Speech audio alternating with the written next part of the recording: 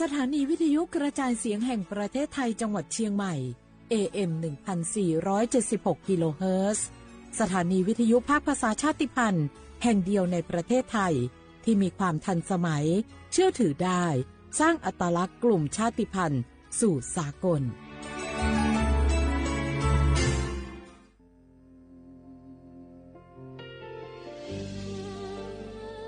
พระเสด็จสู่แดนสวงไทยทั้งปวงน้อมสำนึกในพระมหากรุณาธิคุณตราบนิรันดร์ข้าพระพุทธเจ้าข้าราชการและเจ้าหน้าที่สถานีวิทยุกระจายเสียงแห่งประเทศไทยจังหวัดเชียงใหม่กรมประชาสัมพันธ์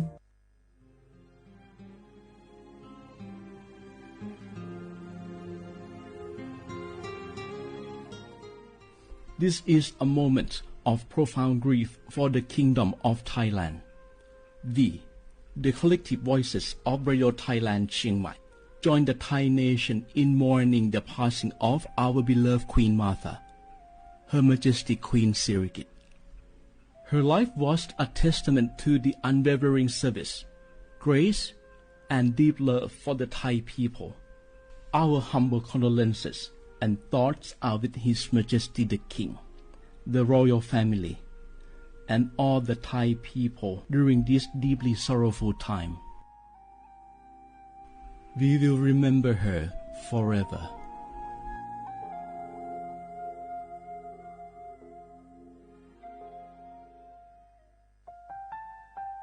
วานูลิซูชิถ้ามีคนแนวจามาอามุสานีมาอาคือที่ลิซาโงวานูวัตซึมาอาคือเฟมาโกวัตวามาที่ลิชิคอลิปดูถ้ามีคนแนวจามาวานูลิซูชิจะขวาจับโวอามาคือตาโหเลลที่ลินีมาจาจานีมาที่ลิซาจาโง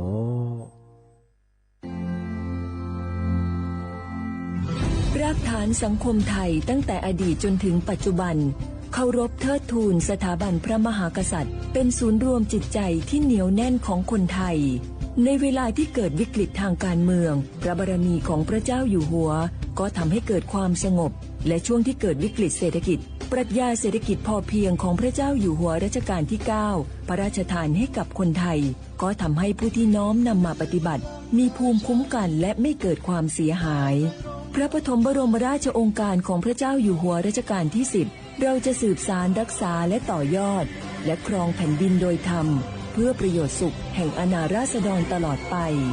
พระมหากษัตริย์ไทยทุกพระองค์ทรงห่วงใยราชเสมอสถาบันพระมหากษัตริย์ไทยศูนย์รวมใจไทยทั้งชาติ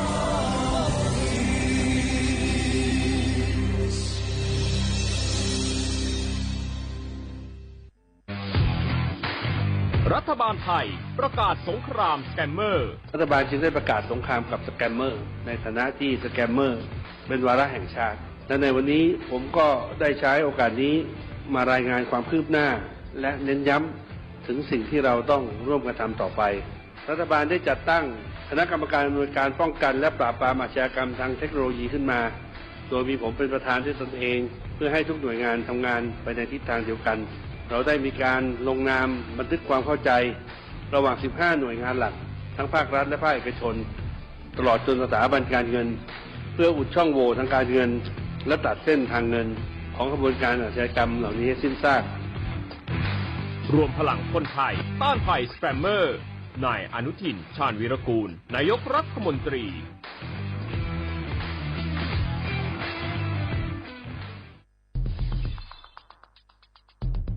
แค่3 ปีความเสียหายจากอาชญากรรมไซเบอร์ของคนไทยพุ่งทะลุถึง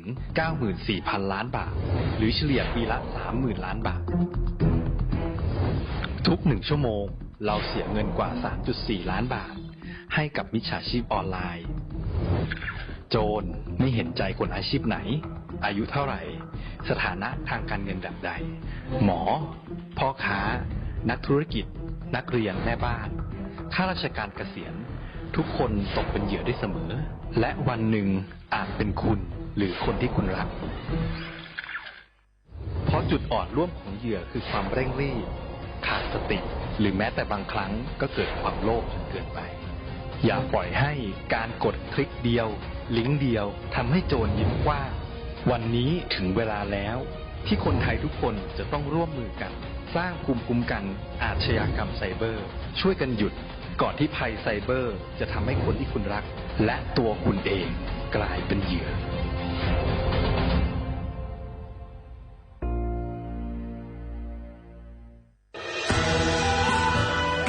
จากศาลากลางจังหวัดน่านหลังเก่าพัฒนาสู่การเป็นศูนย์การเรียนรู้นันทศิษย์ป่าคารโดยมูลนิธิรักป่าน่าน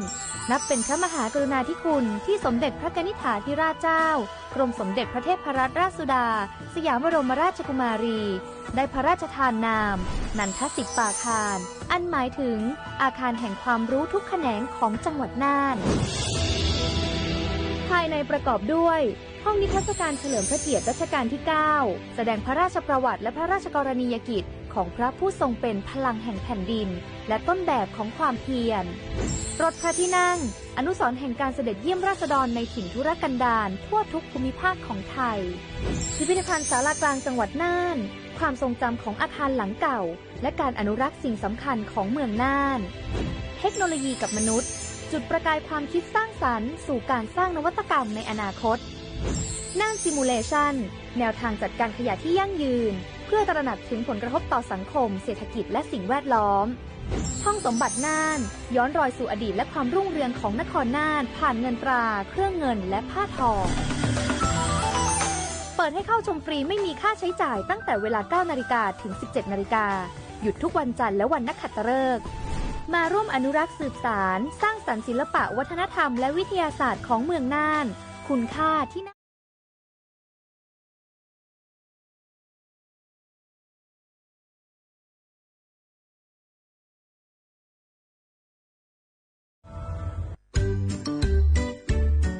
รักชาติไทยใส่ใจโลกนี่คำขวัญวันเด็กปีนี้นี่นา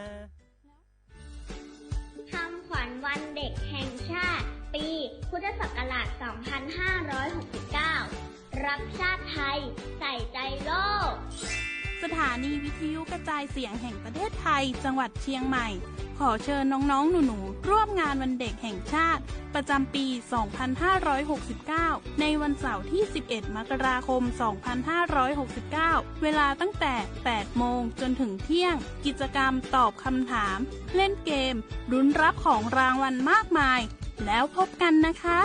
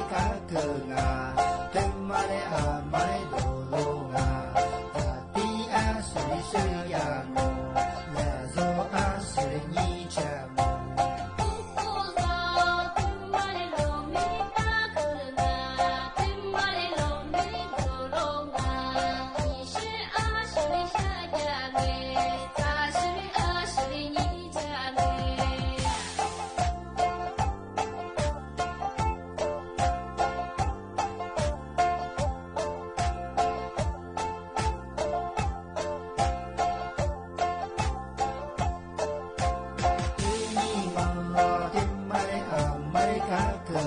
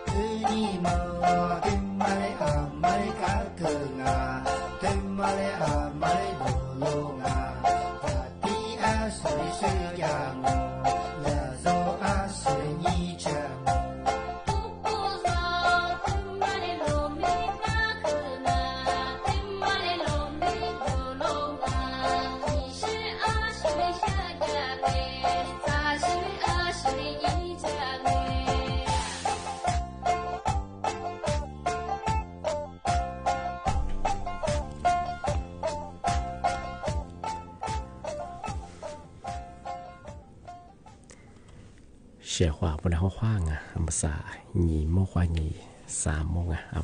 ลิสงวนโดยสุดขวาไปลองง่าเอาลิสงวนประกาศกุปทาจิ้มหมายงานสถานีวิทยุกระจายเสียงแห่งประเทศไทยจังหวัดเชียงใหม่ว่าดูจังอ่ะ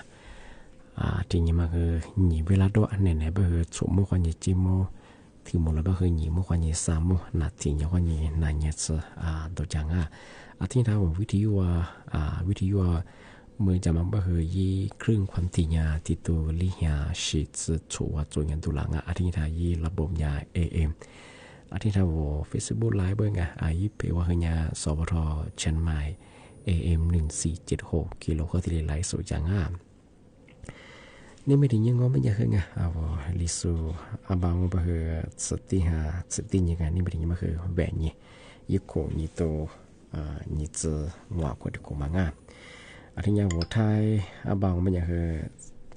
สิ่งนี้ศาสตร์สิ่งยังไงนี่ไม่ถึงก็คือน่ายินยังไงวันอังคารที่30งานเดือนธันวาคมไงพศคือ2568กูมางสันนั้นก็คือศาสตร์ที่ยังไงก็คือสันนั้นก็คือปีใหม่ไงวันสิ้นปีไงอาทิตย์บางมันยังคือไงมาสายากระทรวงสาธารณสุขไงอาทิตย์ยังคือภาคีเครือข่ายคือรณรงค์ไงถือเรื่องขับขี่ปลอดภัยมามาถึงมาที่ปีมาช่างอันนี้เป็นมาแบกก็เทียงกันมาเคยถึงมาแต่เจนเตยช่างนี่ไม่เคยสัตว์สิ่งยังวะที่ไม่เคยสันนี่ไม่เคยสัตว์สิ่งยังไงนี่ไม่กี่สันนี่จะไม่เคยยิงยาชิดเดียวกันเรียกว่าโครงการคนละครึ่งพลาสมาวาโซ20วาโซไม่ยังไงมาอยู่มากุยก็ไม่เคยเธอได้มีเจสันนี่เจที่ยิงคนนั้นว่ามีใช้สิทธิ์มาอยู่กุฎเจงสัตว์สิ่งนี้พักใจงงไม่ยังคืออยู่มันน่าชกงานเดียววันยังกับพวกยังมังที่แบบว่าที่โครงการคนละครึ่ง20วาโซที่นี่คือสแกยมังอยู่มังกุยก็คือมีที่นี่คนนั้นว่าคือว่าอยู่ที่ชกงานอยู่กุฎเจงพมังก็คือจะใจก็คือยืนนะก็คือว่าคุยต่องานที่แบบว่าน้ำมันแต่อยู่จอมังจะมาจำเป็นมาคือมีที่เรียนวกตั้งที่ว่าใช้สิคนละครึ่งวันยังไงอันนี้ไปคือวันนี้ไปคือวันที่1ที่5กับพวกจะมาคือ24คืออยู่มานานกูแล้วง่ายทำไมจะมาแจ้งเตือนช่างวุยมงไม่ยังคือไงยี่เวลายังคือไงเนี่ยสมมติวันนี้สักว่าสติโมสติเลเปียวอันนี้ไปคือวันโครงการคนละครึ่งยังกว่าล้างค้างไอ้ล้างวายาที่โครงการมาตาดูร่างมันเป็นยิงที่เลสแกนจ่ายที่เลเบอร์ช่องมันคือคนละครึ่งพัสไงอธิบายยังว่าจะขอทำไม่ดีนี่ไม่เยสัตนี่ไม่เยสันเดียบคือยิงยาชิดเดียวแต่มาคือนี่ก็นี่พักกุ้ยไม่คือคนละเครื่องมาคืออยู่มันเอาที่ยิงที่ทำบางโง่ไม่ยาคือถ้าช่วงไปช่วยงานตัวยากระทรวงสาธารณสุขภาคีเครือข่ายไงมาคือยารณรงค์เลื่อนขับขี่ปลอดภัยไปถึงไงที่ช่วงปีใหม่2569ที่ขมที่ช่วงสิ้นปีอธิบายงมันยังเอาโลชิโซเอาจากกุยโซที่ช่วงปีใหม่มาเอาฮิคุฮิเมียเยอะคืองคือด้วยคืออะไรก็กับเบียร์กับช่วยอย่างที่ช่วงปีใหม่ก็เป็นคือหลักโซฮคือจะหลักโซฮคือยังคือดูโซมีอธิบายยังโลชิโซโลยูโซงมันยังเอาบางอย่างอธิญาที่ชื่อจำหมดถ้าไปเชียงใหม่ยี่ปุ่นทำไมไปเที่ยวบ่ฮะยี่เมื่ยี่มาทุกตัวไปคือโลทัชบ่ดงที่นี่ก็เที่ยวโทรศัพท์ทัวร์คือเนี่ยโลทัชบ่ดงที่นี่ที่ทำไมไปคือดูนี่โลดูนี่เยี่ยงก็ไปคือทำไมโลทัชที่เป็นอย่างคือโลเชื่อมันก็ไปคือยี่มิวจังยี่ความเร็วมาคือที่นี่จุยบ่ดงที่ช่วงปีใหม่พอมันก็เอาที่มายี่ไปคืออาจารย์จะกุจะบางเกิดอุบัติเหตุไงโหลดยิวเขามาหลบพูยมาทีลีกินน่าใช่ไงอาจจะไปทำมาเกลียนมามาทีลี ตายเย่บ่ได้ช่วยงานมายาคือติแจ้งฝรั่งงานที่บ้านผมยังช่วยงานที่ว่าโทรศัพท์โทรศัพท์มันยังโหลดซื้อโหลดเชื่อยังโทรศัพท์ทวงไปหนูตัวต้องมีอุปกรณ์เสริมไงอุปกรณ์เสริมไม่ให้อาชีพแบบเรียกว่านับโปกว่าหูฟังไงเอาว่าอีหูฟังมาคือบูทูว่าหลัวเช่นต่อเย่งอมันก็เช่นลำโพงลำโพงเปิดเงี้ยพอเชื่อมาคือที่น่าสนใจนึกว่าอุปกรณ์เสริมมาอยู่นี่โทรศัพท์มาติดป้าแถวนี่นับโปช่วยมากกว่าที่พวกมันไล่ช่วยมาคืออย่างกลุ่มมันเนี่ยส่วนใหญ่กดจะเราจองงานอะไรบ้างโทรศัพท์บ้างเนี่ยนูอุปกรณ์เสริมมันส่วนใหญ่คือที่จะมันนับงานทำมางานที่จะทำช่วงไปช่วงไงโนช่วงปีใหม่ไงกว่ากับเบี้ยงมันยังเราจะไปดูตาเยี่ยงมันยังไงโหลถ่ายเชื่อบริงานมาไปเชื่อบริมาอย่างบังคับใช้ไงกฎหมายที่เยอะบริงานที่นี่เอาโหลเชื่อบริวิยาเยอะบริงานยิ่งเมื่อจืดทัวยิ่งเมื่อบริงานมาคือเนี่ยวิจิตรไปถ่ายเชื่อบริงานเมื่อสั่งมันยังระยะกว่าส่วนหน่วยงานที่สุดที่บัวก่อสุดส่วนยังสาบช่วงปีใหม่จับกุญแจบ้าส่วนว่าขึ้นนาดูโลนาดูที่ตัวไงกว่ายินทีเลยน่าใช้บริงานมาคือถึงมางานที่บ้าว่าโลชิโซงมันยังไงมาคือที่ยากดจราจรทีเลยเสื้อยี่ทีเลยตายยี่บริงานที่ยี่บ้าคือจับกุญแจบ้าคืองว่าที่เกิดอุบัติเหตุมาที่ยังยี่แหลบริงานที่ถึงมางมันยังคือไงเอาช่วงปีใหม่ของมือยาที่หน่วยงานของรัฐบาลเขาส่งว่าตั้งได้มาคือจะสิ่งไงเอารัฐที่ตื่นตัวกันมางที่นี่กว่าที่ว่ามายึดโกงไงเอาจะเหนื่อยที่ยึดโกงยิ่งซึโคมาบินยังกว่าแอลกอฮอล์ว่าซึผู้สิ่งมีดอกมาคือไอ้ธรรมยาที่เด็กกับกูเนี่ยสิ่งไงที่ช่วงปีใหม่ไงบางครั้งมันยังคือดูนี่หลุดเชื่อมาดูนี่ที่กับเบี้ยมาเป็นคือปีเราเขามาจะหลุดสิ่งนี้สุดยอดบางครั้งมันคือเกิดอุบัติเหตุมาคือมีอะไรไงมีอะไรบ้างคือช่วงปีใหม่ยังว่าที่ดูนี่เยี่ยมมาไอ้ทุกคนยี่ที่หลุดโพยมาละโซเชียลมาทุกคนยังคือมีอะไรบ้างไงที่ถึงมางมันจะคือไงโซ่เราก็จะบางงานปีขวานโนหลุดใช่บ้างคืออาชีพปัญหาตัวไงโนนาลาบ้างคือเจ็บป่วยก็คือไงโซ่ก็ย่าเอาไปก็โซ่เจ้าหน้าที่ไงที่ย่าปฐมพยาบาลที่ชื่อกว่าชื่อบ้างงที่ยินตัวมาคือตัวช่วงไงอันบ้าคืองาเอาว่าคือตัวเบียคืองามาคือมาคนเดียวมากว่าสิ่งงานแต่ถึงบางวันมันยังช่วงปีใหม่มันคือหลักสุ่มยังบ้าคือเอาว่าจะกุยโซจะกุยโซโลชิโซโลจิโซไม่คืองามาคือโลช่างมันยังคืองาแต่เนี่ยชิบยังอะไรก็อะไรก็หมดแต่สิ่งแค่สิ่งจะกุติยิ่งสิ่งที่นี่คือโลช่างมันคือมาคืองาชิโซเป็นคือว่ายังมาชิสิ่งยิ่งสิ่งโลชิบยังคือว่าใจร้อยมาคือทะเยง在那个你妈妈习惯，你妈妈习惯แต่ละก็จะผมน่าเป็นไงไปอยู่เขามาจะชอบไปจะเดี๋ยวว่าจะฝัวว่าจะเกี่ยวกับเงาการสูญเสียที่เป็นอะไรบ้างมาคือเนี่ยคือมาเปลี่ยนเงาเอากับเบ้มาหมอกับเบ้เงาจะเสียสเปกมาคือเนี่ยมาที่เกิดขึ้นมาเสียอันที่ว่าช่วงปีใหม่กันมากับเบ้คือเนี่ยไปเปลี่ยนเงากับเบ้จริงอันที่เนี่ยคือโลชิสงมันยังสัญญากับเบ้ยังบ้างสัญญาละว่าตันจะว่าจะโลแล้วงอดสุดชั่วโมงช่วงบ้างงานนี่มันคือครับว่ายิ่งสุดบ้างเตะวันตาลิเจงว่าที่ยิ่งเมื่อบุเจงบ้างครับว่าสัญญาโลจะใช้บ้างงอคือโลชิกว่าจริงจ้าวัดที่สักเฟตาบ้างสัญญาโลใช้บ้างจ้าจะก็จะไปเมื่อจุดทั่วไปว่าจะก็จะไปชิดดีหัวเอาบ้างครับถูกมังงาอีจะโซ่ยิ่งสัญญาว่าว่างว่าบ้างกันแต่ละอย่างบ้างช่วงปีมาคือโลหึมยะบ้างว่ามาแล้วก็เยอะงานโลชิสุปเกยอะไรกันทุกคนตัวงานที่ถึงบางวันไม่ยังงานถ้าจะส่งมาไปยังไงว่าปีขวัญโนต่างจังหวัดกับเบียมันก็จะเห็นโลเชื่อมาเห็นยี่สิบชั่วโมงอุ้ยพอเยอะมันยังไงก็เราโลคือมื่อยมาอยู่มันจะจบงานโนมาอยู่ก็แต่คือว่า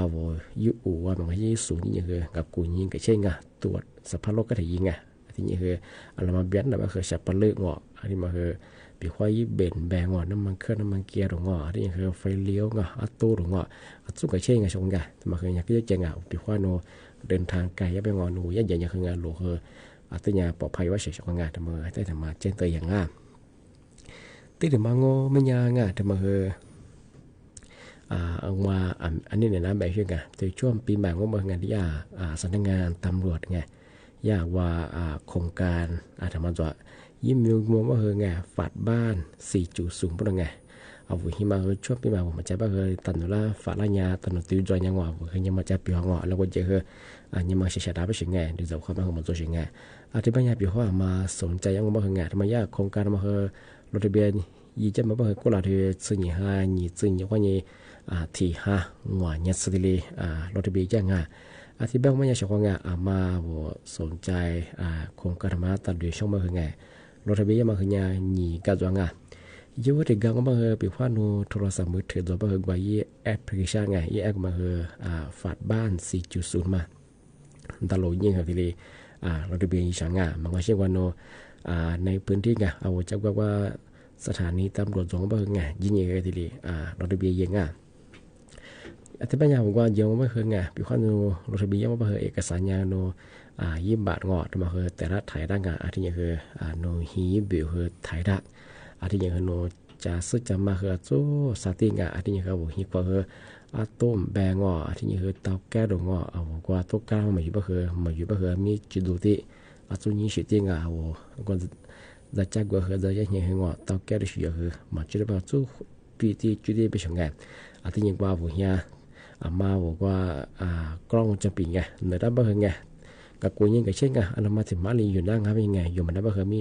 ฉากเกือบที่อยู่นั่งมาเคยยีตาบริสุทธิ์งานที่บ่เคยญาว่าตันดูงานไล่ที่กับกูยังกับเช่นมาที่ดีเยอะไปถึงไงที่บ่ยังไงมาสนใจรถทะเบียนบ่ไงนี่มีกับพวกยังไงที่5หัวยัดเสือเปี้ยงงานไม่ยากตันดูที่ว่าเฮียตีนตัวไปถึงไงที่ช่วงปีมันไงปีว่าเมื่อเฮียความมาจับงานที่จะมาบ้าเฮงว่าเฮียกันเลยกันจะว่างว่าเสียความเพื่อบ้านเฮที่เลี้ยฝาได้งแต่กับตื่นตัวว่าเฮียมาจับบ้างแต่มาเคยถึงมาขึ้นยาข้างงานที่บ้านยังมาสักเกินนั่นแหละคือเหมือนกว่าตัวว่ากันนั่งว่าชัวร์ถ้าวิทยุน่าจะสู้ถ้าไล่สวัสดีสุดก็คือข้างงานที่บ้านชัวร์ช่วงปีใหม่ของบ้านเฮต่างจังหวัดจะสู้บ้านฮีคุยเมียนเยอะเราควรจะบ้าเขาควายนี่คุยยังไงโลเชื่อคือมาคือไงสู้ชื่อชงพี่ว่าถ้างอไปชิงยังมันจุดทองไปยังไงเราควรจะบ้าแต่คนหนานี่คือแต่ยิ่งเมื่อกาแฟแต่คนโดงคือแต่หนานี่คือตัวว่าชื่อชง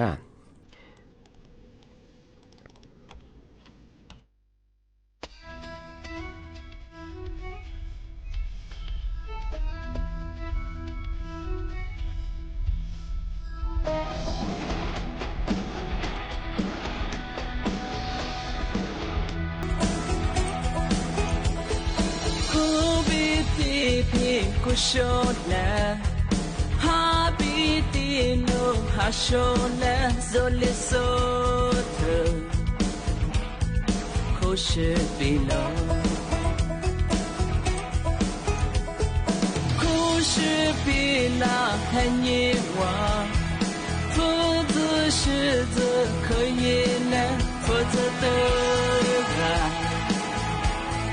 kushbilo不听你那话表情，要夸自本阿爸母听话，那票那米妈做呢，我在选择点么样，怎么走你凭我，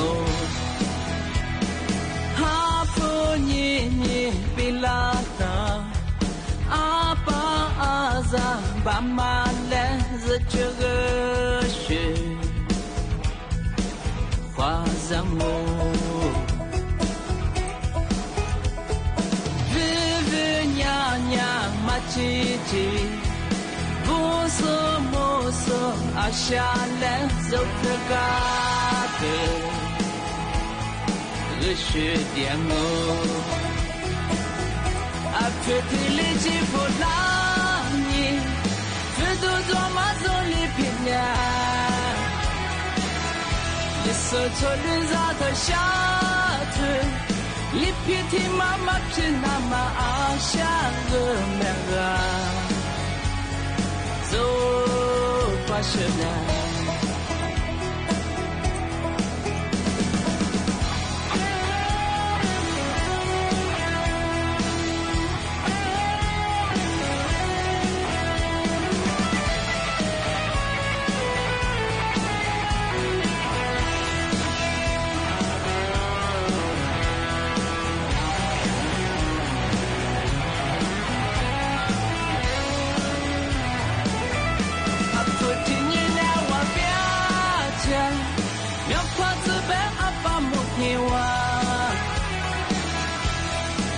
cha na mi ma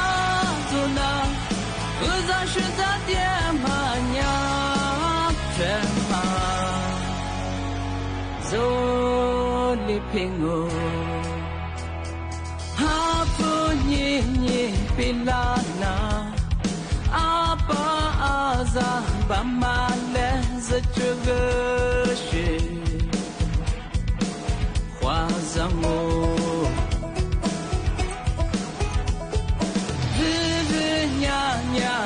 จีจี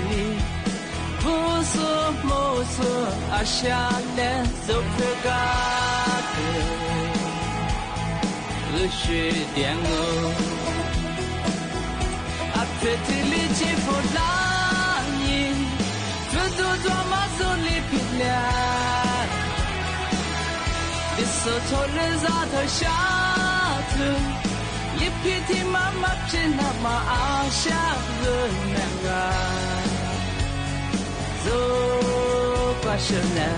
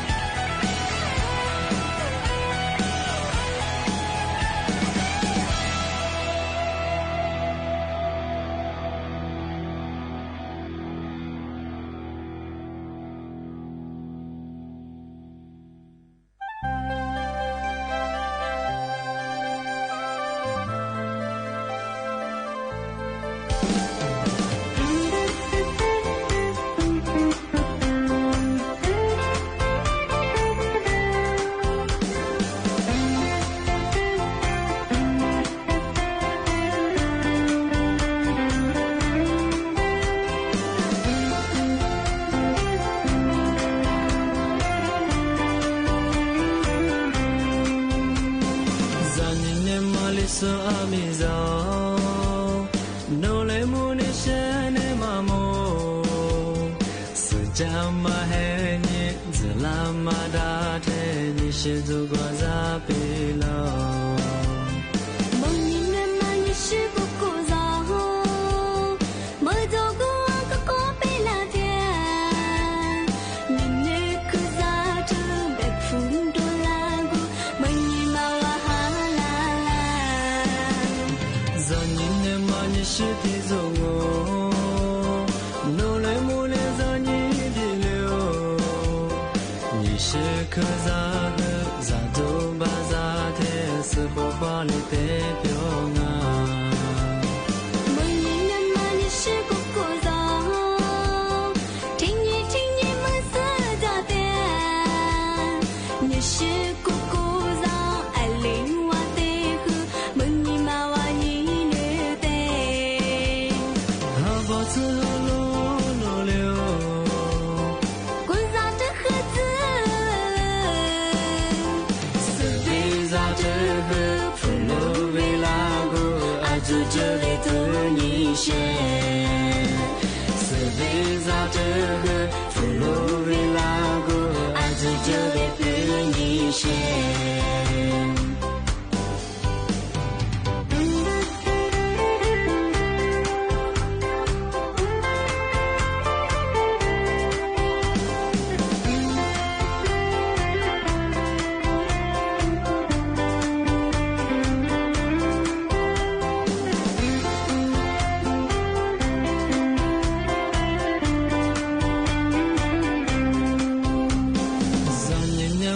so amizo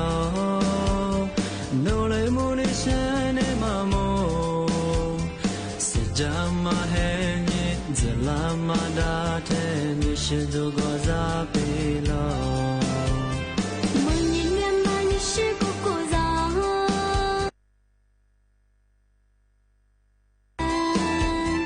你女可咋着别碰到那个梦里嘛哈啦za ni ma ni shi ti zo ngo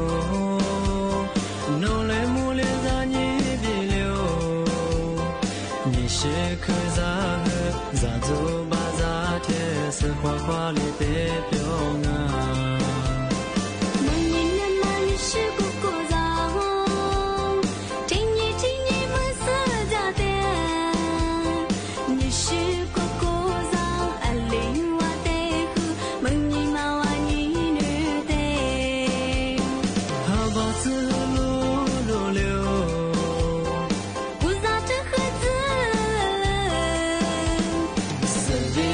这个佛罗维拉古阿祖这里的你选，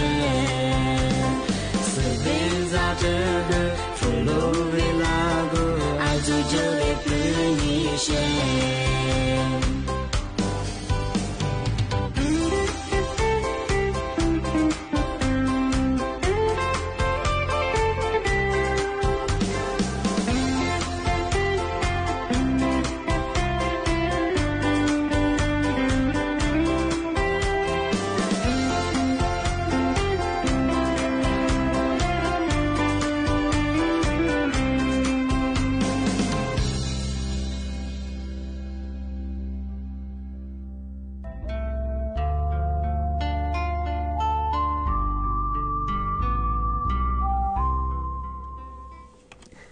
ที่บ้านผมอยากจะฟังกันนี่มีที่นี่คือศาสตร์จีนสมัยบ้านคือศาสตร์จริงไงเมียนี่บ้านคือนี่มีที่นี่บ้านคือไงผมที่ต่างจังหวัดจะสูงบ้างไงผมว่าไม่ได้สุดบ้านคือนี่มีที่นี่บ้านคือกว่าผมเฮียเดินทางยังบ้างไงยิ่งสูงขึ้นยังไงปัจจุบันอย่างว่ายังน้องวันจันทร์จะมาขึ้นยังที่บ้านยังไงผมโลชิสุไงผมโลชิสุบ้านคือไงมันก็ต้องยังจำมองไงเลยก็เลยก็มันจะชี้การชี้สุกุติไงโลคือมีงานที่บ้านมาตาวันเป็นยังไงผมโลชายิ่งมันจะตัวงอเป็นยังไงจังก็จะบาดแต่คนหนาเงี้ยหัวเขาแต่หนาเงี้ยไงผมยิ่งมันจะตัวมาเขาแต่ขาละเงี้ยคือโลชิไงที่มาที่เย่เป็นยังไงผมยังคือปีนเยอะใช่ไงจากว่าโนยิ่งมันจะตัวคือไงยิ่งจะปีชอบไปบ้านจะกูที่เจอเกลียงว่าจะกูหลุดเกลียผมมาฝันว่าเจ้ากว่าจะกูเคยชิดดีไปไงมันคือหิความมาปีนโยงอดด้วยมันไงแต่ละยังไงที่บ้านนิมิจีเมียยังไม่เคยนิมิงยังไม่เคยนิมิงยังเคยว่าว่ากรุงเทพวันยังไงถ้าว่ายิ่งฟันแล้วมันก็ยังเพิ่มอย่างมากนิมิงโลหะตียังไงที่ปัจจุบันว่าส่วนนั้นจิสมยาอันนี้คือแสดงอันนี้ยังไม่เคยวันที่4ไงวันที่4ไม่เคยเราเนี่ยหนาเนี่ยตัวสิ่งไงไม่เคยปีใหม่หนาก็ยังเคยนอเอาเจนสักวันนี้เราจะใหม่จะมาปัจจุบันจะมาหึงยาสิ่งไงอันนี้เป็นช่วงกันเลยช่วงปีใหม่ไงมาอะไรก็เยอะไงมาก็เดี๋ยวมากว่าเชื่อสมัยช่วงที่นี่ครับว่าหิวความมาจับบ้างว่าจะสัจจะมาบ้างไงจูสติไงที่นี่คือทำเป็นช่วงไงว่าตู้ไงตู้การมาเงาะอะไรมาอยู่บ้างคือปัดไฟคือตู้จิตติเงาะตู้นี้หิติไงที่นี่คือหิวกันเลยจะสุดๆแพ้แล้วคือฟาติไงแต่กับตื่นตัวเป็นยังไงอาชีพพูดบ้างคือที่ว่าช่วงปีใหม่ก็เบิ่งหิวความมาจากเรียกกลุ่มวิชาชีพมาคือที่เราสมจะเบิ่งว่าหิวคนละยังจะจะมาความมาขึ้นจวงไงบ้างคือมาอีกล้องวงจรปิดตัวบ้างคือจุดที่เปิดดังที่นี่คือถ่ายช่องเป็นไงที่ว่าโครงการฝาดบ้านเงาะสีจุดสูงกันที่ว่าตันว่าฝาดให้ยังตันว่าตัวกินตัวจะเบิ่งไงมาสนใจให้เบิ่งไงว่าเฮ้ยยี่กว่าสอบพอไงที่ว่าสถานีตลอดยี่คือรถที่ไปกินหน้าไงที่ไปยัดถนนคือเวลาที่ไรตื่นจอมาช่วงงานจะมาถึงมางานที่บ้านก็ไม่ยากช่วงงานนะปีมาคือที่เหลือช่วงงานที่คือเอ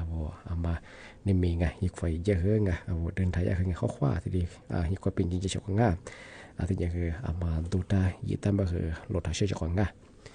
ที่บ้านงานแสดงเนี่ยสมมติว่านี่จีมัวคือตัวเมื่อแล้วควาช่วงงานที่เมียรายการลิสุงกับประกาศว่าจีหมายไงสถานีวิทยุกระจายเสียงแฮนประเทศไทยจังหวัดใช่ไหมว่าโดยจ้างงานไหนๆก็คือสูบมุขวันยี่จีโมที่มุเราไม่เคยไงยี่มุขวันยี่คือ3 มื้อที่โดยจ้างงานเชื่อว่าวันนั้นสุดท้ายคือบัวงาอันนี้ก็คือทัศน์เดี๋ยวเราเตรียมงานวันช่วงนั้นข้อว่าสวัสดีปีใหม่ครับ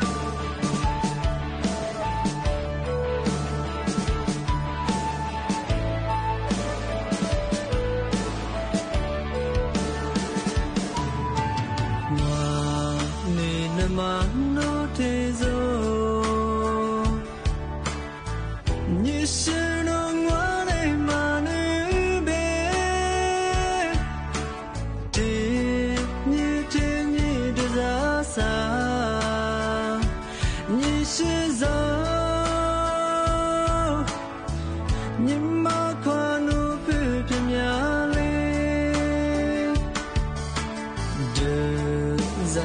เ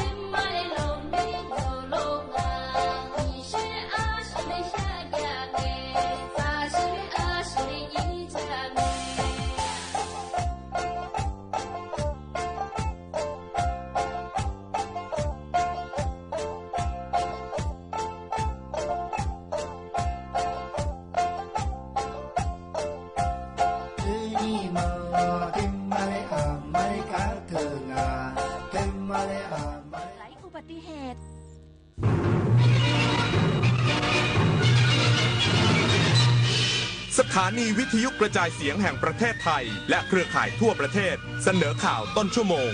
รู้เร็วรู้จริงเกาะติดทุกสถานการณ์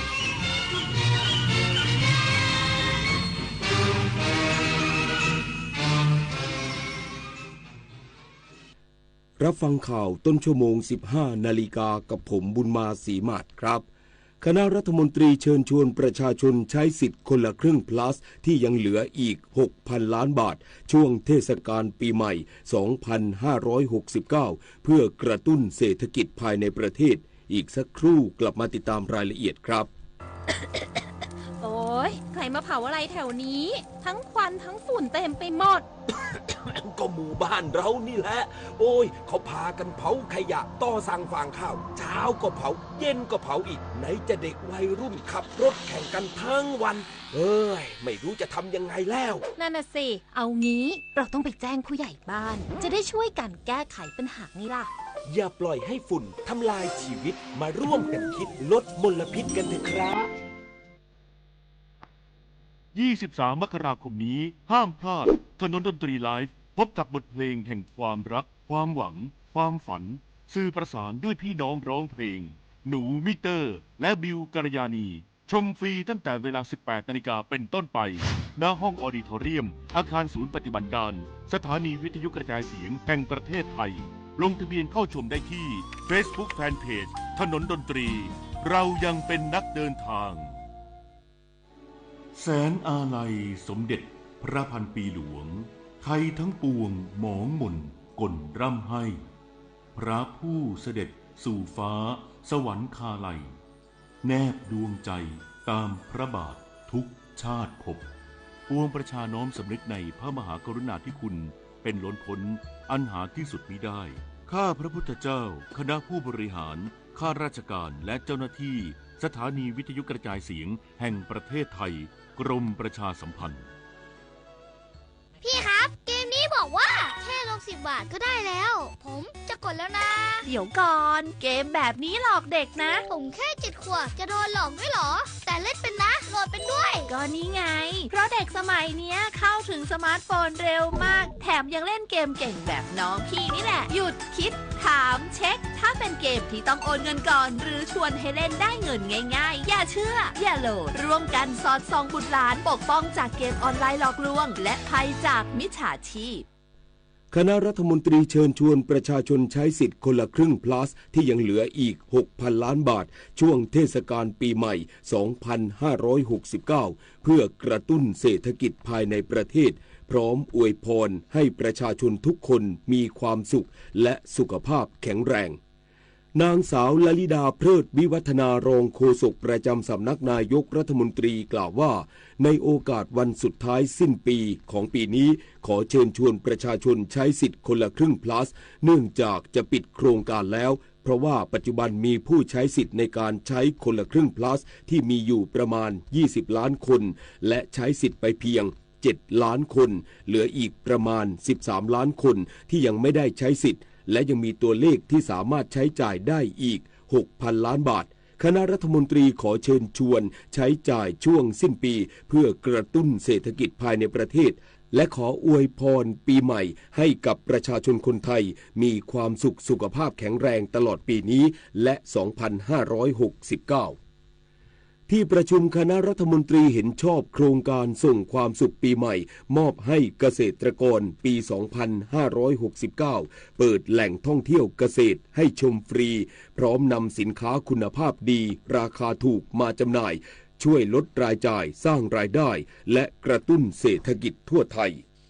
นางสาวอายรินทร์ พันฤทธิ์รองโฆษกประจำสำนักนายกรัฐมนตรีเปิดเผยว่า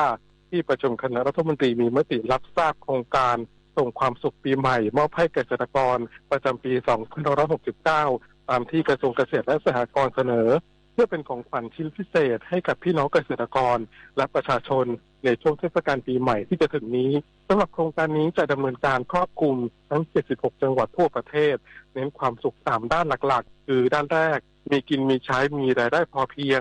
เน้นการสนับสนุนให้พี่น้องเกษตรกรมีผลผลิตเลี้ยงปากท้องและสร้างรายได้ที่ยั่งยืนด้านที่2เที่ยวทั่วไทยสุขใจกับกระทรวงเกษตรจะมีการเปิดสถานที่ท่องเที่ยวเชิงเกษตรและแหล่งเรียนรู้ต่างๆให้พี่น้องประชาชนได้เข้าชมฟรีหรือลดค่าบริการพิเศษพร้อมทั้งปรับปรุงสถานที่ราชการให้เป็นจุดพักรถมีบริการน้ำดื่มอาหารว่างและจุดถ่ายรูปสวยๆให้เข้ามาพักผ่อนระหว่างเดินทางด้านที่3สินค้าราคาพิเศษจะมีการรวบรวมสินค้าเกษตรคุณภาพดีมาจำหน่ายในราคาถูกเพื่อช่วยลดค่าครองชีพและส่งเสริมให้พี่น้องเกษตรกรมีรายได้เพิ่มขึ้นจากการขายสินค้าทั้งนี้รัฐบาลคาดว่าจะมีพี่น้องเกษตรกรและประชาชนได้รับผลประโยชน์จากโครงการนี้กว่า 400,000 รายโดยจะเริ่มดำเนินการตั้งแต่เดือนธันวาคม 2568 ไปจนถึงเดือนมกราคม 2569 สักดิ์ประดับศิลป์รายงานเชียงรายคึกคักนักท่องเที่ยวแห่เที่ยววัดร่องขุ่นในห้วงเทศกาลปีใหม่ 2569 กระตุ้นเศรษฐกิจในพื้นที่ช่วงเทศกาลส่งท้ายปีเก่าต้อนรับปีใหม่ 2569 จังหวัดเชียงรายกลับมาคึกคักอีกครั้งโดยที่วัดร่องขุ่นมีนักท่องเที่ยวทั้งชาวไทยและชาวต่างชาติเดินทางมาเที่ยวชมเป็นจำนวนมากตั้งแต่ช่วงเช้าเพื่อเข้าชมสถาปัตยกรรมและงานศิลปะอันวิจิตรสวยงามขณะเดียวกันยังมีการจับจ่ายใช้สอยสินค้าและบริการในพื้นที่ทั้งร้านอาหารร้านของฝากและที่พัก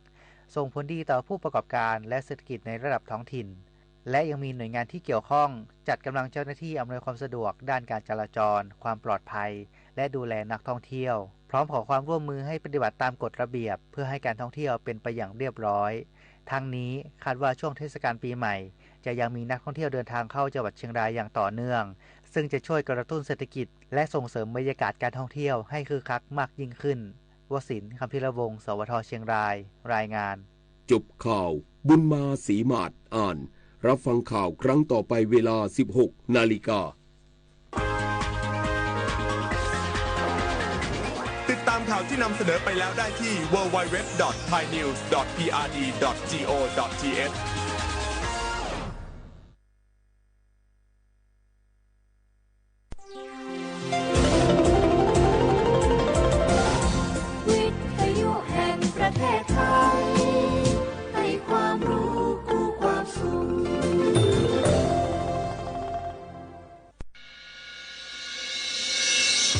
สถานีวิทยุกระจายเสียงแห่งประเทศไทยจังหวัดเชียงใหม่ AM 1476 กิโลเฮิรตซ์สถานีวิทยุภาคภาษาชาติพันธุ์แห่งเดียวในประเทศไทยที่มีความทันสมัยเชื่อถือได้สร้างอัตลักษณ์กลุ่มชาติพันธุ์สู่สากล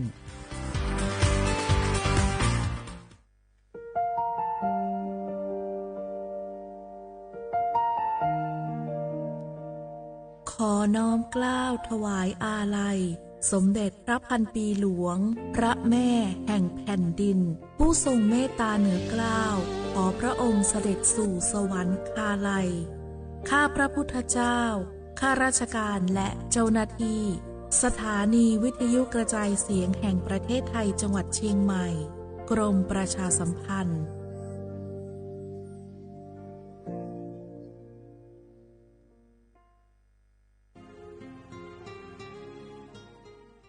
This is a moment of profound grief for the Kingdom of Thailand.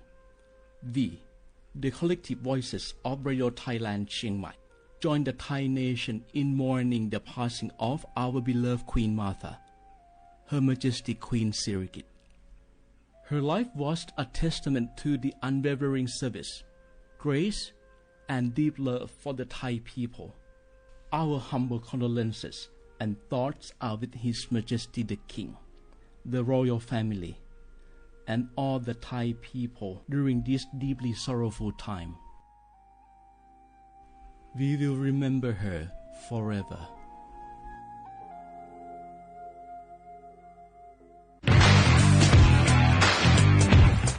ฐบาลไทยประกาศสงครามสแกรมเมอร์รัฐบาลจึงได้ประกาศสงครามกับสแกมเมอร์ในฐานะที่สแกมเมอร์เป็นวาระแห่งชาติและในวันนี้ผมก็ได้ใช้โอกาสนี้มารายงานความคืบหน้าและเน้นย้ำถึงสิ่งที่เราต้องร่วมกันทำต่อไปรัฐบาลได้จัดตั้งคณะกรรมการอำนวยการป้องกันและปราบปรามอาชญากรรมทางเทคโนโลยีขึ้นมาโดยมีผมเป็นประธานด้วยตนเองเพื่อให้ทุกหน่วยงานทำงานไปในทิศทางเดียวกันเราได้มีการลงนามบันทึกความเข้าใจระหว่าง 15 หน่วยงานหลักทั้งภาครัฐและภาคเอกชนตลอดจนสถาบันการเงินเพื่ออุดช่องโหว่ทางการเงินและตัดเส้นทางเงินของกระบวนการอาชญากรรมเหล่านี้สิ้นซาก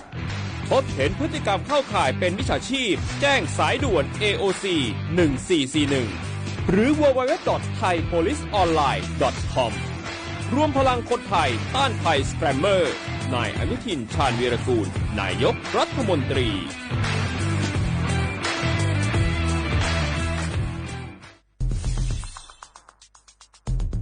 แค่ 3 ปีความเสียหายจากอาชญากรรมไซเบอร์ของคนไทยพุ่งทะลุถึง 94,000 ล้านบาทหรือเฉลี่ยปีละ 30,000 ล้านบาททุก1ชั่วโมงเราเสียเงินกว่า 3.4 ล้านบาทให้กับมิจฉาชีพออนไลน์โจรไม่เห็นใจคนอาชีพไหนอายุเท่าไหร่สถานะทางการเงินแบบใดหมอพ่อค้านักธุรกิจนักเรียนแม่บ้านข้าราชการเกษียณ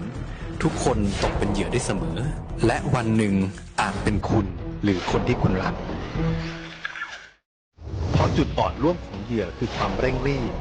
ขาดสติหรือแม้แต่บางครั้งก็เกิดความโลภจนเกินไปอย่าปล่อยให้การกดคลิกเดียวลิงก์เดียวทำให้โจรยิ้มกว้างวันนี้ถึงเวลาแล้วที่คนไทยทุกคนจะต้องร่วมมือกันสร้างภูมิคุ้มกันอาชญากรรมไซเบอร์ช่วยกันหยุดก่อนที่ภัยไซเบอร์จะทำให้คนที่คุณรักและตัวคุณเองกลายเป็นเหยื่อ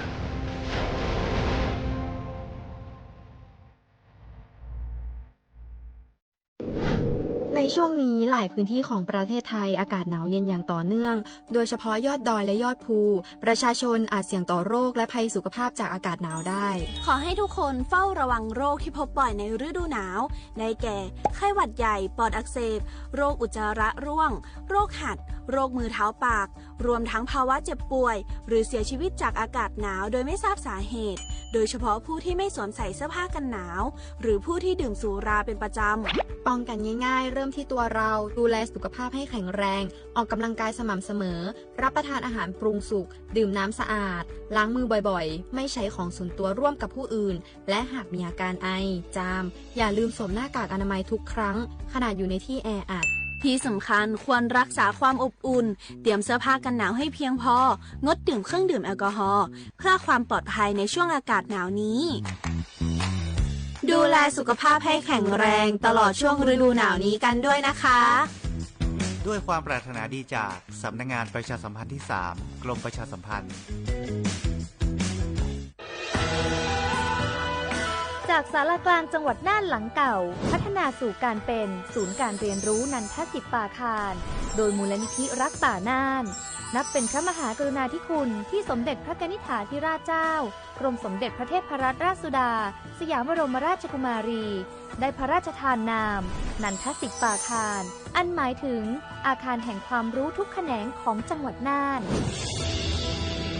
ภายในประกอบด้วยห้องนิทรรศการเฉลิมพระเกียรติรัชกาลที่ 9 แสดงพระราชประวัติและพระราชกรณียกิจของพระผู้ทรงเป็นพลังแห่งแผ่นดินและต้นแบบของความเพียรรถพระที่นั่งอนุสรณ์แห่งการเสด็จเยี่ยมราษฎรในถิ่นทุรกันดารทั่วทุกภูมิภาคของไทยพิพิธภัณฑ์ศาลากลางจังหวัดน่านความทรงจำของอาคารหลังเก่าและการอนุรักษ์สิ่งสำคัญของเมืองน่านเทคโนโลยีกับมนุษย์จุดประกายความคิดสร้างสรรค์สู่การสร้างนวัตกรรมในอนาคต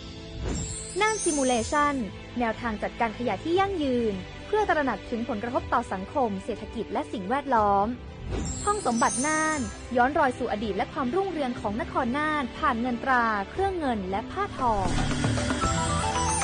เปิดให้เข้าชมฟรีไม่มีค่าใช้จ่ายตั้งแต่เวลา 9 นาฬิกาถึง 17 นาฬิกาหยุดทุกวันจันทร์และวันนักขัตฤกษ์มาร่วมอนุรักษ์สืบสานสร้างสรรค์ศิลปะวัฒนธรรมและวิทยาศาสตร์ของเมืองน่านคุณค่า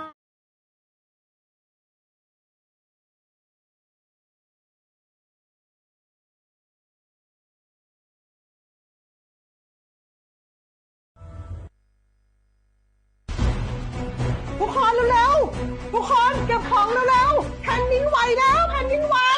เดี๋ยวพี่เดี๋ยวก่อนจะรีบไปไหนเก็บของไปไหนพี่เนี่ยพี่ดูในข่าวเขาทำคลิปมานะว่าจังหวัดเราเนี่ยแผ่นดินจะไหวพี่ยังไม่มีแฟนเลยเนี่ยกลัวตายมากเลยเนี่ยไม่อยากตายเอ้าพี่ไปฟังข่าวปลอมมาอีกแล้วเหรอทำไมพี่ไม่ไปดูข้อมูลแผ่นดินไหวที่แอป Earthquake หรือว่า Thai Disaster Alert อ่ะเขาบอกข้อมูลหมดเลยว่าสถานการณ์แบบไหนระดับไหนต้องทำตัวยังไงบ้างอีกอย่างถ้ามือถือพี่ไม่มีเน็ตเนี่ยเขาจะมีเซลล์บอร์ดแคสส่งข้อความแจ้งเตือนมาที่โทรศัพท์พี่โดยตรงเลยพร้อมข้อปฏิบัติด้วยเหลือแค่พี่ปฏิบัติตามนั่นแหละก็ใจเย็นๆลงละขอบคุณมากนะน้องโอเครู้ทันสาธารณภัยห่างไกลความเสียหายด้วยความปรารถนาดีจากสำนักงานประชาสัมพันธ์ที่ 3 กรมประชาสัมพันธ์รักชาติไทยใส่ใจโลกนี่คำขวัญวันเด็กปีนี้นี่นาแล้วเราจะไปเล่นเต้นเที่ยวที่ไหนกันดีอะมาที่นี่เลยจ้าสถานีวิทยุกระจายเสียงแห่งประเทศไทยจังหวัดเชียงใหม่ขอเชิญน้องๆหนูๆร่วมงานวันเด็กแห่งชาติประจำปี 2569 ในวันเสาร์ที่ 10 มกราคม 2569 เวลาตั้งแต่ 8 โมงเช้าจนถึงเที่ยงกิจกรรมตอบคำถามเล่นเกมลุ้นรับของรางวัลมากมายแล้วพบกันนะคะ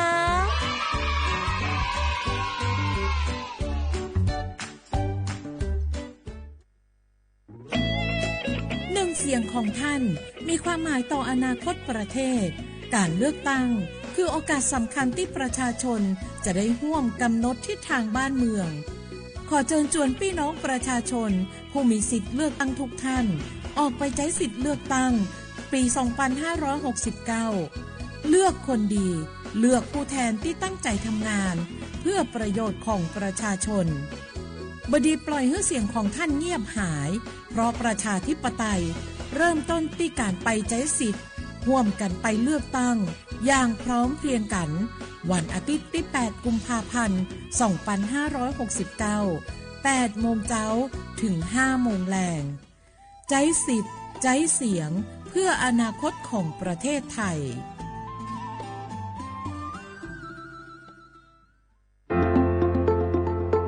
ขอเชิญคุณผู้ฟังพบกับรายการคุยสบายยามบ่ายรายการที่จะนำข่าวสารสาระความรู้พร้อมบทเพลงไพเราะสบายหูเพื่อกล่อมให้คุณสบายใจช่วงเวลา 15:10 นาทีถึง 16:00 น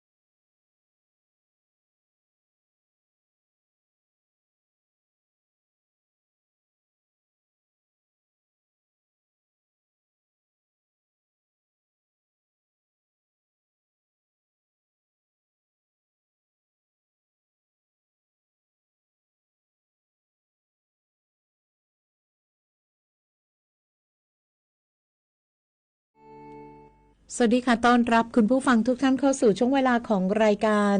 คุยสบายยามบ่ายค่ะสถานีวิทยุกระจายเสียงแห่งประเทศไทยจังหวัดเชียงใหม่นะคะ AM 1476 กิโลเฮิรตซ์ดิฉันวีระอนงดวงทิพย์ทำหน้าที่ดำเนินรายการวันนี้เราจะอยู่กับคุณผู้ฟังเป็นวันสุดท้ายของคลื่นความถี่นี้ AM 1476 กิโลเฮิรตซ์นะคะเดี๋ยวพอขึ้นวันที่1 มกราคมคุณผู้ฟังก็จะได้พบกับน้องแจงอลิสานะคะเป็นผู้ดำเนินรายการในชั่วโมงนี้แล้วก็อยู่กับคุณผู้ฟังค่ะซึ่งวันนี้นะคะวันที่30 ธันวาคมนะคะวันที่เกือบจะสุดท้ายของปีพุทธศักราชเก่านะคะใกล้จะถึงวันสุดท้ายของปี 2568 ค่ะเชื่อว่าหลายท่านหลายคนก็มีการวางแผนนะคะในหลายๆเรื่องราวไม่ว่าจะเป็นเรื่องการพักผ่อนท่องเที่ยวเรื่องการใช้ชีวิตที่สบายอกสบายใจกับวันหยุดนะคะยังไงก็มีความสุขกันให้มากๆกันแล้วกันเดี๋ยวก่อนที่จะไปถึงเรื่องราวอื่นหรือว่างานเพลงที่จะได้เตรียมมาฝากกับคุณผู้ฟังนะคะเราไปติดตามการ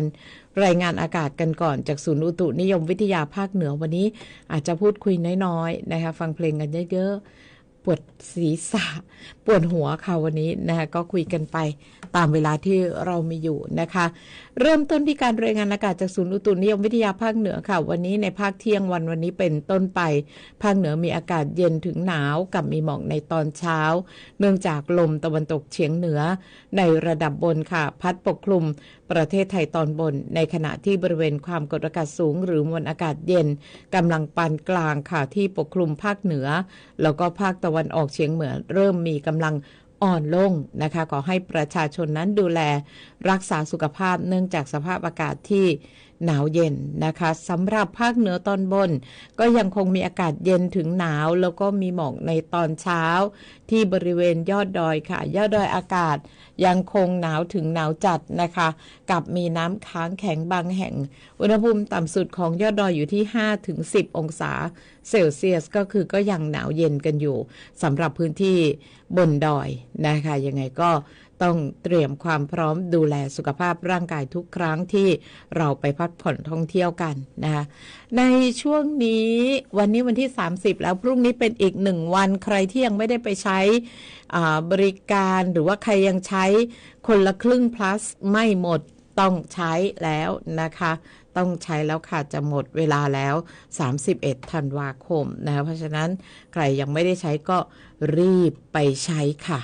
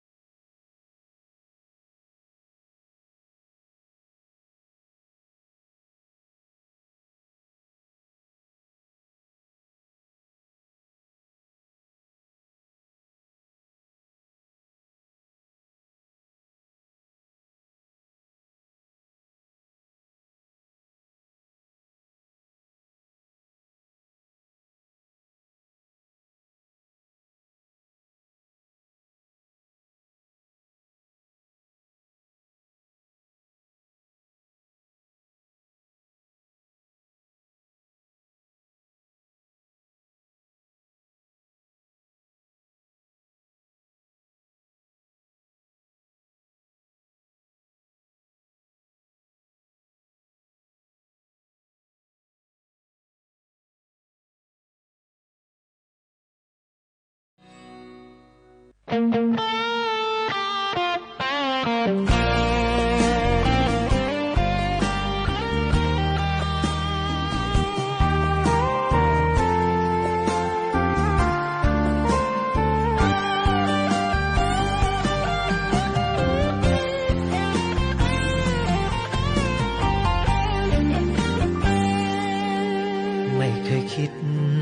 ะครอบครองแค่จับจองกันอยู่ในใจต้องอดทนคำนินทาจะนักหนาก็ไม่หวั่นไหวฉันคงทำใจลำบาก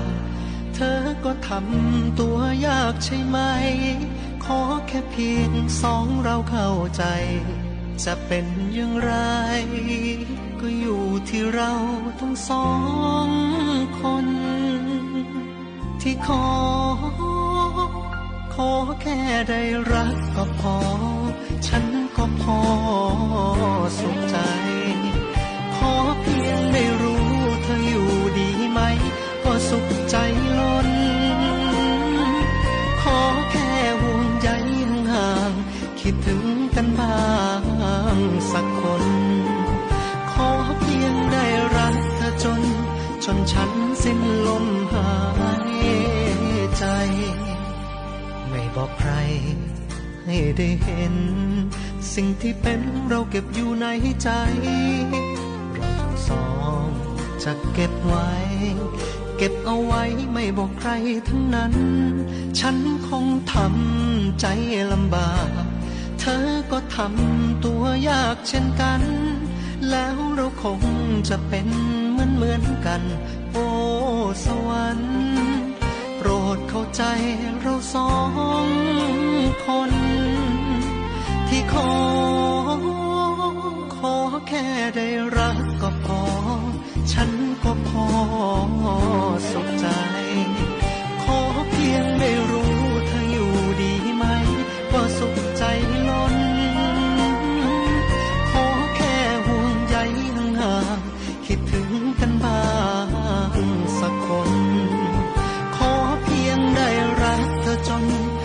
ฉันสิ้นลมหายใจ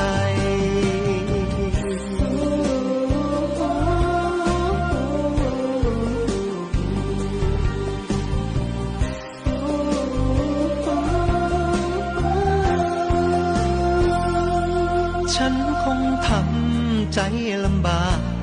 เธอก็ทำตัวยากใช่ไหมขอแค่เพียงสองเราเข้าใจจะเป็นอย่างไรก็อยู่ที่เราทั้งสองคนที่ขอแค่ได้รักก็พอฉันก็พอสุขใจขอเพียงได้รู้เธออยู่ดีไหมก็สุขใจล้นขอแค่ห่วงใยห่างๆคิดถึงกันบ้างสักคนขอเพียงได้รักเธอจนฉันสิ้นลมหายใจขอเพียงได้รักนานๆจนฉันสิ้นลมหายใจ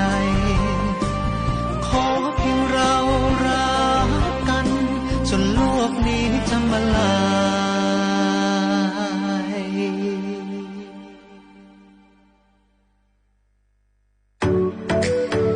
3 นาทีกับอัยการแผ่นดิน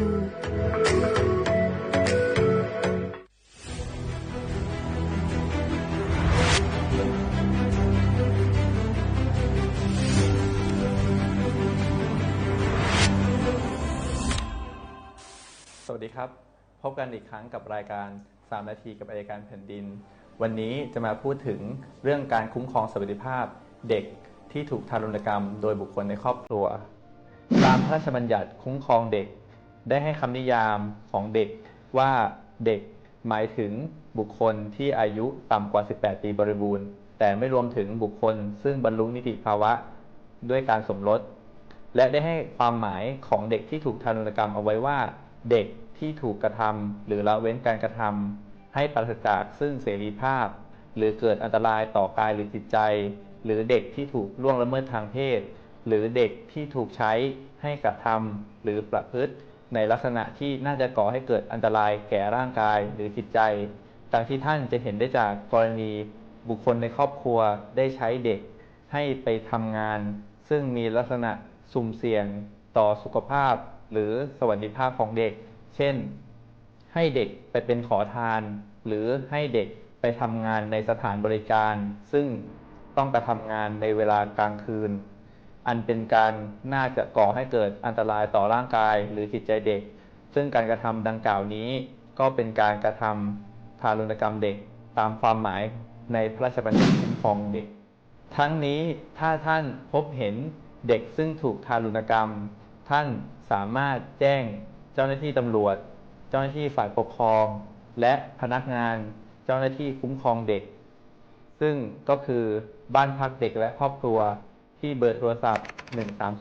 1300โดยเจ้าหน้าที่ดังกล่าวนั้นมีอำนาจหน้าที่ในการให้ความคุ้มครองเด็กและสามารถแยกตัวเด็กออกจากครอบครัวซึ่งมีผู้กระทำทารุณกรรมเด็กได้โดยทันทีและเด็กมีสิทธิ์ที่จะได้รับการตรวจร่างกายและรักษาพยาบาล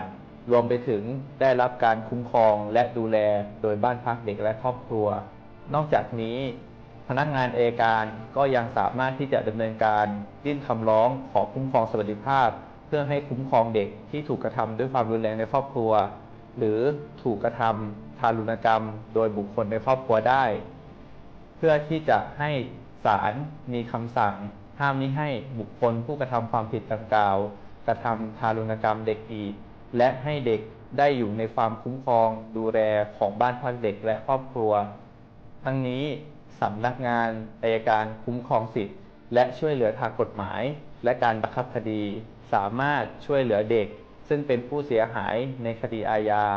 ในการประสานงานเพื่อคุ้มครองสวัสดิภาพและสามารถช่วยเหลือในการเรียกร้องให้มีการชดใช้ค่าสินไหมทดแทนตามประมวลกฎหมายวิธีพิจารณาความอาญามาตรา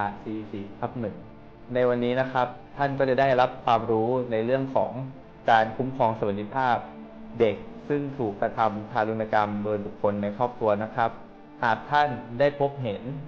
เด็กซึ่งถูกทารุณกรรมไม่ว่าจะเป็นกรณีใดท่านสามารถมาแจ้งที่สำนักงานอัยการคุ้มครองสิทธิและช่วยเหลือทางกฎหมายเพื่อที่จะมีการดำเนินการให้การช่วยเหลือเด็กดังกล่าวต่อไปสำหรับวันนี้นะครับก็หมดเวลาสำหรับรายการ3 นาทีกับอัยการแผ่นดินแล้วนะครับผมก็อยากจะขอบพระคุณทุกท่านที่ตั้งใจฟังเสมอมาครับ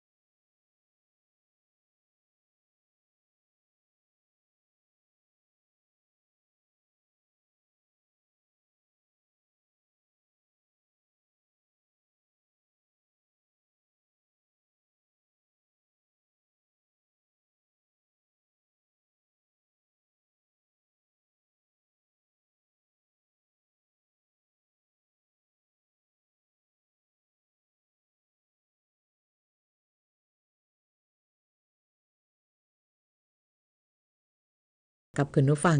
ในช่วงเวลานี้ช่วงเวลาที่เรายังคงอยู่ด้วยกันนะคะติดตามเรื่องราวข่าวสารกันสักนิดหนึ่งจากเว็บไซต์สวท.เชียงใหม่นะคะของขวัญปีใหม่พุทธศักราช 2569 จากองค์การสวนพฤกษศาสตร์นะคะซึ่งทางด้านของดร.วัฒนาศักดิ์ชูวงศ์ค่ะผู้อำนวยการสวนพฤกษศาสตร์เปิดเผยว่าเนื่องในโอกาสเทศกาลส่งท้ายปีเก่าต้อนรับปีใหม่ประจำปีนี้นะคะองค์การสวนพฤกษศาสตร์ขอร่วมส่งความสุขค่ะมอบของขวัญปีใหม่ให้กับประชาชนแล้วก็นักท่องเที่ยวทุกท่านตั้งแต่วันที่31ธันวาคมจนถึง4มกราคมที่สวนพฤกษศาสตร์สังกัดองค์การสวนพฤกษศาสตร์ทั่วประเทศนะคะโดยสวนพฤกษศาสตร์สมเด็จพระนางเจ้าสิริกิติ์เปิดให้นักท่องเที่ยวชาวไทยเข้าชมสวนพฤกษศาสตร์สมเด็จพระนางเจ้าสิริกิติ์โดยไม่เสียค่าธรรมเนียมผ่านประตูพร้อมกับรับต้นไม้ฟอกอากาศนะคะที่อาคารCanopy Walk นะคะแล้วก็ในวันที่31ธันวาคม2568และ1มกราคม2569รับหนังสือเฉลิมพระเกียรติ72พรรษาพฤกษาประพันธ์วันละ100เล่มค่ะนอกจากนี้สวนพฤกษศาสตร์บ้านร่มเกล้าพิษณุโลกในพระราชดำริอำเภอชาตรการนะคะจังหวัดพิษณุโลกก็แจกปฏิทินปีใหม่ค่ะแล้วก็พันไม้หายากสวนพฤกษศาสตร์ระยองอำเภอแกลงจังหวัดระยองนะคะแจกพันไม้ประจำภาคตะวันออกสวนพฤกษศาสตร์ขอนแก่นอำเภอพลจังหวัดขอนแก่นแจกพันไม้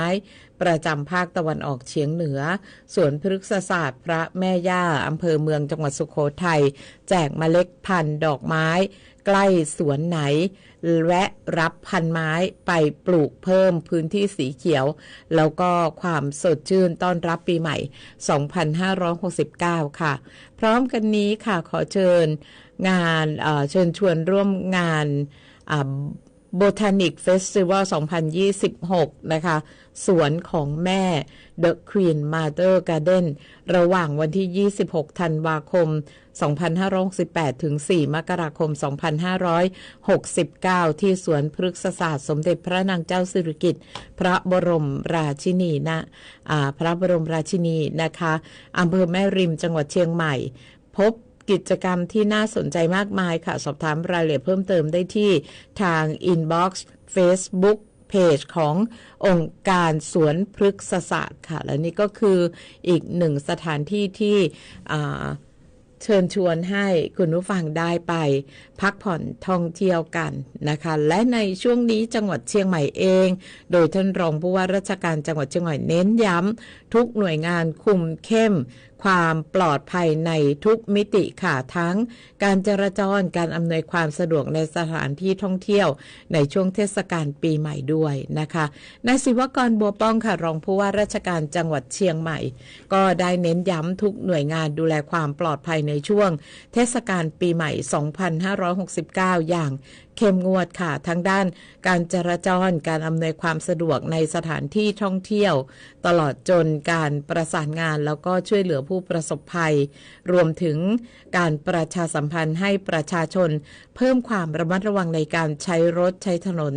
การตรวจสอบสภาพรถแล้วก็ประกันภัยหรือว่าพรบภาคบังคับนะคะเพื่อความปลอดภัยในการเดินทางค่ะแล้วก็สามารถที่จะคุ้มครองผู้ประสบภัยเนื่องในเมื่อเกิดอุบัติเหตุได้นะคะสำหรับการป้องกันและลดอุบัติเหตุทางถนนในช่วงเทศกาลปีใหม่2569ของจังหวัดเชียงใหม่ก็จะมีการรณรงค์เข้มข้นในระหว่างวันที่30ธันวาคม2568ถึง5มกราคม2569ภายใต้มาตรการหลัก5ด้านก็คือด้านบริหารจัดการการลดปัจจัยเสี่ยงของถนนแล้วก็สภาพแวดล้อมการลดปัจจัยเสี่ยงของยานพาหนะนะคะด้านของผู้ใช้รถใช้ถนนปลอดภัยแล้วก็ด้านของการ ตอบสนองหลังการเกิดอุบัติเหตุภายใต้นโยบายขับขี่ปลอดภัยลดความเร็วลดอุบัติเหตุให้จำนวนการเกิดอุบัติเหตุบาดเจ็บและเสียชีวิตลดลง5%ของค่าเฉลี่ย3ปีย้อนหลังโดยในปีนี้ค่ะอุบัติเหตุต้องไม่เกิน56ครั้งผู้บาดเจ็บต้องไม่เกิน57รายแล้วก็ผู้เสียชีวิตต้องไม่เกิน5รายทั้งนี้ทางด้านของคณะกรรมการศูนย์อำนวยความปลอดภัยทางถนนก็ได้เน้นย้ำค่ะมาตรการสำคัญในการ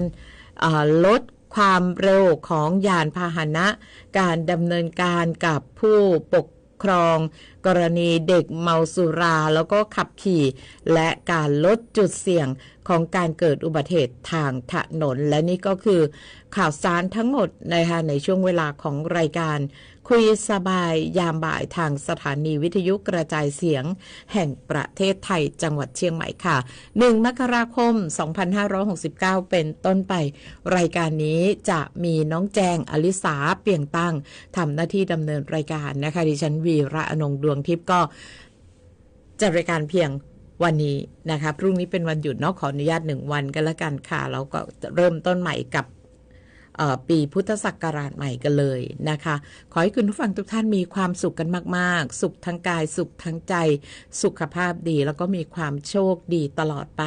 นะคะสำหรับวันนี้ลาคุณผู้ฟังไปก่อนพบกันใหม่โอกาสหน้านะคะสวัสดีปีใหม่ค่ะ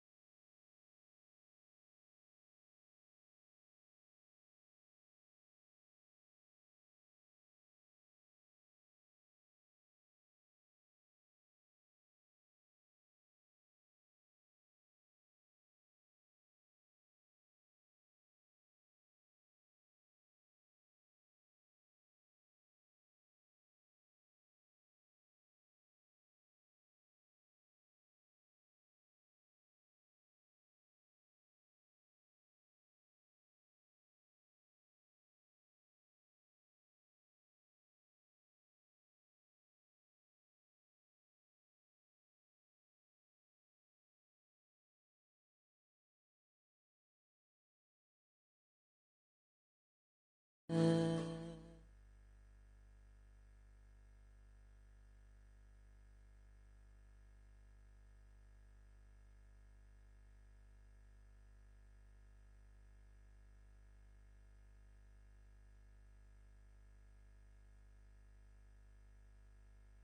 ียกอำเภอเมืองเชียงใหม่จังหวัดเชียงใหม่ซึ่งเป็นอีกหนึ่งเส้นทางหลักที่ประชาชนและนักท่องเที่ยวใช้สัญจรในช่วงเทศกาลปีใหม่อย่างหนาแน่นเนื่องจากเชื่อมโยงกับแหล่งท่องเที่ยวต่างๆของจังหวัดเชียงใหม่จึงมีความเสี่ยงในการเกิดอุบัติเหตุบนท้องถนนสูง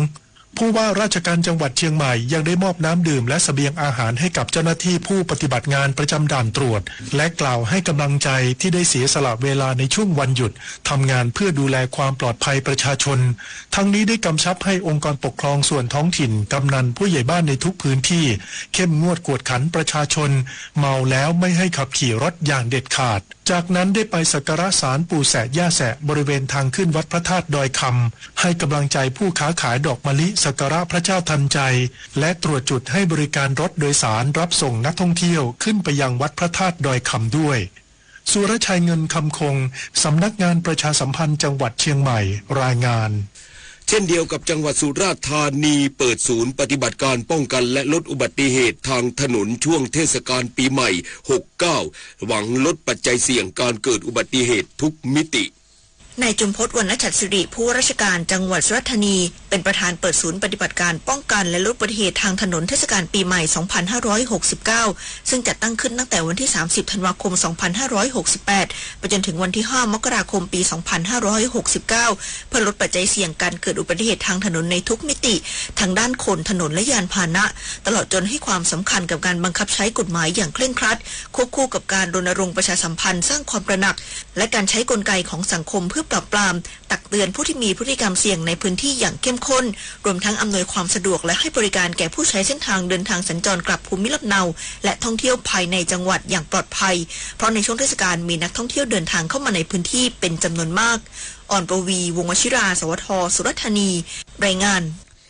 ด้านจังหวัดสตูลเตรียมพร้อมต้อนรับนักท่องเที่ยวทางทะเลช่วงเทศกาลปีใหม่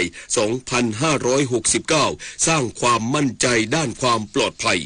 นายคณิตคงช่วยผู้ว่าราชการจังหวัดสตูลลงพื้นที่ตรวจเยี่ยมการเตรียมความพร้อมในการต้อนรับนักท่องเที่ยวทางทะเลในช่วงเทศกาลปีใหม่ 2569 ณ ท่าเรือปากบาราอำเภอละงูจังหวัดสตูลเพื่อติดตามการเตรียมความพร้อมด้านการคัดกรองและการให้บริการนักท่องเที่ยวรวมถึงให้กำลังใจเจ้าหน้าที่ผู้ปฏิบัติงานในพื้นที่เพื่ออำนวยความสะดวกและดูแลความปลอดภัยแก่นักท่องเที่ยวที่เดินทางเข้ามาท่องเที่ยวในจังหวัดสตูลช่วงวันหยุดยาวสำหรับบรรยากาศโดยรวมเป็นไปอย่างคึกคักมีนักท่องเที่ยวทั้งชาวไทยและชาวต่างชาติเดินทางมาใช้บริการเรือโดยสารเรือท่องเที่ยวและเรือเช่าเหมาลำเป็นจำนวนมากเนื่องจากจังหวัดสตูลเป็นแหล่งท่องเที่ยวทางทะเลที่มีชื่อเสียงระดับประเทศทั้งนี้ได้เน้นย้ำให้หน่วยงานที่เกี่ยวข้องและผู้ประกอบการนำเที่ยวปฏิบัติตามกฎหมายระเบียบและประกาศของกรมเจ้าท่าอุทยานแห่งชาติพร้อมกำชับให้เรือทุกลำต้องมีอุปกรณ์ความปลอดภัยครบถ้วนอาทิเสื้อชูชีพต้องเพียงพอและพร้อมใช้งานทั้งดับเพลิงรวมถึงไม่บรรทุกผู้โดยสารเกินกว่าที่กฎหมายกำหนดและให้ติดตามข้อมูลพยากรณ์อากาศและประกาศแจ้งเตือนจากหน่วยงานที่เกี่ยวข้องอย่างใกล้ชิดเพื่อสร้างความมั่นใจในความปลอดภัยต่อชีวิตและทรัพย์สินของนักท่องเที่ยวอมรรัตน์ จันทร์พริ้มสวท.สตูลรายงานจบข่าวบุญมาศรีมาศอ่านรับฟังข่าวครั้งต่อไปเวลา 17 นาฬิกาติดตามข่าวที่นำเสนอไปแล้วได้ที่ www.thainews.prd.go.th ต่อไปขอเชิญรับฟังรายงานสภาวะอากาศจากกรมอุตุนิยมวิทยุแห่งประเทศไทยให้ความรู้กู้ความปรากฏผลดังนี้ที่ศูนย์อุตุนิยมวิทยาภาคใต้ฝั่งตะวันออกอำเภอสถิงพระจังหวัดสงขลาเรดาร์ตรวจพบกลุ่มฝนฟ้าคะนองและกลุ่มฝนอ่อนถึงปานกลางปกคลุมบริเวณอำเภอเวียงสะจังหวัดสุราษฎร์ธานีอำเภอลำทับอำเภอคลองท่อมอำเภอเกาะลันตาจังหวัดกระบี่อำเภอถ้ำพนาราอำเภอฉวางอำเภอทุ่งใหญ่อำเภอทุ่งสงอำเภอช้างกลางอำเภอบางขันจังหวัดนครศรีธรรมราชอำเภอศรีเกาอำเภอห้วยยอดอำเภอย่านตาขาวอำเภอปะเหลียนจังหวัดตรังอำเภอป่าพยอมจังหวัดพัทลุงอำเภอสะบ้าย้อยจังหวัดสงขลาปกคลุมในทะเลอ่าวไทยในทะเลอันดามันและบริเวณชายแดนประเทศมาเลเซียแนวโน้มความแรงและพื้นที่ของฝนกลุ่มนี้เพิ่มขึ้น อุณหภูมิ 29.6 องศาเซลเซียสความชื้นสัมพัทธ์ 70%ศูนย์อุตุนิยมวิทยาภาคใต้ฝั่งตะวันตกจังหวัดภูเก็ตเรดาร์ตรวจพบกลุ่มฝนอ่อนถึงปานกลางปกคลุมบริเวณอำเภอลำทับอำเภอคลองท่อมจังหวัดกระบี่และปกคลุมในทะเลอันดามันนอกชายฝั่งของจังหวัดพังงาจังหวัดภูเก็ตจังหวัดกระบี่จังหวัดตรังและจังหวัดสตูลฝนกลุ่มนี้มีพื้นที่และความแรงไม่เปลี่ยนแปลงเคลื่อนตัวทางทิศตะวันตกเฉียงใต้ด้วยความเร็วประมาณ15กิโลเมตรต่อชั่วโมงพยากรณ์อากาศเพื่อการเดินเรือประจำวันอังคารที่30ธันวาคมพุทธศักราช2568ลักษณะทั่วไปเมื่อเวลา 16 นาฬิกาวันนี้มรสุมตะวันออกเฉียงเหนือที่พัดปกคลุมอ่าวไทยและภาคใต้มีกำลังอ่อนลงลักษณะเช่นนี้ทำให้บริเวณภาคใต้ตอนล่างมีฝนลดลงแต่ยังคงมีฝนฟ้าคะนองบางแห่งส่วนคลื่นลมบริเวณอ่าวไทยตอนล่างมีกำลังอ่อนโดยมีคลื่นสูง 1-2 เมตรส่วนอ่าวไทยตอนบนมีคลื่นสูงประมาณ1เมตรบริเวณที่มีฝนฟ้าคะนองคลื่นสูงประมาณ2เมตรขอให้ชาวเรือบริเวณอ่าวไทยและทะเลอันดามันเดินเรือด้วยความระมัดระวังและหลีกเลี่ยงการเดินเรือในบริเวณที่มีฝนฟ้าคะนองการพิราลิขิตรายงานจากกรมอุตุนิยมวิทยาค่ะ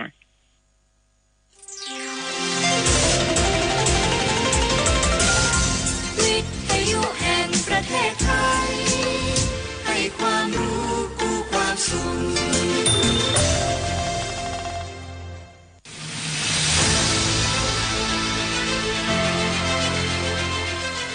โลกหมุนไปข้างหน้าข่าวสารอัปเดตเปลี่ยนแปลงได้ตลอดเวลาติดตามได้ในรายการหมุนตามวันทุกวันจันทร์และวันอังคารหลังข่าว 4 โมงเย็นสถานีวิทยุกระจายเสียงแห่งประเทศไทย FM 12.5 เมกะเฮิรตซ์และ AM 891 กิโลเฮิรตซ์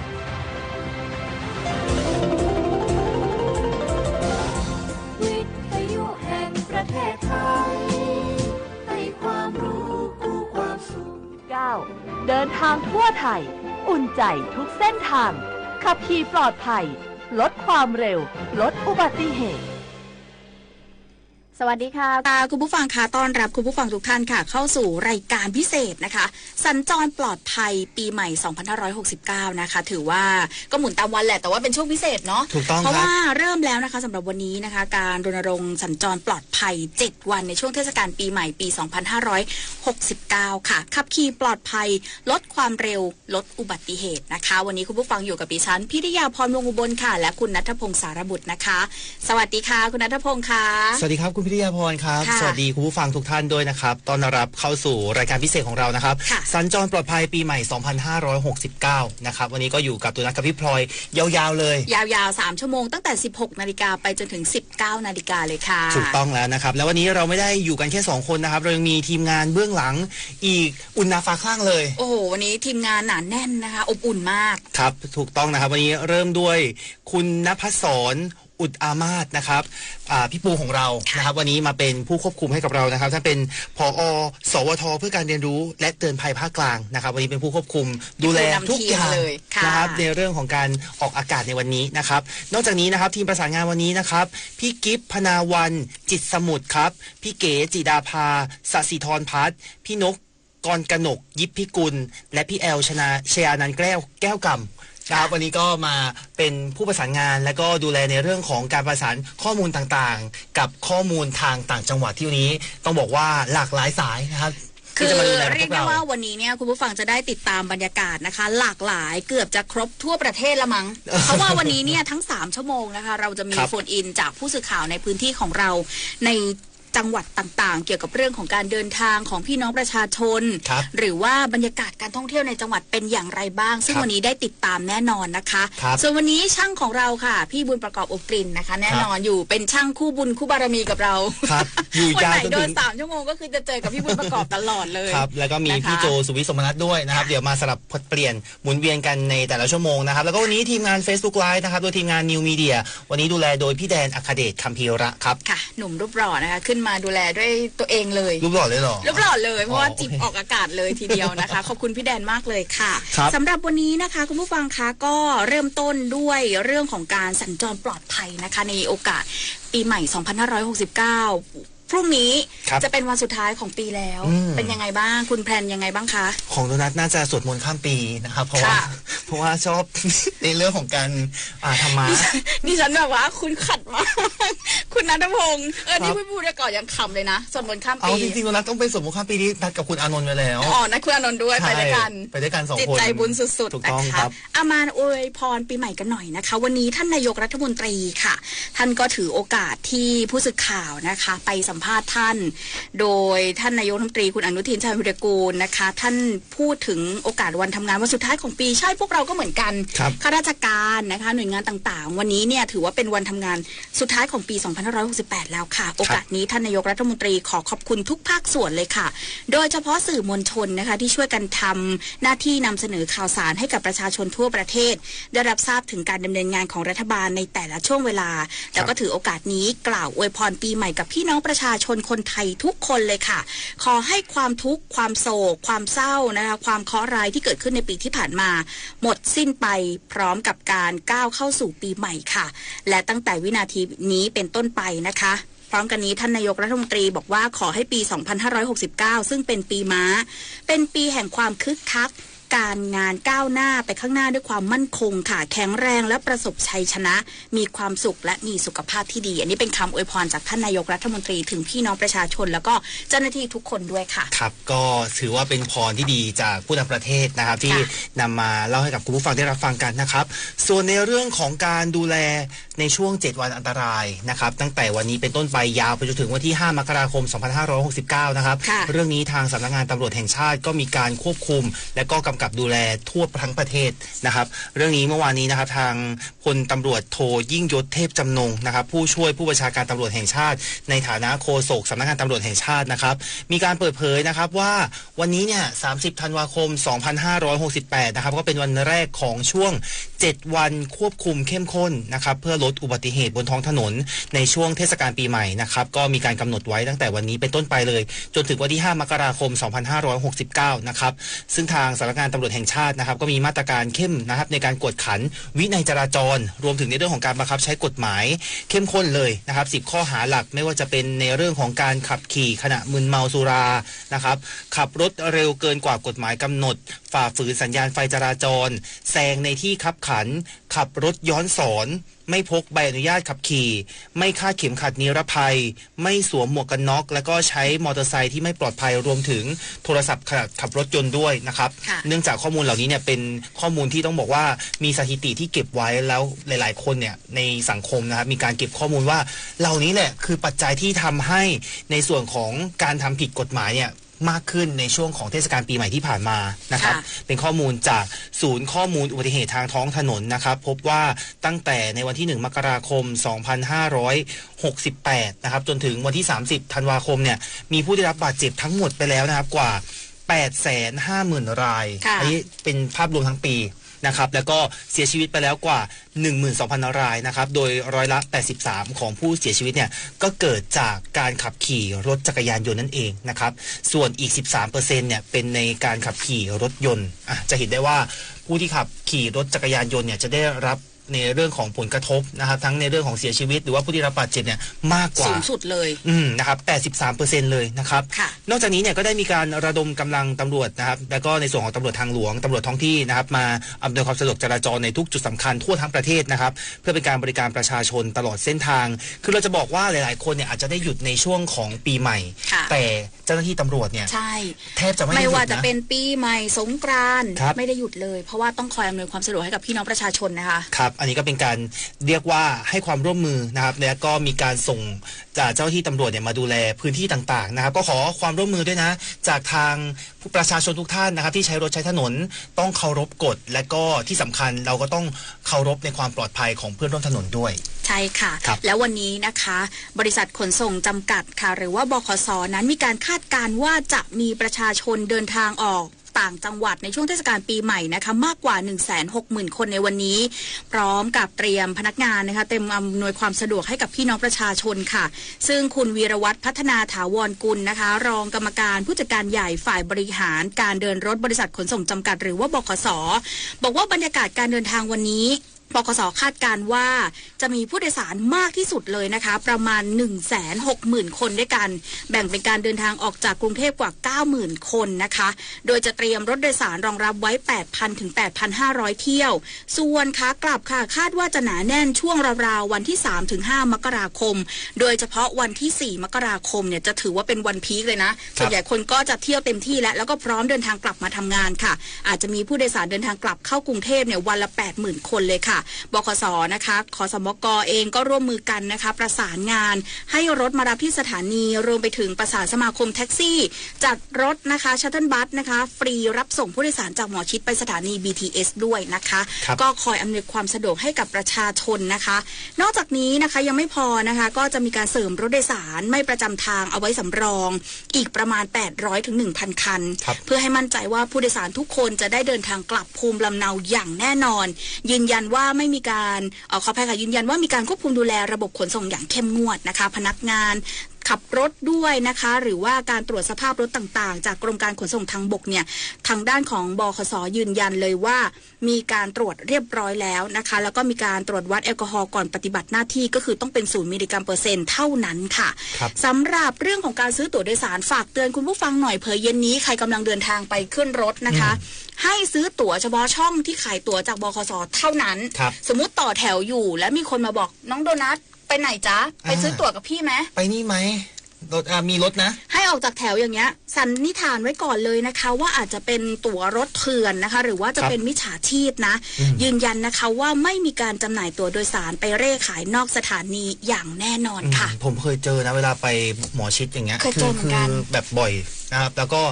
เราไม่แน่ใจด้วยว่าจริงๆแล้วเนี่ยเราจะได้ตั๋วกลับจริงหรือเปล่าหรือว่าเป็นเหล่ามิจฉาชีพที่จะมาหลอกเรานะครับเอายังไงแจ้งเตือนคุณผู้ฟังนะคะระมัดระวังหน่อยมิจฉาชีพเดี๋ยวนี้มาหลากหลายรูปแบบเพราะว่าเขามีคนเจอแล้วนะเมื่อเช้าอ่านข่าวอยู่93 คนที่ตกค้างแล้วก็ไปหลงเชื่อใช่ที่สายใต้ใหม่ที่เขาไปตรวจกันนะสน.ตลิ่งชันเขาก็ไปร่วมด้วยนะคะก็เจอผู้โดยสารที่โดนหลอกหลายคนเลยนะคะเพราะฉะนั้นแจ้งเตือนกันหน่อยนะคะเดี๋ยวช่วงนี้เราไปเรียกว่าพูดคุย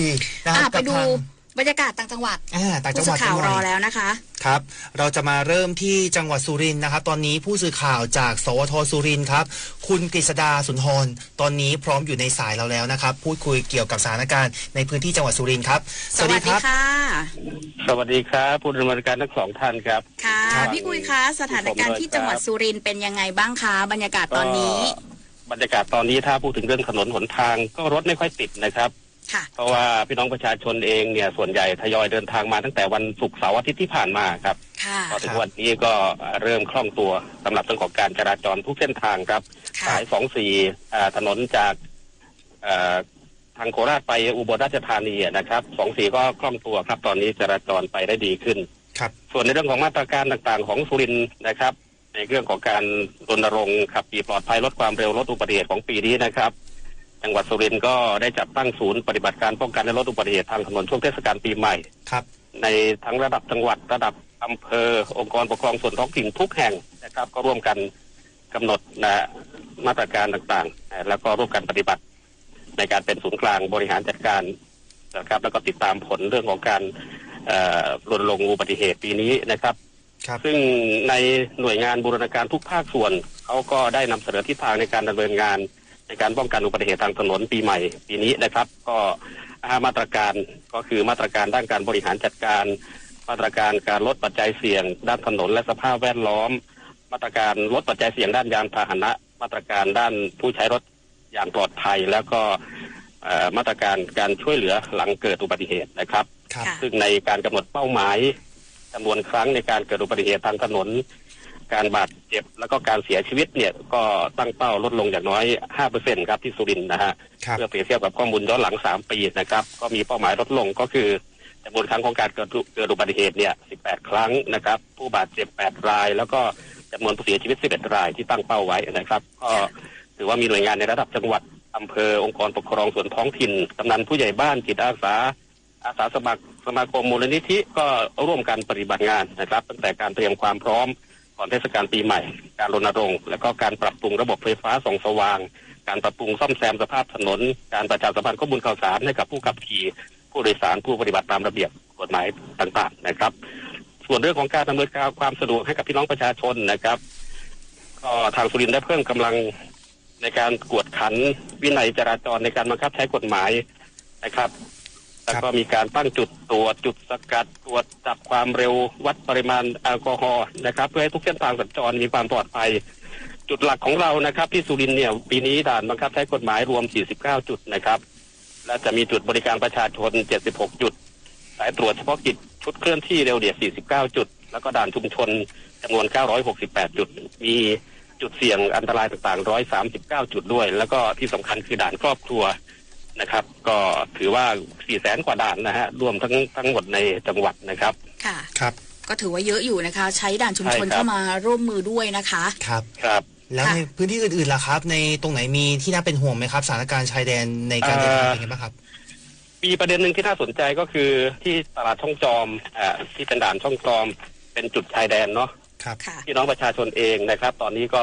เริ่มทยอยเดินทางไปหลังจากที่ทาง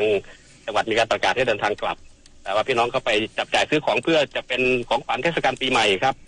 เห็นผู้สื่อข่าวเมื่อเช้านี้รายงานบางท่านที่ลงพื้นที่บอกว่าคึกคักพอสมควรนะครับหลายร้านค้านี่มาเปิดละนะฮะเปิดให้บริการแต่ว่าก็จะมีบางร้านที่รอหลังปีใหม่ที่จะกลับมาเปิดนะครับก็ยังมีพี่น้องประชาชนในละแวกใกล้เคียงแล้วก็ส่วนใหญ่จะเป็นพี่น้องประชาชนที่เดินทางกลับไปแล้วก็มาหาซื้อของเพิ่มเข้าไปในบ้านนะฮะก็จะมีบรรยากาศคึกคักพอสมควรครับค่ะแล้วแบบนี้พอสถานการณ์ชายแดนไทยกัมพูชาเริ่มที่จะคลี่คลายลงเนี่ยทางจังหวัดได้มีการจัดกิจกรรมเค้าดาวให้กับประชาชนในพื้นที่เพื่อเป็นการคลายเครียดบ้างไหมคะยังเลยครับตอนนี้ยังไม่ได้รับรายงานนะฮะว่าจะมีการจัดกิจกรรมใดๆแต่ว่าส่วนอื่นก็คือให้เป็นนโยบายของท่านผู้ว่าเนี่ยให้งดทั้งค่าชายแดนงดจุดพลุจุดประทัดเนาะเพราะฉะนั้นบรรยากาศส่วนอื่นๆก็น่าจะเป็นไปตามที่พี่น้องประชาชนเองดำเนินการเองนะครับบางจุดแต่ว่าหลังจากนี้น่าจะมีอยู่แต่ว่ายังไม่มีคำสั่งหรืออะไรยังไงนะฮะครับแล้วปริมาณนักท่องเที่ยวหรือว่าผู้ที่เดินทางกับสุรินทร์ตอนนี้ปริมาณมากน้อยแค่ไหนครับคือตอนนี้นะครับถ้าเท่าที่ผมสอบถามทางขนส่งนะฮะทางผู้รับผิดชอบเนี่ยเขาบอกว่าพี่น้องประชาชนอย่างที่บอกคือทยอยมาตั้งแต่ศุกร์เสาร์อาทิตย์ที่ผ่านมาครับแล้วก็ทางขนส่งเขามีการรองรับด้วยการจัดรถเสริมเนี่ยวันละ10 คันไว้นะครับแต่พี่น้องประชาชนเองก็เดินทางค่อนข้างบางตาสำหรับวันนี้นะครับในวันที่30เนี่ยนะฮะครับและนอกจากนี้ค่ะในส่วนอำเภออื่นหรือว่าที่อื่นค่ะเชิญชวนท่องเที่ยวหน่อยค่ะพี่กุยคะสำหรับที่จังหวัดสุรินทร์มีอะไรน่าท่องเที่ยวบ้างในช่วงเทศกาลปีใหม่นี้ตอนนี้นะครับที่ท่องเที่ยวหลักของเราก็อยู่ที่ศูนย์โฆษศึกษานะครับการแสดงของช้างก็ยังมีอยู่ขององค์การบริหารส่วนจังหวัดสุรินทร์ที่ตำบลกระโพอำเภอท่าตูมนะฮะก็จะคงจะมีพี่น้องประชาชนไปเที่ยวกันเยอะพอสมควรพาเด็กๆไปแล้วก็อีกจุดหนึ่งที่เป็นแหล่งท่องเที่ยวแห่งใหม่ที่เป็นแลนด์มาร์กก็คือคชาบุรินทร์ที่อำเภอจอมพระนะครับอันนี้ก็จะเป็นจุดที่พี่น้องประชาชนเองก็น่าจะไปเยอะพอสมควรแล้วก็ไปสะดวกด้วยแล้วก็อยู่ระหว่างเส้นทางจากอำเภอสตึกบุรีรัมย์มาที่อำเภอจอมพระสุรินทร์นะครับแล้วก็สามารถที่จะต่อไปเที่ยวศูนย์โฆษศึกษาที่บ้านกระโพตำบลตะกลางได้อันนี้ก็เชิญชวนพี่น้องประชาชนที่ฟังอยู่หรือว่าท่านใดที่ผ่านไปทางสุรินทร์ก็แวะได้ครับมีอะไรจะฝากถึงคุณผู้ฟังไหมครับก็คงจะเป็นให้ทุกท่านได้เดินทางกลับหรือว่าไปไหนมาไหนก็ให้ปลอดภัยทุกท่านทุกคนก็แล้วกันปีใหม่นะครับโดยเฉพาะพี่น้องชาวจังหวัดชายแดนนะครับหลังจากที่สถานการณ์คลี่คลายเองก็อย่าเพิ่งเรียกว่าอย่าประมาทดีกว่านะครับเพราะว่าสถานการณ์บางอย่างก็ระวังอยู่ตอนนี้นะครับถ้างดจัดงดจุดพลุงดจุดประทัดได้ก็ขอให้งดไปนะครับและส่วนพี่น้องประชาชนทุกท่านที่อยู่เดินทางไปไหนก็ให้ปลอดภัยให้ถึงที่หมายโดยสวัสดิภาพทุกท่านทุกคนกันละกันสุขสันต์ปีใหม่สวัสดีปีใหม่นะครับค่ะถือโอกาสนี้สวัสดีปีใหม่พี่กุยด้วยนะคะขอบคุณครับขอบคุณค่ะ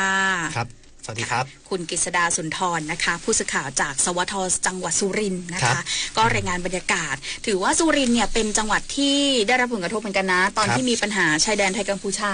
ซึ่งหลังมานี้เนี่ยก็สถานการณ์เริ่มที่จะคลี่คลายไปในทิศทางที่ดีขึ้นแต่ในพื้นที่ก็ยังคงต้องเฝ้าระวังอยู่แล้วก็ได้มีการรายงานเรื่องของบรรยากาศการเดินทางอย่างที่บอกก็คือส่วนใหญ่คนเดินทางกลับไปตั้งแต่วันศุกร์แล้วศุกร์เสาร์อาทิตย์ที่ผ่านมาเนี่ยคนถึงบ้านเรียบร้อยแล้วนะคะอย่างเมื่อกี้ทางที่สุรินทร์ก็บอกว่าวันนี้ก็ค่อนข้างบ างตาแต่แสดงว่าหลายๆคนเนี่ยกลับไปแล้วตั้งแต่ช่วงสุดสัปดาห์ที่ผ่านมารวมถึงวันพรุ่งนี้เนี่ยเป็นวันหยุดอย่างเป็นทางการก็เดี๋ยวต้องรอดูว่าในส่วนของทางสุรินทร์หรือว่าพื้นที่ต่างๆเนี่ยจะมีปริมาณผู้คนมากน้อยแค่ไหนครับค่ะดิฉันก็แอบลุ้นเหมือนกันนะว่าเดินทางวันนี้ก็ขอให้รถไม่แน่นนะคะเอาไปอ่านคอมเมนต์กันหน่อยค่ะทักทายคุณผู้ฟังทุกท่านนะคะที่ร่วมกันแสดงความคิดเห็นนะคะเพจสถานีวิทยุกระจายเสียงแห่งประเทศไทยค่ะครับเริ่มที่พี่นิคมนะครับวันนี้ทักทายกันเข้ามานะครับบอกว่าสวัสดีวันส่งท้ายปีเก่าในวันที่30ธันวาคม2568ครับผมยังเหลืออีก1วันพรุ่งนี้แต่ว่าวันนี้ถือว่าเป็นวันที่ทำงานวันสุดท้ายนะคะคุณหนุ่มเมืองขอนสวัสดีค่ะบอกว่า7วันอันตรายช่วงเทศกาลปีใหม่สโลแกนขับขี่ปลอดภัยลดความเร็วลดอุบัติเหตุค่ะครับพี่กฤษวัดวาปีสวัสดีทักทายกันเข้ามาด้วยนะครับรวมถึงในส่วนของวิทยุที่เป็นเครือข่ายของกรมประชาสัมพันธ์หรือเปล่านี่คลื่นคอมมูนิตี้เรดิโออำเภอชัยยาจังหวัดสุราษฎร์ธานีก็ร่วมมาสัญญาณด้วยนะครับสำหรับสัญจรปลอดภัยในวันนี้นะครับจะรับสัญญาณจนถึงวันที่7 วันเลยนะครับขอบคุณมากเลยค่ะขอบคุณมากๆนะครับขอบคุณเครือข่ายด้วยนะคะพี่นิคมสวัสดีนะคะฟังทางวิทยุนะแล้วก็มีพี่อเนกมาแล้วนะคะคุณโฟนิกบอกว่าเดินทางปลอดภัยช่วงเทศกาลปีใหม่2569ทุกท่านค่ะครับแล้วก็พี่นิคมแชร์ให้แล้วด้วยนะคะขอบพระคุณมากเลยพี่รจนาส่งสติกเกอร์พร้อมกับพิมพ์มาบอกว่าแชร์รายการให้แล้วค่ะขอบคุณมากนะคะสวัสดีคุณของขวัญตะวันและคุณยายขวัญล่าด้วยนะคะพี่รจนาบอกว่าสวัสดีทั้ง2ท่านนะพี่นิคมพิมพ์มานะคะแล้วก็คุณกรีดวัดวาปีอย่างที่น้องโดนัททักทายไปพี่ดาวรุนกมลสวัสดีนะคะแล้วก็มีอีกคอมเมนต์รันเร็วมากหลายท่านเลยนะคะครับผู้ฟังก็มาทักทายพวกเรากันได้นะครับผ่านทางแฟนเพจสถานีวิทยุกระจายเสียงแห่งประเทศไทยวันนี้นะครับอยู่ยาวๆจนถึง3ชั่วโมงนะครับแล้วก็วันนี้จะรายงานสถานการณ์ในพื้นที่ต่างๆทั่วทั้งประเทศไทยให้กับผู้ฟังได้รับฟังนะครับค่ะช่วงนี้ค่ะเดี๋ยวเราพักรายการกันสักครู่หนึ่งก่อนนะคะช่วงหน้ากลับมาพูดคุยกันต่อค่ะครับ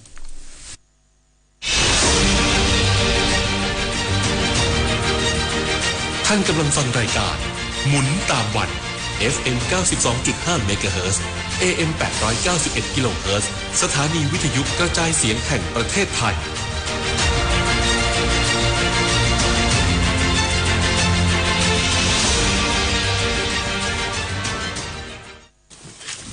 ช้าจังอ่ะคืนหนักไปหน่อยสั่งหรือยังเนี่ยสบายเช็ครถยังอ่ะเช็คอะไรเยอะแยะแล้วเช็คทางยังก็วิ่งทางเดิมนั่นแหละไปเฮ้ยรถเป็นไรอ่ะจอดเบรกไม่อยู่อ่ะหักซ้ายเลยซ้ายก็เหวดิหักขวาดิ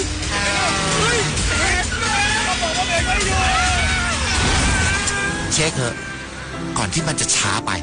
อ่ะให้คิดอีกทีนะเช็ครถเช็คทางยังอ่ะเดี๋ยวเช็คเลย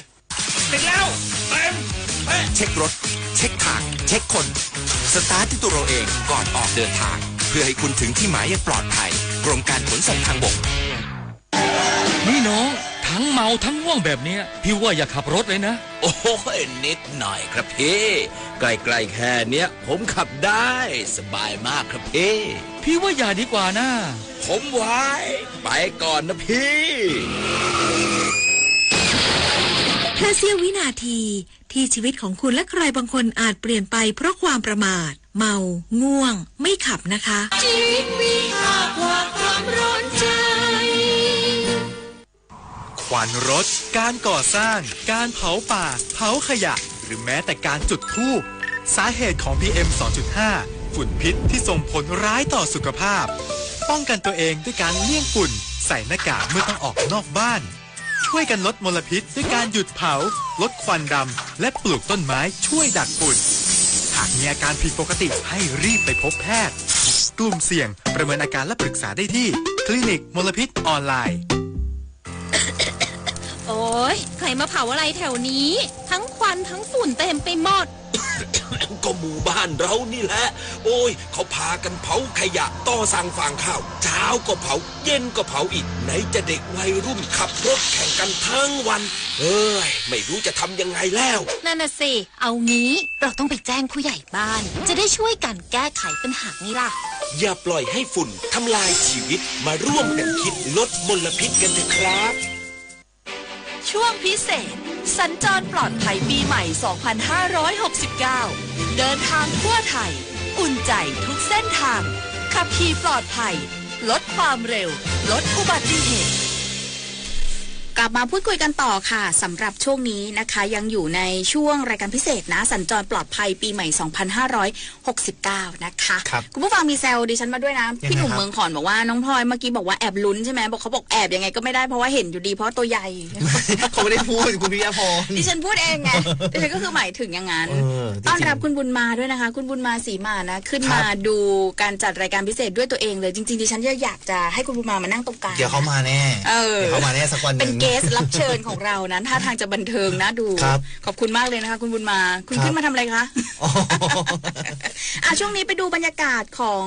สถานีกลางกรุงเทพอภิวัตกันหน่อยค่ะคึกคักขนาดไหนคะครับต้องบอกว่าบรรยากาศก็มีหลายคนนะครับไป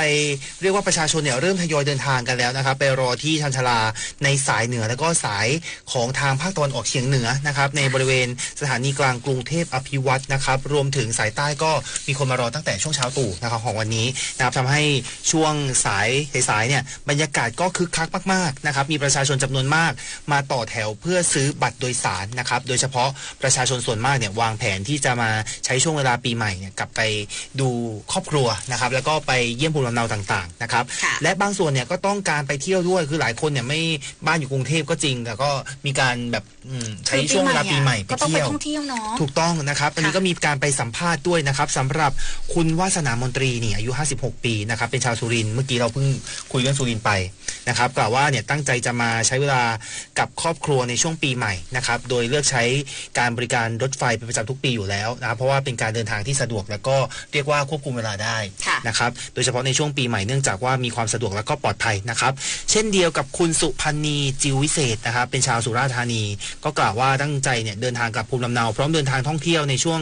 วันหยุดปีใหม่กับครอบครัวของตัวเองนะครับแล้วก็เผยว่าการเลือกเดินทางในส่วนของรถไฟเนี่ยเพราะว่าราคาถูกนะครับแล้วก็สะดวกต่อการเดินทางนะครับเพราะว่ารถไฟเราเนี่ยก็ไม่ได้ราคาที่แพงนะครับและที่สำคัญคือไม่ต้องรอรถติดด้วยถูกต้องไปเรื่อยๆนะแล้วก็เดี๋ยวนี้เขามีบริการดีนะตู้นอนนี่สบายเลยมีหลายชั้นเลยนะครับสำหรับในส่วนของรถไฟไทยนะครับซึ่งปีนี้เนี่ยการรถไฟแห่งประเทศไทยนะครับก็ได้มีการเพิ่มตู้โดยสารจนเต็มหน่วยลากจูงในขบวนรถประจำกว่า210ขบวนต่อวันนะครับแล้วก็มีการเพิ่มขบวนรถพิเศษช่วยการโดยสารในช่วงตั้งแต่วันที่26ธันวาคมที่ผ่านมานะครับยาวไปจนถึงวันที่4มกราคม2569เลยนะครับรวมก็18ขบวนไปกลับนะครับซึ่งสามารถรองรับการเดินทางของผู้โดยสารไม่ต่ำกว่า 100,000 คนต่อวันนี่เรียกว่าเป็นการเตรียมความพร้อมของทางการรถไฟแห่งประเทศไทยนะครับช่วยอำนวยความสะดวกประชาชนในการเดินทางและก็เชื่อมต่อระบบขนส่งมวลชนต่างๆได้อย่างง่ายขึ้นด้วยครับค่ะนอกจากนี้นะคะการรถไฟแห่งประเทศไทยเองยังตั้งศูนย์ปลอดภัยทั่วประเทศนะคะเพื่อที่จะรับแจ้งเหตุแล้วก็ประสานงานในช่วงเทศกาลปีใหม่ตลอด24ชั่วโมงค่ะโดยทางด้านของคุณอนันต์โพนิ่มแดงนะคะรักษาราชการในตำแหน่งผู้ว่าการรถไฟแห่งประเทศไทยบอกว่าตอนนี้การรถไฟแห่งประเทศไทยนะคะได้เตรียมมาตรการรองรับการเดินทางช่วงเทศกาลปีใหม่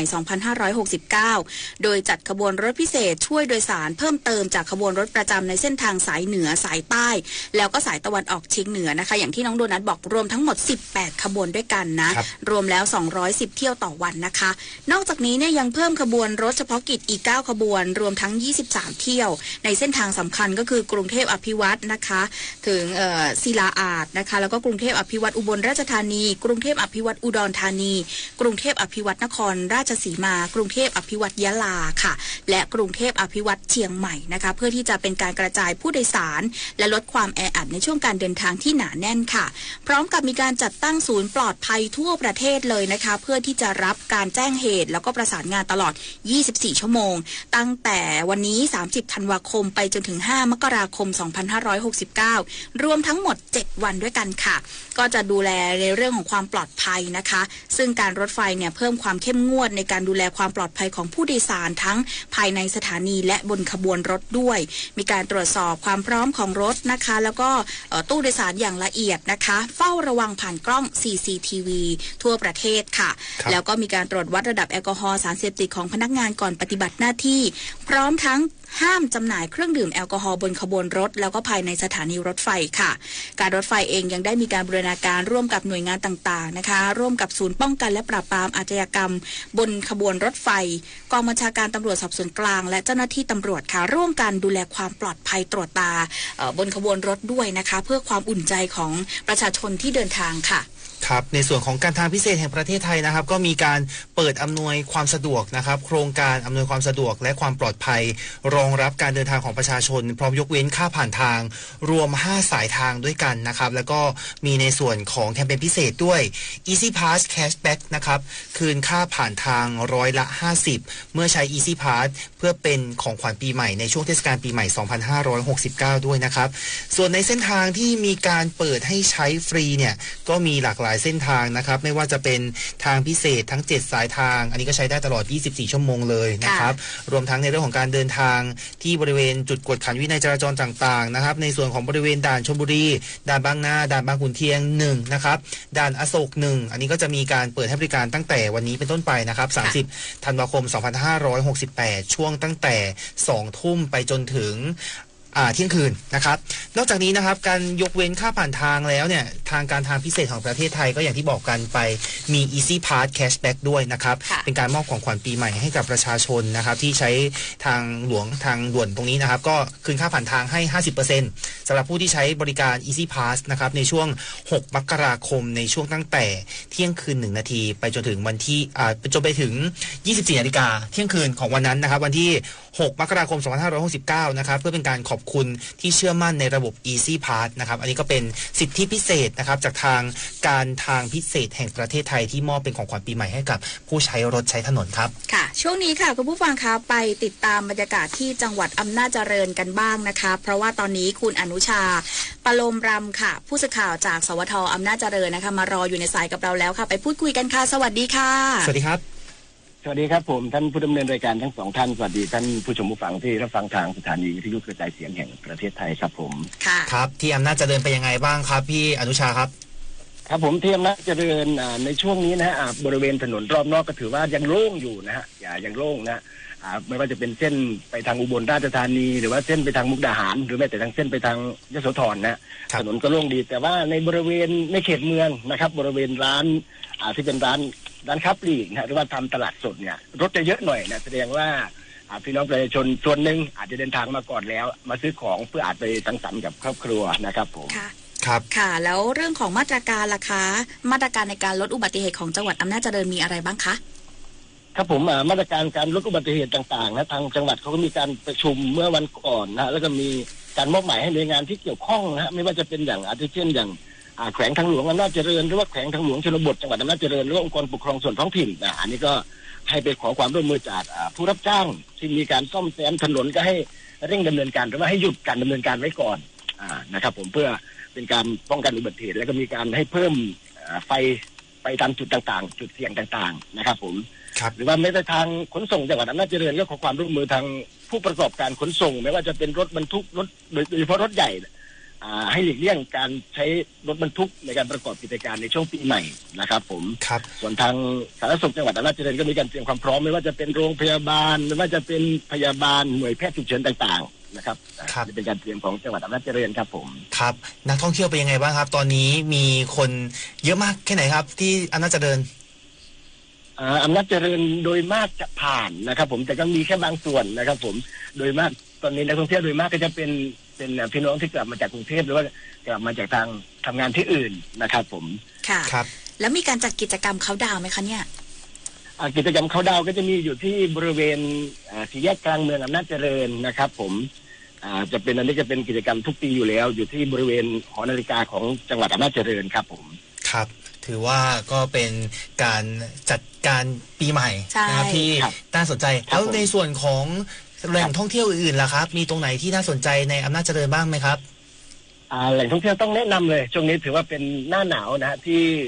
วนอุทยานภูสิงห์ภูผาพึ่งนะครับผมนี่ถือว่าเป็นจุดสูงสุดของจังหวัดอำนาจเจริญนะครับ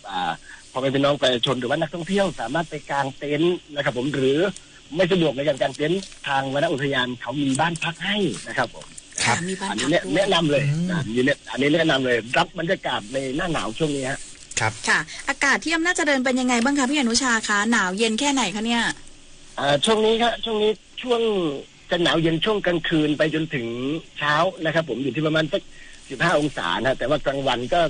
ยังแดดประมาณ30 องศานะครับผมกลางวันจะมีแดดแต่ช่วงค่ำๆจนถึงเช้านี่จะเย็นหน่อยครับโอ้อากาศดีนะ15 องศาอิจฉาเลยนะคะครับมีอะไรจะฝากถึงคุณผู้ฟังที่รับฟังผ่านทางสทกรุงเทพบ้างไหมครับครับผมยังก็ฝากสำหรับผู้ที่เดินทางแล้วกันนะครับผมยังก็ต่างคนต่างอยากกลับบ้านต่างคนต่างอยากกลับไปสังสรรค์กับครอบครัวยังก็เคารพกฎจราจรนะครับให้มีน้ำใจต่อกันส่วนการสังสรรค์หรือการดื่มแอลกอฮอล์เป็นเรื่องปกติไม่ผิดฮะขออย่างเดียวดื่มแล้วอย่าขับนะครับดื่มแล้วอย่าขับนะครับผมครับเพื่อเป็นการป้องกันตัวเองและป้องกันเพื่อนร่วมถนนด้วยครับผมค่ะวันนี้ขอบคุณนะคะพี่อนุชาปโลมรำนะคะผู้สื่อข่าวจากสวทอำนาจเจริญถือโอกาสนี้สวัสดีปีใหม่ด้วยนะคะสวัสดีปีใหม่นะครับครับผมสวัสดีปีใหม่ครับผมค่ะสวัสดีค่ะจริงอย่างที่พี่อนุชาบอกคือเมาไม่ขับเนี่ยเขารณรงค์กันแบบว่ามันยาวนานครับคือแล้วยิ่งถ้าคุณเขายิ่งประโคมรณรงค์แล้วคุณมาเมาแล้วขับเนี่ยโอ้โหไม่ได้เลยนะคะต้องรู้ตัวเองนะคือถ้าอยากดื่มอยากสังสรรค์อยากเอารถตัวเองไปใช้บริการหรือให้เพื่อนให้ครอบครัวไปส่งแล้วก็ขากลับก็เรียกใช้บริการรถขนส่งสาธารณะหรือให้เพื่อนมารับกลับบ้านก็ได้แต่อยากขับเองแล้วเดี๋ยวนี้เขามีบริการหลากหลายนะโดนัทคืออะไรนะถ้าคุณเมาก็เรียกคนขับรถมาได้สิหรือว่าแก๊ปอะไรต่างๆมีบริการเยอะแยะมีบริการเยอะแยะเพราะฉะนั้นเนี่ยในเรื่องของความเคารพกฎจราจรและก็ในเรื่องของเคารพหน้าที่ของตัวเองคือการเป็นพลเมืองที่ดีอย่าทำให้คนอื่นเดือดร้อนถูกต้องคือบางทีอ่ะตัวเราระมัดระวังอย่างดีนะในการใช้รถใช้ถนนเราก็มีน้ำใจให้เพื่อนร่วมทางขับขี่อย่างปลอดภัยนะแต่คนอื่นไม่ระวังก็จะเกิดอุบัติเหตุได้นะคะช่วงนี้จากอำนาจเจริญนะคะเราลงใต้ไปที่จังหวัดสงขลากันหน่อยค่ะหลังจากที่ผ่านเหตุการณ์น้ำท่วมหนักมาแล้วนะคะไปคุยดูถึงบรรยากาศในช่วงเทศกาลปีใหม่ที่จังหวัดสงขลาค่ะตอนนี้คุณธัญวรรณจิระโรค่ะผู้สื่อข่าวจากสวทสงขลามารอแล้วค่ะสวัสดีค่ะสวัสดีครับผู้ดำเนินรายการแล้วก็สวัสดีคุณผู้ฟังค่ะครับเป็นยังไงบ้างครับการจราจรที่หาดใหญ่ที่สงขลาตอนนี้เป็นยังไงบ้างครับค่ะก็ในวันนี้เนี่ยนะคะการจราจรเริ่มที่จะหนาแน่นขึ้นค่ะแต่ยังคงจะเดินทางได้อย่างสะดวกโดยเฉพาะในพื้นที่ของตัวอำเภอเมืองเองที่อาจจะออกไปทางจังหวัดนครศรีธรรมราชหรือว่าลงใต้ไปยัง3จังหวัดชายแดนภาคใต้เนี่ยนะคะในเส้นทางต่างๆเนี่ยยังคงเดินทางได้อย่างสะดวกค่ะแต่อาจจะมีบางช่วงในบริเวณที่สะพานตีนสุรานนท์เมื่อช่วงประมาณบ่าย 2ที่ผ่านมาก็เกิดอุบัติเหตุทำให้มีรถติดกันยาวไป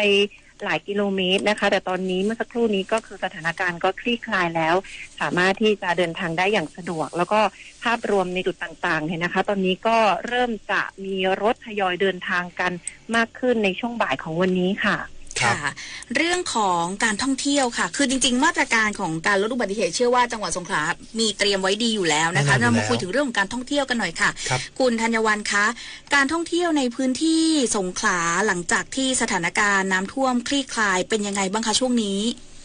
ก็ต้องบอกว่าช่วงนี้นักท่องเที่ยวถ้าเทียบกับปีที่ผ่านมาจากที่ไปพูดคุยกับทางแม่ค้าในพื้นที่ของอำเภอหัดใหญ่เนี่ยนะคะเขาก็บอกว่าช่วงนี้นักท่องเที่ยวยังคงไม่ได้มากเท่าที่ควรค่ะแต่เมื่อช่วงเช้าที่ผ่านมาเนี่ยก็มีการต้อนรับนักท่องเที่ยวนะคะรถไฟขบวนพิเศษมายสวัสดีที่เดินทางมาจากกัวลาลัมเปอร์ค่ะมาลงที่สถานีรถไฟหัดใหญ่นะคะเป็นขบวนที่992มีนักท่องเที่ยวชาวมาเลเซียกว่า240คนค่ะเดินทางมาเรียกว่าเป็นขบวนแรกหลังจากเกิดสถานการณ์อุทกภัยก็เป็นขบวนที่เดินทางมาท่องเที่ยวเพื่อที่จะร่วมกิจกรรมเค้าดาวน์ส่งท้ายปีเก่าต้อนรับปีใหม่ในพื้นที่ของอำเภอหัดใหญ่ค่ะรวมถึงเดินทางมาท่องเที่ยวในจุดต่างๆของจังหวัดสงขลานะคะก็เมื่อช่วงเช้าที่ผ่านมาก็มีทางด้านการท่องเที่ยวแห่งประเทศไทยสำนักงานหัดใหญ่ตำรวจท่องเที่ยวนะคะผู้ประกอบการพ่อค้าแม่ค้าเนี่ยนะคะก็ไปร่วมต้อนรับนักท่องเที่ยวที่เดินทางเข้ามาในพื้นที่ของอำเภอหัดใหญ่เพื่อเรียกว่าเป็นอีกหนึ่งสัญญาณที่เราจะบอกให้นักท่องเที่ยวได้ทราบค่ะว่าตอนนี้เนี่ยหัดใหญ่เราฟื้นตัวแล้วพร้อมต้อนรับนักท่องเที่ยวแล้วค่ะค่ะถือเป็นสัญญาณบวกของเรื่องของการฟื้นฟูด้านการท่องเที่ยวเลยนะคะค ใช่แล้วค่ะซึ่งทางด้านผู้อำนวยการการท่องเที่ยวแห่งประเทศไทยสำนักงานหาดใหญ่เนี่ยท่านก็ออกมาบอกนะคะว่าคาดว่าในช่วงเทศกาลปีใหม่ปีนี้ก็อาจจะมีนักท่องเที่ยวเข้ามาประมาณ 50,000 ถึง 70,000 คนนะคะก็จะสร้างรายได้ในพื้นที่ไม่น้อยกว่า5 ล้านถึงขออภัยค่ะ500 ล้านถึง700 ล้านบาทค่ะซึ่งก็ถือว่าเราเองก็อยากจะให้ทุกท่านได้รู้ไม่ว่าจะเป็นนักท่องเที่ยวชาวไทยแล้วก็ชาวต่างชาติเนี่ยนะคะว่าตอนนี้เนี่ยพื้นที่อำเภอหาดใหญ่เราฟื้นฟูมาเยอะมากแล้วอาจจะไม่ได้ 100% เหมือนปีที่ผ่านมาแต่เราพร้อมต้อนรับนักท่องเที่ยวค่ะครับแล้วในส่วนของเรื่องราคาตั๋วต่างๆล่ะครับราคาตั๋วเครื่องบินเครื่องรถไฟต่างๆเป็นยังไงบ้างครับก็ในส่วนของตั๋วรถไฟเนี่ยนะคะก็ยังคงเป็นราคาปกติราคาเท่าเดิมหมายถึงในช่วงเทศกาลนะคะแล้วก็รถไฟเครื่องบินเนี่ยที่สอบถามมาก็เป็นในเรื่องของการขึ้นในช่วงของเทศกาลเหมือนกับปีที่ผ่านมาที่สอบถามมาก็คือเขาบอกว่าอยู่ในห้วงราคาเดียวกันในเรทของปีที่ผ่านมาตรงนี้เนี่ยนะคะก็ยังมีการตรวจสอบแล้วก็มีการที่จะไปตรวจสอบว่าที่มีพูดถึงเรื่องของตั๋วเครื่องบินที่ราคาสูงเนี่ยจะมีการบวกเพิ่มในจุดตรงไหนเนี่ยค่ะตรงนี้ก็ยังมีการไปติดตามกันอยู่นะคะแต่ก็ต้องขอย้ำค่ะว่ามีมาตรการในเรื่องของการดูแลเรื่องตั๋วเดินทางไม่ว่าจะเป็นทั้งรถไฟรถโดยสารสาธารณะรวมถึงเครื่องบินทางจังหวัดสงขลาเราเองก็มีการควบคุมมาตรการต่างๆกันอย่างเข้มข้นค่ะค่ะช่วงท้ายนี้ให้คุณธัญวรรณนะคะเชิญชวนคุณผู้ฟังไปเที่ยวที่หาดใหญ่สงขลากันหน่อยค่ะครับค่ะจากสถานการณ์อุทกภัยครั้งยิ่งใหญ่ของพวกเราที่เราผ่านมาเนี่ยนะคะเราผ่านมาอย่างหนักหน่วงมากๆแล้วก็ตอนนี้เนี่ยเรากลับมาฟื้นฟูทุกอย่างขึ้นกลับมาอาจจะไม่เหมือนเดิม 100% แต่เราพร้อมอ้าแขนต้อนรับนักท่องเที่ยวพร้อมอยากจะให้ทุกท่านค่ะเข้ามาร่วมนะคะเป็นกำลังใจให้กับพวกเราแล้วก็ร่วมท่องเที่ยวในจุดต่างๆร่วมเป็นหนึ่งในการฟื้นฟูเป็นหนึ่งกำลังใจในการเสียหายที่เราได้สูญเสียไปนะคะเรียกว่าอยากจะต้อนรับให้ทุกท่านมาเที่ยวหาดใหญ่มาเที่ยวสงขลากันเหมือนปีที่ผ่านมาเพราะว่าทุกอย่างรวมถึงเรื่องของเสน่ห์ของเราค่ะชาวหาดใหญ่ชาวสงขลาของเราล้มแต่เราก็รีบลุกขึ้นมาเพื่อที่จะสร้างความสุขความอบอุ่นให้กับทุกท่านกันต่อไปค่ะค่ะส่งกำลังใจให้นะคะวันนี้ขอบคุณโอกาสสวัสดีปีใหม่ไปด้วยใช่สวัสดีปีใหม่ด้วยนะคะคุณธัญวรรณค่ะขอบคุณค่ะสวัสดีปีใหม่เช่นเดียวกันค่ะ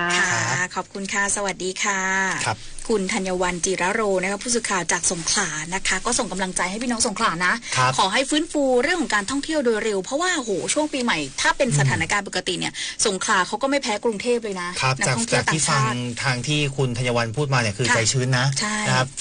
ทางหาดใหญ่ทางสงขลาเนี่ยก็มีความพร้อมที่จะต้อนรับนักท่องเที่ยวที่ต้องบอกว่าเข้มแข็งจริงๆนะครับกลับมาได้อย่างรวดเร็วนะครับช่วงนี้ไปที่จังหวัดมุกดาหารกันบ้างค่ะไปพูดคุยกับคุณคทาเทพอริยะ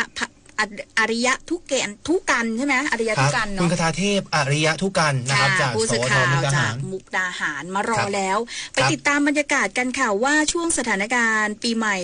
ในปี2569แบบนี้ที่มุกดาหารเป็นอย่างไรบ้างนะคะตอนนี้คุณคทาเทพอยู่ในสายกับเราแล้วค่ะสวัสดีค่ะสวัสดีครับครับสวัสดีครับคุณปริยาพรคุณณัฐพงศ์ครับครับเป็นยังไงบ้างครับการเดินทางการจราจรที่มุกดาหารตอนนี้ครับครับในช่วงสิ้นปี2568จังหวัดมุกดาหารก็มีบรรยากาศการเดินทางที่คึกคักกว่าในช่วงที่ผ่านมาหลายๆช่วงนะฮะทั้งประชาชนเดินทางกลับจากภูมิลำเนานะครับแล้วก็นักท่องเที่ยวที่เลือกจังหวัดมุกดาหารเป็นจุดหมายปลายทางในช่วงเทศกาลปีใหม่นะฮะสำหรับการสัญจรเส้นทางคมนาคมในพื้นที่จังหวัดมุกดาหารนะครับก็มีการเริ่มเดินทางกันตั้งแต่เสาร์อาทิตย์ที่ผ่านมาแล้วนะครับส่วนใหญ่เป็นประชาชนจากฝั่งประเทศเพื่อนบ้านนะครับสปป.ลาวนะฮะที่เดินทางมาท่องเที่ยวหรือว่ามาทำธุระต่างๆนะครับเพราะว่าจังหวัดมุกดาหารเนี่ยเราอยู่ติดกับแขวงสวรรณเขตสปป.ลาวนั่นเองมีรถบริการทั้งในประเทศและต่างประเทศจำนวนมากกว่า20สายให้บริการนั่นเองนะครับผมแล้วก็การเดินทางบนเส้นทางหลักนะฮะอาทิถนนสายมุกดาหารกาฬสินธุ์แล้วก็มุกดาหารนครพนมนะครับตอนนี้ก็มีปริมาณรถเพิ่มขึ้นอย่างต่อเนื่องนั่นเองโดยเฉพาะในช่วงของปลายเดือนธันวานี้นะครับส่วนในบริการบรรยากาศสถานการณ์สถานีขนส่งผู้โดยสารจังหวัดมุกดาหารก็มีผู้ใช้บริการรถสาธารณะจำนวนเพิ่มขึ้นอย่างเห็นได้ชัดนั่นเอง โดยในช่วงของวันที่ 29 ธันวาจนถึงตอนนี้นะครับสถานการณ์การสัญจรนี้ยังอยู่ในปริมาณที่คงที่ยังไม่หนาแน่นเท่าไหร่นะฮะแต่จากการที่ลงพื้นที่เมื่อวานนี้นะครับทางสำนักงานขนส่งจังหวัดมุกดาหารก็คาดว่านะฮะวันพรุ่งนี้ 31 ธันวาคมเนี่ยก็จะมีการเดินทางของประชาชนเพิ่มขึ้นแล้วก็ปริมาณรถก็จะหนาแน่นขึ้นอย่างแน่นอนแล้วก็จะไปหนาแน่นอีกทีวันที่3 ถึง 4 มกราคมซึ่งเป็นวันเดินทางกลับนั่นเองนะครับผมค่ะและแบบนี้ทางจังหวัดเตรียมมาตรการในการลดอุบัติเหตุทางท้องถนนยังไงมั้งคะครับส่วนมาตรการของทางจังหวัดมุกดาหารนะตอนนี้ก็ได้เปิดศูนย์นะครับปฏิบัติการป้องกันและลดอุบัติเหตุทางท้องถนนช่วงเทศกาลปีใหม่นะฮะเน้นย้ำให้ประชาชนขับขี่ปลอดภัยลดความเร็วเพื่อลดอุบัติเหตุนั่นเองมีการแบ่งการดำเนินงานเป็น3ช่วงนะครับมีช่วงก่อนควบคุมเข้มข้น7วันนะฮะช่วงควบคุมเข้มข้น7วันแล้วก็หลังควบคุมเข้มข้นนะฮะ7วันก็ตั้งแต่6 ถึง 12 มกราคมทางจังหวัดเองก็ได้บูรณาการทุกภาคส่วนนะครับทั้งท้องถิ่นหน่วยงานราชการนะครับก็เพื่อจะลดอุบัติเหตุให้เป็นศูนย์นั่นเองฮะครับแล้วสถานการณ์เศรษฐกิจเป็นไงเห็นเมื่อกี้คุณเก่งบอกว่ามีพี่น้องชาวลาวข้ามมาด้วยเป็นไงบ้างครับมากเลยไหมคะเนี่ยใช่ครับคือ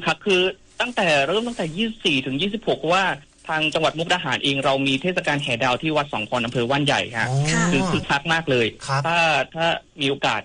เข้าทางเพจของสวทนะฮะมุกดาหารเราจะเชิญชวนไปตั้งแต่24 ถึง 26นี่ก็คือคนเยอะแล้วนะครับผมแล้วก็เทศกาลส่งท้ายปีเก่าต้อนรับปีใหม่เราจะจัดที่ท่าน้ำตลาดอินโดจีนตั้งแต่29 ถึง 31 ธันวาคมก็เชิญชวนเลยนะฮะก็ผู้ชมผู้ฟังถ้าได้ฟังอยู่นะฮะก็จังหวัดมุกดาหารเราน่าเที่ยวจริงๆนะฮะตอนนี้บรรยากาศเย็นๆประมาณ16-17 องศาได้เลยนะฮะบรรยากาศน่าไปอยู่นะน่าไปอยู่เลยล่ะจะไปอยู่เลยเหรอคะไปอยู่เลยเพราะว่าสะดวกถามคุณคณาเทพก่อนเนาะค่ะช่วงท้ายนี้ค่ะคุณคณาเทพคะอวยพรปีใหม่คุณผู้ฟังหน่อยค่ะก็ขอให้ทุกคนร่ำรวยแข็งแรงนะครับแล้วก็การงานหน้าที่เจริญขึ้นไปในตัวผมด้วยเองก็อยากให้เจริญรุ่งเรืองในหน้าที่การงานทุกท่านครับผมครับขอให้สมหวังนะคะแล้วก็โอกาสนี้สวัสดีปีใหม่ทีมงานของสวทมุกดาหารทุกท่านด้วยนะคะครับสวัสดีปีใหม่นะครับสวัสดีครับสวัสดีปีใหม่ครับค่ะขอบคุณมากเลยค่ะคุณคณาเทพอริยะทุกกันนะคะผู้สื่อข่าวจากสวทมุกดาหารมุกดาหารนี่เขาก็คึกคักเพราะอย่างที่บอกติดกับสปป.ลาวเพื่อนบ้านเรานี่เองใช่นะครับแล้วก็ต้องบอกว่าเศรษฐกิจเนี่ยไม่ว่าจะเป็นทั้งคนไทยเองนะครับแล้วก็เพื่อนบ้านอย่างสปป.ลาวเนี่ยก็มีการผัดเปลี่ยนหมุนเวียนแลกเปลี่ยนวัฒนธรรมกันตลอดนะครับอันนี้คือ4จังหวัดแรกนะครับในช่วงเบรกแรกของเรานะครับนี่คือยังไม่ครบทั่วประเทศนะยังมีอีกเพราะว่าชั่วโมงที่2ค่ะชั่วโมงต่อไปนะคะช่วง5 โมงถึง 6 โมงเย็นเนี่ยก็จะมีหลากหลายจังหวัดเตรียมที่จะรอรายงานบรรยากาศการเดินทางนะคะไม่ว่าจะเป็นมีสายหลักที่น่าสนใจก็คือพระนครศรีอยุธยาเพราะว่าสายเอเชียเนาะคนจะขึ้นเหนือกันเยอะเลยเดี๋ยวไปติดตามได้แล้วก็บรรยากาศในพื้นที่ของกทมเอง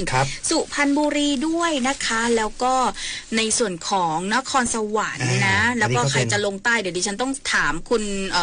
ธนวัฒน์เยอะๆหน่อยเพราะว่าทางลงประจวบคีรีขันธ์เหมือนกันเพราะว่าเป็นทางผ่านบ้านคุณพิทยาพรถูกต้องก็ดูกันว่าการเดินทางเป็นยังไงแล้วก็ไปพูดคุยเกี่ยวกับการจัดกิจกรรมกับสวท.ภูเก็ตด้วยภูเก็ตที่เขาก็จัดคือภูเก็ตเนี่ยเป็นเมืองท่องเที่ยวอยู่แล้วท่องเที่ยวชาวต่างชาติเนี่ยเยอะมากเดี๋ยวไปได้พูดคุยกันนะคะว่ากิจกรรมต่างๆเข้าดาวเนี่ยปีนี้เขาเตรียมความพร้อมยังไงเชื่อว่าไม่น้อยหน้ากรุงเทพมหานครแน่นอนเพื่อนในโซเชียลของผมเนี่ยคืออัพรูปไปภูเก็ตกันเยอะมากในช่วงเทศกาลปีใหม่แบบนี้คือหลายๆคนเนี่ยอาจจะมองว่าจริงๆแล้วหน้าหนาวแบบนี้ควรจะไปเที่ยวภูบางคนเน้นไปเหนือไปภูไปกางเต็นท์แต่บางคนก็เลือกไปทะเลหน้าหนาวก็จะสวยไปอีกแบบนึงต่างจากหน้าร้อนนะครับเดี๋ยวเรามารอฟังกันว่าที่ภูเก็ตเนี่ยทะเลจะสวยงามแค่ไหนในช่วงฤดูหนาวนะครับค่ะช่วงนี้นะคะขอบคุณคุณผู้ฟังทุกท่านค่ะที่คอมเมนต์นะคะสำหรับช่วงแรกของรายการหมุนตะวันแต่ว่าเป็นช่วงรายการพิเศษสัญจรปลอดภัยปีใหม่2569ค่ะคุณพัฒวิทย์บอกว่าผมชอบฟังรายการสัญจรปลอดภัยมากๆเลยพี่พลอยพี่โดนัทนะคะแล้วก็ยังไงขอให้เดินทางด้วยความปลอดภัยนะคะแล้วก็มีคุณลันลากล้าข้าวบอกว่าสวัสดีค่ะคุณพี่ริคุณโดนัทแวะมาส่งกำลังใจให้ค่ะขอบคุณมากเลยขอบคุณนะครับแล้วขึ้นมาอยู่ด้วยกันไหม ขึ้นมาทักทายกันข้างบนได้นะครับค่ะคุณยินดีสวัสดีนะคะขอบคุณมากเลยค่ะแล้วก็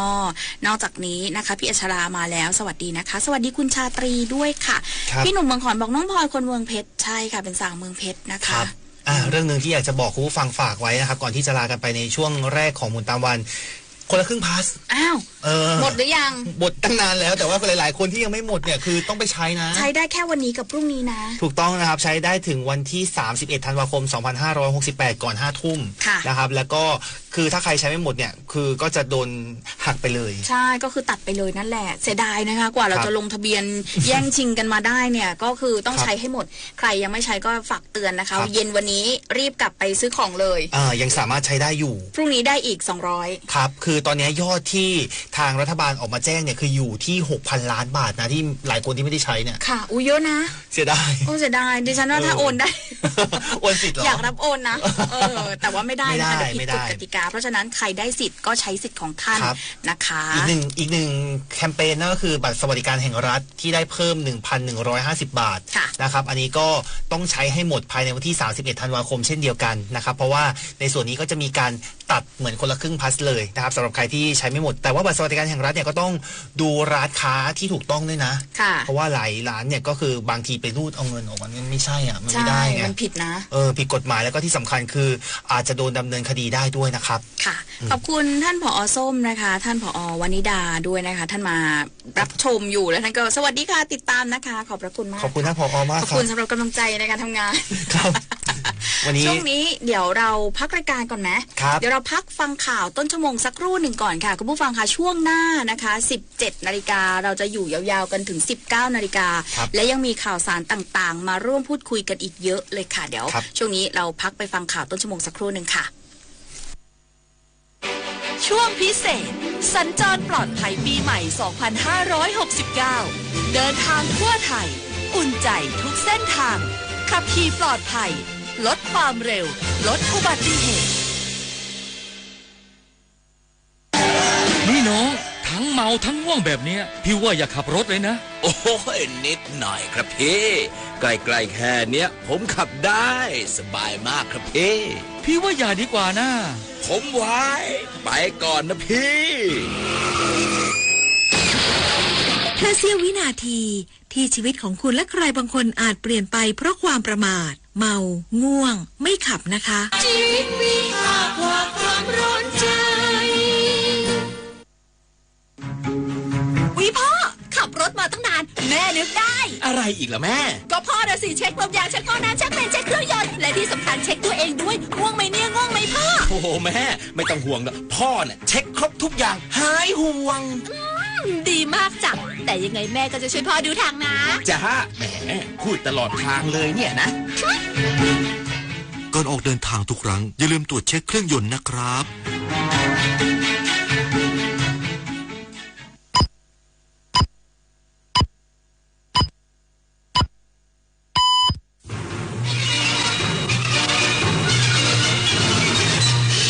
สถานีวิทยุกระจายเสียงแห่งประเทศไทยและเครือข่ายทั่วประเทศเสนอข่าวต้นชั่วโมง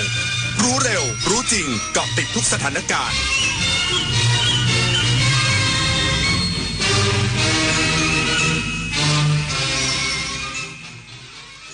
รับฟังข่าวต้นชั่วโมง 15 นาฬิกากับผมบุญมาศรีมาศครับผู้บังคับการตำรวจทางหลวงสั่งเปิดช่องทางพิเศษถนนมิตรภาพรองรับรถจากมอเตอร์เวย์ M6 อีกสักครู่กลับมาติดตามรายละเอียดครับนี่เธอข้างบ้านเธอเขาทำอาชีพอะไรเหรอเห็นเปลี่ยนรถบ่อยๆมาทีไรเนี่ยไม่ซ้ำกันสักวันหลังนั้นน่ะหรอเขารับราชการอ่ะแต่รถนั้นน่ะเป็นรถที่ทำงานของเขาเห็นเอามาจอดที่บ้านอ่ะเป็นประจำอ้าวทำแบบนี้ไม่ได้นะเข้าข่ายประพฤติมิชอบพบเห็นเจ้าหน้าที่รัฐปฏิบัติหน้าที่ล่าช้าละเลยละเมิดเลินเล่อแจ้งสำนักงานปปท.สายด่วน1206อุ๊ยพ่อขับรถมาตั้งนานแม่นึกได้อะไรอีกล่ะแม่ก็พ่อน่ะสิเช็คลมยางเช็คท่อน้ำเช็คเบรกเช็คเครื่องยนต์และที่สำคัญเช็คตัวเองด้วยง่วงไหมเนี่ยง่วงไหมพ่อโอ้โหแม่ไม่ต้องห่วงหรอกพ่อเนี่ยเช็คครบทุกอย่างหายห่วงดีมากจ้ะแต่ยังไงแม่ก็จะช่วยพ่อดูทางนะจ้าแหมพูดตลอดทางเลยเนี่ยนะ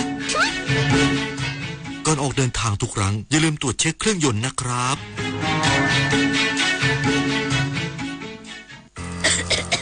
โอ้ยใครมาเผาอะไรแถวนี้ทั้งควันทั้งฝุ่นเต็มไปหมด ก็หมู่บ้านเรานี่แหละโอ้ยเขาพากันเผาขยะต่อสั่งฟางข้าวเช้าก็เผาเย็นก็เผาอีกไหนจะเด็กวัยรุ่นขับรถแข่งกันทั้งวันไม่รู้จะทำยังไงแล้วนั่นน่ะสิเอางี้เราต้องไปแจ้งผู้ใหญ่บ้านจะได้ช่วยกันแก้ไขปัญหานี้ล่ะอย่าปล่อยให้ฝุ่นทำลายชีวิตมาร่วมกันคิดลดมลพิษกันเถอะครับ23 มกราคมนี้ห้ามพลาดถนนดนตรีไลฟ์พบกับบทเพลงแห่งความรักความหวังความฝันสื่อประสานด้วยพี่น้องร้องเพลงหนูมิเตอร์และบิวกัลยาณีชมฟรีตั้งแต่เวลา 18 นาฬิกาเป็นต้นไปณห้องออดิทอเรียมอาคารศูนย์ปฏิบัติการสถานีวิทยุกระจายเสียงแห่งประเทศไทยลงทะเบียนเข้าชมได้ที่ Facebook Fanpage ถนนดนตรีเรายังเป็นนักเดินทาง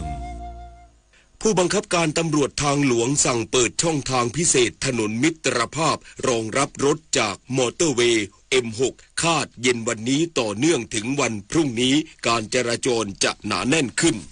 พลตำรวจตรีพรศักดิ์เรารุจิราลัยผู้บังคับการตำรวจทางหลวงลงพื้นที่จังหวัดนครราชสีมาตรวจสภาพการจราจรถนนมิตรภาพที่ประชาชนทยอยเดินทางช่วงเทศกาลปีใหม่พร้อมสั่งปรับแผนการจราจรเชิงรุกเน้นจุดติดขัดของตำรวจทางหลวงนครราชสีมาช่วงถนนมิตรภาพกิโลเมตรที่175ถึง167โนนสูงแยกตลาดแคที่รับรถต่อจากมอเตอร์เวย์ M6ทางหลวงหมายเลข290วงแหวนนครราชสีมาและทางหลวงหมายเลข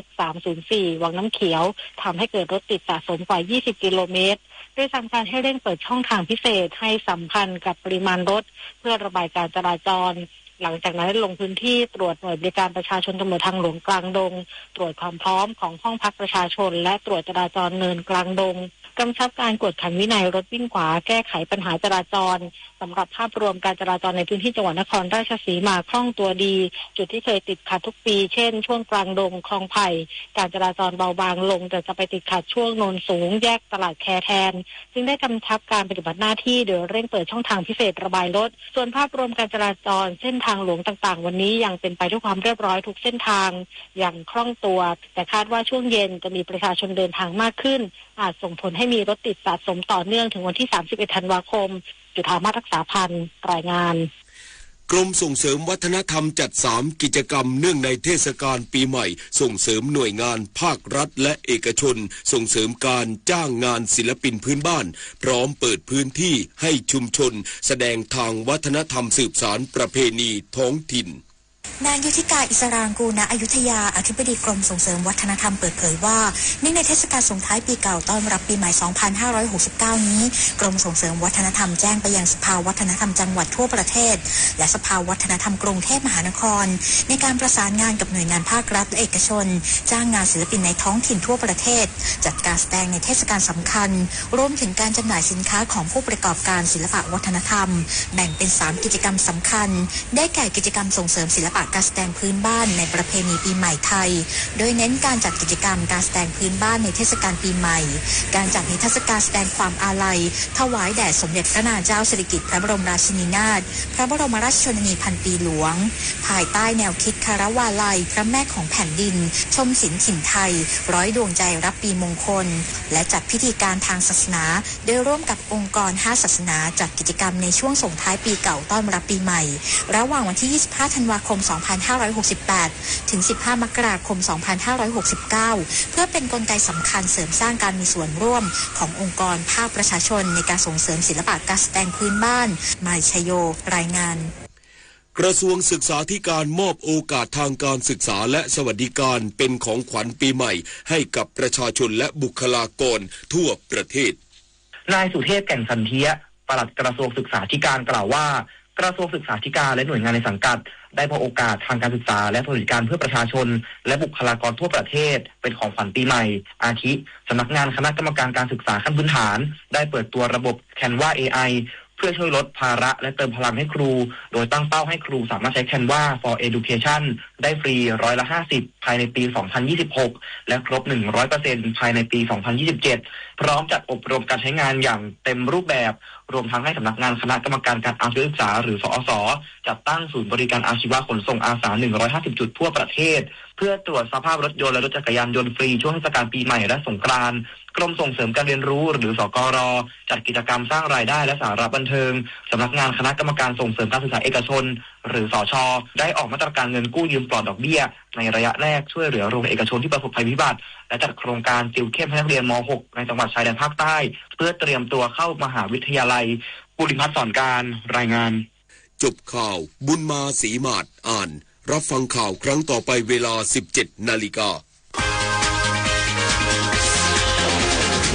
ติดตามข่าวที่นำเสนอไปแล้วได้ที่ www.thainews.prd.go.th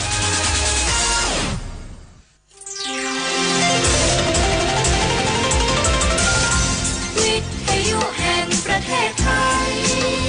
ให้ความรู้กู้ความสุข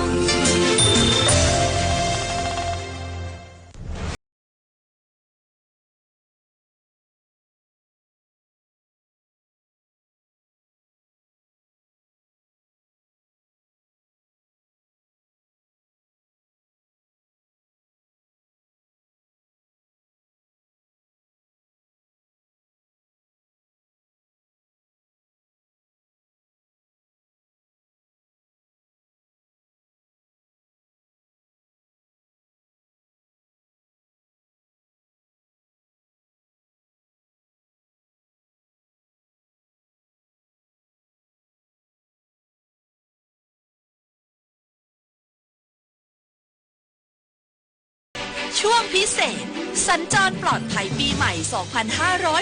2569 เดินทางทั่วไทยอุ่นใจทุกเส้นทางขับขี่ปลอดภัยลดความเร็วลดอุบัติเหตุกลับมาพูดคุยกันต่อนะคะสำหรับชั่วโมงที่2ในรายการพิเศษสัญจรปลอดภัยปีใหม่ 2569 ค่ะขับขี่ปลอดภัยลดความเร็วลดอุบัติเหตุนะคะอยู่กับดิฉันพิริยาพรและคุณณัฐพงศ์กันต่อค่ะครับช่วงนี้นะครับเรามีสายสัมภาษณ์จากหลากหลายพื้นที่นะครับไม่ว่าจะเป็นทั้งในส่วนของกรุงเทพมหานครเองนะครับภาคกลาง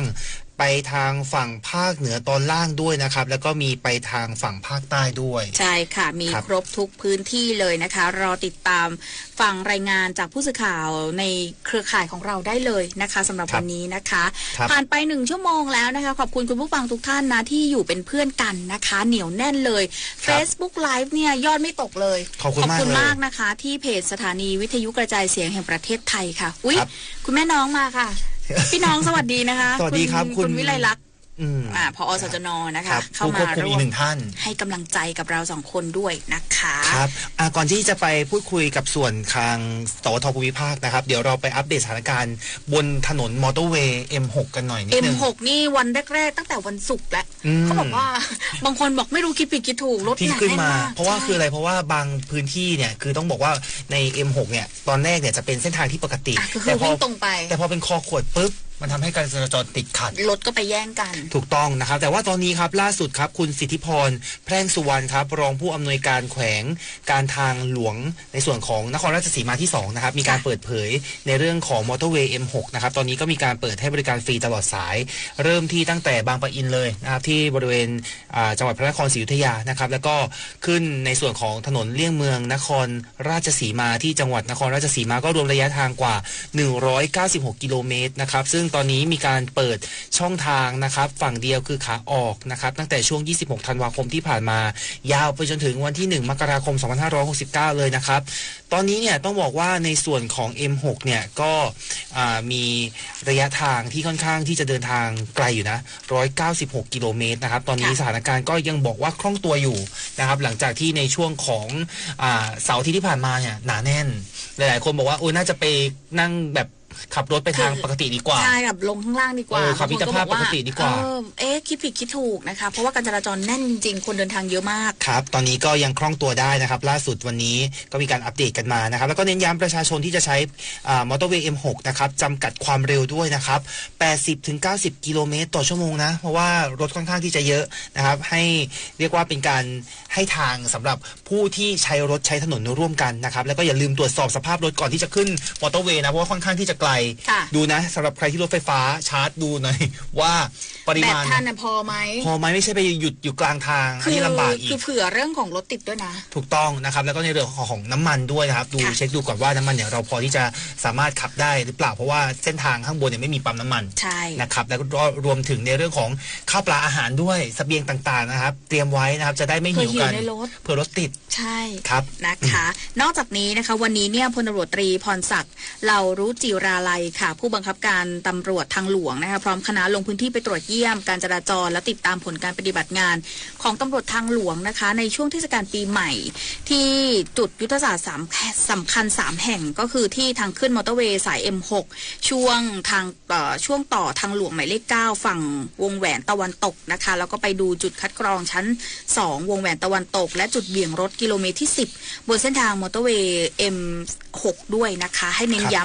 ำการดำเนินงานตามนโยบายหลักนะคะของพลตำรวจเอกกิตติรัตน์พันเพชรผู้บัญชาการตำรวจแห่งชาติที่ท่านมุ่งเน้นเรื่องของการลดสถิติการเกิดอุบัติเหตุบนท้องถนนให้เหลือน้อยที่สุดนะคะกำชับให้เจ้าหน้าที่ทำงานเชิงรุกเข้าถึงพื้นที่แก้ไขปัญหาทันทีแล้วก็ให้ใช้เทคโนโลยีแล้วก็กำลังพลค่ะมาบริหารจัดการการจราจรในที่จุดที่เกิดวิกฤตนะคะแล้วก็ให้คำแนะนำกำชับการปฏิบัติงานบริเวณจุดเบี่ยงหรือว่าคอขวดในบริเวณกิโลเมตรที่10บนถนนมอเตอร์เวย์สาย M6 ค่ะซึ่งเป็นจุดสำคัญที่อาจจะทำให้เกิดการชะลอตัวที่ทำให้เกิดรถติดขึ้นนะคะแล้วก็อุบัติเหตุการเปลี่ยนเลนกระทันหันได้นะคะพร้อมกับมีการจัดเจ้าหน้าที่อำนวยความสะดวกแก่ผู้ขับขี่นะคะที่ขับขี่ผิดช่องทางเนื่องจากว่าทางเข้าถนนมอเตอร์เวย์ M สาย 6เนี่ยเขาบอกว่ามันซับซ้อนนะในช่วงทางต่อทางหลวงหมายเลข9เนี่ยมีความซับซ้อนอยู่บางคนเลี้ยวผิดเข้าเส้นทางผิดนะคะก็ต้องมีเจ้าหน้าที่ประจำจุดเอาไว้อำนวยความสะดวกนะคะแล้วก็นอกจากนี้จัดตั้งศูนย์ควบคุมการจราจรค่ะ1193เพื่อที่จะคอยติดตามและการประเมินปริมาณรถแบบเรียลไทม์นะคะและกำชับให้เจ้าหน้าที่นั้นรายงานสภาพจราจรทุกๆชั่วโมงค่ะเพื่อที่จะมีการปรับแผนการระบายรถให้สอดคล้องกับปริมาณรถจริงด้วยค่ะครับก็เป็นสถานการณ์นะครับมอเตอร์เวย์ M6 เส้นทางที่เดินทางเข้าสู่ภาคอีสานนะครับก็ถือว่าตอนนี้นะครับยังคล่องตัวนะครับแล้วก็มีการดูแลความปลอดภัยในเรื่องของการจราจรกับทางตำรวจที่ดูแลในพื้นที่อยู่นะครับค่ะช่วงนี้นะคะเราไปพูดคุยนะคะกับผู้สื่อข่าวจากสวทกทมกันหน่อยนะคะคุณธนพรปุณฤทธิ์นะคะก็พร้อมอยู่ในสายกับเราแล้วค่ะไปพูดคุยกันค่ะสวัสดีค่ะสวัสดีครับสวัสดีค่ะธนพรปรุณฤทธิ์รับสายค่ะเป็นยังไงครับตอนนี้เส้นทางกรุงเทพมหานครพื้นที่ในกรุงเทพรถราเป็นยังไงบ้างครับคุณเมเม่รถค่อนข้างแน่นทีเดียวเลยนะคะแล้วก็เมื่อกี้นะคะได้ออกไปลงพื้นที่ที่สถานีขนส่งหมอชิดนะคะจตุจักรก็คือว่าคนเนี่ยค่อนข้างแน่นกันเลยทีเดียวค่ะแล้วก็มานั่งทั้งที่ชั้น1แล้วก็ชั้น3นะคะที่เขาจัดไว้ให้บริการเนี่ยประชาชนก็มีประชาชนนะคะมานั่งพักนอนพักนะคะเต็มมานั่งเลยบางทีก็ล้นออกมาจนถึงต้องมานั่งตรงพื้นเลยนะคะก็คนเยอะมากๆค่ะครับแปลว่าที่หมอชิดตอนนี้ก็มีคนค่อนข้างหนาแน่นเริ่มทยอยกลับแล้วใช่ไหมคะใช่แล้วค่ะครับแล้วในส่วนของพื้นที่อื่นๆล่ะครับอย่างสถานีกลางบางซื่อเป็นยังไงบ้างครับสถานีกลางซื่ออันนี้ยังไม่ได้ลงพื้นที่ไปนะคะแต่ว่าอยากจะประชาสัมพันธ์เรื่องของข้อมูลของกรมป้องกันและบรรเทาสาธารณภัยนะคะที่เขาได้มีการเปิดศูนย์อำนวยการป้องกันและก็ลดอุบัติเหตุทางถนนช่วงเทศกาลปีใหม่2569เป็น7วันนะคะตั้งแต่วันนี้ไปจนตั้งแต่เมื่อวานนี้นะคะไปจนถึงวันที่5เลยรวม7วันพอดีอันนี้ก็เพื่อเป็นการลดจำนวนการเกิดอุบัติเหตุแล้วก็ผู้เสียชีวิตแล้วก็ผู้บาดเจ็บจากอุบัติเหตุทางถนนนะคะโดยเมื่อวันที่29ที่ผ่านมานะคะท่านรองปลัดกระทรวงมหาดไทยท่านชัยวัฒน์ชื่นโกสุมนะคะก็ได้เป็นประธานในการเปิดศูนย์นี้ด้วยตัวเองเลยนะคะแล้วก็พร้อมกับหน่วยงานที่เกี่ยวข้องนะคะก็เพื่อเป็นการให้การเดินทางของประชาชนที่จะกลับภูมิลำเนาเนี่ย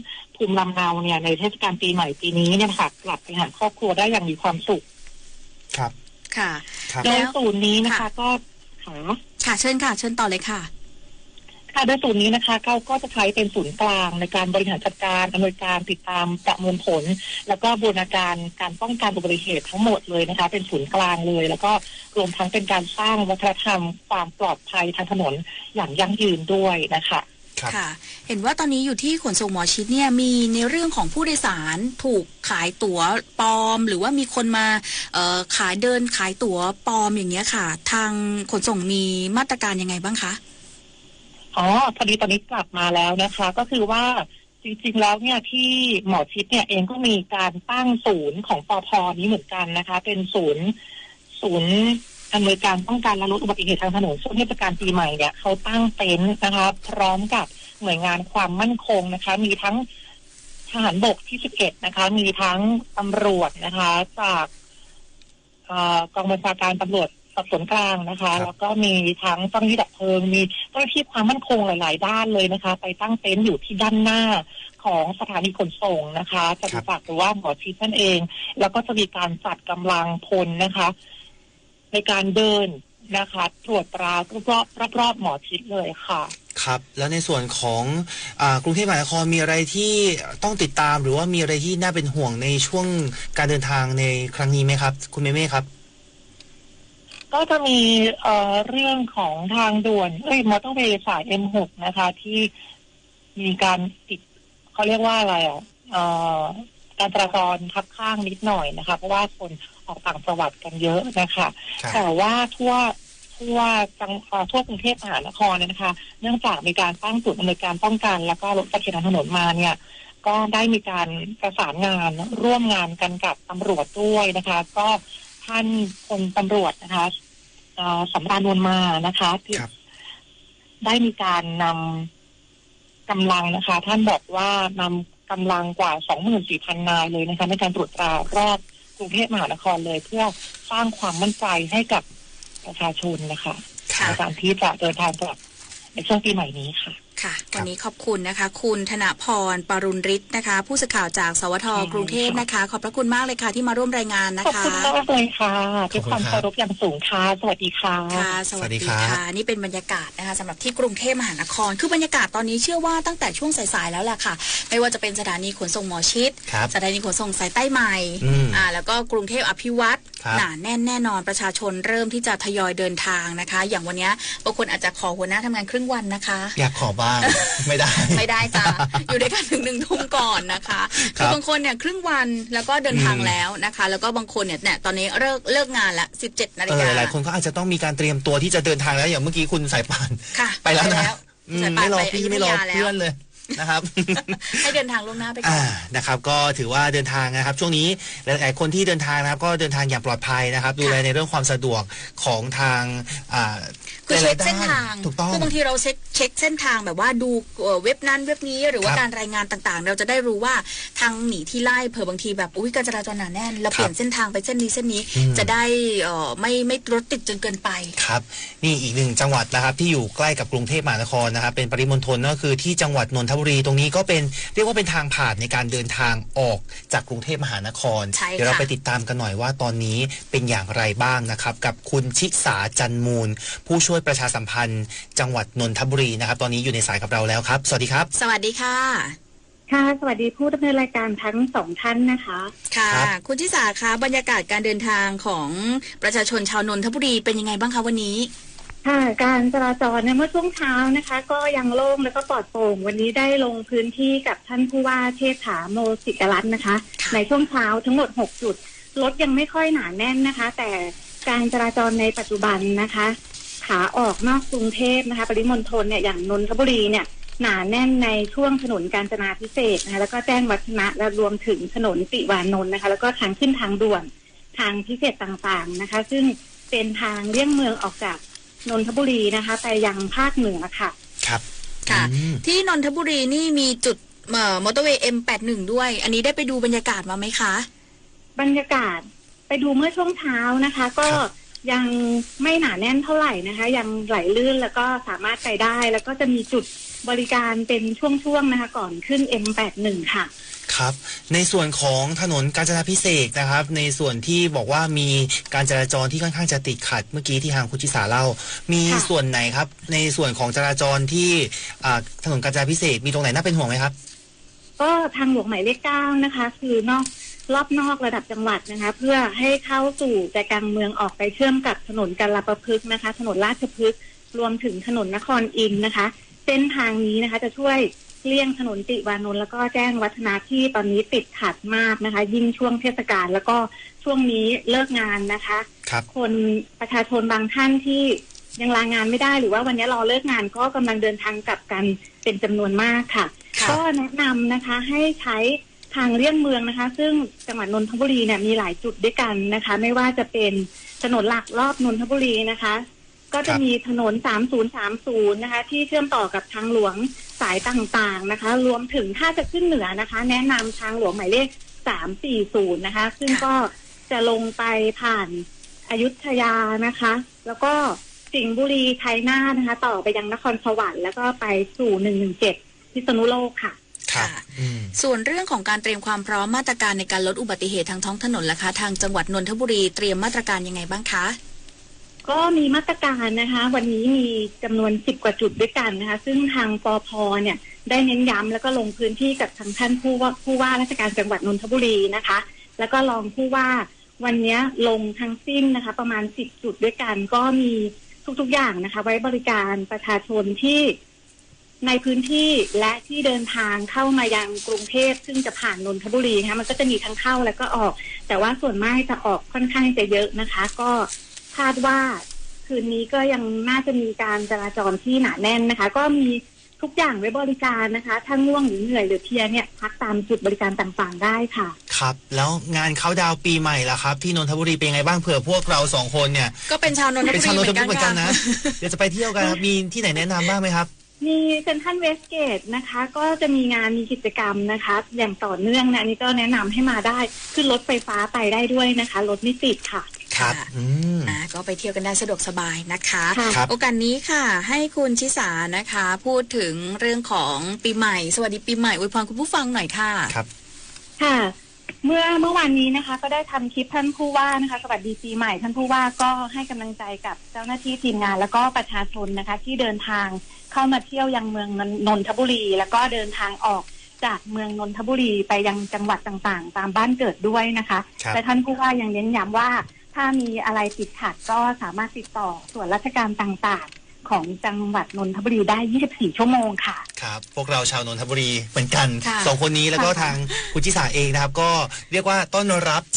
ทุกท่านที่จะมาเที่ยวที่นนทบุรีนะครับวันนี้ขอบคุณคุณชิสามากนะครับขอบคุณมากเลยค่ะสวัสดีค่ะค่ะสวัสดีปีใหม่ด้วยนะคะคุณชิสาจันมูลค่ะผู้ช่วย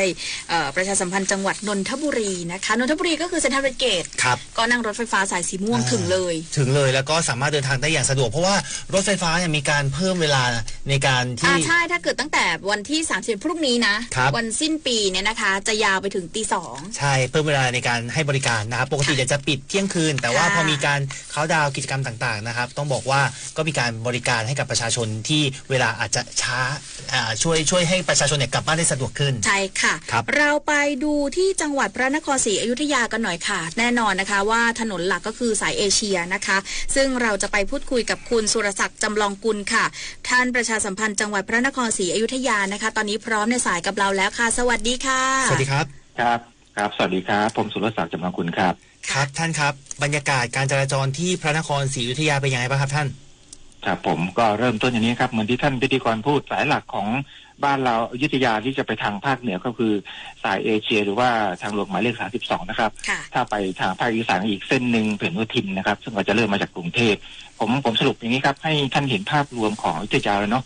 ตอนนี้อยุธยาประมาณ4 โมงเย็นที่ผมส่งภาพเข้าไปเนี่ยรถเริ่มติดมากแล้วนะครับติดมากจากหน้าสารกลางเราเนี่ยขึ้นไปทางภาคเหนือไปบางปะหันมุ่งหน้าไปสู่อ่างทองสิงห์บุรีพวกนี้เริ่มติดโดยเฉพาะที่บางปะหันนะครับนำเรียนท่านผู้ฟังที่เดินทางมามันจะมีปั๊มน้ำมันตามรายทางค่อนข้างจะถี่แล้วรถจะติดเป็นการจอดเติมน้ำมันแล้วล้นน้ำมันที่ถนนประมาณ 1-2 เลนอันนี้ผมได้แจ้งทางเจ้าหน้าที่ตำรวจของอยุธยาเนี่ยให้ไปช่วยดูแลเพราะว่าอันตรายมากเราคิดว่าติดทั้งหมดแต่จริงๆแล้วมันส่วนหนึ่งอะเลี้ยวเข้าปั๊มใหญ่ๆเนาะก็เลยทำล้นออกมาแล้วก็คนพักคล้ายๆกับว่าบ้านเรากับอยุธยาเนี่ยเป็นทางเปิดเข้าสู่ภาคอีสานแล้วก็ภาคเหนือรถจะเลยค่อนข้างเยอะแต่มันจะแยกกันไปเนาะทั้งหมดนี้คือช่วงเย็นๆเนี่ยเริ่มติดมากแล้วนะครับแต่เมื่อวานนี้ที่ผมมาดูสถานการณ์เนี่ยยังไม่ค่อยเท่าไหร่แต่วันนี้ติดมากแล้วก็นำเรียนท่านผู้ฟังนะถ้าจะมา ส่วนอีกเส้นหนึ่งถ้าท่านจะมาผ่านทางอยุธยาอยากจะเลี่ยงเมืองเนี่ยก็วิ่งมาทางปทุมธานีก็ได้นะครับมันจะมี Google Map เนี่ยท่านสามารถเสิร์ชดูได้วิ่งมาเส้นล่าง347เนี่ยมันก็จะไปโผล่อ่างทองได้ครับก็จะเลี่ยงเมืองอยุธยาไปได้แต่ก็จะไปรวมที่สายเอเชียเหมือนเดิมเพียงแต่ว่าเราวิ่งคนละเส้นนะครับนี่คือส่วนหนึ่งที่นำเรียนนะว่าอยุธยามันเป็นหน้าด่านก่อนจะเข้าภาคเหนือนะครับส่วนอีกเรื่องหนึ่งที่อยากจะนำเรียนท่านผู้ฟังแล้วก็คนที่ติดตามการเดินทางถ้าท่านอยากจะไปภาคอีสานอย่าลืมนะครับที่ทางหลวงเขาแนะนำล่าสุดก็คือ M6 นี่ขึ้นที่บางปะอินด่านบางปะอินนะครับอันนี้ขึ้นตรงเนี้ยท่านไม่ต้องกังวลว่าจะไปถูกไหมท่านเซิร์ชแมปปั๊บมันจะมีป้ายหรือใครที่เริ่มต้นจากบางปะอินเนี่ยด่านบางปะอินเนี่ยโดยหลักมันจะมีป้ายบอกแล้วขึ้นที่ M6 ท่านจะสามารถขึ้นยาวไปนู่นเลยฮะลงที่โคราชได้เลยนะครับถ้าท่านบอกจุดพักนี้ไม่มีที่ปากช่องนะครับประมาณ110กิโลพักในจุดหนึ่งแล้วก็จากปากช่องไปที่โคราชประมาณสัก89กิโลฉะนั้นถ้าวิ่งยาวๆเนี่ยท่านต้องเตรียมเรื่องของน้ำมันเต็มถังนะครับแล้วก็ถ้าเป็นรถแบตเตอรี่เนี่ยคุณต้องชาร์จแล้วก็คำนวณให้ดีนะครับเพราะว่าระหว่างทางไม่มีจุดให้เติมหรือว่าให้ชาร์จแบตเตอรี่รถยนต์นะครับอันนี้ก็นำเรียนหรือถ้าท่านมีปัญหาเรื่องเส้นทางการเดินทางของทางหลวงก็คือ1586นะครับนี่อันนี้ก็นำเรียนไว้เพราะว่ามีหลายท่านโทรมาสอบถามที่ประชาสัมพันธ์จังหวัดเราว่าจะไปขึ้น M6 ขึ้นได้ยังไงอันดับแรกท่านไปตั้งหลักที่ด่านบางปะอินเลยครับด่านบางปะอินเนี่ยจะไปได้หมดเลยแล้วก็ส่วนใครจะไปภาคเหนือก็มาสายเอเชียหรือว่าทางหลวงแผ่นดิน32เนี่ยอันนี้วิ่งได้แต่ใจเย็นๆนะครับไม่ต้องรีบใจเย็นเนาะผ่านอยุธยาอ่างทองสิงห์บุรีอุทัยที่ไทยครับอุทัยเป็นส่วนที่แยกไปนะไปนครสวรรค์แล้วก็ขึ้นไปทางเหนือเลยนะครับผมเดินเพิ่มเติมพิธีกรสั้นๆครับคือวันนี้ท่านผู้ว่าได้ลงไปตรวจพื้นที่4จุดเป็นจุดบริการของพี่น้องประชาชนนะครับหลักๆก็มีที่แขวงทางหลวงอ่างทองที่จะขึ้นทางเหนือนะครับเป็นท่านลงไปเมื่อเช้าแล้วก็ถัดมาก็จะเป็น ขาออกที่ไปผลโยธินภาคอีสานผมก็ลงไปที่กระทันเป็นปั๊มใหญ่ๆเนาะแล้วก็มีจุดให้กำลังใจพี่น้องประชาชนสามารถจอดพักได้และอีกจุดหนึ่งที่ตำบลลำตาเสาริมถนนผลโยธินอันนี้ก็เป็นภาคอีสานก็เป็นจุดใหญ่เหมือนกันแล้วก็สายเอเชียก็ขาออกหน้าศูนย์การค้าที่ผ่านอยุธยาเราอันนี้หลักๆที่ผู้ว่าลงไปแล้วก็ให้กำลังใจท่านผู้ว่าเน้นย้ำอย่างนี้นะให้จุดหลักๆเนี่ยมีไฟวาบสมัยก่อนไฟวาบจะใช้ไฟที่อยู่บนหลังคารถของตำรวจนะฮะไฟวอลสีแดงๆใช่ไหมคะใช่ครับจะทำให้ชาวบ้านอุ่นใจผ่านจุดไหนเห็นไกลๆอุ่นใจทีนี้มันผ่านมาระยะหนึ่งแล้วมันหายไปอาจจะเป็นช่วงโควิดแล้วมันไม่มีทีนี้ผู้ว่าก็สั่งการแบบว่าให้ชาวบ้านอุ่นใจแล้วจะต้องมาอยู่ที่หน้าด่านด้วยโบกเพื่อชะลอรถมาให้รถวิ่งแบบเร็วๆผ่านด่านไปอาจจะเกิดอุบัติเหตุได้ท่านก็แนะนำอย่างนี้ซึ่งผมก็เห็นด้วยนะว่าถ้ามีไฟวาบเนี่ยทำให้เราสบายใจแต่ทุกวันนี้มันจะมีไฟวาบอย่างนึงที่เกิดตามข้างๆทางท่านพิธีกรหรือว่าท่านผู้ฟังอาจจะเคยเห็นคือไฟปัดน้ำฝนไฟที่ขายแบบปัดแวบๆสีตกใจคนมาแต่ไกลตัวอย่างนี้นี่ด่านตรวจหรือเปล่าจริงๆไม่ใช่นะเขายังมีขายข้างทางทีนี้อยุธยาล่าสุดเนี่ยฮะที่เราประชุมเมื่อวานนี้ท่านผู้ว่าให้วางกลวยจากหน้าสารกลางยาวขึ้นไปถึงมาบ้านนะครับห้ามจอดไหลทางซื้อของได้แต่ต้องรีบออกเพราะมันเป็นอุบัติเหตุตรงนี้เยอะมากท่านหมอมหันเนี่ยท่านเลยบอกว่าห้ามจอดไหลทางแล้วก็ใช้วางกลวยยาวผมก็ไปตรวจสอบมาแล้วตั้งแต่เมื่อเช้าเนี่ยท่านวางยาวจริงครับห้ามจอดเลยแล้วก็ให้เลยไปกลับรถข้างหน้าไกลๆไม่มีการกลับระหว่างทางบางที่ก็จะมีที่เขาเรียกว่าลอดใต้สะพานได้จะเป็นระบบใหม่เนาะลอดใต้สะพานแล้วกลับเอาท่านจะไม่ให้กลับแบบกลางทางอันนี้เป็นหน้าด่านของวิทยาก็นำเรียนเพื่อท่านผู้ฟังแล้วก็ใครที่เดินทางไม่ได้ทราบกันผมแถมในเรื่องนี้นิดเดียวสั้นๆครับได้ค่ะเมื่อวันก่อนเนี่ยท่านรัฐมนตรีวัฒนธรรมมาเปิดงานที่บ้านเหล่าอยุธยาเดี๋ยวนี้อยุธยาสามารถเที่ยวชมโบราณสถานกลางคืนได้นะครับกลางคืนได้เริ่มแล้วคือเดิมจะเปิดแค่กลางวันใช่ครับทีนี้นักท่องเที่ยวสมาคมต่างๆแล้วก็แม้กระทั่งพี่น้องชาวยาเขาไม่เคยเห็นแสงสีกลางคืนปกติจะมีการจัดงานยอดจิงฟ้าอยุธยามรดกโลกซึ่งจะจัดประมาณปลายเดือนธันวาคมนี้แต่ว่าปีนี้เลื่อนไปนะครับเนื่องจากว่าพระบรมศพก็จะได้ดูแค่ครั้งเดียวฉะนั้นทางกรมศิลป์ก็คุยกับทางจังหวัดแล้วก็คุยกับทางทิบดีกรมศิลป์ขอเปิดกิจกรรมเนี้ยเริ่มตั้งแต่26ธันวาคมที่ผ่านมานะครับไปถึงวันที่4มกราคมนำร่องก่อนท่านจะได้ชมแสงไฟสวยๆนะครับในสถานโบราณสถานซึ่งกำหนดไว้ประมาณ4จุดนะครับแล้วก็กลางคืนก็จะมีรามเกียรติ์ด้วยนะครับก็มีที่พิพิธภัณฑ์จันทร์เกษมนะครับส 3 เจ้าพระยาเป็นพิพิธภัณฑ์เหมือนกันนะครับแล้วก็ที่วัดชัยนะครับนี่ก็เป็นศิลปะอันงดงามที่อยากจะนำเรียนว่าใครผ่านอยุธยามาท่องเที่ยวก็อย่าลืมแวะให้กำลังใจกันด้วยนะครับอันนี้ก็เป็นสถานการณ์ในการจราจรและก็สถานที่ท่องเที่ยวในช่วงเทศกาลปีใหม่ที่จังหวัดพระนครศรีอยุธยานะครับวันนี้ขอบคุณท่านมากครับท่านประชาสัมพันธ์จังหวัดพระนครศรีอยุธยาครับท่านสุรศักดิ์จำลองกุลขอบคุณมากๆและสวัสดีปีใหม่นะครับสวัสดีปีใหม่นะคะสวัสดีครับเจอกันครับค่ะสวัสดีค่ะก็สายเอเชียนะคะรายงานกันเรียบร้อยแล้วนะใครที่จะไปอีสานใครที่จะขึ้นเหนือตามที่ท่านประชาสัมพันธ์จังหวัดพระนครศรีอยุธยาแนะนำไปได้เลยนะคะช่วงนี้ไปต่อกันที่จังหวัดสุพรรณบุรีค่ะไปพูดคุยกับคุณเฉลียวอินยิ้มนะคะผู้สื่อข่าวจากสวท.สุพรรณบุรีมารอแล้วค่ะสวัสดีค่ะสวัสดีครับสวัสดีค่ะสุพรรณบุรีบ้านฉันคนเสียงเนอจ้าสำเนียงนี้ก็คือสุพรรณบุรีแน่นอนค่ะถูกต้องเป็นที่ถูกต้องค่ะสวัสดีค่ะคุณพิริยาพรและก็คุณณัฐพงศ์นะคะครับเป็นยังไงบ้างครับการจราจรที่สุพรรณบุรีครับค่ะต้องบอกว่าถ้ามาในส่วนของสุพรรณบุรีเนี่ยค่อนข้างที่จะคึกคักเป็นพิเศษไม่เฉพาะช่วงเทศกาลนะคะเรามีช่วงเสาร์อาทิตย์ทุกเสาร์อาทิตย์เนี่ยรถก็จะเยอะเป็นประจำอยู่แล้วเนื่องจากว่าเราเป็นเมืองท่องเที่ยวแล้วอยู่ใกล้กรุงเทพมหานครแล้วก็จังหวัดอื่นๆก็จะมาแต่ว่าพอมาเป็นช่วงของเทศกาลสำคัญอย่างช่วงเทศกาลปีใหม่เนี่ยเราก็จะมีการรณรงค์เฉพาะของจังหวัดสุพรรณบุรีของเราก็คือสุพรรณบุรีปลอดภัยเปิดไฟใส่หมวกอันนี้เป็นนโยบายของท่านผู้ว่าราชการจังหวัดสุพรรณบุรีท่านณัฐพงศ์สงวนจิตนะคะที่อยากให้ทุกคนย้ำว่าการขับขี่ต้องปลอดภัยโดยเฉพาะเรื่องของการเปิดไฟหน้าเนี่ยสำคัญที่สุดแล้วก็ต้องสวมหมวกนิรภัยที่ท่านย้ำเพราะว่าอยากให้คนเดินทางด้วยความสุขแล้วก็เดินทางด้วยความปลอดภัยในช่วงของเทศกาลปีใหม่และที่สำคัญนะคะคือหลักอื่นๆก็จะยึดเหมือนกันกับส่วนกลางนะคะก็คือต้องขับขี่ปลอดภัยลดความเร็วลดอุบัติเหตุนี่ก็เป็นกิมมิคของทั้งประเทศอยู่แล้วแต่ว่าของสุพรรณบุรีนี่ก็จะมาเจาะลึกตรงนี้คราวนี้ในห่วงที่ผ่านมาต้องนำเรียนนะครับว่าสุพรรณบุรีของเราเนี่ยเป็นเมืองที่ต้องผ่านไปไม่ว่าจะผ่านไปอุทัยธานี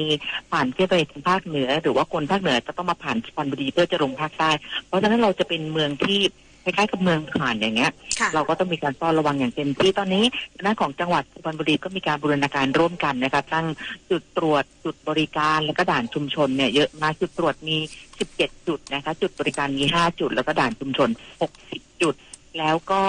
ในส่วนของด่านชุมชนเนี่ยผู้ว่าได้มอบนโยบายว่ารักครอบครัวรักลูกรักกุญแจรถค่ะรักกุญแจรถเนาะรักกุญแจรถด้วยคุณแม่บ้านนี่กุมไว้เลยนะคะใช่กุมไว้เลยแล้วคือแบบอยากจะเฉลิมฉลองค่ะคุณก็ซื้อมาเก็บไว้ที่บ้านเลยเราห้ามทุกคนดื่มไม่ได้ถ้าอยากดื่มก็อย่าออกไปไหนเพราะว่าในห่วงที่ผ่านมาถ้าเปรียบเทียบกันเนี่ยคือส่วนใหญ่อุบัติเหตุที่เกิดขึ้นในพื้นที่340จะไม่ค่อยมีจะมีเฉพาะในเขตพื้นที่ของบ้านตัวเองเคยกินแบบไหนก็ขับแบบนั้นแต่คนนอกมาเนี่ยก็ไม่ค่อยทราบใช่เพราะฉะนั้นในส่วนของสุพรรณบุรีเราก็เป็นกำลังใจมีการเปิดศูนย์ทางถนนไปเรียบร้อยแล้วนะคะแล้วก็ในส่วนของสุพรรณบุรีอย่างที่บอกว่าเราบูรณาการเตรียมความพร้อมเนื่องจากว่า340เรามีการซ่อมเส้นทางตรงสาลีแยกสาลีมาถึงบางประมานะแต่ว่าตอนนี้ก็เสร็จไปค่อนข้างเยอะแล้วนะคะก็พี่น้องจากทางกรุงเทพจะขึ้นเชียงใหม่ก็จะไม่มาทางนี้ละก็จะไปทางนครศรีอยุธยาที่ท่านปตส.ได้กล่าวเป็นเมื่อสักครู่นี้ถนนรถก็จะมากกว่าทางสุพรรณบุรีแต่ว่ามีรถทางเหนือที่ลงไปทางภาคใต้เพราะฉะนั้นตรงนี้เนี่ยแขวง1แขวง2ของสุพรรณบุรีก็จะทำงานหนักกันนิดนึงแต่ว่าก็พร้อมที่จะต้อนรับนักท่องเที่ยวเนื่องจากว่าสุพรรณบุรีของเราเป็นเมืองที่ก็เรียกว่ากระแสค่อนข้างจะดังในเรื่องของบึงฉวากเฉลิมพระเกียรติช่วงนี้เราเปิดให้ชมฟรีอีกแล้วนะคะตั้งแต่วันที่29ถึงวันนู้นเลยยาวไปถึง7วันเนี่ยใครที่เป็นเด็กๆเนี่ยอายุน้อยๆเนี่ยเข้าฟรีเลยมาชมปลา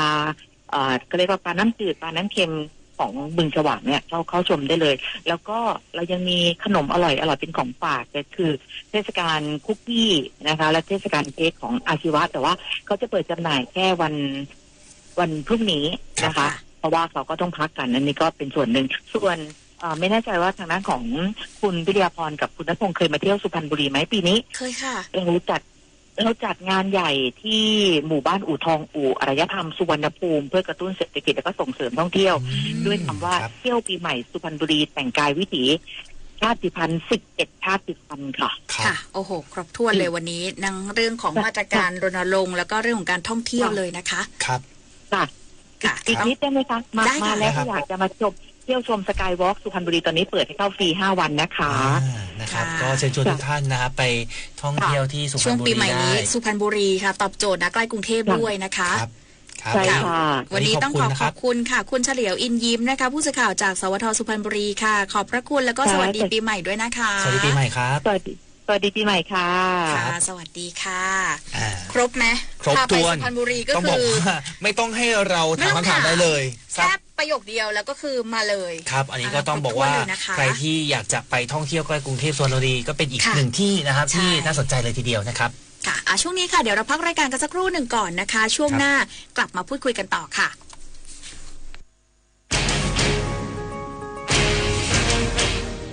หมุนตามวัน 17 นาฬิกาถึง 19 นาฬิกาสถานีวิทยุกระจายเสียงแห่งประเทศไทยกรมประชาสัมพันธ์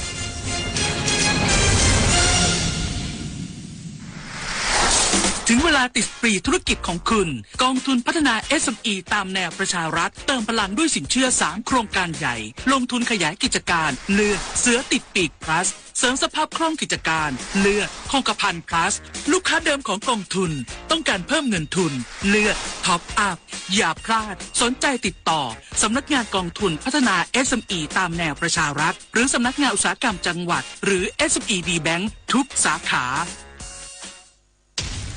ไฟฟ้าลัดวงจรหนึ่งในสาเหตุอันดับต้นๆของอัคคีภัยเหตุร้ายที่เกิดขึ้นได้โดยไม่ทันตั้งตัวแต่เราป้องกันได้โดยเลือกอุปกรณ์ไฟฟ้าที่ได้มาตรฐานมอก.ติดตั้งระบบตัดกระแสไฟฟ้าอัตโนมัติเปลี่ยนสายไฟที่เก่าและขาดงดใช้เครื่องใช้ไฟฟ้าที่ชำรุดถอดปลั๊กทุกครั้งหลังใช้งานและไม่ใช้ไฟฟ้าเกินกำลังใส่ใจป้องกันทุกนาทีเพื่อทีวีที่ปลอดภัยถึงเวลาติดปรีธุรกิจของคุณกองทุนพัฒนา SME ตามแนวประชารัฐเติมพลังด้วยสินเชื่อ3โครงการใหญ่ลงทุนขยายกิจการเลือกเสือติดปีก plus เสริมสภาพคล่องกิจการเลือกคงกระพัน plus ลูกค้าเดิมของกองทุนต้องการเพิ่มเงินทุนเลือกท็อปอัพอย่าพลาดสนใจติดต่อสำนักงานกองทุนพัฒนา SME ตามแนวประชารัฐหรือสำนักงานอุตสาหกรรมจังหวัดหรือ SME D Bank ทุกสาขาช่วงพิเศษสัญจรปลอดภัยปีใหม่ 2569 เดินทางทั่วไทยอุ่นใจทุกเส้นทางขับขี่ปลอดภัยลดความเร็วลดอุบัติเหตุกลับสู่สัญจรปลอดภัยปีใหม่ 2569 นะครับกับพวกเราพี่พลอยแล้วก็โดนัทนะครับยังอยู่กับผู้ฟังอยู่นะครับช่วงนี้เรามีสายสัมภาษณ์นะครับจากทางสวท.นครสวรรค์นะครับซึ่งตรงนี้ก็เรียกว่าเป็นอีกหนึ่งพื้นที่นะครับที่ต้องบอกว่าต้องติดตามกันเป็นประตูสู่ภาคเหนือถูกต้องเพราะว่านครสวรรค์นี่ก็เดินทางขึ้นเหนือนะคะก็จะต้องผ่านที่จังหวัดนครสวรรค์นะคะก็จะมีรถราต่างๆถนนสายเอเชียนี่แหละเชื่อมต่อจากอยุธยาตรงไปเรื่อยๆก็จะนครสวรรค์แล้วนะคะอีกสักครู่นึงเดี๋ยวเราจะได้พูดคุยกับผู้สื่อข่าวในพื้นที่ด้วยว่าตอนนี้บรรยากาศการเดินทางเป็นยังไงการจราจรหนาแน่นแค่ไหนเพื่อจะเป็นข้อมูลประกอบการเดินทางนะอยู่เป็นเพื่อนคุณผู้ฟังใครที่ขับขี่รถยนต์อยู่นะฟังพวกเรา2คนอยู่เป็นเพื่อนกันนะคะครับจะได้เช็คเส้นทางไปด้วยแล้วก็ฟังสาระดีๆจากพวกเราไปด้วยคือตอนนี้เนี่ยหลายพื้นที่เนี่ยก็ต้องบอกว่าอาจจะต้องรับมือกับสถานการณ์จราจรที่ค่อนข้างที่จะติดขัดเลยนะครับอย่างที่นครอยากขออภัยครับอย่างที่พระนครศรีอยุธยาก็อย่างที่มีภาพให้ได้ชมกันไปเมื่อสักครู่หนาแน่นแล้วนะคะหนาแน่นแล้วตอนนี้ค่ะไปพูดคุยกับคุณเพชรไทยเกิดโชติค่ะผู้สื่อข่าวจากสวท.นครสวรรค์นะคะตอนนี้พร้อมอยู่ในสายกับเราแล้วค่ะสวัสดีค่ะสวัสดีครับค่ะสวัสดีค่ะท่านผู้ดำเนินรายการทั้งสองท่านค่ะครับสถานการณ์ของจังหวัดนครสวรรค์เป็นยังไงบ้างครับการจราจรตอนนี้การจราจรเมื่อสักครู่นี้นะคะก็มีการเช็คนะคะกับจังหวัดอื่นๆก็เห็นเช่นเดียวกับท่านผู้ดำเนินรายการพูดไว้แต่ว่าจะหนาแน่นในช่วงออกกรุงเทพมหานครนนทบุรีอยุธยานะคะแต่ว่าจะมากระจายตัวในช่วงที่อยู่ที่อ่างทองสิงห์บุรีชัยนาทอุทัยธานีแบบนี้นะคะจนทำให้บรรยากาศแล้วก็สภาพการจราจรในพื้นที่จังหวัดนครสวรรค์เนี่ยณปัจจุบันเนี่ยโดยเฉพาะถนนสายเอเชียเนี่ยก็มีรถขับเข้ามาเพื่อมุ่งหน้าสู่จังหวัดภาคเหนืออย่างต่อเนื่องแต่ว่าจากที่สังเกตดูในวันนี้เนี่ยพบว่ามีปริมาณรถน้อยกว่าช่วงเสาร์อาทิตย์ที่ผ่านมานะคะเนื่องจากประชาชนส่วนใหญ่เนี่ยใช้วันหยุดนะคะในช่วงสิ้นปีที่ผ่านมาเนี่ยเดินทางกันอย่างหนาแน่นมากที่สุดไปแล้วจึงทำให้ รถวันนี้เนี่ยไม่มากเท่าที่คาดการไว้นะคะ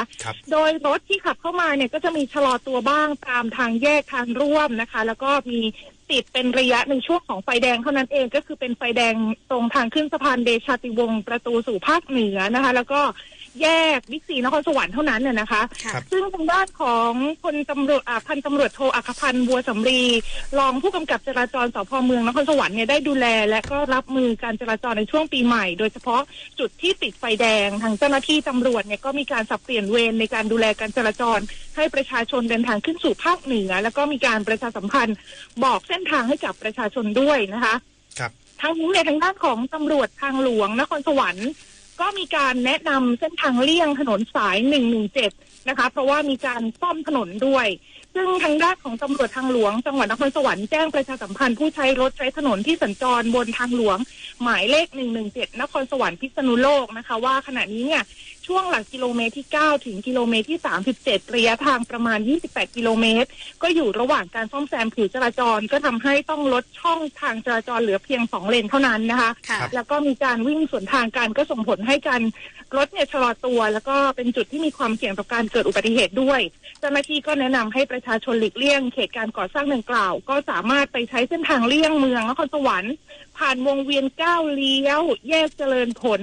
หนองตางูแยกโพไซงามแล้วก็ออกอำเภอโพทะเลก่อนกลับเข้ามาสู่ทางหลวงหมายเลข117ซึ่งเป็นเส้นทางที่ช่วยประหยัดเวลาแล้วก็ขับขี่ได้สะดวกมากขึ้นนะคะทางนี้หากมีข้อสงสัยก็ติดต่อตำรวจทางหลวงได้1193สำหรับ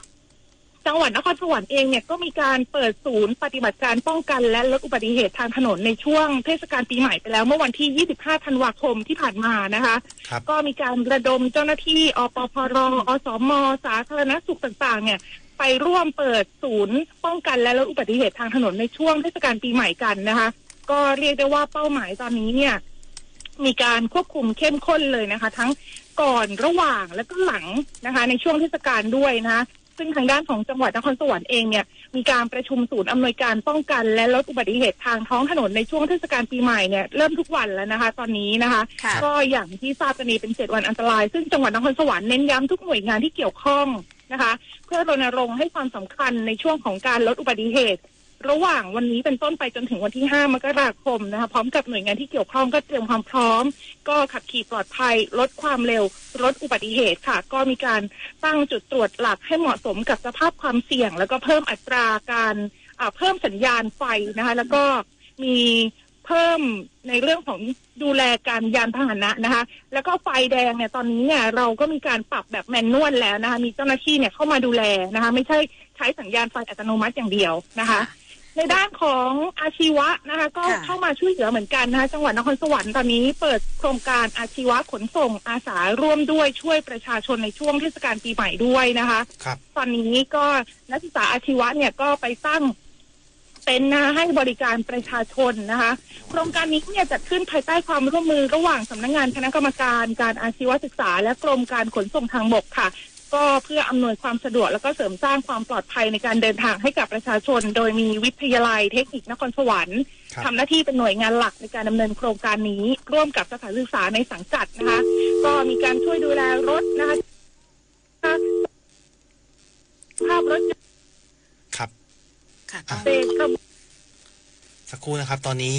อาจจะมีการสัญญาณที่ขัดข้องเล็กน้อยนะครับตอนนี้เดี๋ยวรอสายของทางสกท.นครสวรรค์อีกสักครู่นึงครับค่ะคุณเพชรไทยคะค่ะได้ยินชัดเจนค่ะค่ะมีคนถามมาว่าทางเลี่ยงเมืองนครสวรรค์เนี่ยใช้งานสะดวกไหมคะเหมือนกับว่ามีประชาชนคอมเมนต์ถามมาค่ะก็อย่างที่บอกไปนะคะก็คือใช้ทางเลี่ยงเมืองได้สะดวกสบายนะคะตอนนี้เจ้าหน้าที่ตำรวจนะคะจราจรนครสวรรค์เนี่ยก็ไปอำนวยความสะดวกในทางเลี่ยงเมืองแต่ว่าถ้าจะเดินทางมาตอนนี้เนี่ยถ้าเกิดว่าไม่ได้รีบร้อนอะไรเนี่ยก็ทางปกติก็ใช้ได้เช่นกันไม่ต่างอะไรกันมากเท่าไหร่ทำเวลาได้เท่ากันเพราะว่าอย่างที่เรียนไปเบื้องต้นนะคะว่าคนเนี่ยเดินทางในช่วงเสาร์อาทิตย์ที่ผ่านมาเนี่ยค่อนข้างที่จะมากและตอนนี้เองเนี่ยรถก็มากระจายตัวที่นครสวรรค์ก็สามารถที่จะเดินทางได้ง่ายขึ้นนะคะก็แนะนำทั้ง2ทางเลยทั้งทางเลี่ยงเมืองทางปกติด้วยค่ะค่ะขอบคุณค่ะคุณเพชรไทยเกิดโชตินะคะผู้สื่อข่าวจากสวทนครสวรรค์นะคะที่มารายงานบรรยากาศนะคะการเดินทางของประชาชนแล้วก็สวัสดีปีใหม่ด้วยนะคะคุณเพชรไทยค่ะสวัสดีปีใหม่ครับสวัสดีปีใหม่ค่ะครับ ค่ะสวัสดีค่ะนี่ก็เป็นในส่วนของนครสวรรค์นะครับเดี๋ยวเราลงใต้ไปกันบ้างครับพี่พลครับไปค่ะไปที่สวทประจวบคีรีขันธ์นะครับคุณธนวัฒน์วงศ์วิริยะวณิชนะครับก็ตอนนี้อยู่ในสายกับเราแล้วเดี๋ยวไปอัปเดตสถานการณ์การจราจรที่ประจวบคีรีขันธ์กันหน่อยครับสวัสดีครับสวัสดีค่ะครับสวัสดีทั้งสองท่านสวัสดีคุณผู้ชมผู้ฟังด้วยนะครับค่ะคุณธนวัฒน์คะถนนการเดินทางเพชรเกษมเป็นยังไงบ้างคะลงใต้ครับแน่นอนนะครับรถทุกคันถ้าจะไปช่วงปีใหม่นี้ไปทางภาคใต้ก็ต้องผ่านถนนเพชรเกษมนะครับซึ่งมีเส้นทางพาดผ่านพื้นที่ประจวบคีรีขันธ์ทั้ง8อำเภอระยะทางถึงกว่า200กิโลเมตรนะครับก็ถือว่ามีความเสี่ยงนะครับในการที่จะเกิดอุบัติเหตุได้ตอนนี้ทางจังหวัดก็มีการเตรียมพร้อมมาตรการต่างๆนะครับในการรองรับพี่น้องประชาชนในการเดินทางสู่ภาคใต้นะครับช่วงปีใหม่แต่ก่อนอื่นอยากจะเล่าถึงสีสันเมื่อเช้านี้ก่อนนะครับทั้งสองท่านครับเมื่อเช้านี้ท่านรองผู้ว่านะครับพันจ่าเอกสาครสิทธิศักดิ์ท่านก็มาร่วมตรวจเยี่ยมจุดตรวจความพร้อมรถโดยสารนะครับแล้วก็จุดบริการอาชีวศึกษาที่ริมถนนเพชรเกษมขาล่องใต้นะครับบริเวณหน้าสถานีตำรวจทางหลวง3กองกำกับการ2อำเภอเมืองประจวบคีรีขันธ์นะครับท่านมาแล้วท่านก็แจกซุปไก่สกัดซุปไก่สกัดตาแบรนด์นะครับแล้วก็รวมถึงขนุนด้วยนะครับให้กับพี่น้องประชาชนที่สัญจรผ่านนะครับแล้วก็เรียกว่าขนุนเนี่ยก็มาจากพี่น้องประชาชนที่เอามาจากสวนนะครับ30ลูกด้วยกันก็แกะแล้วก็ใส่ถุงพลาสติกเอาไปรับประทานกันได้เลยนะครับก็อันนี้ก็เป็นสีสันเมื่อเช้านี้นะครับขณะที่ในส่วนของสภาพการจราจรต้องบอกว่าความจริงเนี่ยก็หนาแน่นมาตั้งแต่เมื่อวานแล้วแหละครับก็ทยอยเดินทางกันมุ่งหน้าสู่ภาคใต้นะครับเริ่มคึกคักตั้งแต่เมื่อวานแล้วก็ต่อเนื่องมาถึงณเวลานี้นะครับจำนวนรถก็เมื่อสักครู่นี้ผมไปสำรวจมาก็พบว่าเพิ่มขึ้นอย่างต่อเนื่องนะครับโดยเฉพาะในฝั่งขาล่องใต้ก็จะมีรถมากโดยในช่วงที่รถมากก็จะมีปัญหาชะลอตัวรถติดสะสมนะครับบริเวณพื้นที่ที่เป็นชุมชนของแต่ละอำเภอที่จะมีสัญญาณไฟจราจรนะครับแต่เมื่อผ่านชุมชนไปแล้วการจราจรก็จะคล่องตัวมากขึ้น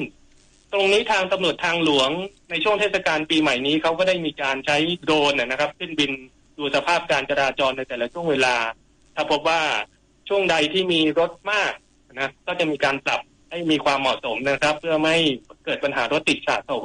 ยาวนะครับอย่างไรก็ตามในช่วงเทศกาลปีใหม่นี้ก็มีข่าวดีว่าสะพานบกหลายๆสะพานเนี่ยที่ก่อนหน้านี้ยังไม่สร้างไม่เสร็จในช่วงสงกรานต์ตอนนี้ก็เสร็จหมดแล้วก็ทำให้การจราจรคล่องตัวมากขึ้นแต่ว่าเมื่อไปถึงอำเภอบางสะพานต้องบอกว่ามีสะพานหนึ่งตัวที่ยังไม่เสร็จนะครับก็คือสะพานที่บ้านธรรมรัตน์อันนี้ก็อยู่ที่บริเวณกิโลเมตรที่390ไปถึงจุดนี้แล้วก็อาจจะมีปัญหารถติดชะลอตัวนะครับเนื่องจากเป็นเส้นทางเบี่ยงสะพานที่ยังไม่เสร็จก็ต้องใช้ความระมัดระวังด้วยนะครับแต่ถ้าว่าเกิดปัญหารถติดมากนี่ก็แนะนำนะครับสามารถใช้เส้นทางเลี่ยงไปทางถนนสายชายทะเลได้นะครับก็เปิด GPS ดูก็จะสะดวกมากกว่าก็ขับได้เรื่อยๆนะครับก็ชมทิวทัศน์ไปในตัวด้วยอันนี้ก็สามารถที่จะเลี่ยงไปใช้เส้นทางนั้นได้นะครับถ้าพบว่าปัญหาการจราจรติดขัดนะครับค่ะคุณธนวัฒน์คะช่วงท้ายนี้นะคะฝากถึงคุณผู้ฟังที่ใช้รถใช้ถนนที่กำลังจะเดินทางสู่ถนนเพชรเกษมลงใต้หน่อยค่ะครับก็แนะนำนะครับว่ามีน้ำใจกับเพื่อนร่วมทางนะครับค่อยๆไปนะปีนี้ประจวบของเราเน้นย้ำในเรื่องของการใช้ความเร็วมีการควบคุมนะครับไม่เกินกว่ากฎหมายกำหนดซึ่งก็ต้องเน้นในเรื่องของดื่มไม่ขับด้วยนะครับตอนนี้เรามีการตั้งจุดตรวจจุดบริการอำเภอละ2จุด8อำเภอก็16จุดนะครับก็จะคอยดูในเรื่องของความเร็วเป็นหลักเพื่อลดความเสี่ยงการเกิดอุบัติเหตุถ้าช่วงใดที่รถติดมากๆนี่อย่าไปใช้ทางเรียกว่าทางเป็นไหลทางนะครับแล้วก็ไปแทรกข้างหน้าอันนี้อาจจะประสบอุบัติเหตุได้แล้วก็จะทำให้การจราจรติดขัดแล้วก็ช้าลงไปอีกนะครับใจเย็นๆค่อยๆไปนะครับถึงที่หมายอย่างปลอดภัยนะครับค่ะวันนี้ต้องขอบคุณนะคะคุณธนวัฒน์วงศ์วิริยะนะคะผู้สื่อข่าวจากสวทประจวบคีรีขันธ์นะคะขอบพระคุณมากเลยค่ะสวัสดีปีใหม่นะคะสวัสดีปีใหม่ครับสวัสดีปีใหม่ครับค่ะอันนี้ก็เป็นในส่วนของประจวบคีรีขันธ์นะครับเดี๋ยวเราไปอีกที่หนึ่งสายนะครับเป็นสายจากภูเก็ตกันบ้างเราเกริ่นกันไปตั้งแต่ช่วงแรกนะครับว่าน่าสนใจสุดๆถูกต้องเพราะว่าเป็นอีกหนึ่งจังหวัดใหญ่นะที่มีการจัดกิจกรรมแล้วก็นักท่องเที่ยวมาเที่ยวกันเยอะเลยนะคะเราไปพูดคุยกับคุณนวพันธ์พรายพันธ์ค่ะผู้สื่อข่าวจากสวทภูเก็ตตอนนี้พร้อมอยู่ในสายแล้วค่ะสวัสดีค่ะสวัสดีครับสวัสดีค่ะสวัสดีคุณพริยาพรแล้วก็คุณณัฐพงศ์นะคะแล้วก็แ แฟนรายการทุกท่านที่ทั้งอยู่ในรถอยู่บนถนนทุกเส้นทางรวมไปถึงเชื่อว่ามีพี่น้องประชาชนฟังจากบริเวณที่อยู่บ้านพักนั่นแหละค่ะครับเป็นไงบ้างครับจราจรที่ภูเก็ตเป็นสถานที่ท่องเที่ยวอะไรยังไงบ้างครับเล่ามาเลยครับ จริงๆภูเก็ตนะคะครับถ้าคนในพื้นที่เองหรือว่าเพราะว่าเราก็มีพี่น้องเขาเรียกว่าข้าราชการหรือคนมาทำงานนะคะถ้าภาคเอกชนเนี่ยอาจจะต้องได้หยุดในวันพรุ่งนี้เริ่มเดินทางกันในส่วนของการเดินทางขาออกเนี่ยขาออกตัวเมืองเนี่ยก็จะเริ่มติดขัดตั้งแต่ช่วงบ่าย 4 โมงที่ผ่านมาค่ะแล้วก็คาดว่าน่าจะยาวไปถึงประมาณทุ่มถึง 2 ทุ่มส่วนขาเข้าในช่วงบ่ายเนี่ยยังคล่องตัวค่ะน่าจะหนาแน่นในช่วงประมาณเดียวกันก็ประมาณทุ่มถึง 2 ทุ่มนี่แหละค่ะนั่นก็คือการจราจรในพื้นที่ตั้งแต่ประตูเมืองก็คือท่าชัดชัยนะคะประตูเมืองของภูเก็ตเนี่ยมีถนนสายเดียวที่เข้าตัวเมืองก็คือตั้งแต่เราต้องเข้าที่ท่าชัดชัยนี่มันปีนี้ตื่นเต้นค่ะแต่เย็นๆค่ะแสดงว่ามีหลายพื้นที่ที่อยากจะเล่าถูกต้องไหมครับถูกต้องค่ะเพราะว่าวันนี้เราเป็นวันแรกด้วยใช่ไหมคะลดอุบัติเหตุในช่วงของเทศกาลปีใหม่และเมื่อช่วงเช้าเองทีมกรมประชาสัมพันธ์ก็แบ่งสายกันเลยค่ะไม่ว่าจะเป็นทางประชาสัมพันธ์จังหวัดทางสวทภูเก็ตทาง APT ภูเก็ตเพื่อที่จะไปตรวจเยี่ยมไม่ว่าจะเป็นท่าเทียบเรือหรือด่านตรวจทั้งด่านหลักด่านรอง3 อำเภอเราแยกสายกันเลยค่ะเพื่อที่จะให้ครอบคลุมนะคะเพราะว่าของจังหวัดภูเก็ตเรายอมรับว่าเราเป็นเมืองท่องเที่ยวระดับนานาชาติด้านท้องทะเลเลยทีเดียวเพราะฉะนั้นจังหวัดภูเก็ตจะพิเศษมากกว่าหลายจังหวัดก็คือเราคุมเข้มในเรื่องของการจราจรทางบกและทางทะเลค่ะเพราะว่าพี่น้องประชาชนนักท่องเที่ยวทางทะเลปีนี้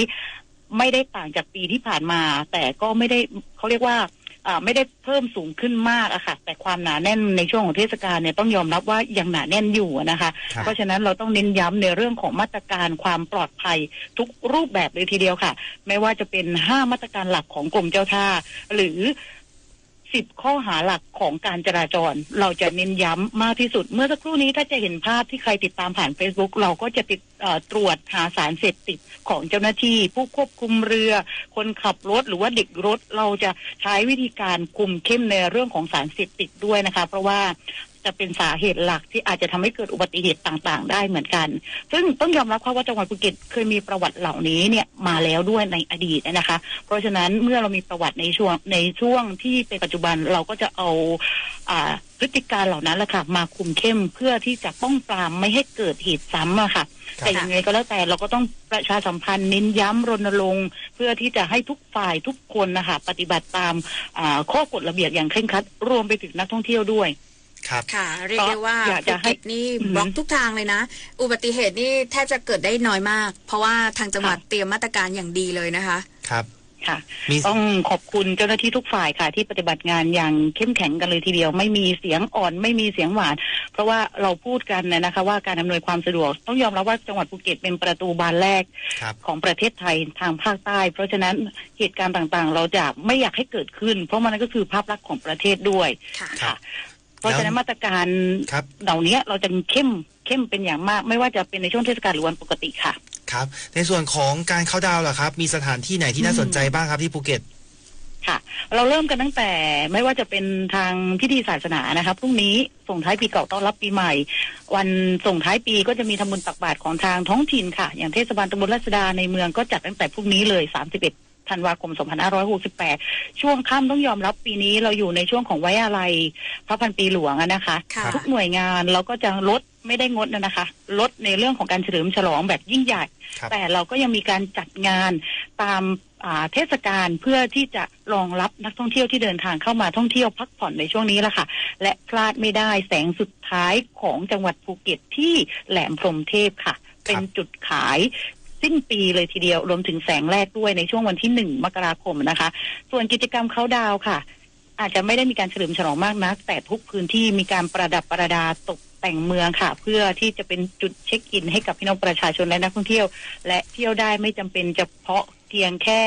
แหล่งท่องเที่ยวทางธรรมชาติเท่านั้นในตัวเมืองเราการท่องเที่ยวทางวัฒนธรรมการท่องเที่ยวท้องถิ่นของแต่ละพื้นที่ทั้ง3 อำเภอทั้ง3 ชุมชนเรามีการจัดกิจกรรมไว้รองรับนักท่องเที่ยวตลอดเวลาเช่นเดียวกันค่ะอย่างเช่นลุงแซนต้าที่แยกธนาคารชาร์เตอร์ปีนี้ก็มีกิมมิคพิเศษก็คือเคลื่อนไหวได้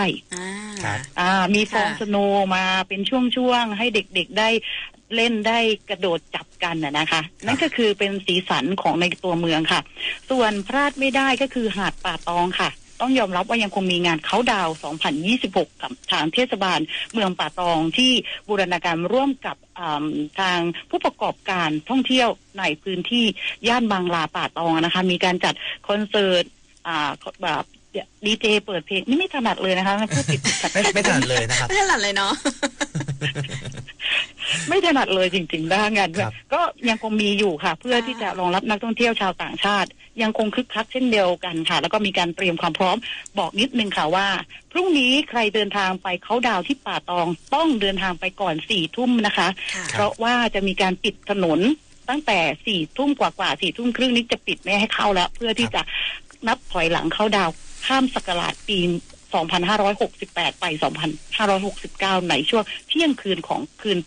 31 ธันวาคมค่ะนอกจากนั้นก็จะมีงานเค้าดาวน์เยอะแยะมากมายนะคะอีกจุดหนึ่งที่จัดเป็นประจำทุกปีก็คือหาดกำมะลาค่ะจะมีการจุดพลุประมาณ 2,000 ดอกที่กลางทะเลค่ะเพื่อที่จะเฉลิมฉลองเค้าดาวน์ข้ามปีใหม่กันนะคะต้อนรับปี 2569 รวมไปถึงในวันที่ 1 มกราคมก็จะมีการทำบุญตักบาตรค่ะที่แยกธนาคารชาร์เตอร์หน้าธนาคารออมสินสำนักงานภูเก็ตค่ะก็เป็นจุดแลนด์มาร์คกิจกรรมไม่ว่าท่องเที่ยวหรือว่ากิจกรรมทางศาสนานะคะวันนี้ขอบคุณนะคะคุณนวพันธ์พรายพันธ์ค่ะผู้สื่อข่าวจากสวทภูเก็ตนะคะขอบพระคุณมากเลยนะคะที่มาร่วมพูดคุยกันสวัสดีปีใหม่ด้วยนะคะสวัสดีปีใหม่นะคะสวัสดีปีใหม่ค่ะสวัสดีปีใหม่ทุกคนค่ะขอบคุณนะคะสวัสดีค่ะสวัสดีค่ะจากภูเก็ตนะคะครบจบในทุกกิจกรรมเลยถูกต้องนะครับเดี๋ยวช่วงนี้เราไปพักกันก่อนนะครับสำหรับชั่วโมงที่2ของสัญจรปลอดภัยปีใหม่ 2569 เดี๋ยวช่วงหน้ามาติดตามกันต่อหลังเคารพธงชาติครับช่วงพิเศษสัญจรปลอดภัยปีใหม่ 2569 เดินทางทั่วไทยอุ่นใจทุกเส้นทางขับขี่ปลอดภัยลดความเร็วลดอุบัติเหตุเฮ้ยมึนนิดหน่อยขับไม่ไกลไม่เป็นไรหรอกมั้งประโยคนี้หลายคนชอบบอกกับตัวเองก่อนจะพบว่าเป็นการตัดสินใจที่ผิดเพราะกฎหมายจราจรใหม่เพิ่มโทษหนักเข้มข้นขึ้นภายใน2 ปีหากทำผิดซ้ำข้อหาเมาแล้วขับโทษจำคุกไม่เกิน2 ปีปรับ 50,000 ถึง 100,000 บาทศาลจะลงโทษจำคุกและปรับด้วยเสมอย้ำนะครับเมาขับผิดซ้ำจำคุกไม่อยากเดือดร้อนขับไม่ดื่มดื่มไม่ขับนะครับ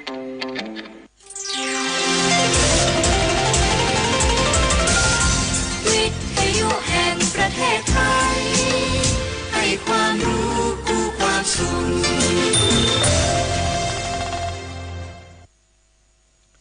ที่นี่สถานีวิทยุกระจายเสียงแห่งประเทศไทยโปรดเตรียมเคารพธงชาติ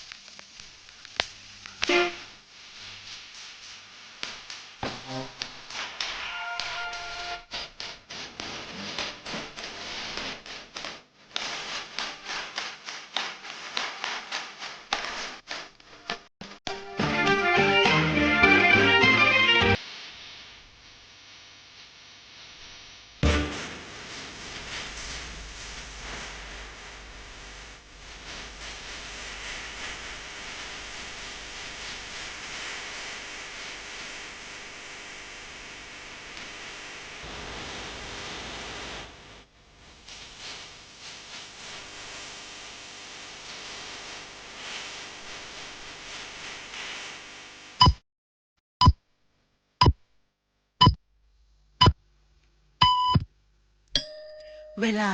18 นาฬิกาเป็นประชารัฐไทยของไทยทุกส่วนอยู่ดำรงคงไว้ได้ทั้งมวลด้วยไทยล้วนหมายรักสามัคคีไทยนิรักสงบแต่ถึงรบไม่กล้า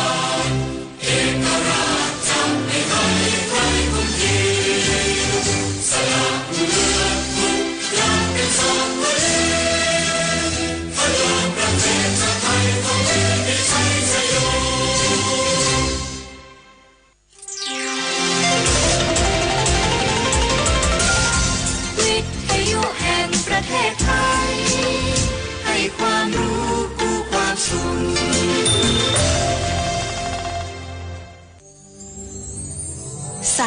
ดีชุดสมเด็จพระนางเจ้าสิริกิติ์พระบรมราชินีนาถพระบรมราชชนนีพันปีหลวงพระผู้เสด็จสู่สวรรคาลัยครั้งหนึ่งผ้าไทยพื้นบ้านเสี่ยงต่อการเลือนหายตามกาลเวลาขณะที่คนเมืองกรุงจำนวนมากไม่รู้จักหรือไม่เห็นคุณค่าของผ้าไทยดั้งเดิม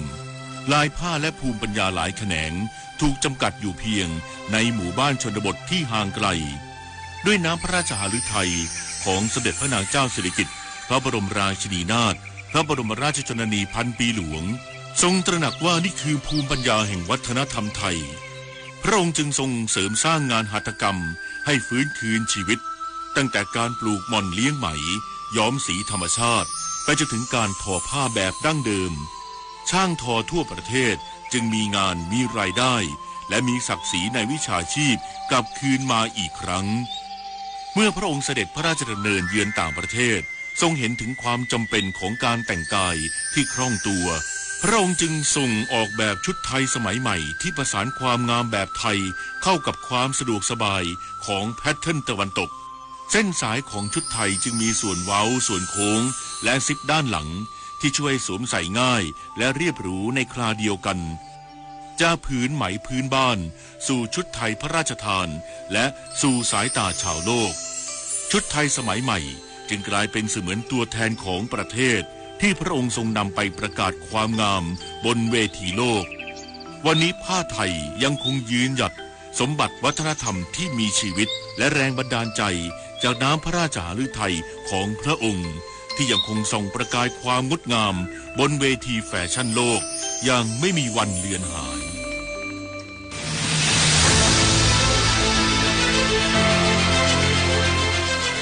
โลกหมุนไปข้างหน้าข่าวสารอัปเดตเปลี่ยนแปลงได้ตลอดเวลา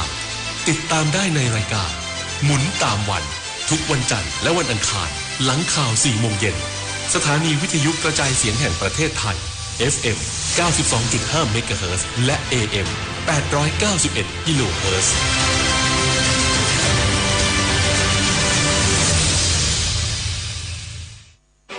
ช่วงพิเศษสัญจรปลอดภัยปีใหม่ 2569 เดินทางทั่วไทยอุ่นใจทุกเส้นทางขับขี่ปลอดภัยลดความเร็วลดอุบัติเหตุกลับมาพูดคุยกันต่อนะคะในชั่วโมงสุดท้ายแล้วนะคะอยู่กันยาวๆไปจนถึง 19 นาฬิกาเลยวันนี้กับดิฉันพิริยาพรแล้วก็คุณณัฐพงศ์นะคะครับช่วงนี้นะครับเราก็มีสายสัมภาษณ์จากทางหลายจังหวัดนะครับอีกหลายจังหวัดเลยได้ค่ะไม่ว่าจะเป็นนครนายกนะครับลพบุรีนครราชสีมาอ่างทองเพชรบุรีและก็อุตรดิตถ์รวมถึงฉะเชิงเทราด้วยนะครับค่ะทักทายคุณผู้ฟังทุกท่านนะที่ร่วมกันแสดงความคิดเห็นนะคะผ่านทางเพจสถานีวิทยุกระจายเสียงแห่งประเทศไทยนะคะ Facebook Live ตอนนี้สวัสดีคุณเจคุงค่ะบอกว่าสวัสดีปีใหม่ครับดีเจทั้งสองท่านรับชมรับฟังอยู่ที่อำเภอเมืองพิษณุโลกครับแล้วก็นอกจากนี้นะคะคุณหนุ่มเมืองขอนแสดงความคิดเห็นมาบอกว่าการเดินทางตาม Google Map เนี่ยนะจะเป็นเส้นทางหลักเส้นทางรองหรือว่าเส้นทางลัดเนี่ยกรมทางหลวงกรมทางชนบทเป็นต้นก็คือเปิดใช้ได้ใครไปไม่ถูกหรือทางเลี่ยงทางอะไรต่างๆเขาอาจจะมีการแนะนำนะก็ไปใช้บริการกันได้นะคะแล้วก็สวัสดีคุณติมคลองเตยค่ะพี่รจนาขอบคุณนะคะบอกแชร์ให้แล้วนะคะครับช่วงปีใหม่ก็นอกจากการเดินทางไปท่องเที่ยวอะไรแล้วเนี่ยอย่าลืมทำบุญกันด้วยนะครับเป็นสิริมงคลต้อนรับปีใหม่กันนะครับหลายๆคนเนี่ยอาจจะคิดแต่ว่าเราจะไปท่องเที่ยวเราจะไปนู่นไปนี่ไปแต่บางคนน่ะเป็นสายมูนะเขาจะเลือกกิจกรรมที่เป็นสิริมงคลเสริมสิริมงคลเขาเรียกว่าต้อนรับปีใหม่วันแรกของปีด้วยการเข้าวัดทำบุญเริ่มจากการตื่นแต่เช้าไปทำบุญตักบาตรคือเมื่อก่อนเนี่ยเด็กๆก็คือเวลาไปกลับบ้านเนี่ยพี่ก็จะต้องตื่นทุกคือเช้าวันที่ 1เขาทางจังหวัดเขาจะมีงานเนาะแล้วก็ปิดถนนแล้วก็เตรียมของไปใส่บาตรของนั้นเนี่ยที่หมู่บ้านเลยก็คือไปพบปะญาติมิตรคือหลายๆคนที่ไม่เคยเจอกันคือรวมญาติไงก็จะมาเจอกันในวันปีใหม่วันช่วงเทศกาลอย่างนี้เนี่ยแหละครับก็ถือว่าเป็นอีก1วันนะครับที่ถือว่าเป็นเรื่องงานยามดีแล้วก็ถือว่าเป็นการเริ่มอะไรใหม่ๆสำหรับในปีใหม่ด้วยนะครับซึ่งในเรื่องพูดถึงเรื่องการทำบุญนะครับก็นอกจากทางในส่วนของหมู่บ้านต่างๆหรือว่าจังหวัดต่างๆที่มีการจัดนะครับทางกรมการศาสนานะครับก็มีการจัดกิจกรรมด้วยนะครับไม่ว่าจะเป็นทั้งในส่วนกลางแล้วก็ส่วนภูมิภาคนะครับในเรื่องของการดูแลนะครับ ต้อนรับเทศกาลปีใหม่ส่งท้ายปีเก่านี้นะครับตั้งแต่ช่วงวันที่31ธันวาคมไปจนถึงวันที่1มกราคม2569เลยนะครับโดยทางคุณชัยพลสุดเอี่ยมครับอธิบดีกรมศาสนาเนี่ยมีการกล่าวว่าก็ได้มีการร่วมกับคณะสงฆ์และก็ในส่วนของภาคีเครือข่ายนะครับมีการจัดกิจกรรมสวดมนต์ข้ามปีนะครับเสริมสิริมงคลทั่วไทยถวายพระราชกุศลส่งท้ายปีเก่าต้อนรับพุทธศักราชใหม่นะครับในปี2569ระหว่างวันที่31ธันวาคม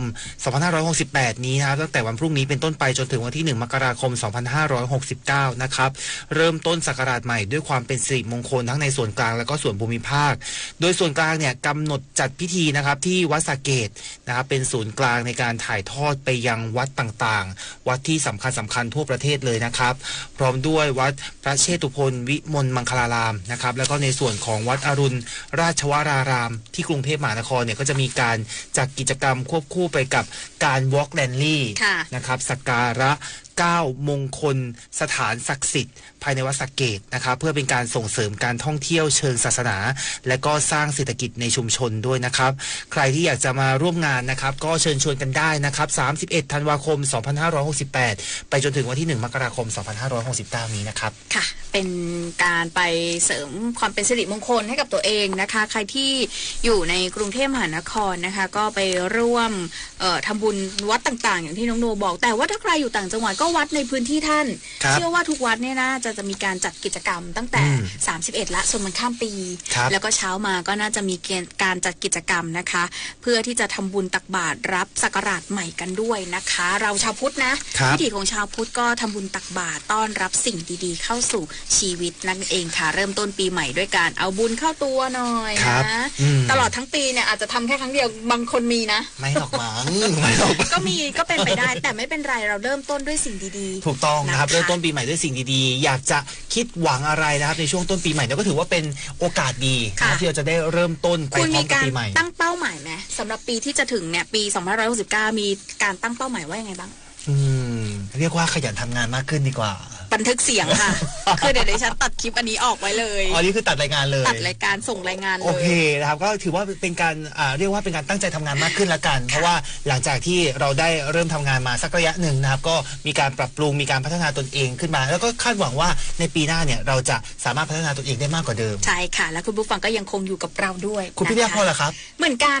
ก็ดิฉันก็พัฒนาตัวเองแล้วก็ตั้งใจทำงานแบบนี้ต่อไปเรื่อยๆครับเชื่อว่าทั้งเราทั้งสองคนเนี่ยก็พร้อมใจที่จะทำงานกันต่อนะครับแล้วก็คุณผู้ฟังด้วยนะครับฝากคุณผู้ฟังเป็นกำลังใจให้พวกเราทั้งสองคนรวมถึงทีมงานของสถานีวิทยุกระจายเสียงแห่งประเทศไทยนะครับในปีหน้าด้วยนะครับค่ะช่วงนี้ค่ะคุณผู้ฟังคะไปพูดคุยกันนะคะไปที่จังหวัดนครนายกกันหน่อยค่ะพูดคุยกับคุณไอซิกาเกิดแก้วค่ะผู้ช่วยประชาสัมพันธ์จังหวัดนครนายกนะคะไปดูบรรยากาศหน่อยค่ะสวัสดีค่ะสวัสดีครับสวัสดีค่ะ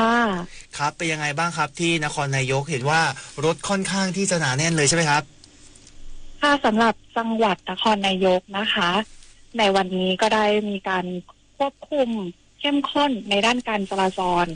นะคะจากการที่ลงพื้นที่ตรวจเยี่ยมนะคะในช่วงประมาณ 13:30 นาทีเป็นต้นมานะคะพบว่าใน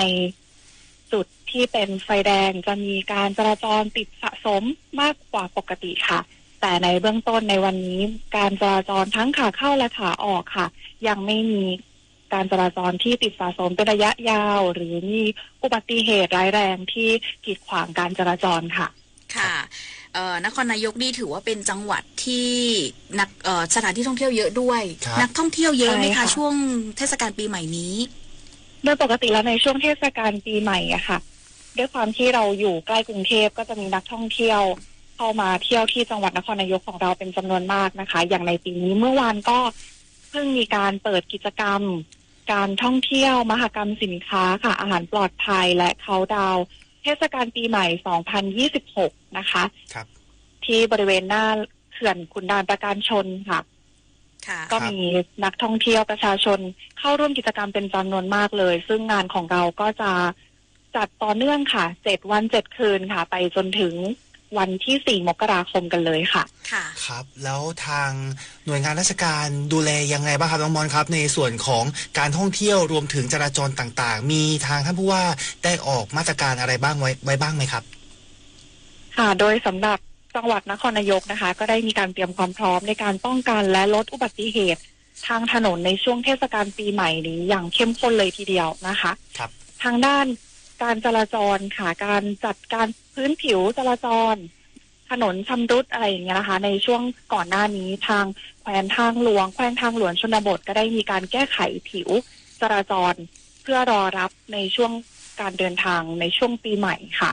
และนอกจากนี้ในวันนี้ค่ะมีท่านรองผู้ว่าท่านรองผู้อำนวยการรักษาความมั่นคงภายในจังหวัดนครนายกฝ่ายทหารก็ได้ลงพื้นที่ตรวจเยี่ยมแล้วก็ให้กำลังใจเจ้าหน้าที่ผู้ปฏิบัติงานณจุดบริการนักท่องเที่ยวประชาชนทั้งจุดตรวจหลักและด่านชุมชนค่ะโดยกำชับแล้วก็ให้กำลังใจเจ้าหน้าที่ที่สละเวลามาดูแลพี่น้องประชาชนในช่วงวันหยุดนะคะครับค่ะให้เชิญชวนคุณผู้ฟังค่ะมาเที่ยวในช่วงเทศกาลปีใหม่ที่จังหวัดนครนายกหน่อยค่ะค่ะสำหรับจังหวัดนครนายกของเรานะคะยินดีต้อนรับพี่น้องนักท่องเที่ยวจากทุกจังหวัดเลยนะคะแล้วก็เราอยู่ใกล้กรุงเทพด้วยประมาณ1 ชั่วโมงนิดๆเชื่อว่าทุกท่านก็จะสามารถเดินทางมาเที่ยวที่จังหวัดนครนายกของเราได้แล้วนะคะกิจกรรมใหญ่ค่ะก็จะอยู่ที่ลานหน้าเขื่อนขุนด่านประการชนนะคะ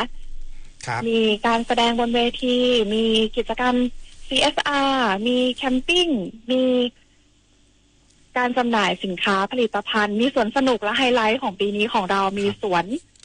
ไดโนเสาร์จำลองด้วยนะคะอย่างไรก็ตามค่ะขอเรียนเชิญนักท่องเที่ยวทุกคนนะคะมาท่องเที่ยวที่จังหวัดนครนายกของเราเขื่อนขุนด่านประการชนค่ะตั้งแต่วันนี้จนถึงวันที่4 มกราคม 2569ค่ะขอบคุณนะคะคุณไอซิกาเกิดแก้วค่ะผู้ช่วยประชาสัมพันธ์จังหวัดนครนายกนะคะสวัสดีปีใหม่ด้วยนะคะคุณไอซิกาค่ะสวัสดีปีใหม่นะครับสวัสดีปีใหม่ค่ะดูแลสุขภาพด้วยนะคะขอบคุณค่ะเช่นกันค่ะสวัสดีค่ะขุนด่านประการชนเป็นพื้นที่ที่ต้องบอกว่าน่าสนใจเพราะว่าอยู่ใกล้นครนายกเนี่ยเป็นอีกหนึ่งจังหวัดนะที่ปักหมุดไว้ดิฉันก็อยากไปเที่ยวมันมีกิจกรรมต่างๆเยอะพวกแอดเวนเจอร์พวกอะไรอย่างเงี้ยอย่างเขื่อนขุนด่านเนี่ยคือไปได้รับอากาศที่เย็นๆพร้อมสูดโอโซนด้วยนะเพราะว่าใกล้กับพื้นที่ที่เป็นทั้งภูเขาแล้วก็เป็นพื้นที่ผืนน้ำด้วยนะครับนอกจากนี้ค่ะเราไปดูบรรยากาศที่จังหวัดลพบุรีกันหน่อยค่ะไปพูดคุยกับคุณพนดาวงใหญ่นะคะผู้ช่วยประชาสัมพันธ์จังหวัดลพบุรีนะคะตอนนี้พร้อมอยู่ในสายกับเราแล้วค่ะสวัสดีค่ะสวัสดีครับสวัสดีค่ะครับเป็นยังไงบ้างครับการจราจรที่จังหวัดลพบุรีตอนนี้ครับ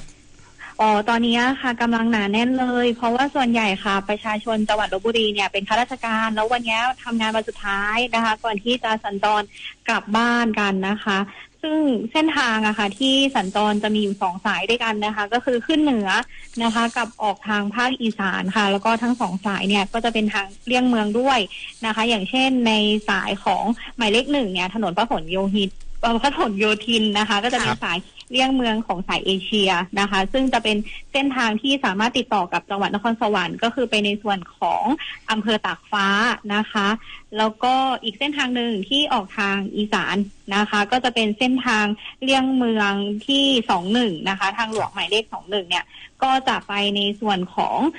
สระบุรีใช่ไหมคะปกติเนี่ยถ้าเราเข้าถนนมิตรภาพสระบุรีเนี่ยเลี้ยวขวานะคะแต่อันเนี้ยเราจะตรงขึ้นมาอีกนิดนึงนะคะแล้วก็ค่อยเลี้ยวขวาเข้าอำเภอพัฒนานิคมนะคะแล้วก็ต่อไปยังอำเภอชัยบาดาลนะคะเพื่อขึ้นไปยังอำเภอเทพสถิตจังหวัดชัยภูมิค่ะอันนี้ก็จะเป็นเส้นทางเลี่ยงเมืองนะคะสำหรับจังหวัดลพบุรีซึ่งทั้ง2 เส้นทางเนี่ยตอนนี้การจราจรก็ยังสามารถโฟลว์ไปได้อยู่นะคะสามารถทำความเร็วได้ค่ะส่วนมาตรการการลดอุบัติเหตุทางท้องถนนล่ะคะทางจังหวัดลพบุรีมีการเตรียมมาตรการยังไงบ้างคะค่ะสำหรับในช่วงตั้งแต่วันที่30นะคะไปจนถึงวันที่1 มกราคม 2569ค่ะถึงวันที่5ค่ะขออภัยซึ่งจังหวัดลพบุรีเนี่ยก็จะมีการเตรียมในส่วนของการเตรียมความพร้อมของผู้ขับขี่นะคะจะมีการประชาสัมพันธ์นะคะในส่วนของผู้ที่ขับรถนะคะแล้วก็มีในส่วนของขนส่งจังหวัดลพบุรีนะคะก็จะมีการตรวจนะคะสำหรับรถยนต์สาธารณะนะคะให้เดินทางนะคะไม่ว่าจะเป็นตรวจวัดแอลกอฮอล์ของผู้ขับขี่นะคะรวมไปถึงตรวจสภาพรถของ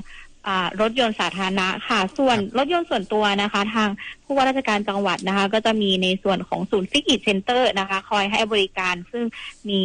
ขนส่งจังหวัดนะคะคอยสนับสนุนอยู่ด้วยค่ะเพื่อให้นักเรียนนะคะที่ศูนย์อาชีวะเนี่ยได้ฝึกอาชีพในช่วงของเทศกาลปีใหม่ไม่ว่าจะเป็นนะคะการตรวจรถเบื้องต้นนะคะตรวจเช็คสัญญาณไฟเลี้ยวนะคะหรือว่าไฟท้ายนะคะตรวจเครื่องยนต์นะคะเพื่อที่จะให้พร้อมใช้งานในการขับขี่นะคะในช่วงเทศกาลปีใหม่ค่ะครับแล้วกิจกรรมช่วงปีใหม่ที่จังหวัดลพบุรีตอนนี้มีกิจกรรมไหนที่อยากจะแนะนำคุณผู้ฟังให้ไปท่องเที่ยวกันไหมครับน้องจ๊ะจ๋า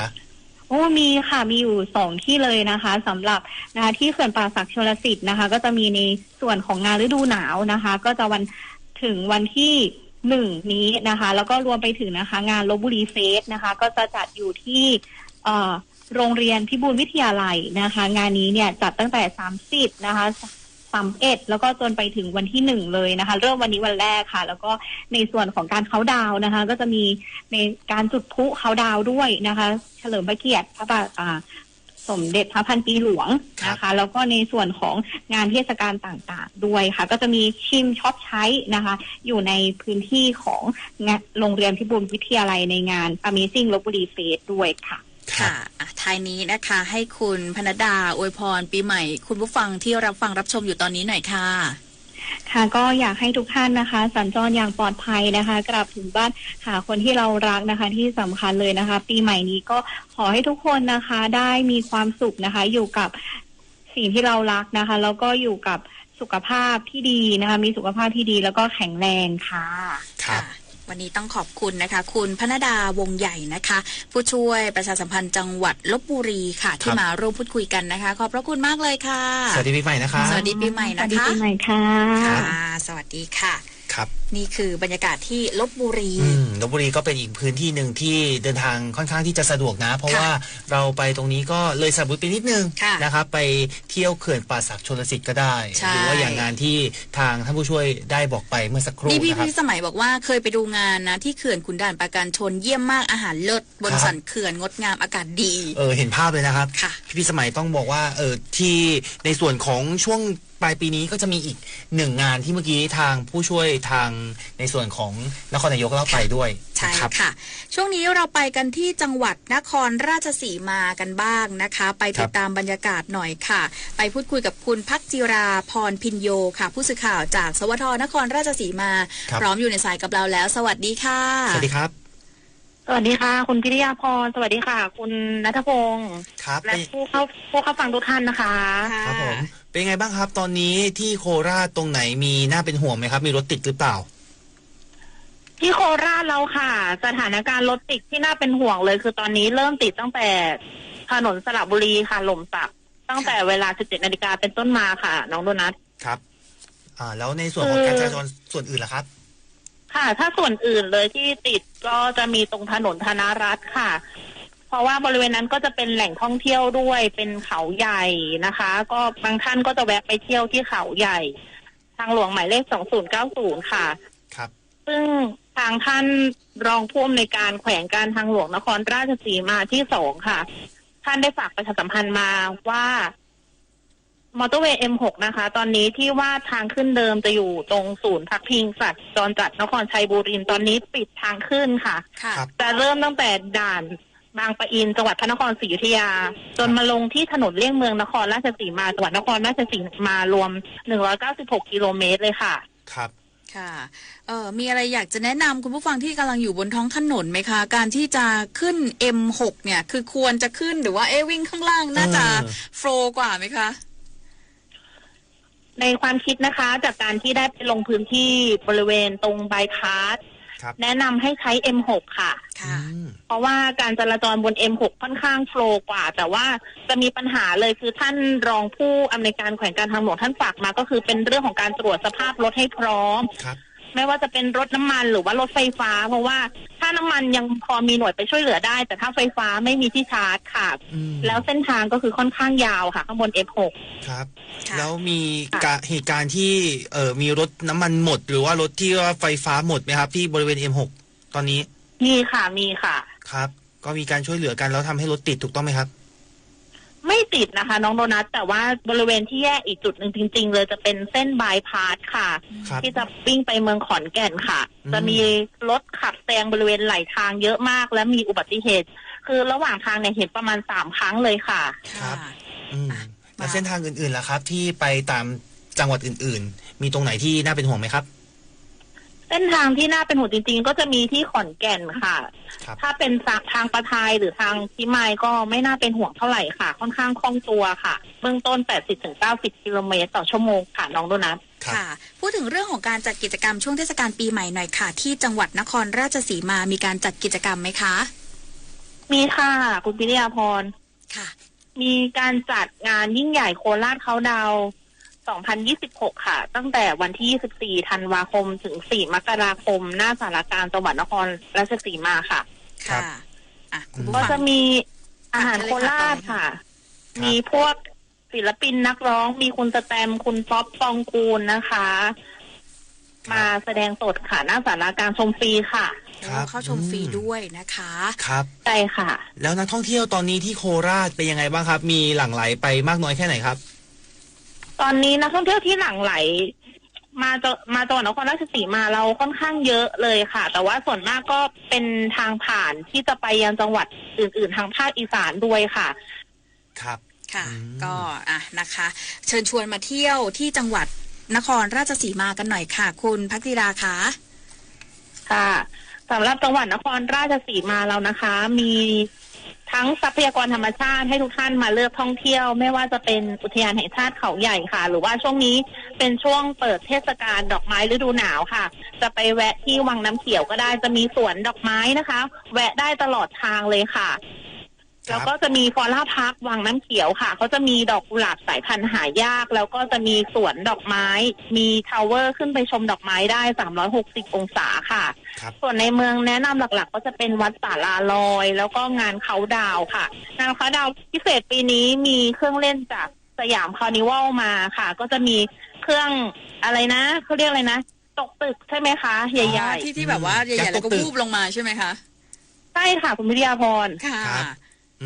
มีหลากหลายเครื่องเล่นเลยเรียกได้ว่าครบรสนะคะธรรมชาติด้วยแล้วก็เครื่องเล่นต่างๆน่าจะถูกใจนักท่องเที่ยวเลยค่ะวันนี้ต้องขอบคุณนะคะคุณภักจิราพรพิญโยนะคะผู้สื่อข่าวจากสวทนครราชสีมามากนะคะที่มาร่วมพูดคุยในรายการค่ะแล้วก็สวัสดีปีใหม่ด้วยนะคะสวัสดีปีใหม่ครับสวัสดีปีใหม่ทั้ง2ท่านค่ะค่ะสวัสดีค่ะสวัสดีครับสวัสดีเมืองยะโมนะคะโคราชนี่หลายๆคนทักมาแล้วเนี่ยบอกว่าจะชวนน้องพลอยไปนั่งรถม้าที่ลำปางดิฉันสงสารม้า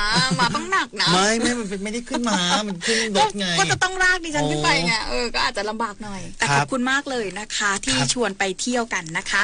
ช่วงนี้ค่ะไปที่จังหวัดอ่างทองกันหน่อยค่ะไปดูบรรยากาศการเดินทางของประชาชนช่วงจังหวัดอ่างทองนะคะพูดคุยกับคุณเสกสมแจ้งจิตค่ะท่านประชาสัมพันธ์จังหวัดอ่างทองรออยู่ในสายแล้วค่ะสวัสดีค่ะคุณเสกสมค่ะ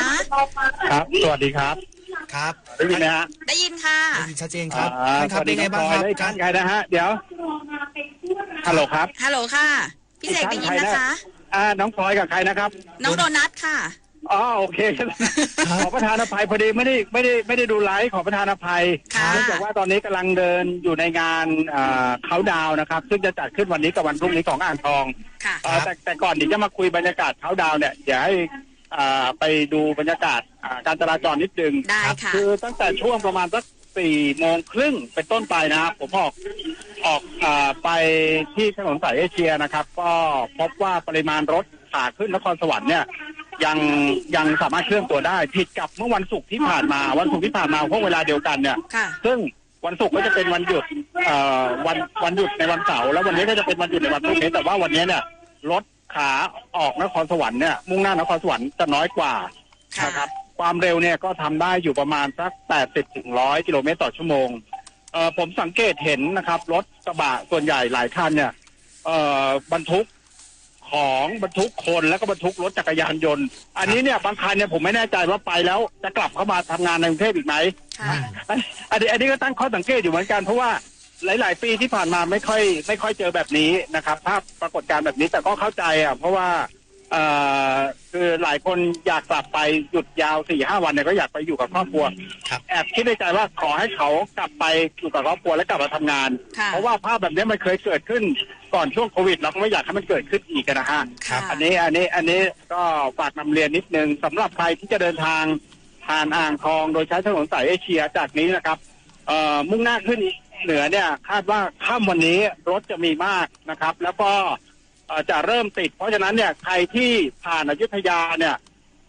มาเข้าเขตอ่างทองเนี่ยจะมีอยู่3จุดหลักที่ต้องแจ้งก็คือจุดสะพานข้ามทางลอดก่อนถึงตัวเมืองตัวทางเข้าอ่างทองนะฮะจะเป็นเขตรอยต่ออำเภอมหาราชกับเขตอำเภอเมืองตรงนี้เนี่ยทางจะมี4ช่องจราจรจริงแต่ว่ารถค่อนข้างที่จะแน่นเพราะว่าเป็นสะพานข้ามยูเทิร์นใต้ถนนสายเอเชียนะครับแถวโตโยต้าอ่างทองจุดที่2ก็คือจะเป็นสะพานข้ามคลองบางแก้วนะครับในเขตตำบลบ้านอิฐอำเภอเมืองจังหวัดอ่างทองห่างจากจุดแรกประมาณสัก2 กิโลเมตรนะครับตรงนี้เนี่ยจะเป็นคอขวดเหมือนกันนะครับสะพานข้ามคลองบางแก้วแล้วก็อีกจุดหนึ่งก็คือทางออกทางเข้าปั๊มปตท.ตำบลจระเข้ร้องอำเภอชัยโยนะครับห่างจากจุดที่2เนี่ยประมาณสักเกือบ8 กิโลเมตรถึง 9 กิโลเมตรนะฮะตรงนี้เนี่ยจะมีรถเข้าออกปั๊มค่อนข้างเยอะเพราะฉะนั้นระมัดระวังนิดนึงนะฮะเนื่องจากว่าเมื่อช่วงเย็นที่ผ่านมาเนี่ยผมสังเกตเห็นรถหลายคันนะครับวิ่งเลนซ้ายสุดคือเดิมเนี่ยถนนสายเอเชียเนี่ยจะมีประมาณ4 ช่องจราจรไม่รวมเลนไหลทางนะฮะแต่เมื่อเย็นเนี่ยมีก็คือเปิดเลนพิเศษเลยใช่ไหมคะไม่ได้เปิดมีบางท่านเนี่ยด้วยรถที่มันไม่มากเนี่ยบางท่านก็อาศัยเลนไหลทางแล้ววิ่งไปเป็นเลนที่5แล้วต้องระมัดระวังนิดนึงนะครับมาเร็วๆเนี่ยอาจจะ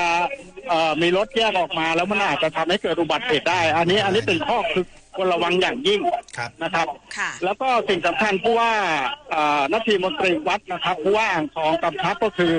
1เริ่มสวมหมวกกันน็อกนะครับวันนี้เนี่ยผมไปตรวจจุดตรวจกับท่านแรงงานจังหวัดปรากฏว่าอันนี้ต้องชมเจ้าหน้าที่จริงตำรวจสพ.ละมาจากอำเภอโพธิ์ทองจังหวัดอ่างทองนะฮะตรวจขันตั้งด่านในชุมชนอันนี้ต้องชมนะครับอย่าเพิ่งไปใครที่ใช้รถใช้ถนนอย่าเพิ่งไปตำหนิเจ้าหน้าที่นะฮะหลักๆก็คือศูนย์อำนวยการความปลอดภัยทางถนนของอ่างทองเนี่ยเขากำชับ1เรื่องของการสวมหมวกนิรภัยสำหรับผู้ที่สัญจรขับรถจักรยานยนต์กับ2เรื่องของการดื่มสุราเขาไม่ได้ห้ามดื่มนะครับเพียงแต่ว่าถ้าท่านจะดื่มเนี่ยขอให้ท่านซื้อไปให้พอไม่ใช่ว่าพอไปดื่มปุ๊บพออยู่ในบ้านได้ที่ของหมดออกมาซื้อกันอันนี้มันจะเป็นอันตรายตัวท่านและก็คนอื่นด้วยอันนี้เป็น2ข้อหลักที่ทางศูนย์อำนวยการความปลอดภัยทางถนนกำชับนะครับเพราะฉะนั้นก็ฝากไปถึงพี่น้องประชาชนในพื้นที่อ่างทองด้วยนะครับให้ความร่วมมือสักนิดนึงคือเขาไม่ได้ห้ามเขากลัวท่านเนี่ยแหละฮะเขากลัวท่านเนี่ยแหละฮะจะเป็นอันตรายเดี๋ยวจะมีปัญหานะครับแต่ที่บอกว่าต้องชมตำรวจสพ.ลำปางก็คือเขาบังคับใช้กฎหมายจริงๆนะฮะคือวัยรุ่นขับรถออกมาเนี่ยไม่สวมหมวกเรียกเลยนะครับเขียนใบสั่งเลยก็ดีค่ะจะได้เป็นการช่วยกันรณรงค์นะป้องกันการเกิดอุบัติเหตุที่จะเกิดขึ้นด้วยนะคะใช้กฎหมายไปเลยใช่คืออย่างน้อยๆก็เป็นการปรามได้นะครับพี่เสกคะมาเที่ยวเรื่องของการจัดกิจกรรมเข้าดาวสั้นๆสักนิดนึงค่ะล่าสุดนะครับพรุ่งนี้มี2กิจกรรมใหญ่นะฮะสวดมนต์ข้ามปีที่วัดขุนอินทร์นะครับคนจะเยอะแล้วก็กิจกรรมเขาดาวที่ในตัวเมืองนะครับเป็นแลนด์มาร์คใหม่สะพานแขวนนะครับอยู่ที่บริเวณลำคลองท่าแดงใกล้ๆกับสวนน้ำคือนี่เป็นคืนแรกนะฮะมีวงดนตรีมีร้านอาหารขายของใครที่อยู่ในพื้นที่อ่างทองหรือใกล้เคียงอยากมาเที่ยวอ่างทองนะฮะอยากรู้ว่ามันสวยงามยังไงอะไรยังไงนะฮะลองมาดูแล้วก็อีกส่วนหนึ่งเราจะโพสต์ไว้หน้าเพจสำนักงานประชาสัมพันธ์จังหวัดให้เห็นความเคลื่อนไหวเรื่อยๆนะครับอย่างน้อยๆเนี่ยมันเป็นครั้งแรกที่เราจัดงานเขาดาวจริงๆแล้วพรุ่งนี้จะจัดยิ่งใหญ่ก็คือจะมีพลุมีไฟคืนนี้ก็มีไฟนะครับแต่ไม่มีพลุแล้วก็มีดนตรีหลายวงนะครับพรุ่งนี้มาเที่ยวกันได้ครับก็เชิญชวนไปเที่ยวที่อ่างทองนะครับวันนี้ขอบคุณพี่เสกครับครับขอบคุณครับสวัสดีปีใหม่นะคะพี่เสกสวัสดีปีใหม่ครับสวัสดีครับสวัสดีครับสวัสดีค่ะคุณเสกสมแจ้งจิตนะคะท่านประชาสัมพันธ์จังหวัดอ่างทองนะวัดขุนอินทร์น่าไปวัดขุนอินทร์คนเยอะนะแล้วก็ดังด้วยแล้วก็มีการจัดงานเค้าดาวด้วยนะคะใครที่มีการผ่านไปหรืออยากจะเดินทางไปเที่ยวใกล้ๆก็ไปเที่ยวได้อ่างทองก็ไม่ไกลจากกรุงเทพมหานครเหมือนกันถูกต้องนะครับเดี๋ยวช่วงนี้เราไปพักกันก่อนนะครับช่วงหน้าเรามีอีกหลากหลายสายนะครับมาพูดคุยกับคุณผู้ฟังสถานการณ์ที่จังหวัดเพชรบุรีฉะเชิงเทราและอุตรดิตถ์รอติดตามกันในช่วงหน้าครับค่ะ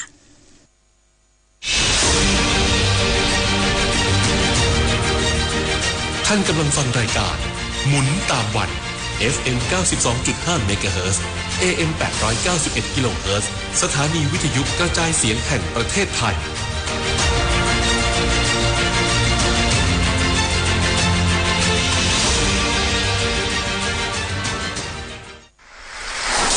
ถึงเวลาติดปรีธุรกิจของคุณกองทุนพัฒนา SME ตามแนวประชารัฐเติมพลังด้วยสินเชื่อ3โครงการใหญ่ลงทุนขยายกิจการเรือเสือติดปีก plus เสริมสภาพคล่องกิจการเรือคงกระพัน plus ลูกค้าเดิมของกองทุนต้องการเพิ่มเงินทุนเรือท็อปอัพอย่าพลาดสนใจติดต่อสำนักงานกองทุนพัฒนา SME ตามแนวประชารัฐหรือสำนักงานอุตสาหกรรมจังหวัดหรือ SMED Bank ทุกสาขาเยาวชนคือพลังสำคัญในการขับเคลื่อนอาเซียนไปข้างหน้าประเทศไทยพร้อมสนับสนุนเครือข่ายเยาวชนอาเซียนให้แข็งแรงเป็นมิตรและรวมพลังด้วยการสนับสนุนเครื่องมือดิจิทัลและพื้นที่ให้เยาวชนได้แสดงออกลงทุนในโครงการพัฒนาเยาวชนสนับสนุนความร่วมมือข้ามพรมแดนและส่งเสริมการเข้าถึงการศึกษาทักษะสำหรับอนาคตอย่างเท่าเทียมเยาวชนอาเซียนคือพลังสร้างอนาคตถึงเวลาติดปรีธุรกิจของคุณกองทุนพัฒนา SME ตามแนวประชารัฐเติมพลังด้วยสินเชื่อ3โครงการใหญ่ลงทุนขยายกิจการเรือเสือติดปีก plus เสริมสภาพคล่องกิจการเรือคงกระพัน plus ลูกค้าเดิมของกองทุนต้องการเพิ่มเงินทุนเรือท็อปอัพอย่าพลาดสนใจติดต่อสำนักงานกองทุนพัฒนา SME ตามแนวประชารัฐหรือสำนักงานอุตสาหกรรมจังหวัดหรือ SMED Bank ทุกสาขาช่วงพิเศษสัญจรปลอดภัยปีใหม่ 2569 เดินทางทั่วไทยอุ่นใจทุกเส้นทางขับขี่ปลอดภัยลดความเร็วลดอุบัติเหตุกลับมาพูดคุยกันต่อนะคะครึ่งชั่วโมงสุดท้ายสำหรับรายการพิเศษสัญจรปลอดภัยปีใหม่ 2569 ประจำวันนี้นะคะ30 ธันวาคมกับพวกเรา2คนนะคะพิริยาพรแล้วก็ณัฐพงศ์ค่ะครับช่วงนี้นะครับเดี๋ยวเราไปติดตามที่เพชรบุรีกันหน่อยบ้านคุณนี่คุณพิริยาพรนี่แหละค่ะดิฉันรอฟังอยู่นะคะไปพูดคุยกับคุณณภัสวรรณมีลิค่ะผู้สื่อข่าวจากสวท.เพชรบุรีค่ะสวัสดีค่ะสวัสดีครับสวัสดีค่ะทั้งสองท่านค่ะคุณพิริยาพรและคุณณัฐพงศ์นะคะค่ะการจราจรเป็นยังไงบ้างคะที่จังหวัดเพชรบุรีค่ะค่ะเมื่อเช้านะคะได้ไปลงพื้นที่มาก็ในช่วงของเพชรเกษมนะคะตั้งแต่เช้าจนถึงเย็นเนี่ยค่ะบรรยากาศการจราจรคล่องตัวทั้งขาเข้ากรุงเทพมหานครแล้วก็ขาล่องใต้ค่ะครับแต่พอถึงตอนช่วงค่ำนี้นะคะปริมาณรถก็เพิ่มมากขึ้นค่ะก็คาดว่าในคืนนี้กับวันพรุ่งนี้ค่ะปริมาณรถก็น่าจะหนาแน่นขึ้นนะคะครับจุดไหนบ้างครับที่หนาแน่นเป็นพิเศษครับก็ตอนนี้ก็ยังคล่องตัวอยู่ค่ะแต่คาดว่าจะหนาแน่นในคืนนี้ช่วงเพชรเกษมนะคะก็อยากจะแนะนำค่ะเป็นทางหลักจากถนนพระราม2เพื่อเข้าสู่จังหวัดเพชรบุรีโดยผ่านจังหวัดสมุทรสาครจังหวัดสมุทรสงครามค่ะเส้นทางนี้นะคะจะไม่ผ่านแยกวังมะนาวแล้วก็แยกเขาย้อยค่ะครับเส้นทางนี้จะคู่ขนานกับถนนเพชรเกษมไปถึงอำเภอชะอำค่ะโดยจะเลี้ยวซ้ายบริเวณปั๊มน้ำมันปตท.คลองโคนนะคะทางหลวงชนบทหมายเลข2021เส้นทางนี้ค่ะจะเป็นแหล่งท่องเที่ยวระหว่างทางก็มีชม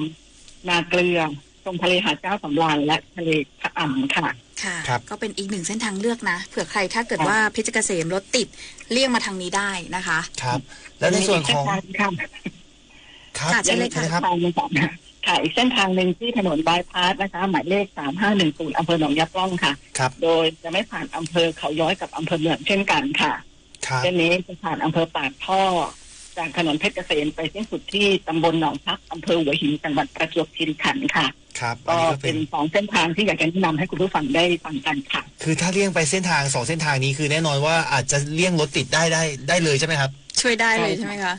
ได้หลายกิโลเลยค่ะโอเคดิฉันหมายปองเส้นทางคลองโคนแล้วค่ะเพราะว่าผู้จัดของเราเนี่ยคุณพิริยาพรก็กำลังจะเดินทางครับเนี่ย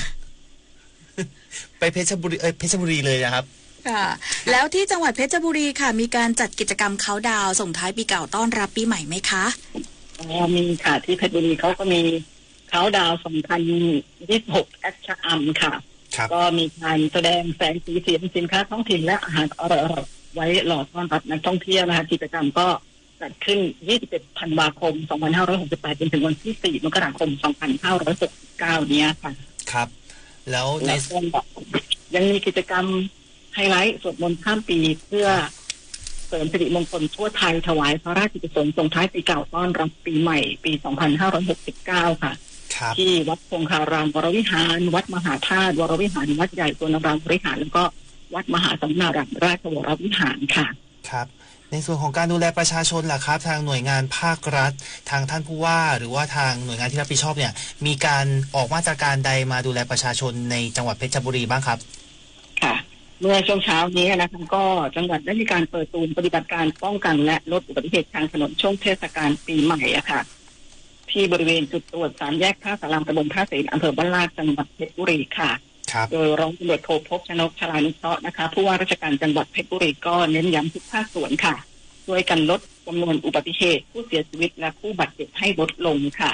ซึ่งช่วงเวลาของการรณรงค์ก็คือตั้งแต่วันนี้ค่ะ 30 ธันวาคมจนถึงวันที่ 5 มกราคม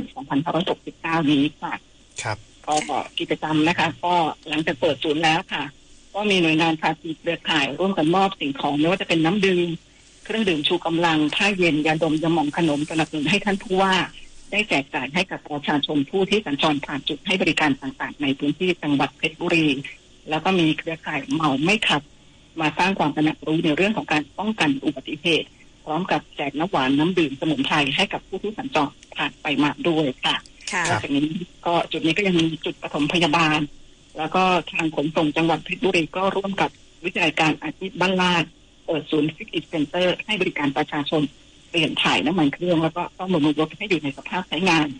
แล้วก็มีรถบรรทุกเคลื่อนที่ออกให้บริการพี่น้องประชาชนด้วยค่ะค่ะไทยนี้ให้คุณณภัสวรรณนะคะเชิญชวนคุณผู้ฟังค่ะมาเที่ยวที่จังหวัดเพชรบุรีกันหน่อยค่ะในช่วงปีใหม่นี้ค่ะที่จังหวัดเพชรบุรีมีสถานที่ท่องเที่ยวหลากหลายเลยนะคะก็มาเขาดาวกันได้ในพื้นที่จังหวัดเพชรบุรีโดยเฉพาะเขาดาวชะอำค่ะแล้วก็ในวันที่3นี้นะคะก็ยังมีถนนคนเดินพาณิชย์เจริญจัดกิจกรรมทุกวันเสาร์ค่ะตั้งแต่ 5 โมงเย็นเป็นต้นไปก็จะมีกิจกรรมหลากหลายทำกันแบบคือครอบครัวสามารถมาร่วมกิจกรรมกันได้ค่ะครับนะก็เป็นสถานที่ท่องเที่ยวนะครับช่วงปีใหม่ฝากกับคุณผู้ฟังนะใครที่สนใจอยากจะไปเที่ยวที่เพชรบุรีนะครับสามารถเดินทางไปได้นะครับวันนี้ขอบคุณคุณณภัสวรรณมิลินะครับผู้สื่อข่าวจากสวท.เพชรบุรีวันนี้ให้สัมภาษณ์กับพวกเราด้วยนะครับสวัสดีปีใหม่ด้วยนะครับสวัสดีปีใหม่ค่ะสวัสดีปีใหม่ค่ะค่ะสวัสดีค่ะ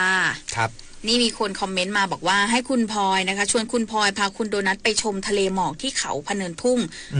ที่เพชรบุรีอ๋อที่เพชรเมืองเพชรเลยใช่แสดงว่าพี่พรชัยเนี่ยก็คนบ้านเดียวกันเหมือนกันนะคะครับ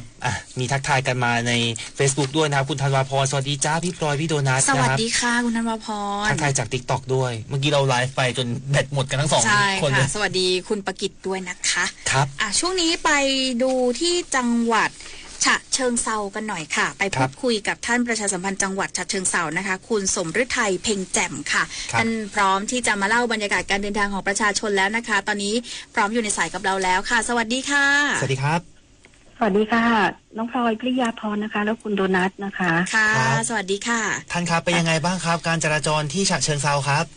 ค่ะฉะเชิงเซาก็จะเป็นที่น่าสังเกตสำหรับปีนี้นะคะเนื่องจากว่า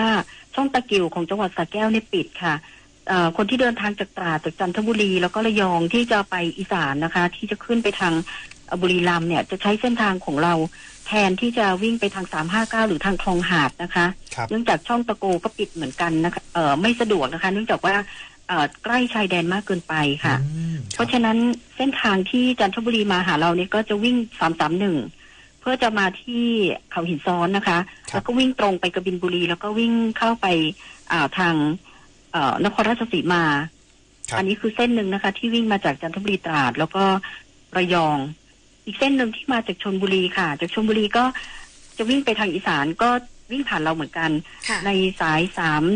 315-314นะคะเพื่อจะไป304หรือไม่ก็อาจจะออกไปทางนครนายกได้นะคะเพื่อจะเลี่ยงที่จะไม่ไปผ่านจังหวัดสระแก้วนั่นเองค่ะก็เป็นไปได้ว่าทางเส้นทางของเราก็จะมีรถเยอะขึ้นแต่คนนี้ในจำนวนรถที่เราสังเกตในวันนี้ที่ออกไปตรวจนะคะก็พบว่าหลายคนเนี่ยได้ทยอยออกไปตั้งแต่วันเสาร์วันอาทิตย์แล้วนะคะก็เป็นการวางแผนของประชาชนนั่นเองค่ะเหมือนหลายๆที่บอกว่า เมื่อเสาร์อาทิตย์ที่แล้วเนี่ยศุกร์เสาร์อาทิตย์ที่แล้วรถเยอะมากนะคะแล้วก็ส่วนสุวินทวงศ์นะคะ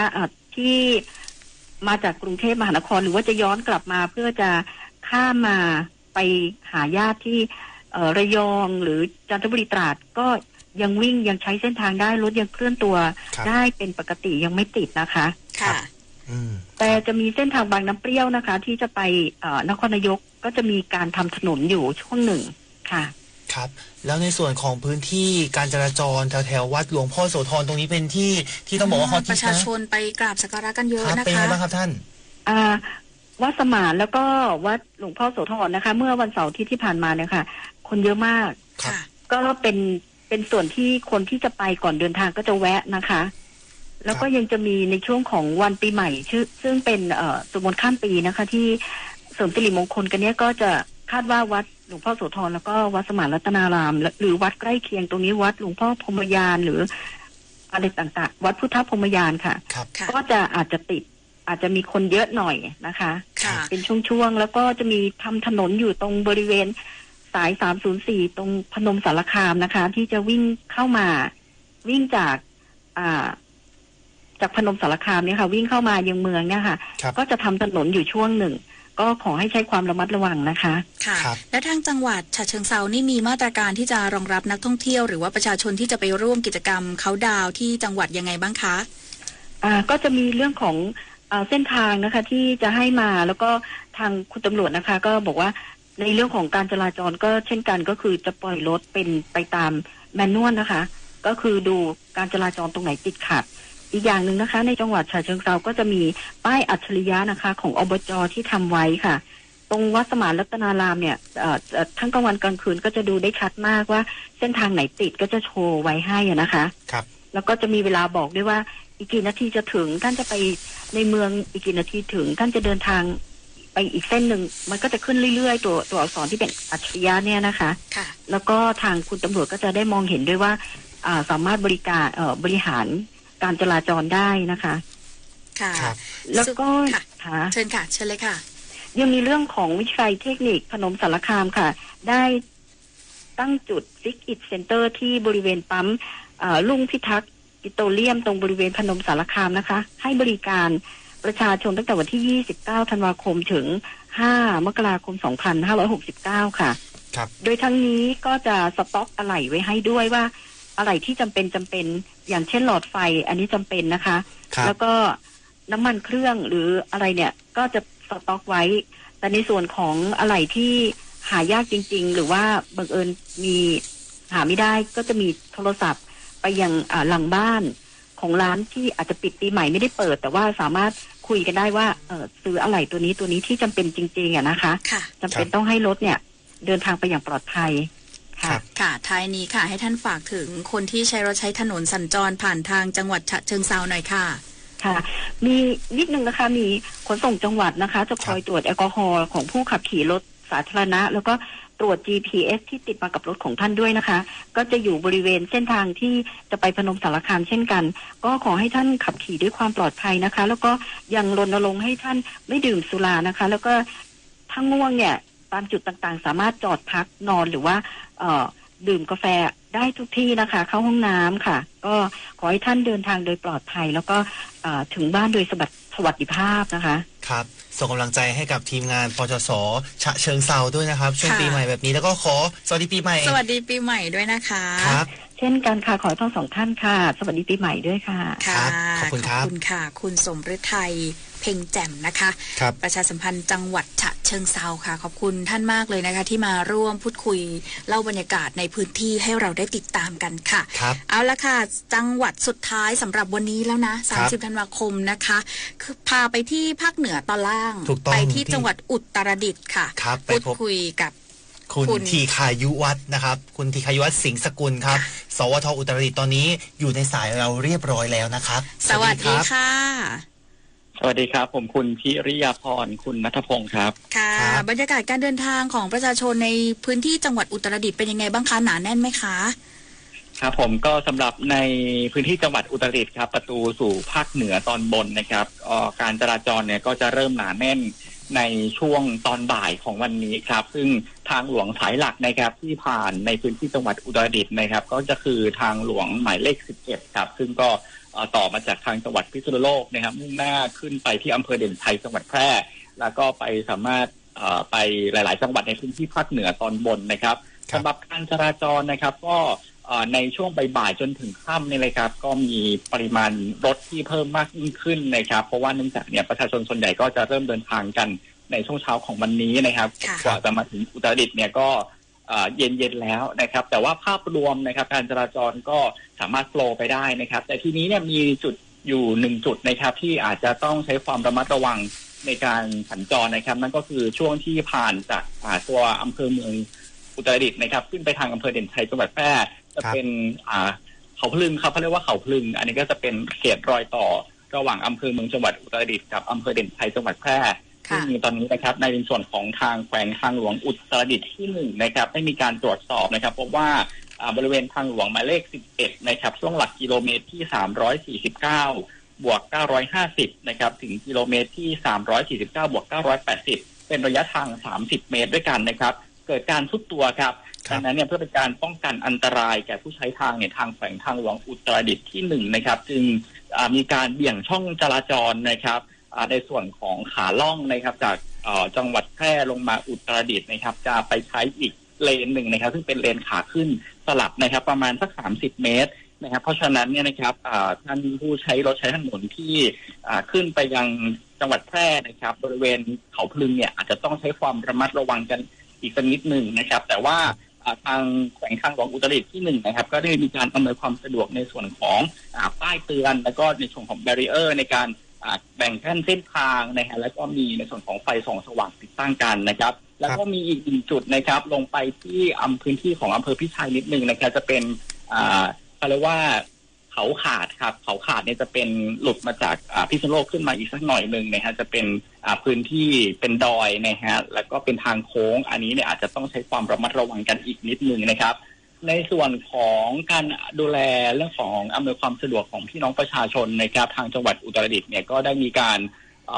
จัดตั้งนะครับในส่วนของหลายๆหน่วยงานในพื้นที่จังหวัดอุตรดิตถ์นะครับออกตรวจตาในส่วนของจุดด่านต่างๆนะครับไม่ว่าจะเป็นด่านหลักและก็ด่านชุมชนนะครับอย่างเช่นเมื่อในช่วงตอนบ่ายที่ผ่านมาครับทางท่านผู้ว่าราชการจังหวัดอุตรดิตถ์นะครับท่านก็ได้ลงพื้นที่นะครับไปให้กำลังใจในส่วนของผู้ที่ปฏิบัติหน้าที่ตามจุดจังหวัดต่างๆตามถนนเส้นทางสายหลักนะครับแล้วก็ได้ให้โอวาทแล้วก็คำอวยพรแล้วก็ไปถึงสิ่งของนะครับเพื่อที่จะเขาเรียกว่าให้กำลังใจนะครับแก่ผู้ที่ปฏิบัติงานนะครับตามเส้นทางต่างๆด้วยในส่วนนี้ก็จะมีในส่วนของรองผู้ว่าด้วยนะครับก็ได้ท่านก็ได้แบ่งสายกันไปนะฮะแล้วก็ทางอีก1จุดที่สำคัญนะครับนั่นก็คือทางวิทยาลัยอาชีวศึกษาอุตรดิตถ์นะครับก็ได้มีการเปิดศูนย์นะครับฟิกติกเซ็นเตอร์นะครับอันนี้ให้บริการในส่วนของการซ่อมรถนะฮะแล้วก็ดูแลเรื่องของยานยนต์ต่างๆที่มีปัญหานะครับตั้งจุดที่บริเวณปั๊มปตทนะครับแยกอุตรดิตถ์นะครับบริเวณโรงพยาบาลพิษณุโลกอุตรดิตถ์ตรงนี้เนี่ยก็จะมีน้องๆนะครับที่เรียนสายช่างนะครับสายอาชีวศึกษาเนี่ยนะครับร่วมมือกับทางขนส่งจังหวัดเนี่ยก็ได้มีการตั้งจุดนะครับในการที่จะอำนวยความสะดวกนะฮะในการเช็ครถต่างๆของผู้ที่เดินทางสัญจรไปมารวมไปถึงเป็นจุดพักรถด้วยนะครับสำหรับใครที่อาจจะเดินทางมาเหนื่อยล้านะฮะอันนี้ก็สามารถเข้าไปใช้บริการได้ก็จะมีทั้งขนมและก็กาแฟให้บริการด้วยครับอันนี้ก็เป็นภาพรวมในส่วนการจราจรในพื้นที่จังหวัดอุตรดิตถ์ครับครับแล้วในส่วนของกิจกรรมล่ะครับกิจกรรมเค้าดาวน์รวมถึงสถานที่ท่องเที่ยวในการท่องเที่ยวช่วงปีใหม่ที่อุตรดิตถ์มีตรงไหนอยากจะแนะนำบ้างไหมครับพี่ไทยครับครับในส่วนของจังหวัดอุตรดิตถ์นะฮะไม่มีในส่วนกิจกรรมเค้าดาวน์นะฮะแต่ว่าจะมีการจัดกิจกรรมสวดมนต์ข้ามปีนะครับที่วัดพระแท่นศิลาอัครพระอารามหลวงและก็ที่วัดคลองโพพระอารามหลวงก็มี2ที่นะครับพุทธศาสนิกชนนะครับหรือว่าท่านใดที่อาจจะอยากจะรับบุญเสริมบุญบารมีนะฮะในช่วงส่งท้ายปีเก่าต้อนรับปีใหม่นะครับก็ขอเชิญชวนนะครับไปสวดมนต์ข้ามปีกันนะครับวัดทั้ง2แห่งเลยที่วัดพระแท่นศิลาอัครแล้วก็วัดคลองโพพระอารามหลวงแล้วก็จะมีอีก1จุดนะครับที่ใครอยากจะเปลี่ยนที่เค้าดาวน์นะฮะเนาะอาจจะ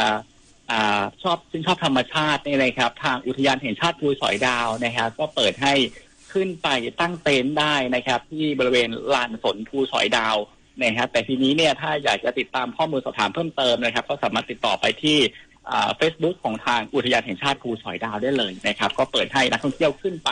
กางเต็นท์กันนะครับแต่ว่ารายละเอียดอะไรต่างๆเนี่ยก็สามารถสอบถามได้ที่อุทยานได้เลยครับค่ะวันนี้ต้องขอบคุณนะคะคุณธีคายุวัฒน์สิงห์สกุลค่ะผู้สื่อข่าวจากสวทอุตรดิตถ์นะคะที่มาร่วมรายงานบรรยากาศภาพรวมการเดินทางแล้วก็สถานที่ท่องเที่ยวด้วยนะคะแล้วก็โอกาสนี้ขอสวัสดีปีใหม่ด้วยนะคะสวัสดีปีใหม่ด้วยนะครับครับผมสวัสดีปีใหม่ครับค่ะสวัสดีค่ะขอบคุณมากเลยค่ะนี่เป็นเรียกได้ว่าวันนี้ครบทุกภาคถูกต้อง18จังหวัดด้วยกันนะครับสำหรับสัญจรปลอดภัยปีใหม่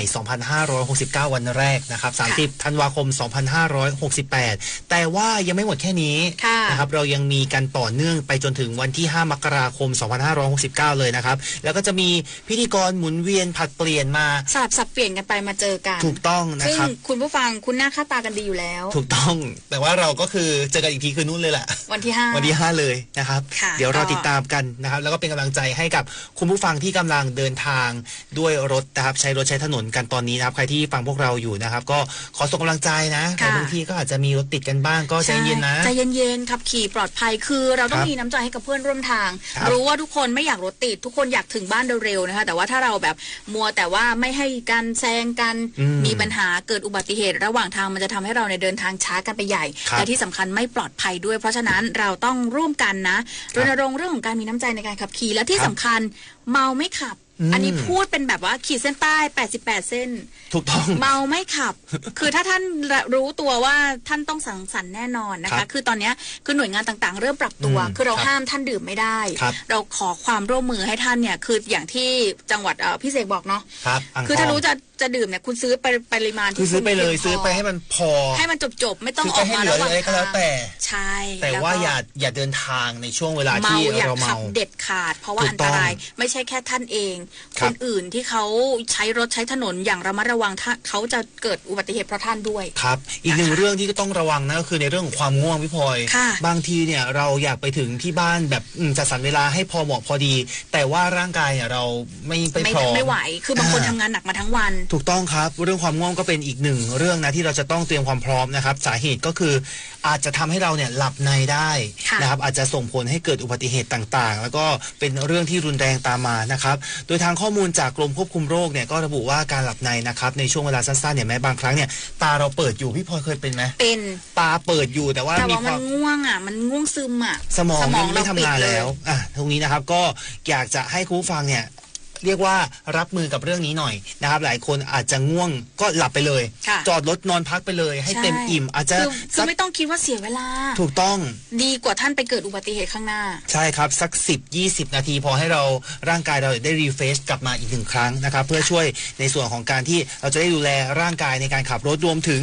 ลดการเกิดอุบัติเหตุตามท้องถนนด้วยนะครับเพราะว่านอกจากความสูญเสียที่เกิดขึ้นกับชีวิตแล้วทรัพย์สินของเราก็ยังจะต้องสูญเสียกันไปอีกนะครับตรงนี้ก็ฝากคุณผู้ฟังนะครับใครที่เดินทางอยู่นะครับเตรียมร่างกายให้พร้อมนะครับอย่าคิดแค่ว่าเมาแล้วจะไม่ขับอย่างเดียวง่วงก็ต้องไม่ขับด้วยนะครับอันนี้ก็ฝากคุณผู้ฟังกันไว้ด้วยนะครับแล้วเรื่องของการ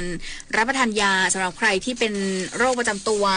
รู้ตัวว่าอาจจะต้องเดินทางแล้วก็ต้องมีการกินยาแล้วยาบางตัวค่ะอาจจะทำให้ท่านเนี่ยง่วงนอนได้นะคะซึ่งทางอย.เองแพทย์เภสัชกรหญิงสุภัทราบุญเสริมค่ะเลขาธิการคณะกรรมการอาหารและยาท่านเป็นห่วงเป็นใยในช่วงเทศกาลปีใหม่แบบนี้นะคะเป็นช่วงที่หลายคนเดินทางกลับภูมิลำเนาเดินทางไกลก็อาจจะเกิดเรื่องของการง่วงนอนอาการหลับในได้หรือบางคนใช้ยาชนิดที่ส่งผลทำให้ง่วงซึมด้วยความห่วงใยจากอย.ค่ะสำนักงานคณะกรรมการอาหารและยาจึงอยากเตือนผู้ขับขี่ยานพาหนะนะให้ระมัดระวังการใช้ยาบางประเภทที่อาจจะส่งผลกระทบต่อการขับขี่นะคะอย่างเช่นยาแก้แพ้บางคนเป็นหวัดเป็นภูมิแพ้คือยาแก้แพ้เนี่ยก็จะส่งผลให้มีอาการง่วงซึมมึนงงบางคนกินยาคลายเครียดนะคะยารักษาโรคจิตเวชหรือว่ายาบางอย่างยาแก้ไอเนี่ยกินเข้าไปแล้วเนี่ยเกิดทำให้ง่วงนะคะรวมไปถึงยาที่มีผลรบกวนในการขับขี่ยานพาหนะนะคะยังไงเนี่ยก็คือถ้ารู้ตัวว่าท่านจะต้องขับรถอาจจะเป็นคนอื่นขับไหมท่านก็กินยาแล้วนอนพักผ่อนไปในรถไปหรือถ้าท่านจะต้องเป็นคนขับจริงๆก็ คำนวณเวลาให้ดีคือกินก่อนสักหลายชั่วโมงก่อนให้มันพ้นช่วงง่วงนอนไปแล้วท่านก็ขับขี่รถด้วยความปลอดภัยแล้วถ้ารู้สึกตัวว่าง่วงปุ๊บจอดแวะปั๊มนอนเลยถูกต้องสมรรถภาพเราต้องเตรียมพร้อมให้ครบถ้วนนะครับอย่าให้เกิดอุบัติเหตุหรือว่าส่งผลกระทบต่อคนรอบข้างแล้วก็ผู้ใช้รถใช้ถนนร่วมกับเรานะครับและนี่ก็คือทั้งหมดนะครับของสัญจรปลอดภัยปีใหม่ 2569 ขับขี่ปลอดภัยลดความเร็วลดอุบัติเหตุนะครับวันนี้อยู่กับตัวนัทแล้วก็พี่พลมาจนถึงช่วงเวลาสุดท้ายนะครับใช่ค่ะวันนี้มีคอมเมน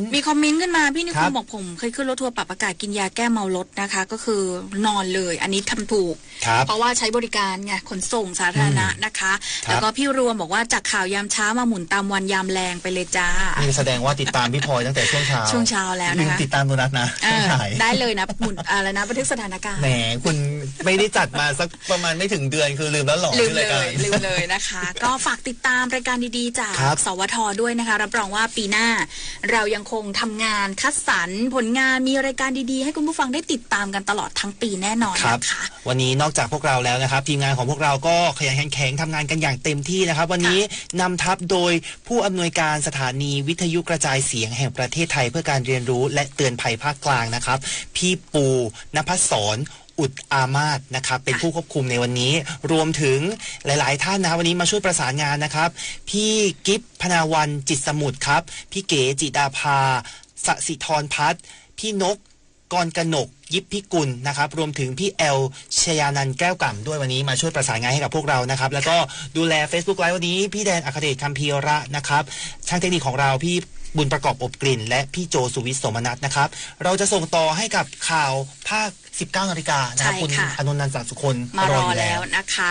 ก็ช่วงนี้ขออวยพรให้คุณผู้ฟังทุกท่านนะคะมีความสุขในช่วงเทศกาลปีใหม่นะตลอดปีตลอดไปรวยๆค่ะแล้วก็ร่ำรวยเงินทองร่ำรวยความสุขนะคะสวัสดีปีใหม่ด้วยค่ะวันนี้หมดเวลาลงแล้วนะคะดิฉันพิทยาพรวงศ์อุบลค่ะณัฐพงศ์สารบุตรและทีมงานลาไปแล้วครับสวัสดีครับสวัสดีค่ะช่วงพิเศษสัญจรปลอดภัยปีใหม่ 2569 เดินทางทั่วไทยอุ่นใจทุกเส้นทางขับขี่ปลอดภัยลดความเร็วลดอุบัติเหตุไม่ว่าจะวันไหนเทศกาลอะไรเราอยากให้คุณมีความสุขกับการเดินทางอย่างปลอดภัยแค่เคารพกฎจราจรใช้รถใช้ถนนด้วยความระมัดระวังไม่ขับรถเร็วเกินกว่ากฎหมายกำหนดดื่มไม่ขับโทรไม่ขับสวมหมวกนิรภัยคาดเข็มขัดนิรภัยและมีน้ำใจกับเพื่อนร่วมทางเพื่อลดความเสี่ยงการเกิดอุบัติเหตุทางถนนชีวิตวิถีใหม่ขับขี่อย่างปลอดภัยไร้อุบัติเหตุจะวัยไหนรุ่นไหนก็ใช้สื่อออนไลน์ให้ปลอดภัยได้อ๋อ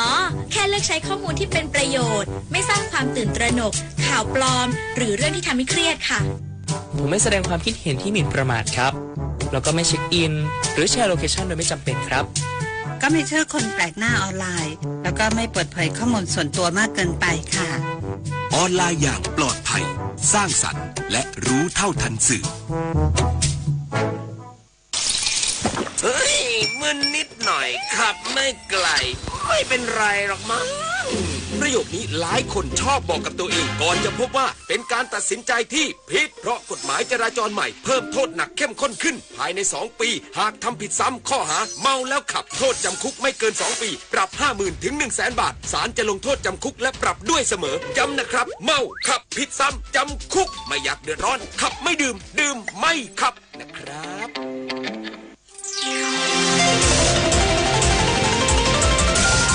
วิทยุแห่งประเทศไทยให้ความรู้คู่ความสุข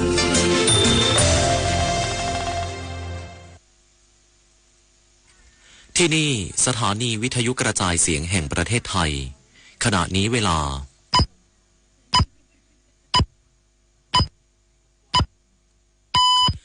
19 นาฬิกา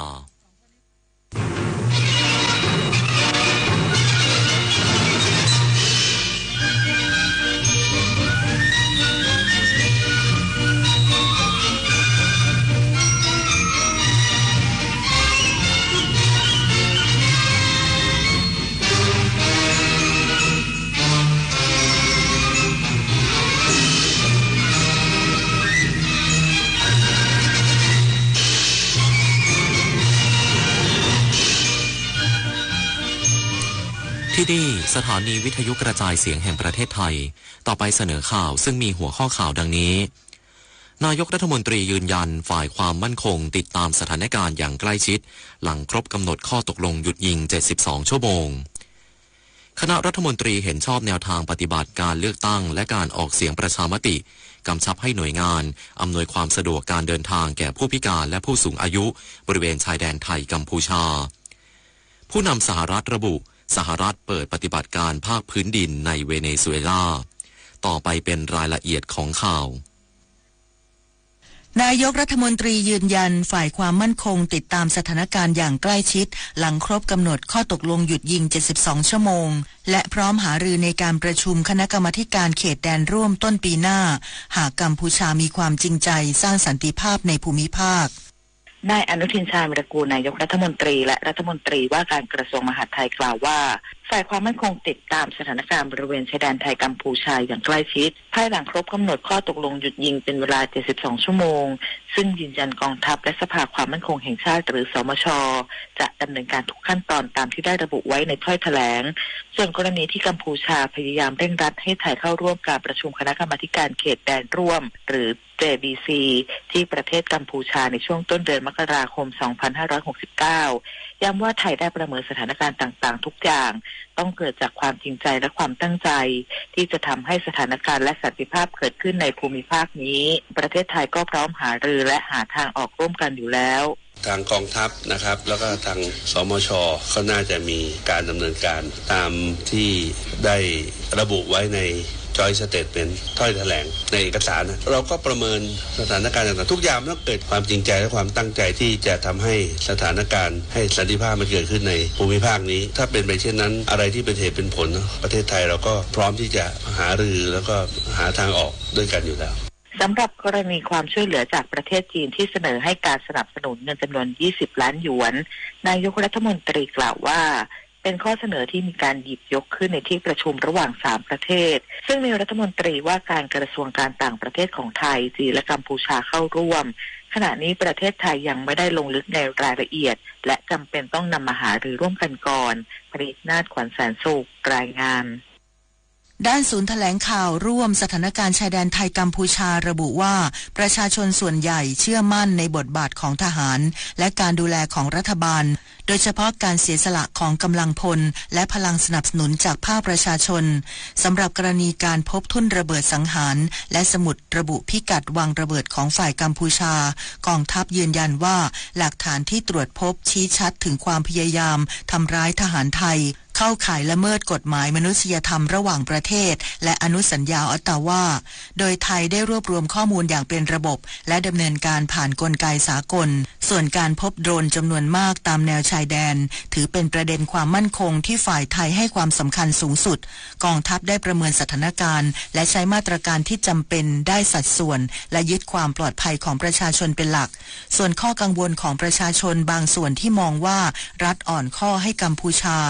กองทัพชี้แจงว่าการเจรจาและการหยุดยิงเป็นเครื่องมือที่ช่วยลดความสูญเสียไม่ใช่การยอมจำนนทหารไทยยังคงตรึงกำลังเฝ้าระวังและพร้อมปกป้องอธิปไตยตลอด24ชั่วโมงโดยมิติการทูตและการทหารเดินไปพร้อมกันอย่างสมดุลแม้ครบกำหนด72ชั่วโมงของการหยุดยิงแล้วแต่ฝ่ายไทยติดตามสถานการณ์อย่างใกล้ชิดหากมีการยั่วยุหรือละเมิดข้อตกลงไทยมีสิทธิ์และพร้อมปกป้องตนเองตามกฎหมายระหว่างประเทศขณะเดียวกันยังเปิดโอกาสให้กระบวนการเจรจาเดินหน้าต่อเพื่อคืนความสงบสุขตามแนวชายแดนและความปลอดภัยให้ประชาชน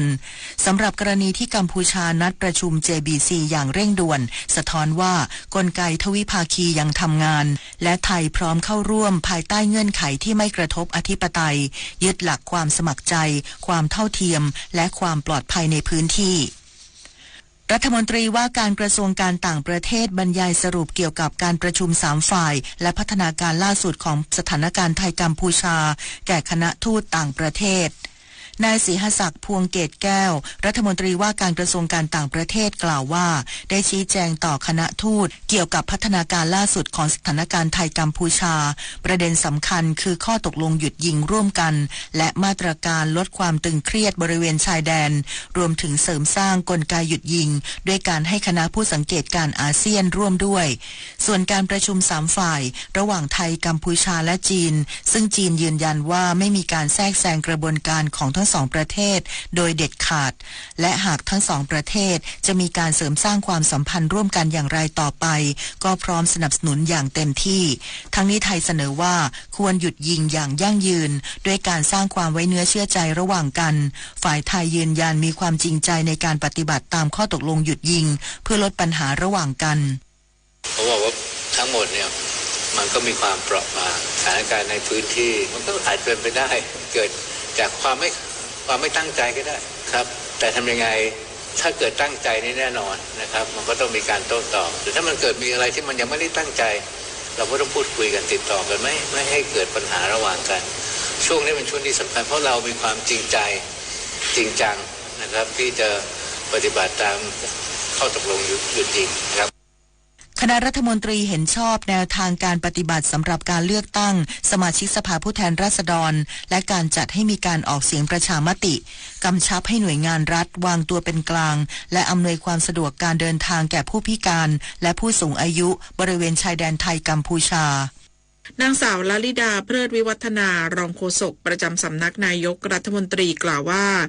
คณะรัฐมนตรีมีมติอนุมัติเกี่ยวกับแนวทางปฏิบัติในการเลือกตั้งทั่วไปและแนวทางปฏิบัติในการจัดการให้มีการออกเสียงประชามติในวันเดียวกับวันเลือกตั้งตามที่คณะกรรมการการเลือกตั้งหรือกกต.เสนอโดยขอให้กระทรวงกรมราชการส่วนภูมิภาคราชการส่วนท้องถิ่นรัฐวิสาหกิจและหน่วยงานของรัฐให้ความร่วมมือช่วยเหลือและสนับสนุนการดำเนินงานของกกต.สำหรับการดำเนินงานมี6ประเด็นประกอบด้วยให้บุคลากรที่ปฏิบัติหน้าที่วางตัวเป็นกลางอย่างเคร่งครัดให้การสนับสนุนสถานที่เพื่อใช้เป็นหน่วยออกเสียง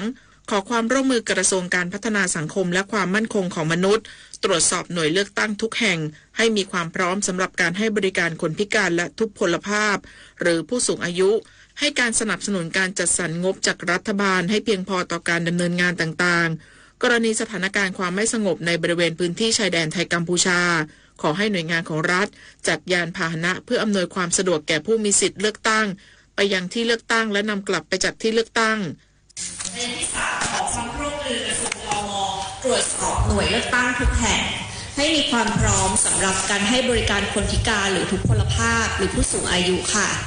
ประเด็นที่4ให้การสนับสนุนการจัดสรรงบจากรัฐบาลให้เพียงพอต่อการดำเนินงานต่างๆประเด็นที่5กรณีสถานการณ์ความไม่สงบในบริเวณพื้นที่ชายแดนไทยกัมพูชาให้หน่วยงานของรัฐจัดยานพาหนะเพื่ออำนวยความสะดวกแก่ผู้มีสิทธิเลือกตั้งไปยังที่เลือกตั้งและนำกลับไปจากที่เลือกตั้งค่ะ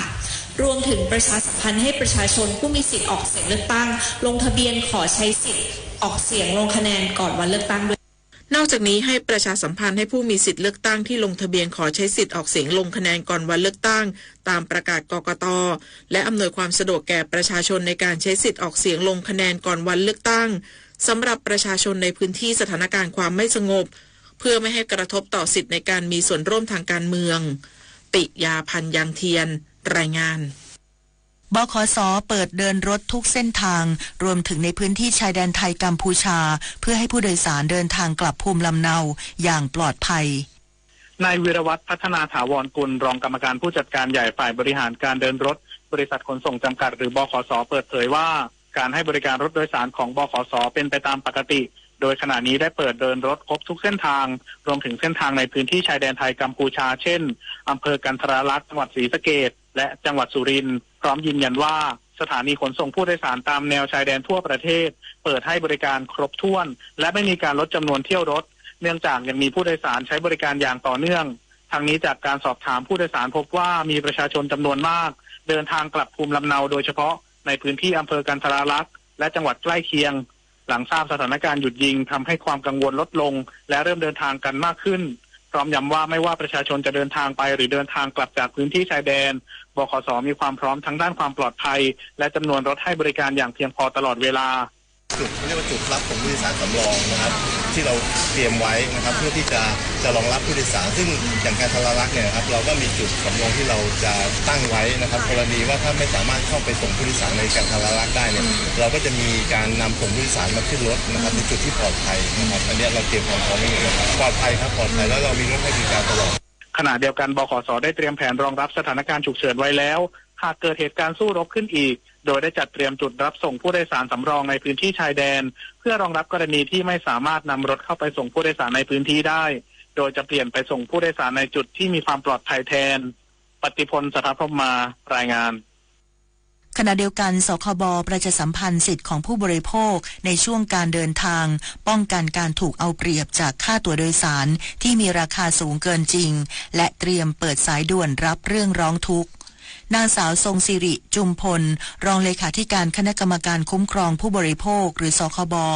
ลงพื้นที่สถานีขนส่งผู้โดยสารกรุงเทพหมอชิด2จัดกิจกรรมไปกลับสุขใจห่วงใยผู้บริโภคเพื่อรณรงค์ประชาสัมพันธ์ให้ประชาชนรับรู้ถึงสิทธิของผู้บริโภคในช่วงการเดินทางที่มีความหนาแน่นพร้อมกล่าวว่าการเดินทางของประชาชนต้องมีความปลอดภัยไม่ถูกเอารัดเอาเปรียบจากค่าตั๋วโดยสารที่มีราคาสูงเกินจริงและต้องได้รับการบริการอย่างสุภาพหากประชาชนไม่ได้รับความสะดวกหรือถูกเอาเปรียบสามารถร้องเรียนได้ที่แอปพลิเคชัน OCPB Connect หรือสายด่วนสคบ1166ซึ่งในวันพรุ่งนี้จะเปิดสายรับเรื่องร้องทุกข์ตลอดวันในส่วนสถานีขนส่งหมอชิดมีช่องทางรับเรื่องร้องเรียนอยู่แล้วโดยภาพรวมปัญหาร้องเรียนด้านการเดินทางในช่วงนี้พบไม่มากเนื่องจากมีการดูแลการให้บริการอย่างมีประสิทธิภาพทำให้ผู้บริโภคไม่ได้รับความเสียหายมากนักสำหรับรูปแบบปัญหาที่เคยพบในการเดินทางส่วนใหญ่เป็นเรื่องค่าตั๋วโดยสารที่มีราคาสูงโดยเฉพาะกรณีไม่ได้จองล่วงหน้าการขายตั๋วต่อในช่วงที่มีผู้โดยสารจำนวนมากรวมถึงการบริการที่ไม่สุภาพสามารถที่จะร้องผ่านนะคะทางเว็บไซต์ก็ได้ OCPB Connect Application อะไรต่างๆนะคะหรือโทรมาสายด่วน1166นะคะประชาสัมพันธ์ให้ผู้รับรู้อาจจะไม่ใช่แค่นะคะถูกละเมิดสิทธิ์แค่ช่วงเดินทางแล้ววิพากษ์เนี่ยก็อาจจะไปท่องเที่ยวไปซื้อทัวร์อะไรต่างๆเนี่ยนะคะถ้าเขาเกิดปัญหาเนี่ยนะคะเขาก็จะได้ทราบว่าเขาสามารถใช้สิทธิ์ร้องเรียนได้เรียกค่าเสียหายได้นะคะก็เป็นความร่วมมือกันที่จะให้ข้อมูลนะคะตรงนี้ถึงตัวผู้บริโภคที่ช่วงนี้ก็อาจจะมีการเดินทางที่ค่อนข้างหนาแน่นผู้บังคับการตำรวจทางหลวงสั่งเปิดช่องทางพิเศษถนนมิตรภาพรองรับรถจากมอเตอร์เวย์ M6 เพื่อบรรเทาปัญหาการจราจรติดขัดพลตำรวจตรีพรศักดิ์ เรารุจิราลัยผู้บังคับการตำรวจทางหลวงลงพื้นที่จังหวัดนครราชสีมาตรวจสภาพการจราจรถนนมิตรภาพที่ประชาชนทยอยเดินทางในช่วงเทศกาลปีใหม่พร้อมสั่งปรับแผนการจราจรเชิงรุกเน้นจุดติดขัดของตำรวจทางหลวงนครราชสีมาช่วงถนนมิตรภาพกิโลเมตรที่175ถึง197โนนสูงแยกตลาดแคที่รับรถต่อจากมอเตอร์เวย์ M6 ทางหลวงหมายเลข290วงแหวนนครราชสีมาและทางหลวงหมายเลข304วังน้ำเขียวทำให้เกิดรถติดสะสมกว่า20กิโลเมตรโดยสั่งการให้เร่งเปิดช่องทางพิเศษให้สัมพันธ์กับปริมาณรถเพื่อระบายการจราจรหลังจากนั้นได้ลงพื้นที่ตรวจหน่วยบริการประชาชนตำรวจทางหลวงกลางดงตรวจความพร้อมของห้องพักประชาชนและตรวจจราจรเนินกลางดงกำชับการกวดขันวินัยรถวิ่งขวาแก้ปัญหาจราจรผู้บังคับการตำรวจทางหลวงกล่าวว่าภาพรวมการจราจรในพื้นที่จังหวัดนครราชสีมาคล่องตัวดีจุดที่เคยติดขัดทุกปีเช่นช่วงกลางดงคลองไผ่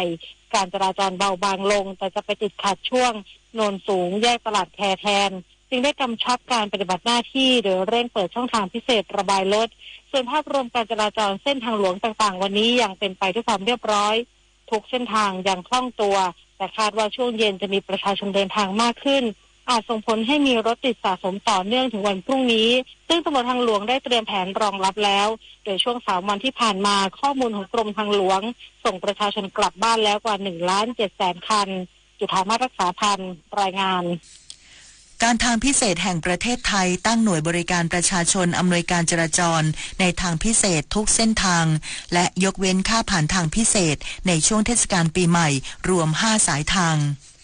นายสุรเชษฐ์เหล่าพูนสุขผู้ว่าการการทางพิเศษแห่งประเทศไทยหรือกทพ.เปิดโครงการอำนวยความสะดวกและความปลอดภัยรองรับการเดินทางของประชาชนช่วงเทศกาลปีใหม่พุทธศักราช 2569 ทั้งนี้กทพ.ร่วมกับกองบังคับการตำรวจจราจรและบริษัททางด่วนและรถไฟฟ้ากรุงเทพจำกัดมหาชนจัดมาตรการรองรับการเดินทางของประชาชนผู้ใช้ทางพิเศษโดยจัดตั้งหน่วยบริการประชาชนบริเวณด่านเก็บค่าผ่านทางพิเศษจำนวน 6 จุดพร้อมจัดกำลังพนักงานจัดการจราจรพนักงานกู้ภัยพนักงานหน่วยปฏิบัติการพิเศษรถกู้ภัยรถยกหน่วยเคลื่อนที่เร็วและอุปกรณ์เพื่ออำนวยการจราจรในทุกเส้นทางที่มีผู้ใช้บริการทางพิเศษเดินทางออกนอกเมืองและเข้าเมืองเพื่อเฝ้าระวังในการเข้าให้ความช่วยเหลือแก่ผู้ใช้บริการทางพิเศษที่ประสบเหตุต่างๆอย่างทันท่วงทีและรวดเร็วโดยคำนึงถึงความปลอดภัยในการเดินทางพร้อมทั้งตรวจสอบเส้นทางทางพิเศษทั้ง7สายทางตลอด24ชั่วโมงนอกจากนี้ได้ยกเว้นค่าผ่านทางพิเศษ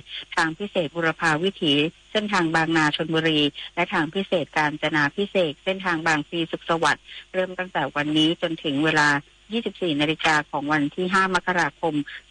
2569 รวม 7 วันเช่นเดียวกับทางหลวงพิเศษระหว่างเมืองของกรมทางหลวงรวมถึงยกเว้นค่าผ่านทางพิเศษของทางพิเศษเฉลิมมหานครทางด่วนขั้นที่ 1 ทางพิเศษศรีรัตน์ทางด่วนขั้นที่ 2 และทางพิเศษอุดรรัตยาบางปะอินปากเกร็ดตั้งแต่เวลา 0 นาฬิกา 1 นาทีของวันที่ 31 ธันวาคมถึงเวลา 24 นาฬิกาของวันที่ 1 มกราคมรวมเวลา 2 วันนพศรแก้วคำรายงานกรมวิทยาศาสตร์การแพทย์สนับสนุนการตรวจวิเคราะห์ปริมาณแอลกอฮอล์ในเลือดและรายงานผลภายใน 24 ชั่วโมงเพื่อป้องกันและลดอุบัติเหตุทางถนนช่วงเทศกาลปีใหม่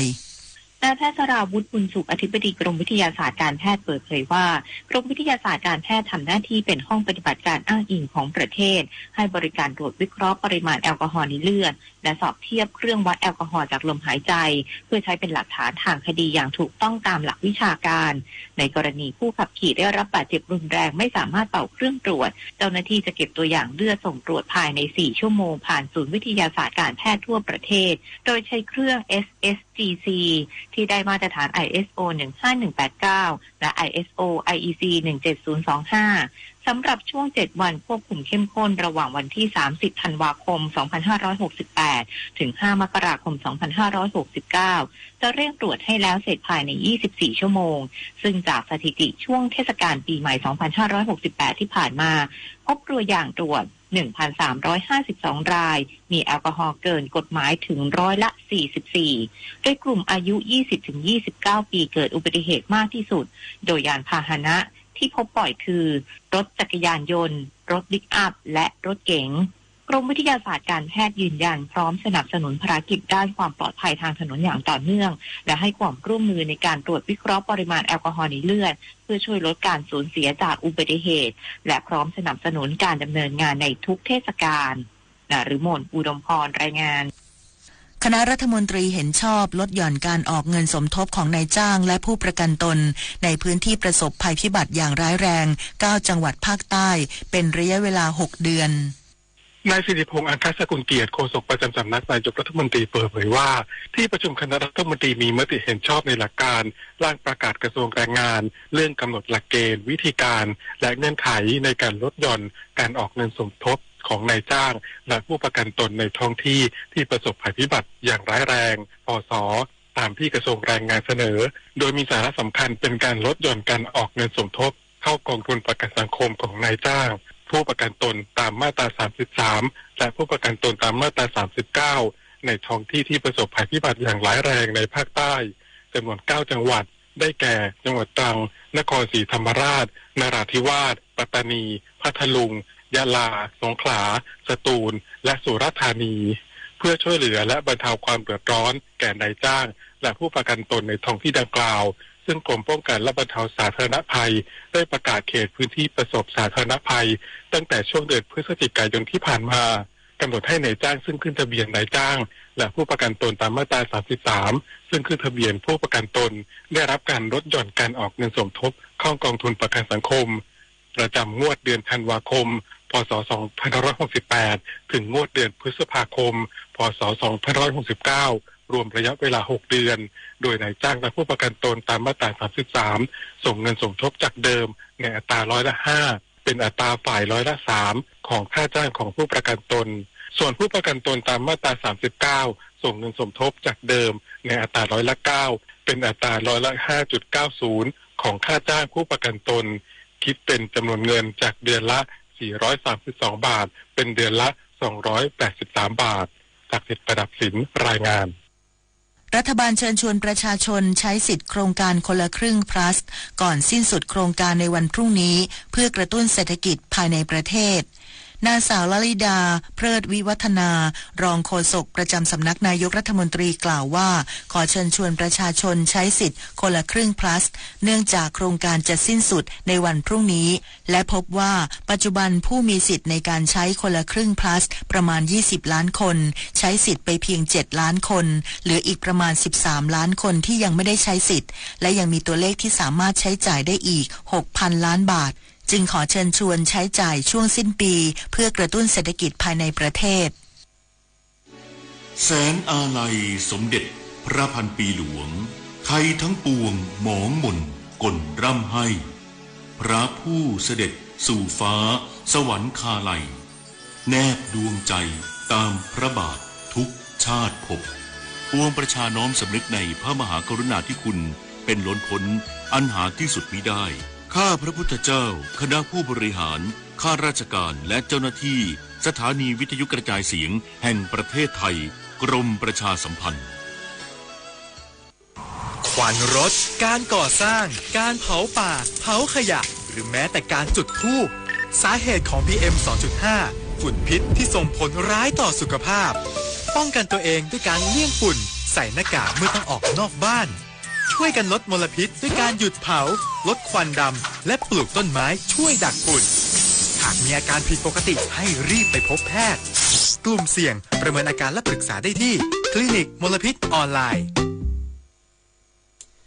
ต่อไปรับฟังข่าวต่างประเทศครับสำนักข่าวรอยเตอร์รายงานโดยอ้างถ้อยแถลงของประธานาธิบดีโดนัลด์ทรัมป์ผู้นำสหรัฐเมื่อวานนี้ที่ระบุว่าสหรัฐเปิดปฏิบัติการโจมตีภาคพื้นดินในดินแดนของเวเนซุเอลาเป็นครั้งแรกโดยมุ่งเป้าไปที่ท่าเรือแห่งหนึ่งที่เวเนซุเอลาใช้ขนถ่ายยาเสพติดขึ้นเรือซึ่งถือเป็นส่วนหนึ่งของปฏิบัติการการปราบปรามยาเสพติดของสหรัฐเพื่อตัดแหล่งเงินทุนของประธานาธิบดีนิโคลัสมาดูโรแห่งเวเนซุเอลาทั้งนี้สหรัฐส่งกองกำลังทางทหารไปประจำการในภูมิภาคลาตินอเมริกาเพิ่มขึ้นนับตั้งแต่เดือนกันยายนที่ผ่านมาโดยสามารถโจมตีเรือที่ขนส่งยาเสพติดกว่า20ครั้งส่งผลให้มีผู้เสียชีวิตอย่างน้อย100รายและยังสามารถยึดเรือบรรทุกน้ำมันที่ถูกคว่ำบาตรอย่างน้อย2ลำภายใต้คำสั่งที่ให้ดำเนินการปิดล้อมเรือบรรทุกน้ำมันที่แล่นเข้าออกเวเนซุเอลาทั้งหมดสำนักข่าว AFP รายงานโดยอ้างถ้อยแถลงของนายพักอินโฆษกกระทรวงการต่างประเทศของเกาหลีใต้ในวันนี้ที่ระบุว่ารัฐบาลเกาหลีใต้คาดหวังว่าความสัมพันธ์ระหว่างจีนและไต้หวันจะเป็นไปอย่างสันติโดยกระบวนการเจรจาและความร่วมมือของทั้งสองฝ่ายท่ามกลางสถานการณ์ความตึงเครียดบริเวณช่องแคบไต้หวันยังคงดำเนินอย่างต่อเนื่องจากการที่กองทัพปลดปล่อยประชาชนจีนกำลังดำเนินปฏิบัติการฝึกซ้อมรบด้วยกระสุนจริงรอบเกาะไต้หวันภายใต้ชื่อรหัสภารกิจแห่งความยุติธรรม 2025 ที่เริ่มขึ้นตั้งแต่วันที่ 29 ธันวาคมที่ผ่านมานายพักอินยังเปิดเผยว่ารัฐบาลเกาหลีใต้จะยังคงติดตามสถานการณ์ที่เกี่ยวข้องกับการซ้อมรบของกองทัพจีนต่อไปพร้อมกันนี้ยังเน้นย้ำถึงการให้ความสำคัญกับสันติภาพและเสถียรภาพในคาบสมุทรเกาหลีต่อไปรับฟังพยากรณ์อากาศครับพยากรณ์อากาศ24ชั่วโมงข้างหน้าประเทศไทยตอนบนมีหมอกบางในตอนเช้าและมีหมอกหนาบางพื้นที่ในภาคเหนือและภาคกลางแต่ยังคงมีอากาศเย็นถึงหนาวในภาคเหนือและภาคตะวันออกเฉียงเหนือส่วนภาคกลางรวมทั้งกรุงเทพมหานครและปริมณฑลภาคตะวันออกและภาคใต้ตอนบนมีอากาศเย็นในตอนเช้าเนื่องจากลมตะวันตกเฉียงเหนือในระดับบนพัดปกคลุมประเทศไทยตอนบนและภาคใต้ตอนบนในขณะที่บริเวณความกดอากาศสูงหรือมวลอากาศเย็นกำลังปานกลางที่ปกคลุมภาคเหนือและภาคตะวันอ อกเฉียงเหนือมีกำลังอ่อนลงขอให้ประชาชนบริเวณดังกล่าวดูแลรักษาสุขภาพเนื่องจากสภาพอากาศที่ยังคงหนาวเย็นและระวังอันตรายจากอัคคีภัยเนื่องจากสภาพอากาศแห้งรวมทั้งเพิ่มความระมัดระวังในการสัญจรผ่านบริเวณที่มีหมอกมรสุมตะวันออกเฉียงเหนือที่พัดปกคลุมอ่าวไทยและภาคใต้มีกำลังอ่อนลงทำให้ภาคใต้ตอนล่างมีฝนลดลงแต่ยังคงมีฝนฟ้าคะนองบางแห่งขอให้ประชาชนบริเวณภาคใต้ระวังอันตรายจากฝนฟ้าคะนองที่อาจจะเกิดขึ้นบางพื้นที่ส่วนคลื่นลมบริเวณอ่าวไทยตอนล่างมีกำลังปานกลางโดยอ่าวไทยตอนล่างมีคลื่นสูง 1-2 เมตรบริเวณฝนฟ้าคะนองคลื่นสูงมากกว่า2เมตรขอให้ชาวเรือบริเวณอ่าวไทยและทะเลอันดามันเดินเรือด้วยความระมัดระวังหลีกเลี่ยงการเดินเรือบริเวณฝนฟ้าคะนองฝุ่นละอองในระยะนี้บริเวณประเทศไทยตอนบนมีการสะสมของฝุ่นละอองหมอกควันอยู่ในเกณฑ์ปานกลางถึงค่อนข้างมากเนื่องจากมีการระบายอากาศไม่ดีพยากรณ์อากาศตั้งแต่เย็นวันนี้จนถึงเย็นวันพรุ่งนี้ภาคเหนืออากาศเย็นถึงหนาวกับมีหมอกในตอนเช้าและมีหมอกหนาบางพื้นที่อุณหภูมิต่ำสุด 14-18 องศาเซลเซียสบริเวณยอดดอยอากาศหนาวถึงหนาวจัดกับมีน้ำค้างแข็งบางแห่งอุณหภูมิต่ำสุด 5-15 องศาเซลเซียสภาคตะวันออกเฉียงเหนืออากาศเย็นถึงหนาวกับมีหมอกบางในตอนเช้าอุณหภูมิต่ำสุด 14-17 องศาเซลเซียสบริเวณยอดภูอากาศหนาวอุณหภูมิต่ำสุด 8-12 องศาเซลเซียสภาคกลางอากาศเย็นกับมีหมอกบางในตอนเช้าและมีหมอกหนาบางพื้นที่อุณหภูมิต่ำสุด 17-20 องศาเซลเซียสภาคตะวันออกอากาศเย็นกับมีหมอกบางในตอนเช้าอุณหภูมิต่ำสุด 18-23 องศาเซลเซียสลมตะวันออกเฉียงเหนือความเร็ว 15-30 กิโลเมตรต่อชั่วโมงทะเลมีคลื่นสูงประมาณ1เมตรภาคใต้ฝั่งตะวันออกทางตอนบนของภาคอากาศเย็นกับมีหมอกบางในตอนเช้าทางตอนล่างของภาคมีฝนฟ้าคะนอง10%ของพื้นที่ส่วนมากบริเวณนครศรีธรรมราชพัทลุงและสงขลาอุณหภูมิต่ำสุด 19-24 องศาเซลเซียสจังหวัดสุราษฎร์ธานีขึ้นมาลมตะวันออกเฉียงเหนือความเร็ว 15-30 กิโลเมตรต่อชั่วโมงทะเลมีคลื่นสูงประมาณ1เมตรตั้งแต่นครศรีธรรมราชลงไปลมตะวันออกเฉียงเหนือความเร็ว 15-35 กิโลเมตรต่อชั่วโมงทะเลมีคลื่นสูง 1-2 เมตรบริเวณฝนฟ้าคะนองคลื่นสูงมากกว่า2เมตรภาคใต้ฝั่งตะวันตกมีฝน120ของพื้นที่ส่วนมากบริเวณพังงาภูเก็ตกระบี่และตรังอุณหภูมิต่ำสุด 23-24 องศาเซลเซียสลมตะวันออกเฉียงเหนือความเร็ว 15-30 กิโลเมตรต่อชั่วโมงทะเลมีคลื่นสูงประมาณ1เมตรห่างฝั่งคลื่นสูงมากกว่า1เมตรบริเวณฝนฟ้าคะนองคลื่นสูงมากกว่า2เมตรกรุงเทพมหานครและปริมณฑลอากาศเย็นกับมีหมอกบางในตอนเช้าอุณหภูมิต่ำสุด 20-23 องศาเซลเซียสสภาวะระดับน้ำในแม่น้ำเจ้าพระยาที่หน้ากองบัญชาการกองทัพเรือคำนวณโดยกรมอุทกศาสตร์กองทัพเรือวันพรุ่งนี้น้ำขึ้นเต็มที่เวลา 13 นาฬิกา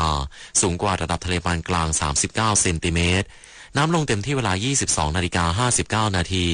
ต่ำกว่าระดับทะเลปานกลาง16 เซนติเมตรวันพรุ่งนี้ที่ผาชนะใดอำเภอโขงเจียมจังหวัดอุบลราชธานีดวงอาทิตย์ขึ้นเวลา 6 นาฬิกา 24 นาที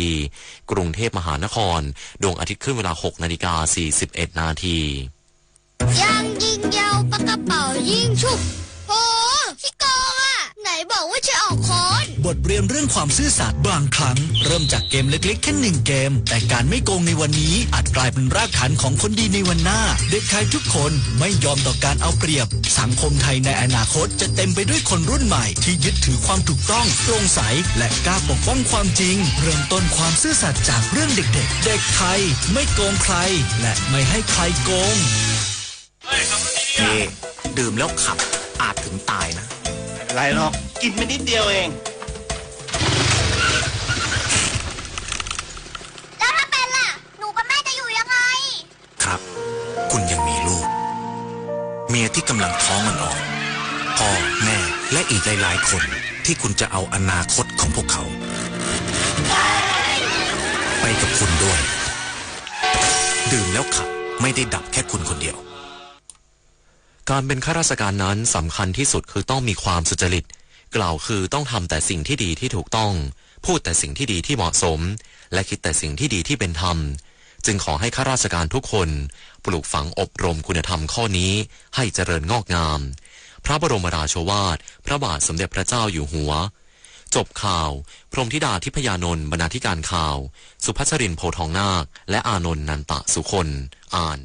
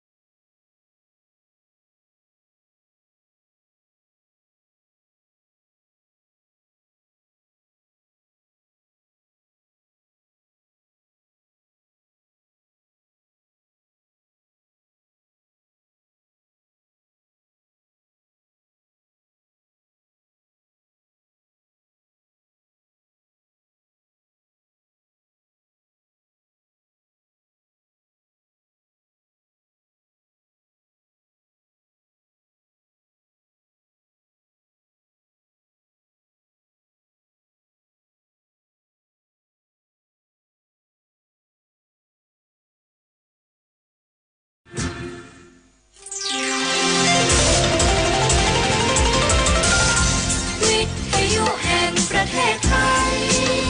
ให้ความรู้กู้ความสุข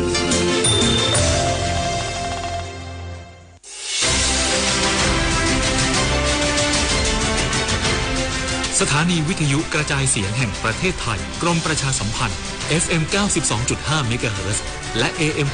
891 กิโลเฮิรตซ์ขอต้อนรับท่านเข้าสู่รายการแวดวงกีฬาทุกวันจันทร์ถึงวันเสาร์ 19:30 นาทีถึง 20:00 น.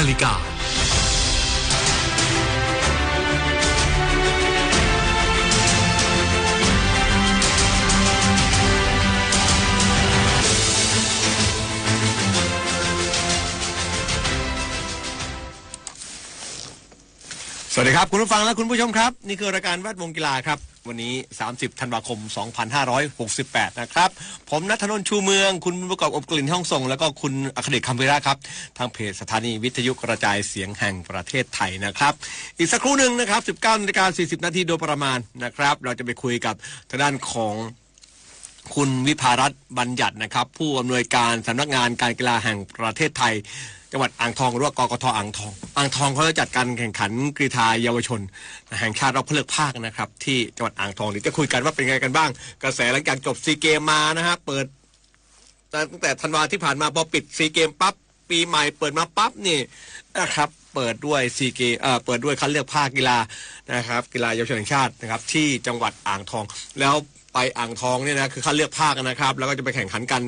ที่สุราษฎร์ธานีนะครับคือคัดกันหลายภาคนะครับนะคัดกันหลายภูมิภาคอ่างทองก็เป็นภาคหนึ่งแหละที่มาคัดกันนะครับนะภาค2แต่ไม่ผิดที่อ่างทองจะคุยกันว่าเป็นอย่างไรกันบ้างนะครับที่อ่างทองนะครับความพร้อมเป็นอย่างไรกันบ้างในฐานะการกีฬาแห่งประเทศไทยก็ถือว่าเป็นเลขานุการละนะในงานเรื่องของกีฬานะครับได้คุยกับทางเรื่องของเทคนิคกีฬาอย่างไรกันบ้างนะสนามแข่งขันเป็นอย่างไรนะครับการเรื่องของทางจังหวัดย้ำอะไรกันบ้างนะครับเดี๋ยวได้คุยกันนะครับเมื่อวานนี้ฟุตซอลของเรานะครับคว้าชัยชนะเหนืออินโดนีเซียในรุ่น19 ปีนะครับ3-1นะครับคว้าแชมป์อาเซียน2025เป็นสมัยแรกนะครับเมื่อวานนี้ที่นนทบุรีสเตเดียมนะครับฟุตซอลชายชิงแชมป์อาเซียนรุ่นอายุไม่เกิน19 ปีรอบชิงชนะเลิศนะครับเราเจอกับอินโดนีเซียนะครับเราชนะจุดโทษมาเลเซียมา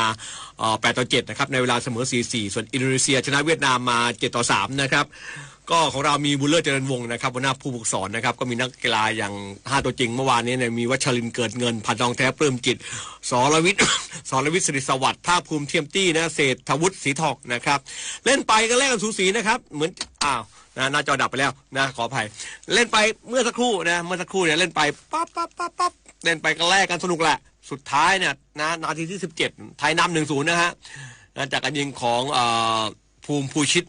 ควบอ่ำนะครับซ้ำเข้าไปไทยนำ 1-0 แต่ว่านำอยู่แป๊บเดียวท้ายเกมในครึ่งแรกเนี่ยอินโดนีเซียตีเสมอจากจุดโทษจุดที่2นะครับโมฮัมหมัดรอบบี้ยิงเข้าไปนะครึ่งหลังก็มีการแก้เกมกันนะครับมีก็เปลี่ยนตัวกันฟุตซอลเปลี่ยนตัวได้ตลอดนะครับแก้เกมกันแล้วก็ทางด้านของเรานาทีที่21นะแป๊บเดียวเองทำ2-1ครับจากสรวิทย์สิริสวัสดิ์นะครับไทยนำ 2-1 อินโดนีเซียก็พอโดนนำปั๊บก็เขาบุกมากขึ้นนะครับไทยก็ไม่กลัวตั้งรับอย่างเหนียวแน่นและโต้กลับนะครับแล้วก็เป็นสรวิทย์สิริสวัสดิ์นะครับคนยิงให้ไทยนำ 2-1 ครับคราวนี้จ่ายบ้างครับจ่ายให้กับสิทธวุฒิศรีทองครับยิงเข้าไปนาทีที่26ไทยนำ 3-1 แล้วก็เราที่เหลือก็คุมเกมนะครับแลกการสนุกแล้วนะครับแล้วก็ไทยก็ชนะไป3-1หมดเวลาการแข่งขันคว้าแชมป์อาเซียนรุ่นอายุไม่เกิน19 ปีไปครองอย่างสวยงามนะครับโอ้โหนะแล้วก็เมื่อวานนี้นอกจากได้แชมป์ไปครองแล้วก็ยังได้รางวัลด้วยนะผู้เล่น MVP ก็คือพานทองแท้ปลื้มจิตนะครับพานทองแท้ปลื้มจิตเนี่ยเป็นผู้เล่นกัปตันทีมของเรานะครับได้รางวัลMVP นะครับดาซันโวเศรษฐวุฒิศรีทองนะครับผู้รักษาประตูยอดเยี่ยมวัชรินทร์เกิดเงินนะครับก็ได้รับรางวัลผู้รักษาประตูยอดเยี่ยมนะครับส่วนหัวหน้าผู้ฝึกสอนของเราบุญเลิศเจริญวงศ์นะเมื่อวานนี้ก็บอกว่าโอ้โหก็เกมดังกล่าวเนี่ยก็ได้แชมป์เป็นสมัยแรกขอบคุณสมาคมกีฬาฟุตบอลแห่งประเทศไทยและกองเชียร์นะก็เป็นกำลังสำคัญในการที่จะมาช่วยนะครับให้เราประสบความสำเร็จนะครับเราวางแผนมาตั้งแต่เราเล่นกันกับเวียดนามแล้วนะครับตอนนี้เราอยู่ฟอร์มที่ดีตั้งแต่อุ่นเครื่องมาอะไรมานะครับผู้เล่นของเราสลับเปลี่ยนกันได้ตลอดทุกตำแหน่งนะครับแล้วก็เรามั่นใจเราชนะได้เพราะสปิริตของเรานะ3ชุดที่ลงเล่นมาเปลี่ยนตัวตลอดไม่มีใครเป็นซุปเปอร์สตาร์ทุกคนเหมือนกันหมดนะครับนี่คือผู้เล่นของเรานะครับก็กู้หน้านะครับได้แชมป์มาก่อนหน้านั้นเรื่องของวงการฟุตบอลฟุตซอลนี่เราก็นะ4 เกมเนี่ยก็ได้รองแชมป์ฟุตบอลหญิงที่3 4 เกมเหรียญทองแดงฟุตบอลชายก็รองแชมป์4 เกมฟุตซอลหญิงฟุตซอลชายรองแชมป์4 เกมฟุตซอลหญิงที่เหรียญทองแดงฟุตซอล U16 ก็รองแชมป์มาได้แชมป์ U19 นี่แหละนะครับก็การบริหารงานของคุณอดิศักดิ์เบญจศิริวัลย์อุปนายกสมาคมฝ่ายฟุตซอลและสมาคมกีฬาฟุตบอลนะครับแล้วก็ท่านก็ดูแลเรื่องของชายหาดด้วยนะครับบิ๊กป๋อมนะครับแล้วก็มีคุณบุญเลิศเจริญวงศ์หัวหน้าผู้ฝึกสอนนะครับส่วนฟุตบอลทีมชาติไทยของเราก็ยังซ้อมกันต่อเนื่องครับเมื่อเช้าซ้อมเช้าที่ยามาโอกะ คานาสกะนะครับก็ซ้อมเต็มที่ชุดยู23ของเรานะครับนักกีฬาทั้ง23คนก็ซ้อมเต็มที่นะครับนักกีฬานะของเราก็ซ้อมหนักนะเพราะจะเดินทางไปวันที่3มกราคมเรามีเวลาซ้อมอีกไม่กี่วันนะจะไปซาอุดิอาระเบียแล้วเพื่อเจอกับทางด้านของออสเตรเลียนัดแรกนะครับวันที่8มกราคมเป็นกำลังใจให้ทีมยู23ด้วยนะครับถึงแม้ว่าชุดหลักหลายๆคนไม่ได้ติดชุดนี้นะครับก็ทางด้านของทวชชัยดำรงอ่องตระกูลก็ทำได้เต็มที่นะเอานักเตะหลายๆคนมาที่สามารถเอามาได้นะครับมาเก็บตัวแล้วก็ไปแข่งขันกันนะครับรอเชียร์กันครับในชุดนี้นะครับ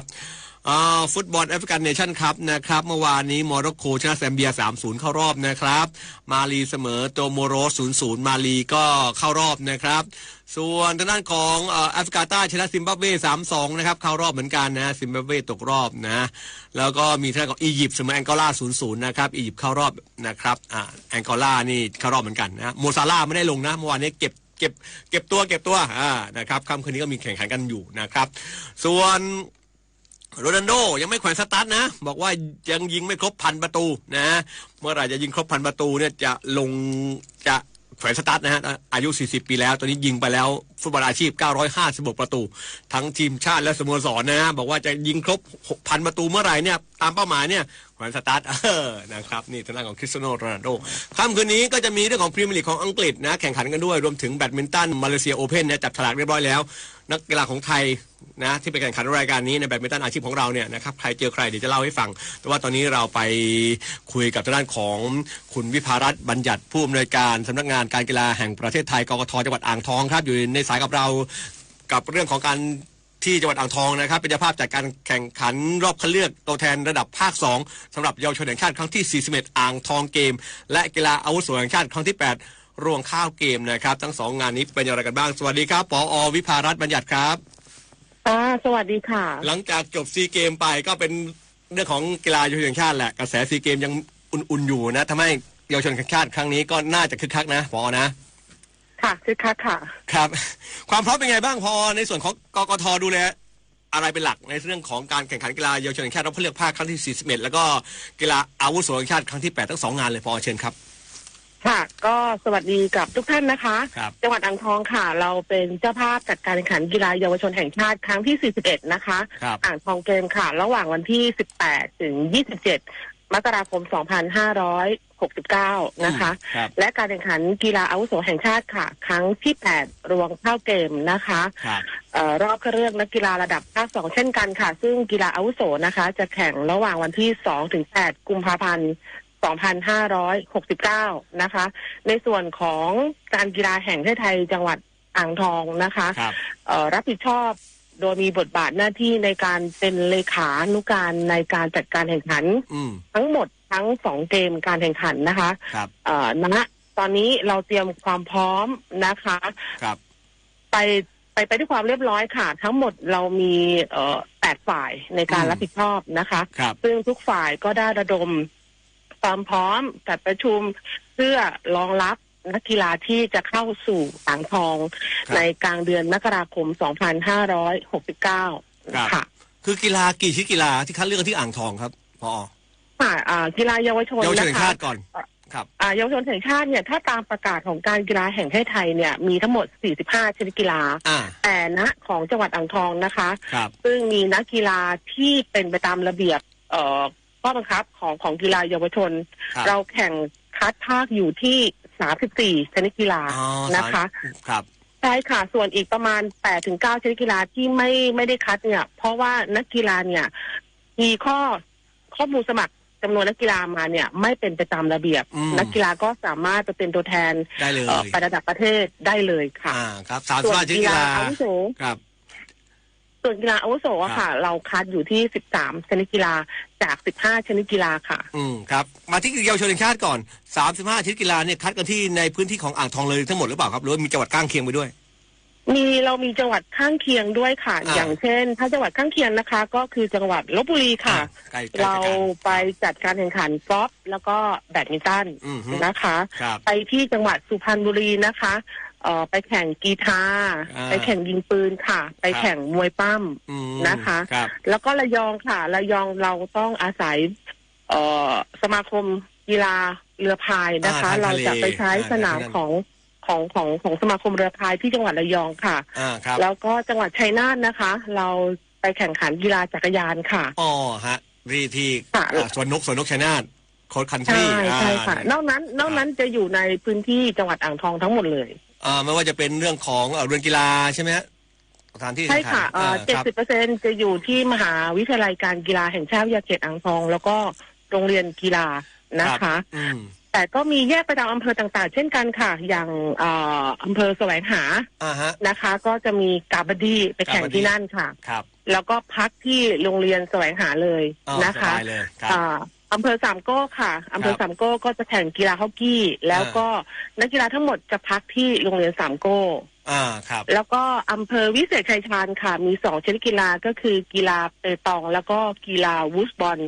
ก็จะพักที่โรงเรียนวิเศษชัยชาญวิทยาคมค่ะครับ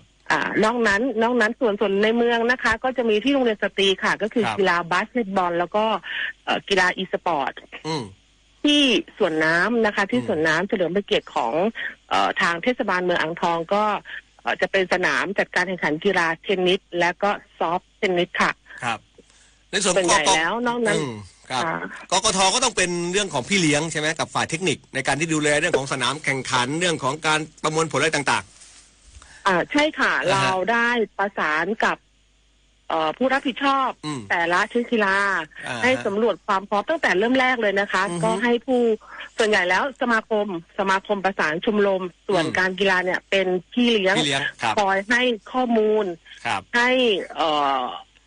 กฎกติกาหรือระเบียบของสนามแต่ละชนิดว่ามาตรฐานของเขานะคะมาตรฐานของแต่ละชนิดกีฬาเนี่ยต้องระดับไหนนะคะซึ่งตอนนี้ทุกชนิดกีฬาผู้รับผิดชอบจัดการแข่งขันเนี่ยค่ะก็ได้เตรียมความพร้อมมีการปรับปรุงสนามเพิ่มเติมอย่างเช่นกีฬาเปตองอย่างเงี้ยค่ะก็มีการปรับปรุงสนามเพิ่มเติมส่วนอย่างฟุตบอลนะคะตะกี้ลืมพูดไปก็คือใช้สนามที่สนามกีฬากลางนะคะก็คือสนามกีฬาองค์การบริหารส่วนจังหวัดอ่างทองเป็นสนามแข่งขันเราใช้2สนามนะคะเราใช้2สนามณปัจจุบันทางองค์การบริหารส่วนจังหวัดอ่างทองเองก็ได้ดูแลนะคะรดน้ำตัดหญ้าแล้วก็งดเว้นในการใช้สนามชั่วคราวแล้วค่ะครับเดี๋ยวภาค2เนี่ยครอบคลุมกี่จังหวัดนะฮะภาค2เนี่ยภาค2ครอบคลุมทั้ง14จังหวัดค่ะก็คือภาคกลางรวมถึงชลบุรีทางนู้นด้วยมาไล่มาจากทางใต้นะคะขออนุญาตก็คือประจวบคีรีขันธ์เพชรบุรีราชบุรีกาญจนบุรีนครปฐมนะคะสุพรรณบุรีแล้วมาเส้นภาคเหนือก็ชัยนาทนครสวรรค์อุทัยธานีสิงห์บุรีลพบุรีสระบุรีสุพรรณบุรีอ่างทองก็14จังหวัดค่ะอ๋อทางชลบุรีนี่ไม่เกี่ยวนะชลบุรีไม่ใช่ชลบุรีจะอยู่ภาคหนึ่งค่ะภาคหนึ่งอ๋อโอ้ถ้าเกิดอยู่กับทางฝั่งสุพรรณนี่โอ้โหงานหนักนะสู้แข่งคือตัวอ่างทองจังหวัดอ่างทองก็ต้องคาดหวังเหมือนกันนะว่าจะได้จะเป็นตัวแทนกีฬาในประเภทไหนพอถ้าคาดหวังนะคะเราโดยสมาคมกีฬาแห่งจังหวัดเราคาดหวังทุกชนิดกีฬานะคะคาดหวังทุกกีฬาแต่เมื่อถึงเกมการแข่งขันอันนี้ก็อยู่ที่ความสามารถ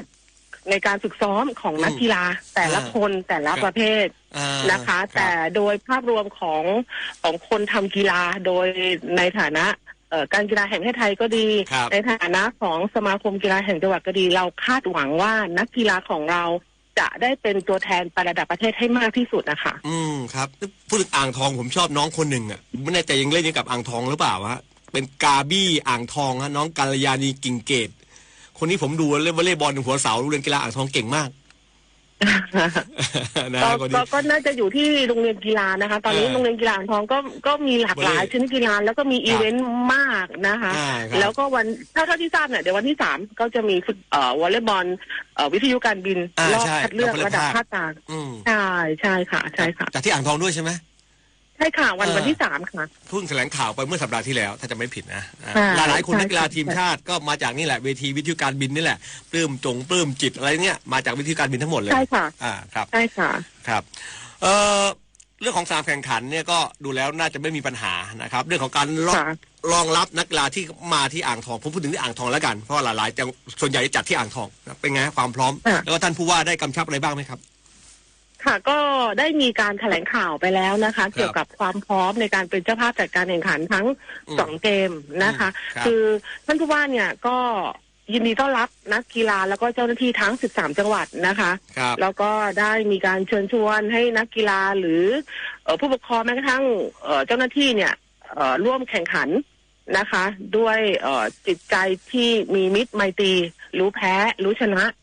นะคะแล้วก็สามารถท่องเที่ยวเมืองอ่างทองซึ่งเป็นเมืองรองตามสถานที่ต่างๆได้นะคะโดยมาตรการในการรองรับหรือต้อนรับนักกีฬานะคะไม่ว่าจะเป็นในเรื่องของความปลอดภัยนะคะท่านก็ให้ความสำคัญในที่พักนักกีฬาก็ดีในเรื่องสนามแข่งขันก็ดีนะคะท่านก็กำชับทางตำรวจภูธรจังหวัดอ่างทองนะคะในการดูแลทั้งที่พักนักกีฬาทั้งสนามแข่งขันแม้กระทั่งเรื่องการดูแลในเรื่องของการจราจรนะคะก็เป็นห่วงนะคะแล้วก็ได้กำชับให้ทางตำรวจภูธรจังหวัดช่วยกวดขันแล้วก็ดูแลอย่างเช่นเมื่อนักกีฬากลับมาที่พักเนี่ยก็ห่วงค่ะว่ากลางคืนจะออกไปเที่ยวหรือไปร้านอาหารนะคะก็สั่งกำชับให้ทางฝ่ายที่พักเองก็กำหนดมาตรการด้วยซึ่งฝ่ายที่พักเนี่ยจะมีการประชุมอีกครั้งหนึ่งนะคะในวันที่8มกราคม2569นะคะโดยท่านรองไพบูลย์สุขบุญนะคะท่านเป็นประธานของฝ่ายที่พักท่านก็เป็นห่วงแล้วก็จะมีการประชุมอีกครั้งหนึ่งอะค่ะครับในส่วนของการประชาสัมพันธ์ข่าวเรื่องของโปรแกรมการแข่งขันข่าวสารต่างๆของการแข่งขันคราวนี้เนี่ยทางการกีฬาแห่งประเทศไทยได้ประสานกับประชาสัมพันธ์จังหวัดอ่างทองไหมครับว่าเราจะช่วยเหลือในการประชาสัมพันธ์กันยังไงครับค่ะก็ได้ประสานมาตั้งแต่เริ่มต้นในการเรารับเป็นเจ้าภาพนะคะในเรื่องของสื่อต่างๆในเรื่องของการทำ VDR ในเรื่องของการทำวันเพจหรือวิดีโอเพื่อแสดงความพร้อมแล้วก็โปรโมทสนามแข่งขันและหลังจากนี้นะคะทางการกีฬาเนี่ยจะรวบรวมโปรแกรมการแข่งขันซึ่งได้จับฉลากไปแล้วนะคะเมื่อที่27นะคะเมื่อรวบรวมเสร็จเนี่ยเราก็จะส่งให้กับทางประชาสัมพันธ์จังหวัดเพื่อที่จะกระจายไปตามสื่อต่าง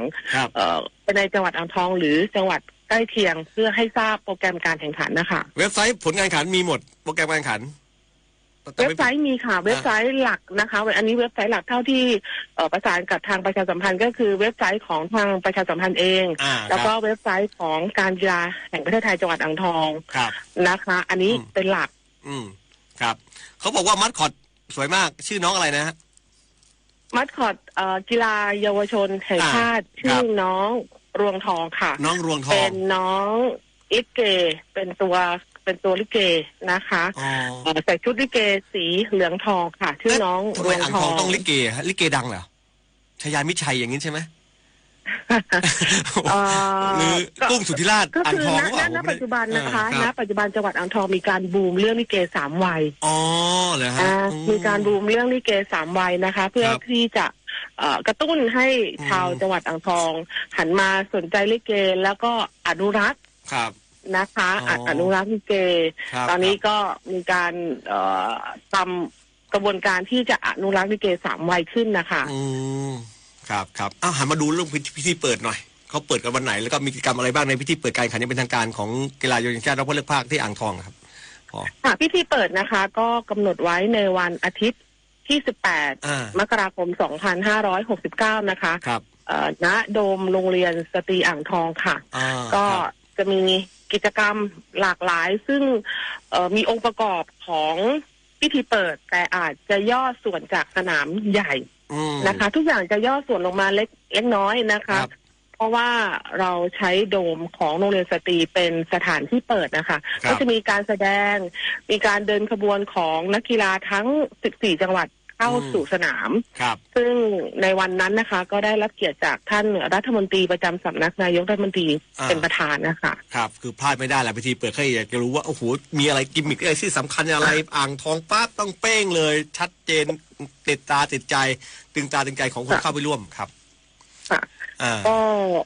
ก็ฝากเชิญชวนนะคะก็ฝากเชิญชวนพี่น้องชาวจังหวัดอ่างทองหรือจังหวัดข้างเคียงนะคะหรือแม้กระทั่งผู้ปกครองหรือคุณครูใน14จังหวัดนะคะ ก็มาร่วมชมร่วมเชียร์บุตรหลานของท่านซึ่งเป็นเด็กๆค่ะอายุไม่เกิน18 ปีนะคะมาให้กำลังใจกันได้แล้วก็มาเที่ยวเมืองอ่างทองซึ่งมีสถานที่ท่องเที่ยวมากมายเช่นกันค่ะครับคือคัดเลือกภาคอ่างทองแล้วจะไปต่อคือที่สุราษฎร์ธานีนะรอบชิงเยาวชนแห่งชาตินะฮะที่ไปสุราษฎร์ธานีต่อถูกต้องค่ะครับ ถูกต้องค่ะคือไปอ่างทองนอกจากไปแข่งกีฬาแล้วผมพาน้องๆไปแข่งขันสมมุตินะนอกจากไปแข่งขันแล้วผมจะมีอะไรที่อ่างทองที่น่าที่จะให้ผมไปช้อปปิ้งไปเที่ยวมีอะไรบ้างพอแนะนำหน่อยครับณปัจจุบันในอันนี้กำลังบูมเลยนะคะก็คือแลนด์มาร์คแห่งใหม่ของเมืองอ่างทองซึ่งอยู่ลำกันคลองลำท่าแดงอยู่ตำบลย่านซื่อคลองลำนะคะในเขตอำเภอเมืองค่ะซึ่งวันนี้ค่ะก็จะมีกิจกรรมเขาดาวนะคะ30-31นะคะตอนนี้กำลังบูมแลนด์มาร์คใหม่ค่ะที่เขาจัดวิ่งวันก่อนหรือเปล่าอ่างทองใกล้เคียงกันนะคะใช่สถานที่ใกล้เคียงกันวันนี้ประดับไฟสวยมากนะคะซึ่งเป็นแลนด์มาร์คใหม่ของจังหวัดอ่างทองก็เชิญชวนค่ะเชิญชวนไม่จำเป็นจะต้องเป็นนักกีฬาหรือในเขต14จังหวัดนะคะก็เชิญชวนพี่น้องประชาชนทั่วประเทศสามารถเข้ามาเที่ยวเมืองอ่างทองนะคะมาชื่นชมแลนด์มาร์คแห่งใหม่มาชื่นชมศิลปะวัฒนธรรมนะคะซึ่งวัดต่างๆของจังหวัดอ่างทองมีมากมายนะคะก็เชิญชมเชิญแวะนะคะอย่างเช่นเนี่ยปีใหม่เนี่ยมันเป็นทางผ่านก็สามารถแวะได้ค่ะครับสายเอเชียอย่าไปยาวที่ถึงนครสวรรค์นะเลี้ยวซ้ายอยุธยาเข้าอ่างทองก่อนนะอย่าเพิ่งไปนครสวรรค์นะเอเชียมันติดเข้าเส้นในอ่างทองมีอะไรให้ได้ชมแวะพักชิมพักท็อปนะคะร้านคาเฟ่มากมายค่ะในจังหวัดอ่างทองมีเยอะผมจำได้มีร้านของดาราคนหนึ่งนะพี่หนุ่มสันติสุขพรหมศิริใช่ไหมอยู่อ่างทองใช่ไหมใช่ค่ะใช่ค่ะพอเคยไปนั่งไหมผ่านนะคะยังไม่เคยคือเดี๋ยวเรื่องของกีฬาอาวุโสแห่งชาติครั้งที่8แข่งเดือนกุมภาพันธ์ไงนะน้องต้นข้าวเดี๋ยวเราจะคุยกันอีกทีนึงดีกว่าเพราะว่านะเอาไว้จบเรื่องของกีฬาอ่างทองเกมเยาวชนแห่งชาติก่อนเดี๋ยวผมต้องขอพอออกมาอีกครั้งหนึ่งนะในเรื่องของหลังจากจบกีฬาเนี่ยเยาวชนแห่งชาติเราเพิ่งเลือกภาคที่อ่างทองอ่ะเดี๋ยวกีฬาอาวุโสแห่งชาติครั้งที่8เราจะคุยกันอีกครั้งหนึ่งท้ายรายการพอมีอะไรฝากอีกครั้งหนึ่งครับเชิญครับพอครับก็ฝากถึงพี่น้องประชาชนนะคะทั้งทั่วประเทศหรือแม้กระทั่งพี่น้องพ่อแม่ผู้ปกครองนะคะที่อยู่ใน14จังหวัดในสังกัดภาค2นะคะก็เชิญนะคะมาให้กำลังใจบุตรหลานนักกีฬานะคะซึ่งเป็นเด็กๆซึ่งเป็นเยาวชนนะคะซึ่งสามารถต่อยอดไปสู่ความเป็นเลิศหรือเป็นอาชีพในอนาคตได้นะคะก็มาฝากให้กำลังใจแรงใจเชียร์บุตรหลานของท่านนะคะแล้วเข้ามาเที่ยวชมเมืองอ่างทองซึ่งเป็นเมืองรองแต่มีของดีมากมายค่ะครับผมขอบคุณมากครับผอ.ครับค่ะสวัสดีค่ะเดี๋ยวคราวหน้าคุยกันอีกครั้งหนึ่งนะครับครับสวัสดีครับผอ.วิภารัตน์บัญญัตินะครับผู้อำนวยการสำนักงานการกีฬาแห่งประเทศไทยกกท.จังหวัดอ่างทองนะมีเรื่องที่จะคุยกับผอ.หลายเรื่องนะฮะแต่ว่าเอาแค่นี้ก่อนเพราะว่าเวลาค่อนข้างจำกัดนะครับแล้วก็กีฬาเยาวชนแห่งชาติเราเลือกที่อ่างทองไปชมแล้วก็ไปเชียร์กันนะครับวันที่18 ถึง 27 มกราคม 2569นะครับ34ชนิดกีฬานะครับมีน้องรวงทองนะเด็กชายถือคบเพลิงชุดลิเกนะครับส่วนกีฬาอาวุโสแห่งชาติเดี๋ยวจะคุยกันทีหลังนะครับกีฬารอบเลือกภาคเนี่ยต้องบอกก่อนนะฮะแข่งขันกันนะครับภาค1นะแข่งกันที่ปากน้ำเจ้าพระยาเกมนะครับ7 ถึง 17 มกราคมที่สมุทรปราการนะครับภาค2อ่างทองเกมที่เรากำลังรายงานนะครับ18 ถึง 27 มกราคมที่อ่างทองภาค3ที่หนองหานเกมนะครับสกลนครนะครับ6 ถึง 18 มกราคมนะครับแล้วก็ภาค4ประตู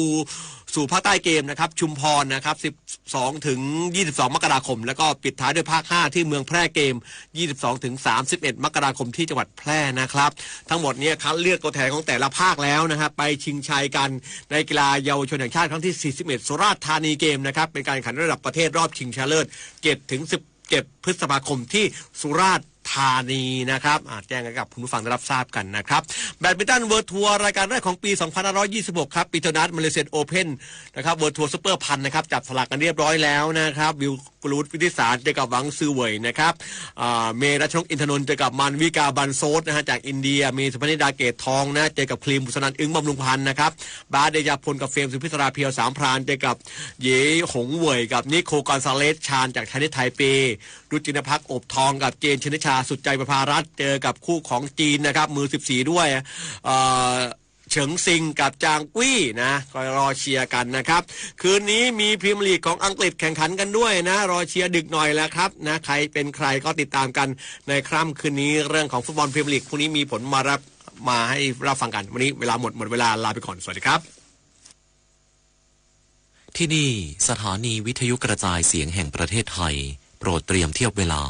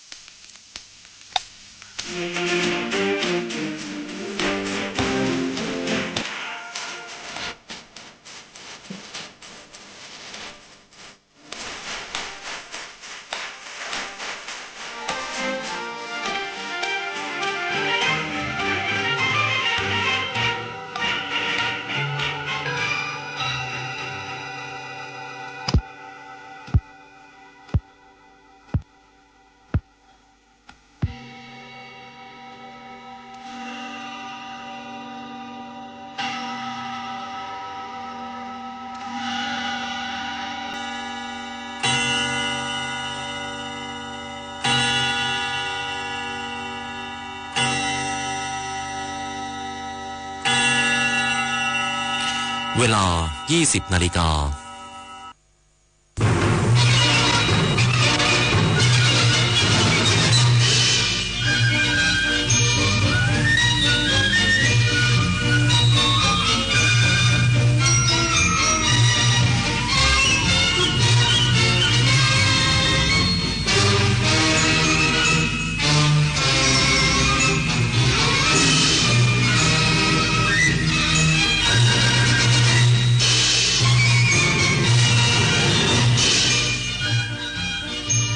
ที่นี่สถานีวิทยุกระจายเสียงแห่งประเทศไทย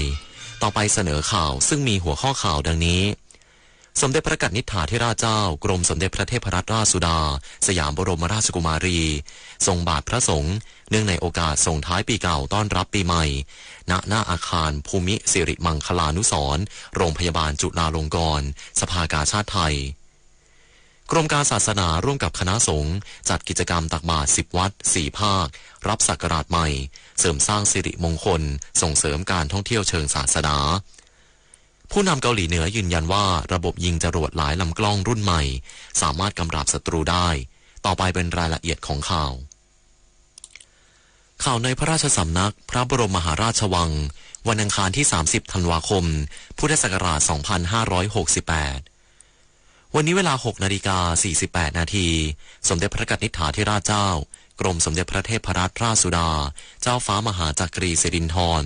มหาวชิราลงกรณ์วรราชภักดีสิริกิจการิณีพิรยพัฒน์รัตสีมาคุณากรปิยชาติสยามบรมราชกุมารีเสด็จพระราชดำเนินโดยรถยนต์พระที่นั่งจากวังสะปทุมไปทรงบาทพระสงฆ์เนื่องในโอกาสส่งท้ายปีเก่าต้อนรับปีใหม่ณหน้าอาคารภูมิสิริมังคลานุสรณ์โรงพยาบาลจุฬาลงกรณ์สภากาชาติไทยเขตปทุมวันกรุงเทพมหานครในวันเดียวกันนี้เวลา 10:08 นาทีพระบาทสมเด็จพระเจ้าอยู่หัวทรงพระกรุณาโปรดเกล้าโปรดกระหม่อมให้สมเด็จพระกนิษฐาธิราชเจ้ากรมสมเด็จพระเทพรัตนราชสุดาสยามบรมราชกุมารีเสด็จออกแทนพระองค์ณวังสะปทุมทรงพระสุร่ายส่งน้ำเทวรูปพระอิศวรพระแม่อุมาเทวีพระพิฆเนศพระขันธกุมารพระพรหมพระแม่สุรสวดีเทวีพระนารายณ์พระแม่ลักษมีและพระแม่ภูมิเทวีในการพระราชพิธีตรียมพวายตรีปวายในโอกาสนี้พระราชทานเงินแก่พระมหาราชครูพิธีศรีวิสุทธิคุณประธานพระครูพราหมณ์ด้วยจบข่าวในพระราชสำนักตลอดทั้งวันมีประชาชนจากทั่วประเทศเดินทางเข้ากราบถวายบังคมพระบรมศพสมเด็จพระนางเจ้าสิริกิติ์พระบรมราชินีนาถพระบรมราชชนนีพันปีหลวงอย่างต่อเนื่องด้วยสำนึกในพระมหากรุณาธิคุณบรรยากาศตลอดทั้งวันที่ท้องสนามหลวงมีประชาชนจากทั่วประเทศเดินทางมาเข้ากราบถวายบังคมพระบรมศพสมเด็จพระนางเจ้าสิริกิติ์พระบรมราชินีนาถพระบรมราชชนนีพันปีหลวงโดยมีเจ้าหน้าที่จากกระทรวงมหาดไทย คอยอำนวยความสะดวกประชาชนจาก3จังหวัดได้แก่จังหวัดนครศรีธรรมราชนครสวรรค์และนนทบุรีรวมถึงประชาชนที่เดินทางมาจากพื้นที่ต่างๆนายฤทธิ์สิริคุณหนึ่งในประชาชนที่เดินทางมาเข้ากราบถวายพระพรหมพระบรมศพเป็นครั้งที่9กล่าวว่านับเป็นโอกาสครั้งหนึ่งในชีวิตพร้อมรู้สึกประทับใจโครงการในพระราชดำริทุกโครงการที่มีคุณประโยชน์ต่อประชาชนรู้สึกดีมากเลยครับได้มีโอกาสมาทรงเสด็จพระองค์ท่านนะรู้สึกปลาบปลื้มมีความสุขที่ได้มาครับอันที่9ก็คือจริงๆแล้วอะทุกโครงการของพระองค์ท่านนะที่ท่านเป็นห่วงประสบนิกรและประเทศชาติสมัยท่านอยู่เนี่ยมีคุณประโยชน์กับประเทศชาติประชาชนมากซึ่งท่านทำทุกอย่างลงไปเนี่ยโดยท่านเนี่ยไม่หวังสิ่งตอบแทนใดๆทั้งสิ้นท่านเป็นผู้เสียสละความรู้สึกผมนะท่านสูงกว่าโพธิสัตว์คนไทยโชคดีมากที่ได้เกิดมาอยู่ใต้พระบรมโพธิสมภารของพระองค์ท่านเช่นเดียวกับนางอาทิตยาทองแดงกล่าวด้วยความภาคภูมิใจที่ได้มีโอกาสเดินทางมาเข้ากราบถวายบังคมพระบรมศพตามที่ตั้งใจไว้และรู้สึกประทับใจโครงการอนุรักษ์น้ำโครงการปลูกพืชเมืองหนาวช่วยเหลือเกษตรกรให้มีอาชีพประชาชนมีรายได้อยากมาต้องนานและลูกก็พามาก็ดีใจมากจะได้กราบพระแม่พันปีเป็นครั้งสุดท้ายตอนนั้นตอนเล็กท่านไปที่ดำเนินสะดวกตอนนั้นยังเป็นลูกลังเลยก็รู้สึกว่าท่านก็มีเมตตาประชาชนเยอะเนาะประทับใจที่โครงการท่านมีคลองชลประทานน้ำให้ประชาชนได้ทำการเกษตรแล้วก็ให้หมู่บ้านที่ทอผ้าไหมอะไรอย่างเงี้ยรู้สึกว่าดีมากแล้วก็ช่วยทางเหนือปลูกพวกสตรอเบอรี่อะไรพวกเนี้ยแล้วก็พวกกะหล่ำปีก็รู้สึกว่าดีนะทั้งนี้ในวันที่1 มกราคม 2569 สำนักพระราชวังแจ้งงดเข้ากราบถวายบังคมพระบรมศพสมเด็จพระนางเจ้าสิริกิติ์พระบรมราชินีนาถพระบรมราชชนนีพันปีหลวงณพระที่นั่งดุสิตมหาปราสาทตลอดทั้งวันคณพร ปรุณฤทธิ์รายงานกรมการศาสนาร่วมกับคณะสงฆ์จัดกิจกรรมตักบาตร10 วัด 4 ภาครับศักราชใหม่เสริมสิริมงคลส่งเสริมการท่องเที่ยวเชิงศาสนาและเศรษฐกิจชุมชนนายชัยพลสุขเอี่ยมอธิบดีกรมการศาสนากล่าวว่าได้ร่วมกับคณะสงฆ์และภาคีเครือข่ายจัดกิจกรรมสวดมนต์ข้ามปีเสริมสิริมงคลทั่วไทยถวายพระราชกุศลส่งท้ายปีเก่าต้อนรับศักราชใหม่ 2569 ระหว่างวันที่ 31 ธันวาคม 2568 ถึง 1 มกราคม 2569 เริ่มต้นศักราชใหม่ด้วยความเป็นสิริมงคลทั้งส่วนกลางและส่วนภูมิภาคโดยส่วนกลางกำหนดจัดพิธีนวสเกตเป็นศูนย์กลางการจัดถ่ายทอดสดไปยังวัดสำคัญทั่วประเทศพร้อมด้วยวัดพระเชตุพนวิมลมังคลารามและวัดอรุณราชวรารามกรุงเทพมหานครควบคู่กับการจัดกิจกรรมวอล์กแรนดี้สักการะ9 มงคลสถานศักดิ์สิทธิ์ภายในวัดสระเกตเพื่อส่งเสริมการท่องเที่ยวเชิงศาสนาและเศรษฐกิจชุมชนสำหรับส่วนภูมิภาคจัดกิจกรรมตักบาตรรับปีใหม่10 แห่งสำคัญได้แก่วัดถ้ำป่าอาชาทองจังหวัดเชียงรายที่มีกิจกรรมตักบาตรพระขี่ม้าวัดจองคำจังหวัดแม่ฮ่องสอนเป็นวัดสำคัญคู่เมืองแม่ฮ่องสอนที่มีสถาปัตยกรรมและศิลปกรรมแบบไทยใหญ่วัดพระธาตุทะเลปุญชัยจังหวัดลำพูนศูนย์รวมจิตใจของชาวล้านนาวัดพระบาทมิ่งเมืองจังหวัดแพร่พระอารามหลวงแห่งแรกของจังหวัดวัดตะพังทองจังหวัดสุโขทัยมีกิจกรรมตักบาตรสะพานบุญรับอรุณแห่งความสุขวัดพระบรมธาตุจังหวัดตากวัดเก่าแก่ที่มีพระบรมธาตุเจดีย์อันศักดิ์สิทธิ์และเป็นพระธาตุประจำปีเกิดปีมะเมียวัดศรีคุณเมืองจังหวัดเลยมีวัฒนธรรมพื้นถิ่นศูนย์ผ้าไทยปูซาใส่บัตรข้าวเหนียวลานพญาศรีสัตนาคราชจังหวัดนครพนมแลนด์มาร์คแห่งศรัทธาและความเชื่อของชุมชนลุ่มน้ำโขงวัดพระมหาธาตุจังหวัดนครศรีธรรมราชพระอารามหลวงชั้นเอกและศูนย์รวมจิตใจของชาวภาคใต้และวัดมหาตมังคลารามจังหวัดสงขลาซึ่งเป็นหนึ่งในพระพุทธรูปปางสายญาติที่มีขนาดใหญ่ที่สุดแห่งหนึ่งของโลกมาริชโยรายงานจังหวัดอุบลราชธานีจัดพิธีรับไฟพระฤกษ์และน้ำพระพุทธมนต์ประทานจากสมเด็จพระสังฆราชเพื่อประกอบพิธีสวดมนต์ข้ามปีเสริมสิริมงคลรับศักราชใหม่ 2569 ที่วัดศรีอุบลรัตนารามอำเภอเมืองอุบลราชธานีจังหวัดอุบลราชธานีร้อยตรีสรมงคลมงคลสิริรองผู้ว่าราชการจังหวัดอุบลราชธานีเป็นประธานในพิธีรับไฟพระฤกษ์และน้ำพระพุทธมนต์ประทานจากสมเด็จพระอริยวงศาคตยานสมเด็จพระสังฆราชสกลมหาสังฆปรินายกเพื่ออัญเชิญไปใช้ในพิธีสวดมนต์และปฏิบัติธรรมข้ามปีบริสุทธิ์ด้วยใจถวายพระราชกุศลพุทธศักราช 2569 พิธีดังกล่าวจัดขึ้นเพื่อความเป็นสิริมงคลแก่บ้านเมืองและประชาชนชาวจังหวัดอุบลราชธานีเนื่องในวาระส่งท้ายปีเก่าต้อนรับปีใหม่ทั้งนี้สมเด็จพระอริยวงศาคตยานสมเด็จพระสังฆราชสกลมหาสังฆปรินายกได้ประทานน้ำพระพุทธมนต์และประทานไฟพระฤกษ์ให้แก่กระทรวงวัฒนธรรมเพื่ออัญเชิญไปประกอบพิธีสวดมนต์และปฏิบัติธรรมข้ามปีบริสุทธิ์ด้วยใจถวายพระราชกุศลพุทธศักราช 2569 ณ วัดต่างๆทั่วประเทศการได้รับประทานน้ำพระพุทธมนต์และไฟพระฤกษ์ในครั้งนี้นับเป็นพระมหากรุณาธิคุณอย่างหาที่สุดมิได้แก่พุทธศาสนิกชนจังหวัดอุบลราชธานีสร้างขวัญและกำลังใจเสริมความเป็นสิริมงคลและเป็นศูนย์รวมจิตใจให้กับประชาชนร่วมกันตั้งมั่นในคุณงามความดีอธิษฐานจิตถวายเป็นพระราชกุศลและก้าวสู่ปีใหม่ด้วยความสงบสุขและความเจริญรุ่งเรืองกรกฎภูมิสวทอุบลราชธานีรายงานจังหวัดเชียงใหม่เชิญชวนพุทธศาสนิกชนร่วมสวดมนต์ข้ามปีที่พระอารามหลวง10แห่งและวัดต่างๆทั่วจังหวัดเชียงใหม่เพื่อเสริมสิริมงคลถวายพระราชกุศลต้อนรับศักราชใหม่ 2569นายรัฐพล นราดิศรผู้ว่าราชการจังหวัดเชียงใหม่เปิดเผยว่าจังหวัดเชียงใหม่ได้ร่วมกับคณะสงฆ์จังหวัดเชียงใหม่จะได้จัดพิธีสวดมนต์ข้ามปีเข้าสู่ศักราชใหม่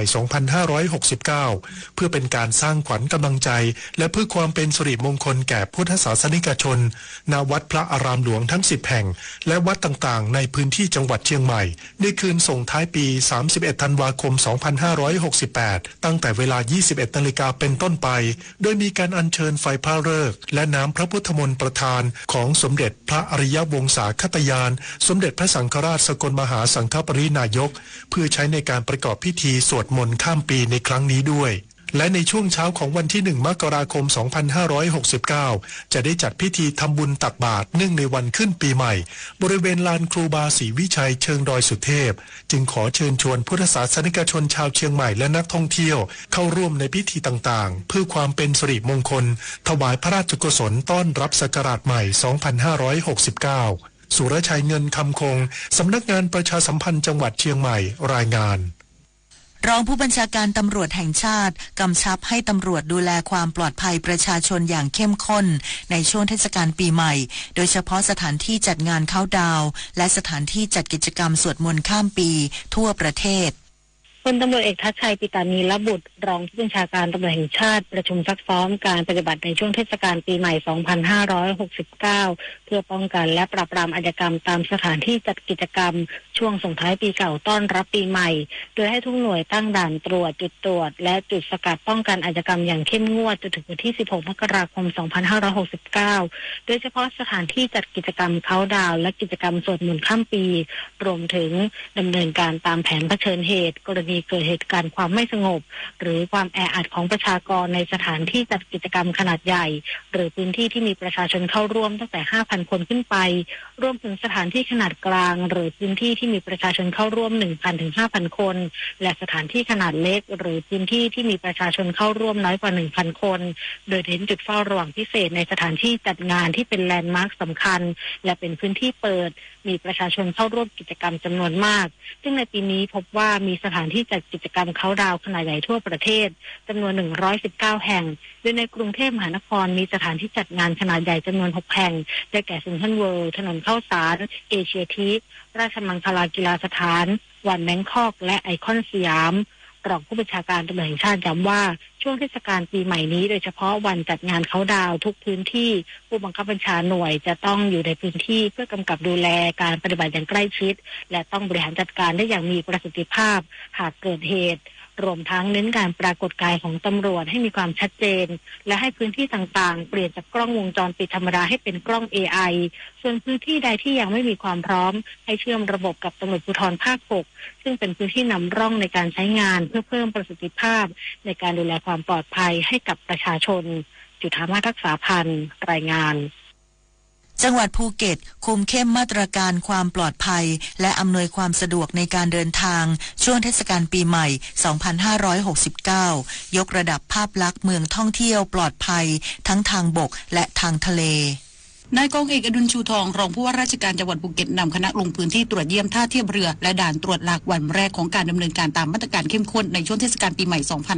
2569 โดยเริ่มที่ท่าเทียบเรืออ่าวฉลองได้เน้นย้ำให้ปฏิบัติตาม5มาตรการหลักของกรมเจ้าท่าทั้งความพร้อมของท่าเทียบเรือผู้ควบคุมเรือและคนประจำเรือรวมไปถึงอุปกรณ์ความปลอดภัยระบบสื่อสารและกำชับให้ผู้โดยสารสวมเสื้อชูชีพตลอดเส้นทางการเดินเรือจากนั้นได้ตรวจเยี่ยมด่านตรวจหลักในพื้นที่อำเภอกระทู้แบบบูรณาการความร่วมมือคุมเข้มกฎหมายจราจรตามมาตรการ10ข้อหาหลักพร้อมอำนวยความสะดวกป้องกันและลดอุบัติเหตุสร้างความเชื่อมั่นด้านความปลอดภัยให้กับพี่น้องประชาชนและนักท่องเที่ยวรองผู้ว่าราชการจังหวัดภูเก็ตกล่าวว่าจังหวัดภูเก็ตให้ความสำคัญกับมาตรการควบคุมเข้มข้นทั้งทางบกและทางทะเลตลอดช่วงเทศกาลรวมถึงการตรวจหาสารเสพติดเพื่อป้องกันพฤติกรรมเสี่ยงที่อาจจะก่อให้เกิดอันตรายได้อย่างไรก็ตามการดำเนินการตามมาตรการเข้มข้นในช่วง7วันอันตรายของเทศกาลปีใหม่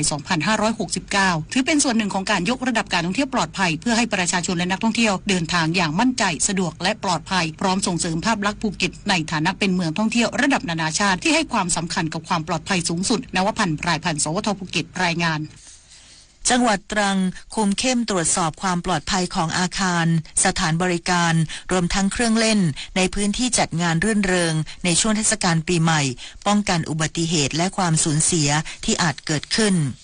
นายทรงกรดสว่างวงศ์ผู้ว่าราชการจังหวัดตรังเปิดเผยว่าในเทศกาลส่งท้ายปีเก่าต้อนรับปีใหม่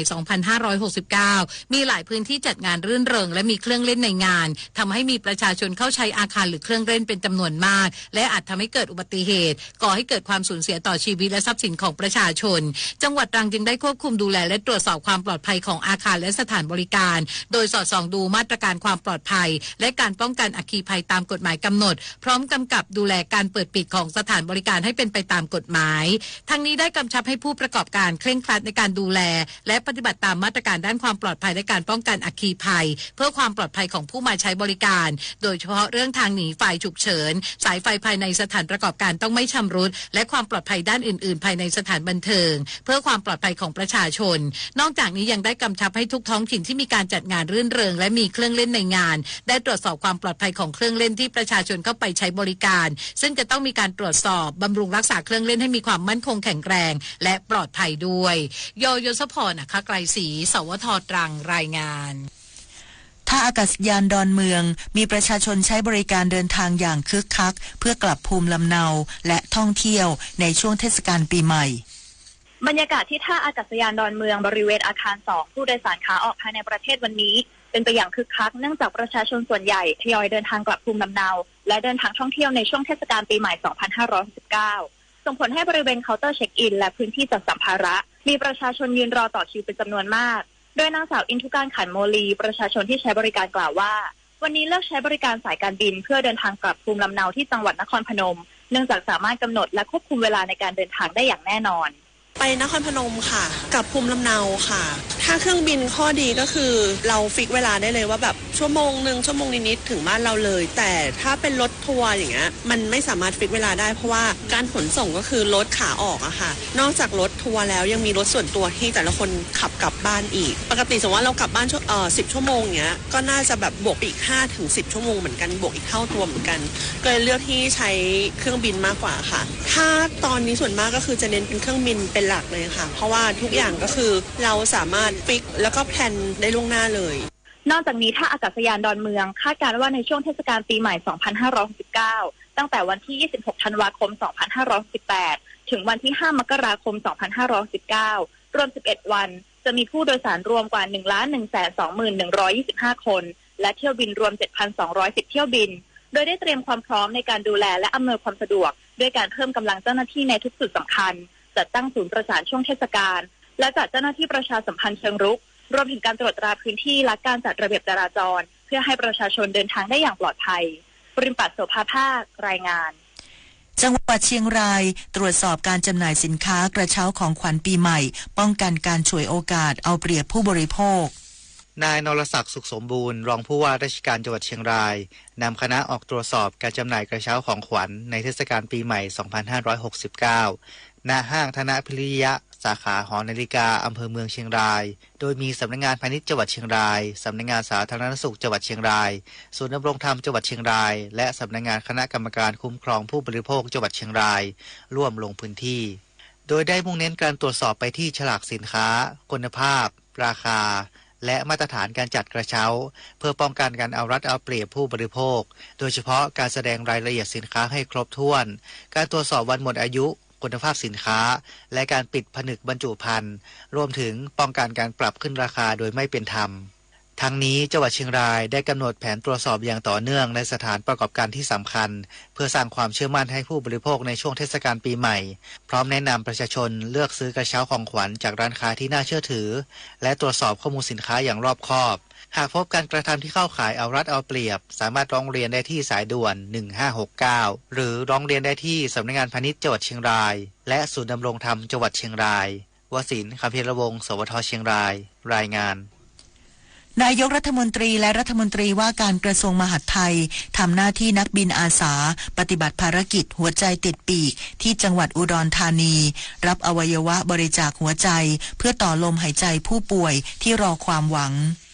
ที่ท่าอากาศยานนานาชาติอุดรธานีนายอนุทินชาญวีรกูลนายกรัฐมนตรีและรัฐมนตรีว่าการกระทรวงมหาดไทยทำหน้าที่นักบินอาสาสภากาชาดไทยได้เดินทางโดยเครื่องบินส่วนตัว private jet เดินทางมารับอวัยวะที่จังหวัดอุดรธานีในภารกิจหัวใจติดปีกเพื่อนำไปช่วยเหลือผู้ป่วยให้มีชีวิตรอดการปฏิบัติภารกิจหัวใจติดปีกโดยทำหน้าที่นักบินอาสาสภากาชาดไทยของนายอนุทินชาญวีรกูลนายกรัฐมนตรีและรัฐมนตรีว่าการกระทรวงมหาดไทยนั้นดำเนินการมาตั้งแต่ปี2555ในระหว่างดำรงตำแหน่งรัฐมนตรีว่าการกระทรวงสาธารณสุขและได้ทำภารกิจไฟล์บุญไฟล์ชีวิตไปแล้วกว่า80เที่ยวบินช่วยเหลือผู้ป่วยไปแล้วมากกว่า200ชีวิตจนเคยได้รับปีกกิตติมศักดิ์จากสถาบันการแพทย์ฉุกเฉินแห่งชาติและโล่ประกาศเกียรติคุณจากสภากาชาดไทย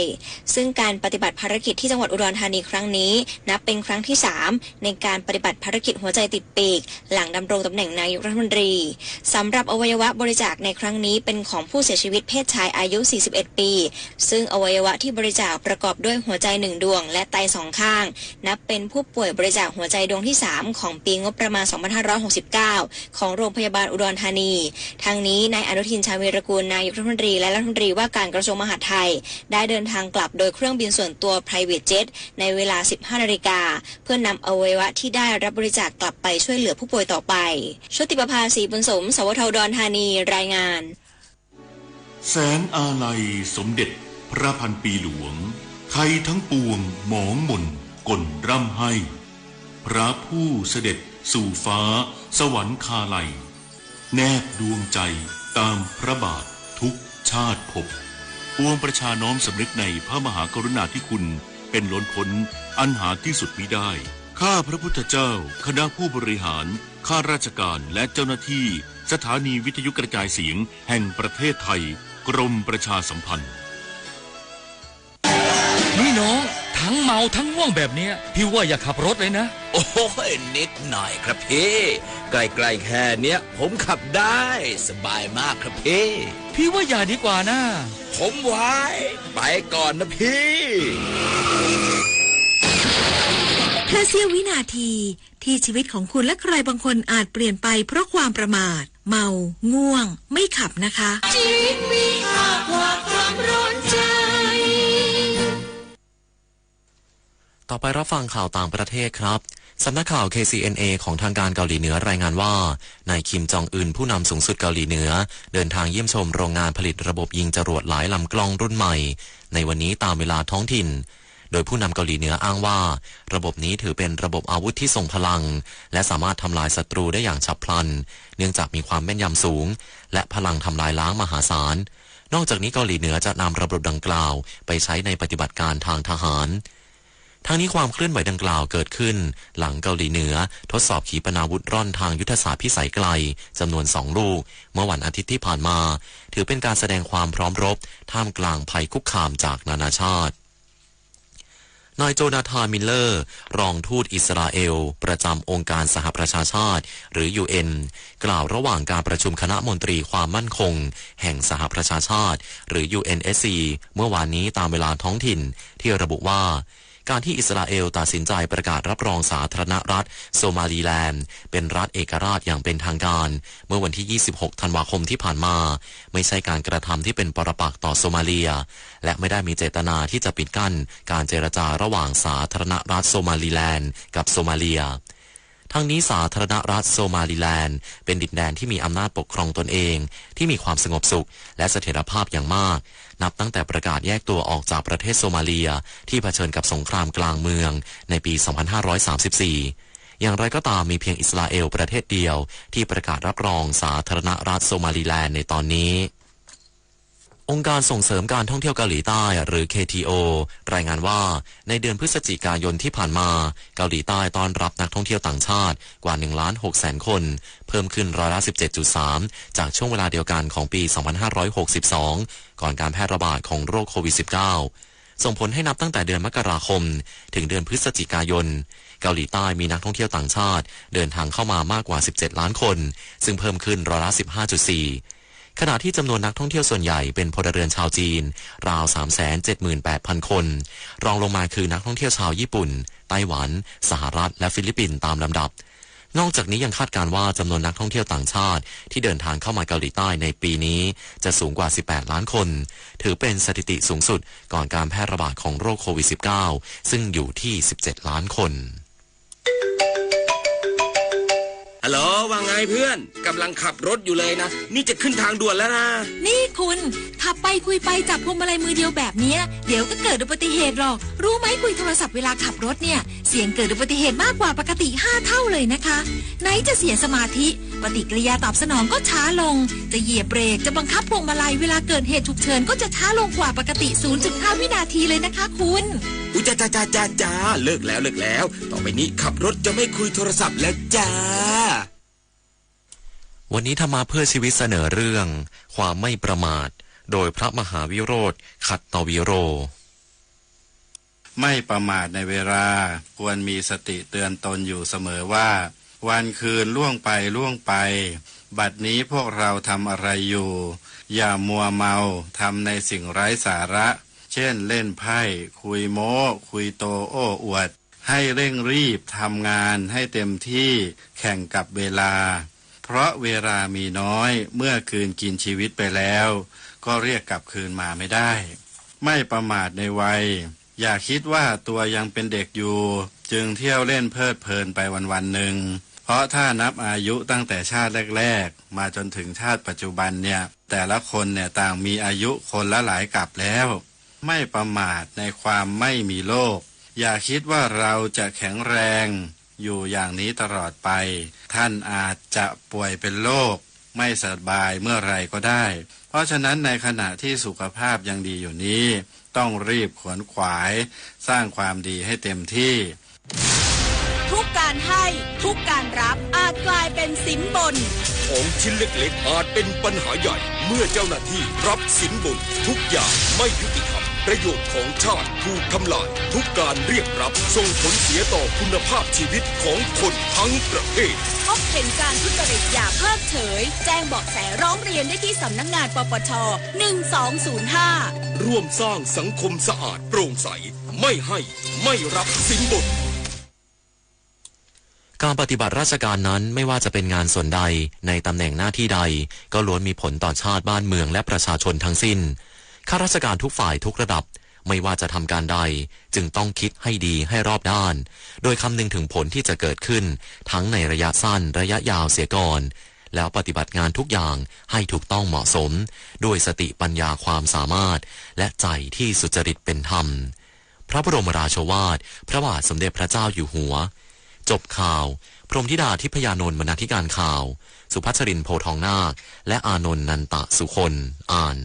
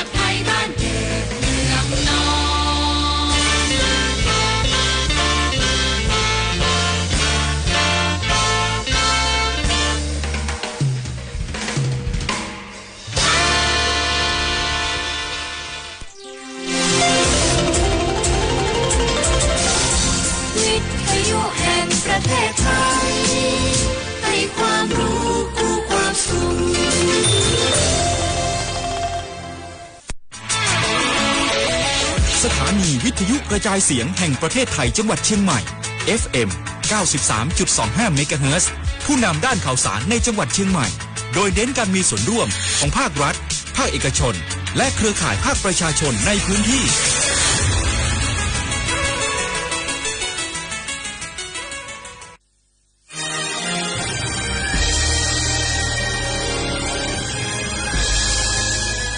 เกิดเป็นคนไทยเติบโตบนผืนแผ่นดินไทยจงภูมิใจในความเป็นไทยชาติไทยเรานั้นนับเป็นชาติที่มี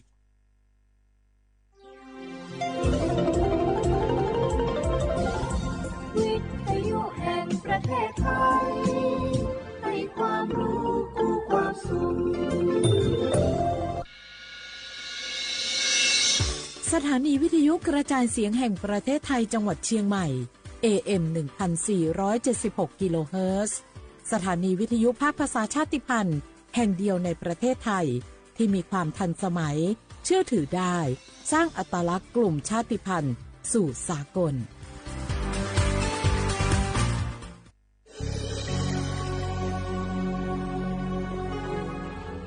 เกิดเป็นคนไทยเติบโตบนผืนแผ่นดินไทยจงภูมิใจในความเป็นไทย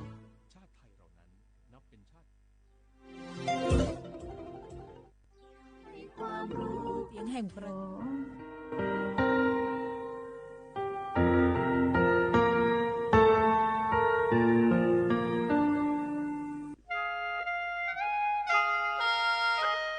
คณะรัฐมนตรีมติจอตาเวคาสนิชกอนิติชหาปานิหิงหาขอจิสขอบิอยาวคโลมติจอเลจิชิตาเวคาสงาหุมมียาบะติเวพ่อปะหาจอเชเวงาคือไทมิโกขอเชอวิชอติพาทะบะติปีแต่ก็แลจิชิตาเวคาสมีเวอเลี้ยวค่ามาตราติชสอคโลกุบตาเวงาคือมีอคโลชอตอชอลุพ่อเวพระราชบัญญัตินิหิงาหันชนิขอคโลกบตาวิคาสไทมิกอคโลพอลุลาและเชลามอวิชอติภา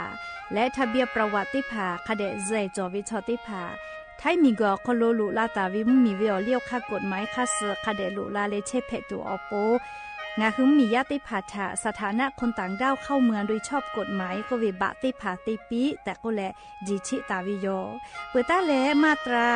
สือทวิอคโลกกบุตาเวพระราชบัญญัติสัญชาติมีหิงาหาหิขออคโลกกบุตาเวแลงาคือไทมิกอคโลปอวิชอไม่กะอปออิติภาไทมิกอคโลเชมอและทะเบียประวัติอคโลบะมาโจเฮเวกายาติภาแลสัญชาติไทยติภาลอเพวิเจกุที่อติอคโลโลโกสำนักบริหารการทะเบียนกรมการปกครองอติอคโลกาจาจาดาเลกาจาลอยวิเจอเกานิเวตันจังหวัดติภาแลนี่คือทะเบียนประวัติคาสอเพซานาอคโลอาจุยากาติเวอญอยาอคโลจาลอยเพวิเจนี่ชกอนิติชหาปานิหิงาหาขอชกอขออุสติแมเจกาลิงาคือไทมิกอคโลมาติคอรมอนิชกอนีติชาปานิหิงาหาขอจสขออคโลจิชิตาเวคาสงาคือมียาบะติพามาจอเฮเวไม่เลกะบะมาจอกะไทมิกอคโลเซเชเพตุเวบะติพาติปีแต่โกเลจิชิตาเวคาสติปอกอยู่เวลาเลนอลาวิโยแม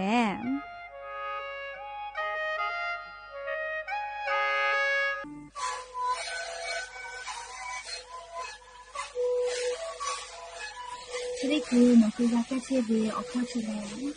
然后考到过我第一个外地人，AM 那吧，第一我哈是去考这个呵，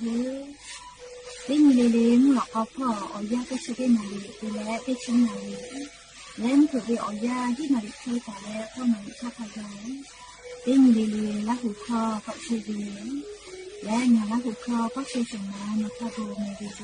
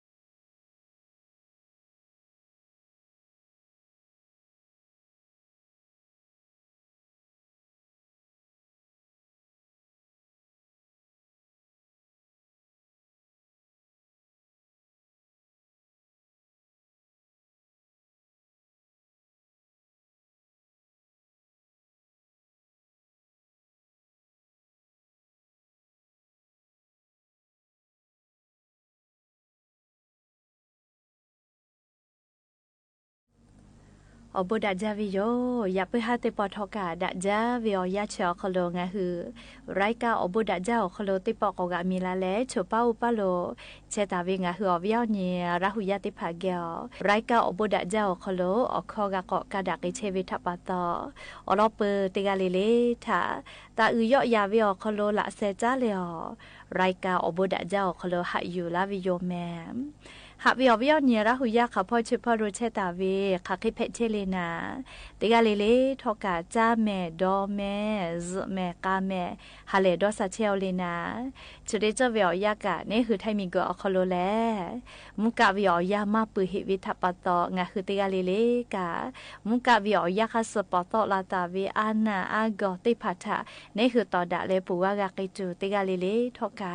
อาชุยอตุยอยากะทะกะแดญหาซาดักอิสิแม่และยันยี่เวียยาแลชดิสอคโลกาสเปญีนียันยี่แลติชุนีฮาปาดิสิบาฮาปาคโลยันยี่เซชุนีรันเพวิโยและจะขอยี่หินชงาขอสขอหาวิอวิอเนียระหุยาติเผาติฮาลิลิวิอยาหินาริควายตาเลก็นาริทักขกายติฮาลิลิงะคือระหุคอไรกาอบุดาเจ้าคโลตอกไอเชวิโยแมวิทยุเรดิโอAMติฮิโอฮาสจิคกิโลเฮิร์สเตไลพอเปิดตาเลกันยุพอติพ่อ Facebook Fanpage สวทเชียงใหม่ AM 1476พ่อติแก่พอนาแล้วโอกาปิดักไอแพวิยอมและอย่าเพื่อหาวิอยาคโลทอกานิเวติยาธายะนี่แหละอาจุยารัฐบาลกติกือสนามากกติกือบริษัทไลกาทอกายะญอกติวิอเลมือตินแพวิโยญีฮีญีชงะขอคโลกติวิอเลมือตินแพวิโยซอลก็แลขอปุยวิทัปตอเลกาเจกิปุวิแม่จะขอป่อขอปืนตีนี่แหละรีเซ็ตชตีนี่เราก็สับเปอร์เซ็นต์จอวินะขอปืนเวออนแพ้แล้วหาปัสตีนี่เราก็สับเปอร์ออนนี่ไกวิโยอยากจะขอเป้าเลยงะคือขอจ้าหาจ้าวิอยากากาเจวิมัวลอแม่เลียเซ็ตชตีนตาเจแล้วหาปัสออนนี่ตีหาปัจจันวริหาปันี่หิงาหาขอชก็ขอขากายงานนี่งาหากากาเจตุโยออนยอยาเชวิอคโลแลไลกาแลอะขอกุเอวิโยอยากขอวิอนยอชอบปัถ้าจะพูดจามอดาวีอยาเพวิโยงาคือราหูเราก็ขอจาวีอยาเพวิทัปตอเรียขอจาหาจาวีเปียวป้อยติเผาคโลฮาเลกติโยแม่วิญญาณราหูยาติเผาชอกุตุมาวิอยาเพวิทัปตอหมอทอกายเยวิกาสติติแม่จาวิดอวิพ่อกาเรียคาเดนสอจาเรียเราก็ฮาเลฮากาเปียวป้อยจอวิทัปตอเรียชมกขจอวิแลเจ้าปู่จาลือเราก็วิบะขวิเลียก็เจ้าเราก็เลยสอจาแม่จาวิอคโลกาสติติแม่ก็ปุตตะเลกาลิงาคือจาวาจิมายอคโลอามีมากาตูแต่ก็แลฮาตาวิอเนียฮาติภากาโตเราแมววิอเนียราหุยาติเผาเลฮาปาสตินีเตฮาปาจานาวริฮาปาตาเลเซชตินิงาฮาปาคากายเจแม่เรียนเนี่ยขอป่ามีมากาตุเวเตหาปาขอซึ่งถ้าตายแล้วเรียนง่าหาปาปืนทักขกายมีมากาตุเจแม่เวียนเนี่ยละหุยาติเผามีมากาตุเจแม่ง่าหาปาเสร็จสตินี่ขกายเจเรียกว่าอาชุติกามีข้อตุกอยู่กับเวลาก็แล้วมีเวลเลี้ยวข้ากฎหมายแต่เวลาสอายีเตไกตุโยเจเรียกว่าง่าคือเตกาลิเลกาเลียกาจมาก็เตจ้ามือจ้าคือตีมีแฮคอลุยส์มีข้อมาก็เลียมีมากตุจิแม่ตูเวลาก็ชูอยู่กับวิทยาทักข้อพิให้จาลอแม่เลยมือกับมือเลยถกข้อกับยุกุเวเจเฮก็งาคือราหุยาติกาลิเลกับสติตากาตัวโปเลยติปอกอยู่เวลาเลยนอลาเชวิติเจแพวิโยแม่หาวิอวิอเนี่ยราหุยาติเผาโครงการคนละครึ่งเยปูละหนูคือเย่ปูแล้วมาเย่ปูก็หาใจเย่เบียลุงกะจะกาเหก็มายันนี่แหละหากาใจเย่ให้เลยนี่หาพักให้เลือให้รอเลยก็โครงการคนละครึ่งเฉลเซชเตนี่เตชนี่หาปากขอบเบื่อละก็เลยปุยวิโยแม่เรียขอบเบื่อละก็ปุยวิโยมาโจแม่เรียเนี่ยขอสุดท้ายเรียก็จนามาจนากูมากะเห็นนะเรียก็จะขอเป้าไว้แล้วเรียจะได้ปอบเบื่อละก็ปุยวิโยจิแม่เรียปุยวิโยจิเซชเตนี่จะที่เย่กาวิโยโนฮึแล้วเซชตินีเล่โคกาโคลาครึ่งจะได้ผ่ามาเย็บปือเวลาโกเล่มาเย็บปือเวลาโกแล อาจุยารัฐบาลยุคเกหิวิจิเกคนหือมาเกานะเลยชุปิลากะมาเยก็ชุกยุควิจิแม่เลยก็เซชเตนีติชญาปะขอบอุสเลยซอปอุสหากาเยปวิโยเลยโครกาโคลาครึ่งนะเลยเซชเตนีติชญาปะอุสโคโลกาเยปวิโยแม่ก็แต่ไล่กันนั้นข้อก็จอเวบัตรสวัสดิการแห่งรัฐอโคโลแม่เลยเนี่ยขอป้อตีฮับปาจานาวรีฮับปาอโคโลแม่ผู้แม่เลยเตหิเตหงัดฉบะมอปาจากาตุกอลุลาตุเฮลาก็เลยนานิลุลาเวกาไลกาอยู่แม่เลียววิหญลาหุยาติพาฮับปาซเตนีเตฮับปาจานาวรีฮับปานิหิงาฮับขอชก็ขอโคโลบาสวัสดิการแห่งรัฐแม่เตกาเวียเตหิเตหงัดฉบะกาเฮลาก็เลยนาลุลาวิมาจามาเกาแม่เลีมาเกาแม่เนี่ยขอเป้ามาเกาเลีติชุนยาเป้าโคโลอเลมุติปอเจติกาวิโยเฮคนเนี่ยขอเป้าบักโคโจบักสวัสดิการแห่งรัฐอาเกาเลียก็เลยลีไลกากะกนาลาวิกาเวกาเลคาเคติกาเฮเวเลก็เลีอปีเข้าก็กุยเวนะติหิเตหงัดฉบะเวียมาเกาแม่เลีอปีเข้าคาเคกาเลก็เลีฮับปัสตินีขอสุนทาเลีแล้วก็นะมอวิจาปาจาตุเวติกาเวียเซฮับะเวียก็กุยวิโยเลีดาฮิเลมากาเวียเกเซฮับะกากาเซฮับะเวียก็กุยวิโยเลีก็เก็บฟุตก็ฮิฉบะจ้าเยกกาฮิเจเลชอฟูปาอยู่มาเพนะฟูปาอยู่มาเพเลโมกาปาเวเกะกาปาเวเลเปือเลกาลุเมลุคิวจวิฟูกาสหังัฉบะวิชกากาเฮวิเจเลกาเฮวิเจเมเลเคกอเวียนีเลียวเวียเนี่ยละหุยาติผัดทอกานาเลกาฮิโลแม่เลียกค่ะติหิติหังัฉบะเวียมาเกานะเลติหิติหังัฉบะวิมาเกาอยากค่ะมอปาจาตุเวียเซฮาบะนาเลอามีเกะผู้ฮิฉบะเลเซฮาปะคากาวิเจอามีเกะผู้ฮิฉบะเวียเปือเลลีลุเมลุคิวจเวียบาสวัสดิการแห่งรัฐอสมากอตาเจเจโลคติจากากยาวิเจสหังัฉบะเวีจลิฟูปากาเลก็มากาชอลุเมลุคิวกาจเวียก็มารูไฟฟ้ากาจเวเจเปือเลโคพิกาติผาบะโคพิกาจอเวเคติเลบะสวัสดิการแห่งรัฐกาวิติผาลโกนะลินหาบะกาวิชอบผู้บะกาเวโนฮือเบียคนพิกาฮิหาบะกาวิคัสลิวกะลุยวิเจ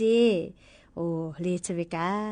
เลนี่ชนิไทยลุยเวลาแม่เลเบียคนพิการในบัตรสวัสดิการแห่งรัฐอคโลลินหาบะวิชอนิชนทาเลโนฮือผู้คนพิการกาเกิดคัสกาวิเจเลชกาเนี่ยขอเป้าเตหาปาจานาวริหาเป้าอคโลบัตรสวัสดิการแห่งรัฐอคโลอามากาเวก็เวเลอลอติผาติปอกก็อยู่เวลาแล้วงะคือลาหุยาติผาทะทุลาวิโยไงก็กลัวนะติหิติหางาฉบะวิชอชูนี่หาไปเจติปีลาก็เวเลแค่กลัวติชติหาปาเลติชนี่หาเป้าคโลเจติกาวิโยเฮกว่าเนี่ยขอเป้าติหาปาจานาวริหาปาลโกอปีเข้าก็กุยเวเลมอปาจาวิเสหาบะเกผู้ฮิฉบะลุเมลุคิวจเวสหางาฉบะเลคเตลบะคุพิกาจอวิบาสวัสดิการแห่งรัฐกาวิติโมลโกกาพุนิหาบะโกกาเทวีเลชเวกาเลบาสวัสดิการแห่งรัฐอคโล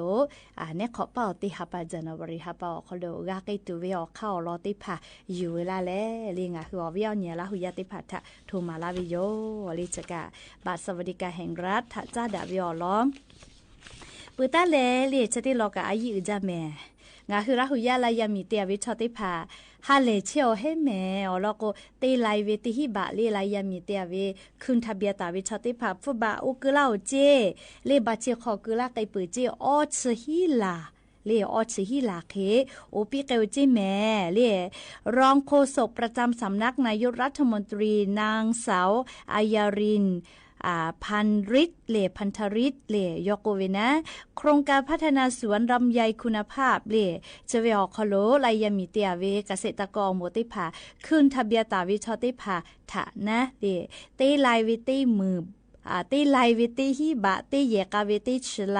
เฉลี่ยผู้บาธนาคารทกสคโลปุลาตาวินชงานีตีชนิฮาปาดิสิบะฮาปาวิอยาคโลผู้บาเอติผากุปีไกเปเจ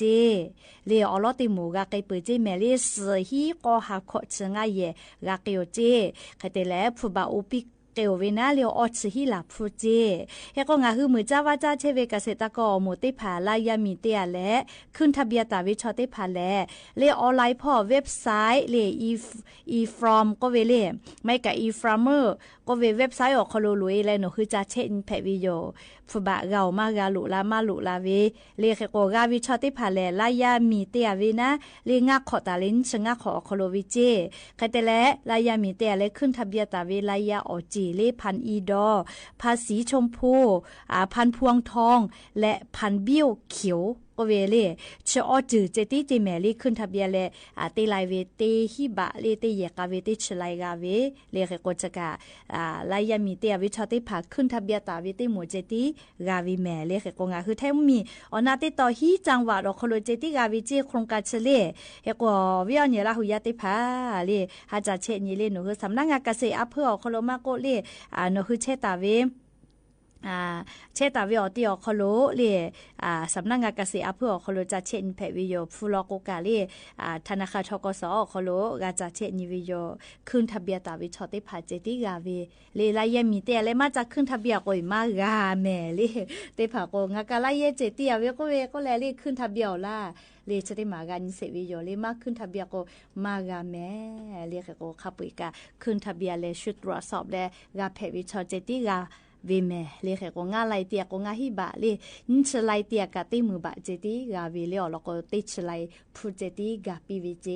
เลชกะดาวิซาตาอลอยเลเขก็อลอติโปเลนชงานีติชนิหะปะทะกะอุกึไกปิโอจิธนาคารทกสคโลเขก็โนหือจะเชนแม่แต่ก็แลลิอวิอเนียละหุยาติพัทอลอซาตากาลาวิโยเฮก็ยานิเวอยากาเลจะขอนิหิงาหาขอเชฮิขอคโลงากาติลาวิโอเลมุตินิโยเลเนขอเป่าหาปัสงานไทยเลกอมอดาเลเนขอเป่ากอมอดาแม่เฮกติกาลิลิกากาเจวิโอญอยาขอจาวิออยาเชอคโลติกาลิลิกาฮาเลฮากาปิโอเวดาวิขอสุนีดาวิขอจาฮาจาวิอวิโอญอชอปาเยกาขอชอปาเยกะเยยากายาเกอเตเกกาเชวิฮาเลวิโอยาเพปีเลติกาลิลิกาเฮกปุลาวิเลจะขอวิโอยานีหิงาหาขอเจขอคโล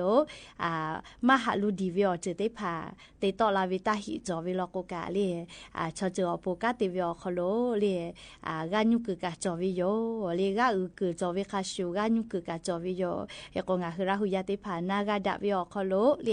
ยากึกานุกึทะลโกเงาตุทะกาวิบะเพลาเลเนขอซอคโลลโกงาคือดอกเขาสกอกูแลงาคือราหุชอเจอโปเลอึลามุลาเกตัวอปูชอเจอปูกาเตวิอคโลเงาตุกาจุยเตผักกาจะแถเชวิโยเลโนคือดอกคาปิลาจุยปิลาวิกาอบูจาแม่เลกว่านี่ฮีนี่ชื่อขอคโลขอซาซอคโลเลงาคือติกาลิกาฮาเลดอซาวิขอสุนิเพปิแม่เลกว่ายะนี่วิอยังคือขอตอกกาติกกาเลฮาเลฮากาเปียวปอยเตะเลซอลกกาตาเจกเวโยแม่เลกงาคือกือตูเปียวตูขอจาตูกาหมอทกาเยวิอคโลกาติกาลิกาสติตะแม่แต่ก็แลเล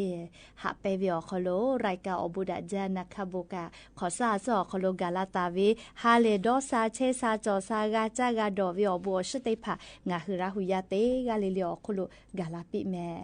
และอย่าเพื่อให้ติปอชิดากระดาษดูวิอลอซาตากะจะใครไม่จะได้โยติกาเลซแม่กาแม่ฮาเลดอซาปิแม่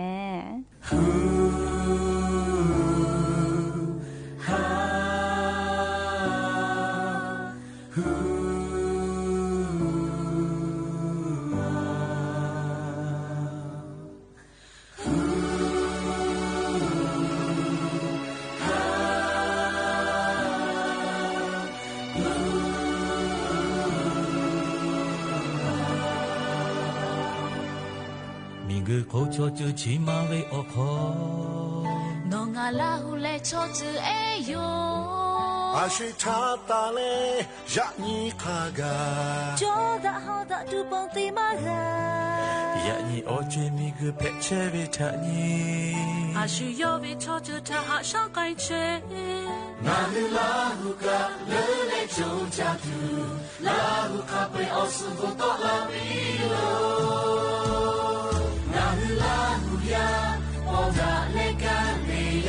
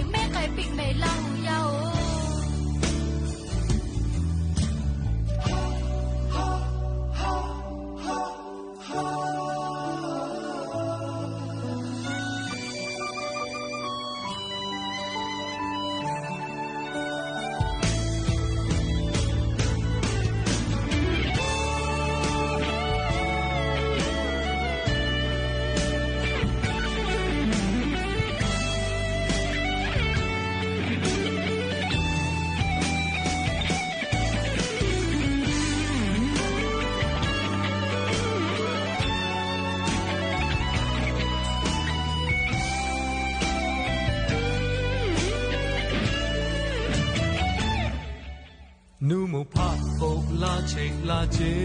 me cho mu pho ko cho je me la ve che lo ve ya ta ka shu ve ya ta ka la kho kho lo ta go ho lo ya o ka ti pi me kho lo ta o pa fu bi la hu cho mo ko la la bi me yu ye le na so be ya da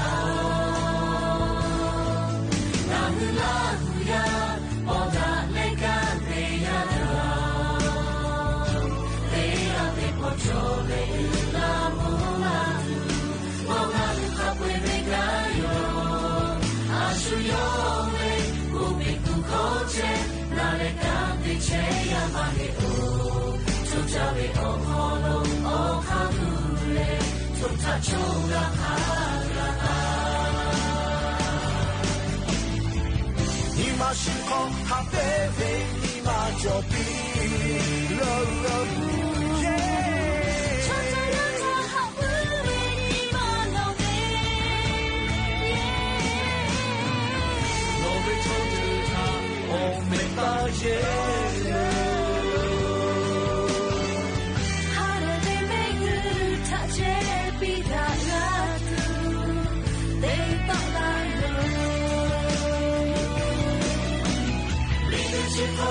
cho me la lu ka pe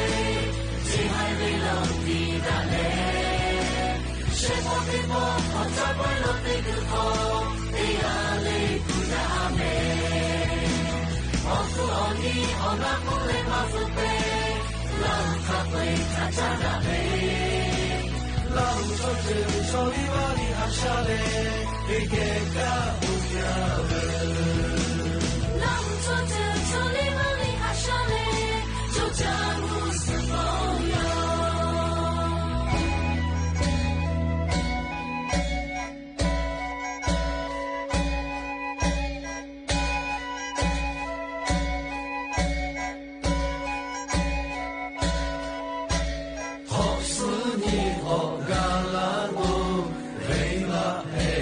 Hey,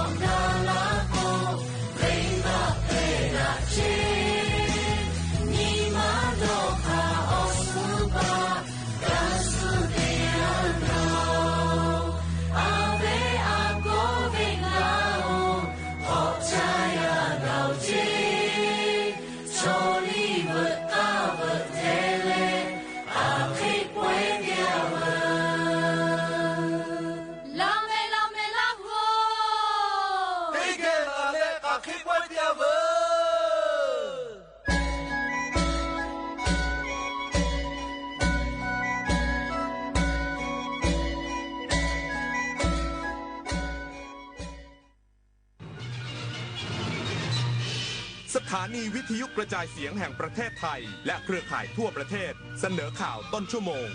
รู้เร็วรู้จริงเกาะติดทุกสถานการณ์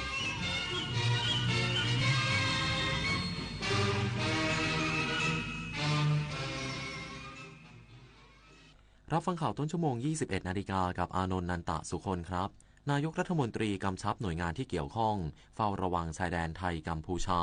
ช่วงเทศกาลปีใหม่อีกสักครู่กลับมาติดตามรายละเอียดครับ23 มกราคมนี้ห้ามพลาดถนนดนตรีไลฟ์พบกับบทเพลงแห่งความรักความหวังความฝันสื่อประสานด้วยพี่น้องร้องเพลงหนูมิเตอร์และบิวกัลยาณีชมฟรีตั้งแต่เวลา 18 นาฬิกาเป็นต้นไปณห้องออดิโทเรียมอาคารศูนย์ปฏิบัติการสถานีวิทยุกระจายเสียงแห่งประเทศไทยลงทะเบียนเข้าชมได้ที่ Facebook Fanpage ถนนดนตรีเรายังเป็นนักเดินทางนี่เธอข้างบ้านเธอเขาทำอาชีพอะไรเหรอเห็นเปลี่ยนรถบ่อยๆมาทีไรเนี่ยไม่ซ้ำกันสักวันหลังนั้นน่ะหรอเขารับราชการอ่ะแต่รถนั่นน่ะเป็นรถที่ทำงานของเขาเห็นเอามาจอดที่บ้านน่ะเป็นประจำอ้าวทำแบบนี้ไม่ได้นะเข้าข่ายประพฤติมิชอบพบเห็นเจ้าหน้าที่รัฐปฏิบัติหน้าที่ล่าช้าละเลยละเมิดเลินเล่อแจ้งสำนักงานปปท.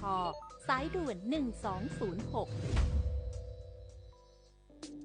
ระวังเพจปลอมขายสินค้าหรือบริการที่ไม่มีอยู่จริงระวังวิดีโอคอลลวงเงินเหยื่อระวังหลอกลงทุนทางผลตอบแทนสูงเพราะวัยไหนอาชีพอะไรก็ตกเป็นเหยื่อของโจรออนไลน์ได้ระวังตัวก่อนคลิกทุกครั้งตั้งคำถามก่อนเชื่อทุกข้อความอย่ารีบจนขาดสติก่อนโอนทุกบาทเจอโจรออนไลน์แจ้งตำรวจไซเบอร์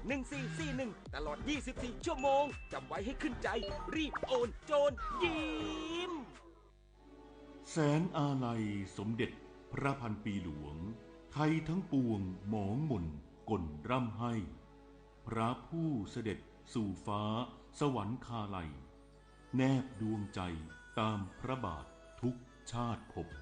ปวงประชาน้อมสำนึกในพระมหากรุณาธิคุณเป็นล้นพ้นอันหาที่สุดมิได้ข้าพระพุทธเจ้าคณะผู้บริหารข้าราชการและเจ้าหน้าที่สถานีวิทยุกระจายเสียงแห่งประเทศไทยกรมประชาสัมพันธ์นายกรัฐมนตรีกำชับหน่วยงานที่เกี่ยวข้องเฝ้าระวังชายแดนไทยกัมพูชาช่วงเทศกาลปีใหม่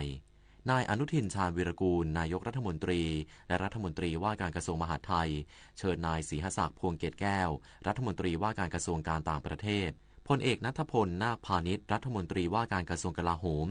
นายอันสิทธิสัมพันธรัตน์ปลัดกระทรวงมหาดไทยและนางสาวไตรสุรีไตรสรณกุลเลขาธิการนายกรัฐมนตรีร่วมหารือบนตึกไทยคู่ฟ้าทำเนียบรัฐบาลภายหลังครบกำหนดข้อตกลงหยุดยิง72ชั่วโมงระหว่างไทยและกัมพูชาทางนี้นายกรัฐมนตรีกำชับให้หน่วยงานที่เกี่ยวข้องเฝ้าระวังในพื้นที่ชายแดนไทยกัมพูชาอย่างต่อเนื่องเพื่อไม่ให้มีการละเมิดข้อตกลงช่วงวันหยุดเทศกาลปีใหม่และสร้างความสบายใจให้กับประชาชนโดยยืนยันว่ารัฐบาลจะดูแลความปลอดภัยของประชาชนอย่างดีที่สุดประเทศไทยอยู่ระหว่างพิจารณาการส่งเฉลยศึกกัมพูชากลับประเทศเนื่องจากยังคงมีการรุกล้ำน่านฟ้าจากโดรนจำนวนมากและยังไม่สามารถส่งคณะผู้แทนร่วมประชุม JBC เนื่องจากเป็นรัฐบาลรักษาการนายนิกรเดชพลางกูลอธิบดีกรมสารนิเทศและโฆษกกระทรวงการต่างประเทศกล่าวบรรยายสถานการณ์ไทยกัมพูชาต่อคณะทูตวันนี้หลังครบกำหนด72ชั่วโมงตามข้อตกลงหยุดยิงว่าประเทศไทยปฏิบัติตามข้อตกลงหยุดยิงอย่างเคร่งครัดแต่ฝ่ายความมั่นคงยังตรวจพบมีโดรนของฝ่ายกัมพูชาบินล้ำเข้ามาในพื้นที่ฝั่งไทยซึ่งเข้าข่ายการละเมิดข้อตกลงถ้อยแถลงร่วมข้อ6คือจะไม่กระทำการยั่วยุใดๆรวมถึงกิจกรรมทางทหารในการรุกล้ำน่านฟ้าและดินแดนของอีกฝ่ายดังนั้นฝ่ายไทยกำลังพิจารณาเรื่องการปล่อยตัวทหารเฉลยศึก18นายส่วนการดำเนินการต่อไปฝ่ายไทยและฝ่ายกัมพูชาจะต้องดำเนินการอย่างเคร่งครัดตามข้อตกลงร่วมรวมถึงการเก็บกู้ทุ่นระเบิดที่ยังมีกรณีทหารไทยเหยียบทุ่นระเบิดที่ฝ่ายกัมพูชาวางไว้หลังจากลงนามข้อตกลงร่วมกันไม่นานสิ่งสำคัญขณะนี้คือการที่ประชาชนจะสามารถเดินทางกลับบ้านอย่างปลอดภัยช่วงเทศกาลปีใหม่โดยหน่วยงานความมั่นคงจะประเมินความปลอดภัยในพื้นที่เพื่อความปลอดภัยของประชาชนทั้งนี้คาดหวังว่าจะไม่เกิดการปะทะระหว่างกันเกิดขึ้นหลัง72ชั่วโมงผ่านไปซึ่งกรณีพบโดรนรัฐมนตรีว่าการกระทรวงกลา ลาโหมของไทยมีกลไกติดต่อกับรัฐมนตรีว่าการกระทรวงกลาโหมของฝั่งกัมพูชาโดยตรงจึงต้องย้อนกลับไปดูข้อตกลงร่วมจะเป็นตัวกำกับว่าทั้งสองฝ่ายจะดำเนินการอย่างไรกันต่อส่วนเรื่องการปักปันเขตแดนผ่านการประชุมคณะกรรมาธิการเขตแดนร่วมหรือ JBC ไทยกัมพูชานั้นรัฐบาลไม่อยู่ในสถานะจะส่งผู้แทนไปเจรจาเรื่องเขตแดนได้เนื่องจากเป็นรัฐบาลรักษาการหลังยุบสภาธนพร ปรุณฤทธิ์รายงานกรมป้องกันและบรรเทาสาธารณภัยกำชับ7จังหวัดชายแดนไทยกัมพูชาตรวจสอบพื้นที่ให้ปลอดภัยก่อนประกาศให้ประชาชนกลับเข้าบ้านนายธีรพัฒน์คัจมาศอธิบดีกรมป้องกันและบรรเทาสาธารณภัยหรือปภ.กล่าวว่าแม้สถานการณ์บริเวณชายแดนไทยกัมพูชาจะเริ่มคลี่คลายลงแล้วแต่ยังเป็นช่วงเวลาต้องเฝ้าระวังสถานการณ์และภัยอันตรายอื่นๆที่อาจเกิดขึ้นโดยเฉพาะปัญหาวัตถุระเบิดตกค้างโดยนายอนุทินชาญวีรกูลนายกรัฐมนตรีและรัฐมนตรีว่าการกระทรวงมหาดไทยได้สั่งการไปยังผู้ว่าราชการจังหวัดชายแดนไทยกัมพูชาให้บูรณาการร่วมกับกองกำลังในพื้นที่และหน่วยเก็บกู้และทำลายวัตถุระเบิดหรือ EOD เข้าตรวจสอบพื้นที่อย่างละเอียดหากพื้นที่ใดสถานการณ์คลี่คลายและมีความปลอดภัยให้จัดทำประกาศให้ประชาชนกลับบ้านได้พร้อมมอบหมายให้กำนันผู้ใหญ่บ้านและชุดรักษาความปลอดภัยหมู่บ้านหรือชรบ.ลงพื้นที่สำรวจและประชาสัมพันธ์สร้างการรับรู้กับประชาชนหากพบวัตถุต้องสงสัยในพื้นที่ที่พักอาศัยหรือพื้นที่ทำการเกษตรห้ามเข้าใกล้สัมผัสหรือเคลื่อนย้ายโดยเด็ดขาดและให้รีบแจ้งผู้นำชุมชนเพื่อประสานเจ้าหน้าที่ผู้เชี่ยวชาญเข้าตรวจสอบและเก็บกู้ทันทีจุฑามาศ รักษาพันธ์รายงานจบข่าวอานนท์ นันตะสุคนอ่านรับฟังข่าวครั้งต่อไปเวลา 22:00 น.ติดตามข่าวที่นำเสนอไปแล้วได้ที่ www.thainews.prd.go.th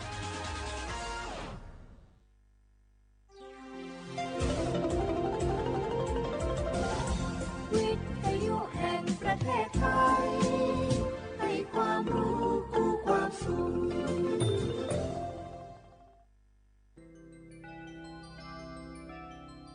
โบกมือลากันทีณปีเก่าปล่อยความเศร้าเสียใจให้พ้นผ่านทิ้งทุกโศกร้อยพันกับวันวานมงคลการเวียนมาวาระนี้ขอจงเป็นหมอม้าผู้น่ารักจงคึกคักปรีเปรมเกษมศรีจงสุขพร้อมบริบูรณ์พูนทวีจงเป็นปีม้าทองของท่านเทินสวัสดีปีใหม่เพื่อประชาทั้งแดนไทยอธิษฐานขอพรชัยวอนด้วยใจปรารถนาดี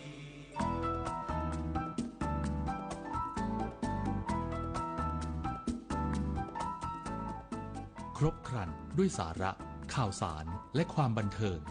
ติดตามได้ในรายการสาระสารพัน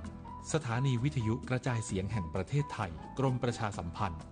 โดยเอกพงษ์ นพสกุล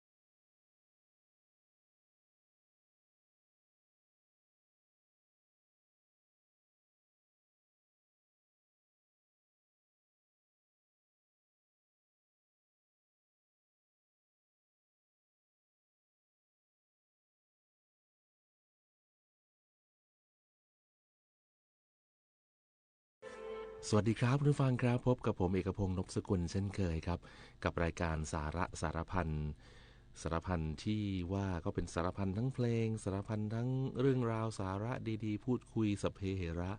นำมาฝากกันเป็นประจำนะครับสาระสารพันพบกันจันทร์อังคารพุธและศุกร์ครับส่วนผมเอกพงศ์ก็จะมาพบกันทุกวันอังคารเมื่อวันอังคารที่แล้วให้คุณชยนันท์มาพบกันนะครับเนื่องจากว่าผมติดภารกิจนะครับมาไม่ทันจริงๆนะ มาไม่ทันปีไม่ใช่ปีที่แล้วอังคารที่แล้วนะแม่จะพูดถึงปีที่แล้วอะไรเนี่ยพอใกล้จะปีใหม่แบบนี้แล้วก็ลืมวันลืมคืนนะประมาณว่านะครับคุณผู้ฟังกลับมาพบกันเช่นเคยนะครับวันนี้วันอังคารที่30เดือนธันวาคมพุทธศักราช2568นะครับเหลือเวลาวันเดียววันนี้ไม่นับแล้วนะเพราะว่าวันนี้เหลือไม่กี่ชั่วโมงนะครับ3 ทุ่ม 4 ทุ่ม 5 ทุ่มเดี๋ยวก็เที่ยงคืนนะครับพอเที่ยงคืนปุ๊บก็เข้าสู่วันที่31พรุ่งนี้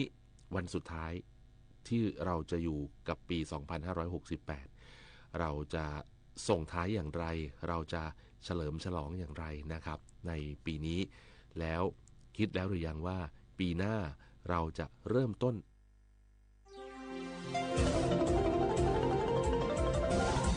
วิทยุแห่งประเทศไทยให้ความรู้คู่ความสุข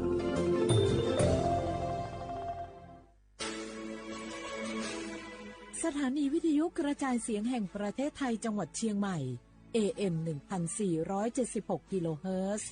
สถานีวิทยุภาคภาษาชาติพันธุ์แห่งเดียวในประเทศไทยที่มีความทันสมัยเชื่อถือได้สร้างอัตลักษณ์กลุ่มชาติพันธุ์สู่สากล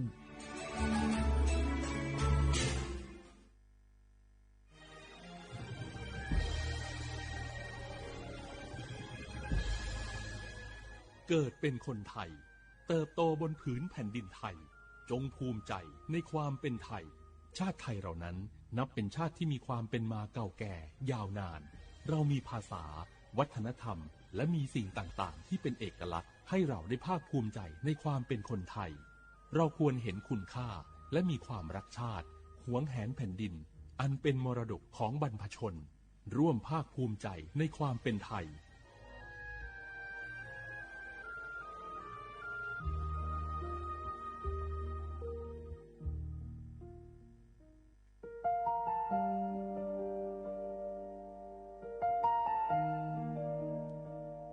ขอน้อมเกล้าถวายอาลัยสมเด็จพระพันปีหลวงพระแม่แห่งแผ่นดินผู้ทรงเมตตาเหนือเกล้าขอพระองค์เสด็จสู่สวรรคาลัยข้าพระพุทธเจ้าข้าราชการและเจ้าหน้าที่สถานีวิทยุกระจายเสียงแห่งประเทศไทยจังหวัดเชียงใหม่กรมประชาสัมพันธ์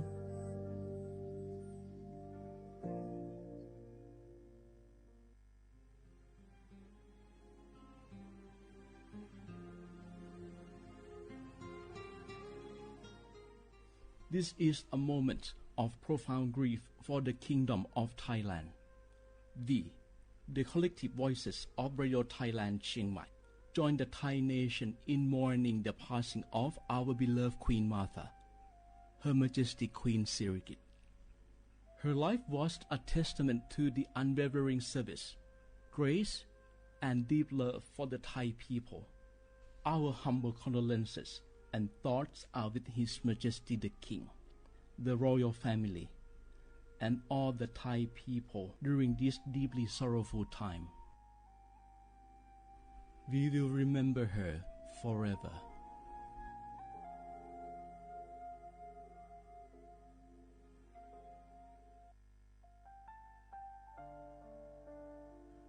อาเดือไทยมิขอสองผาอามาสมเด็จพระนางเจ้าสิริกิติ์พระบรมราชินีนาถพระบรมราชชนนีพันปีหลวงควยตาโอดาเลียกาชายันดาชอเนมาอายออามามิขอเปียวเนไทยมิขอกะดูอาคาชอเจอกะดูเงเกเนลาหมายแอจิเชนีถามิเนนือมาละเควมาเงเลเชญาเธอมิเนอาดิมาโยหานาลูอายอนเนกัวเนโยเยบอเนมา อีนอายอมาโดอาดูเนโอเอียเนเพื่อตาโอดาเลมิเนนือมาหน่วยสาวเนวอจอยเรญาอาดูมาโยอานาลูอายองนือมาละเคือยอจอนาลูเนือเกอเนยอเยบอชอเนมางามาอาเขาชอเจโยอานาลู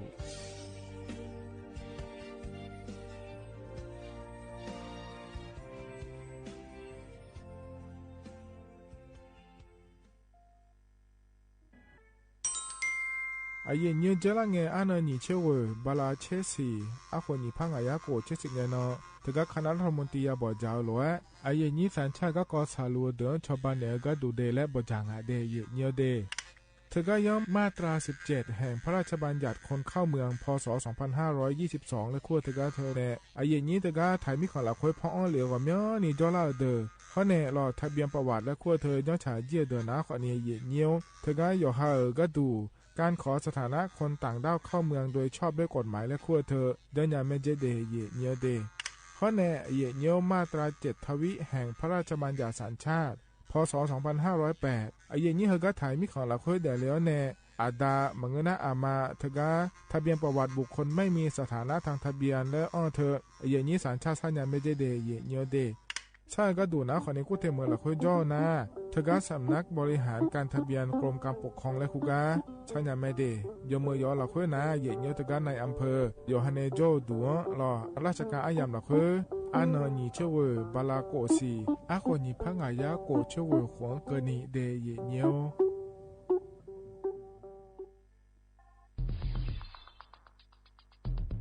แค่3 ปีความเสียหายจากอาชญากรรมไซเบอร์ของคนไทยพุ่งทะลุถึง 94,000 ล้านบาทหรือเฉลี่ยปีละ 30,000 ล้านบาททุก1ชั่วโมงเราเสียเงินกว่า 3.4 ล้านบาทให้กับมิจฉาชีพออนไลน์โจรไม่เห็นใจคนอาชีพไหนอายุเท่าไหร่สถานะทางการเงินแบบใดหมอพ่อค้านักธุรกิจ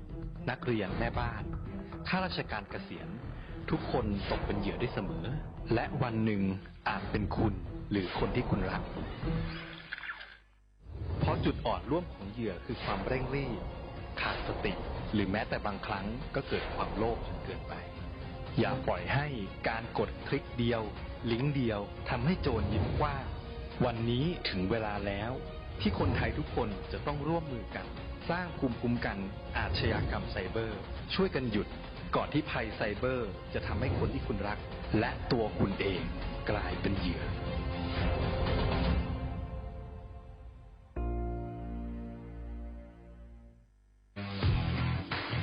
รัฐบาลไทยประกาศสงครามสแกมเมอร์รัฐบาลจึงได้ประกาศสงครามกับสแกมเมอร์ในฐานะที่สแกมเมอร์เป็นวาระแห่งชาติและในวันนี้ผมก็ได้ใช้โอกาสนี้มารายงานความคืบหน้าและเน้นย้ำถึงสิ่งที่เราต้องร่วมกันทำต่อไป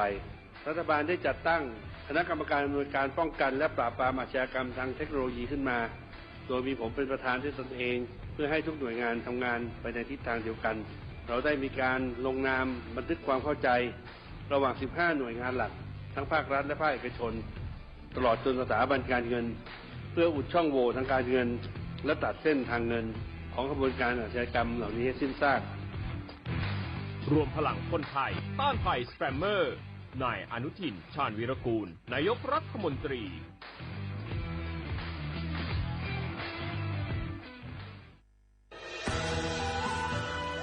จากศาลากลางจังหวัดน่านหลังเก่าพัฒนาสู่การเป็นศูนย์การเรียนรู้นันทศิษย์ป่าคารโดยมูลนิธิรักป่าน่าน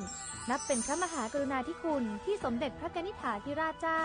กรมสมเด็จพระเทพรัตนราชสุดาสยามบรมราชกุมารีได้พระราชทานนามนันทศิษย์ป่าคารอันหมายถึงอาคารแห่งความรู้ทุกแขนงของจังหวัดน่าน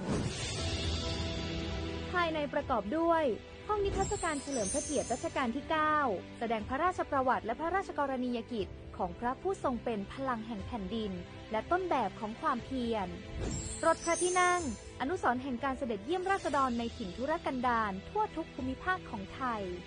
พิพิธภัณฑ์ศาลากลางจังหวัดน่านความทรงจำของอาคารหลังเก่าและการอนุรักษ์สิ่งสำคัญของเมืองน่าน เทคโนโลยีกับมนุษย์จุดประกายความคิดสร้างสรรค์สู่การสร้างนวัตกรรมในอนาคตน่านซิมูเลชันแนวทางจัดการขยะที่ยั่งยืนเพื่อตระหนักถึงผลกระทบต่อสังคมเศรษฐกิจและสิ่งแวดล้อม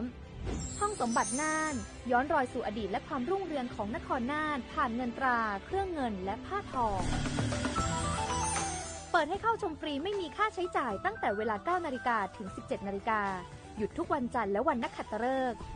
มาร่วมอนุรักษ์สืบสานสร้างสรรค์ศิลปะวัฒนธรรมและวิทยาศาสตร์ของเมืองน่านคุณค่า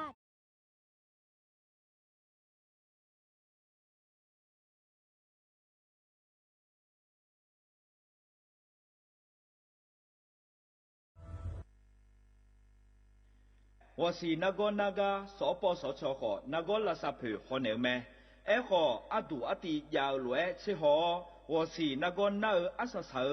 阿弟样那个阿拉来杜老的也表咩？会呐阿姐个票呢垃圾棚啊来，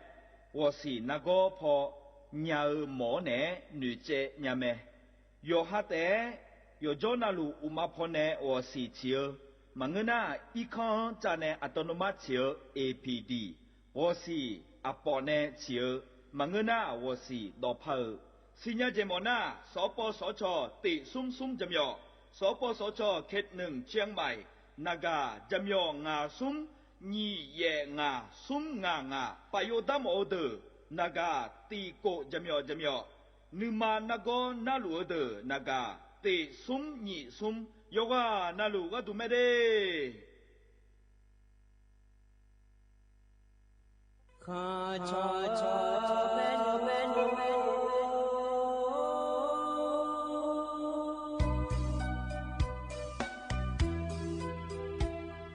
ดานีจอกุเลงดอกทุยอาคาเบดานีจอโมเลงดอกชอยอาคาเบชอพามาสิจอชาโล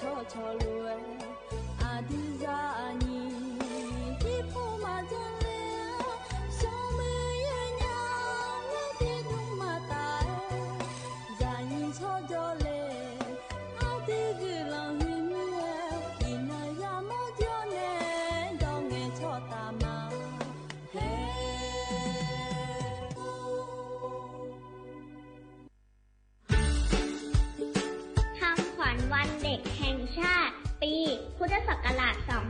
2569 รักชาติไทยใส่ใจโลกสถานีวิทยุกระจายเสียงแห่งประเทศไทยจังหวัดเชียงใหม่ขอเชิญน้องๆหนูๆร่วมงานวันเด็กแห่งชาติประจำปี 2569 ในวันเสาร์ที่ 10 มกราคม 2569 เวลาตั้งแต่ 8 โมงจนถึงเที่ยงกิจกรรมตอบคำถามเล่นเกมลุ้นรับของรางวัลมากมายแล้วพบกันนะคะ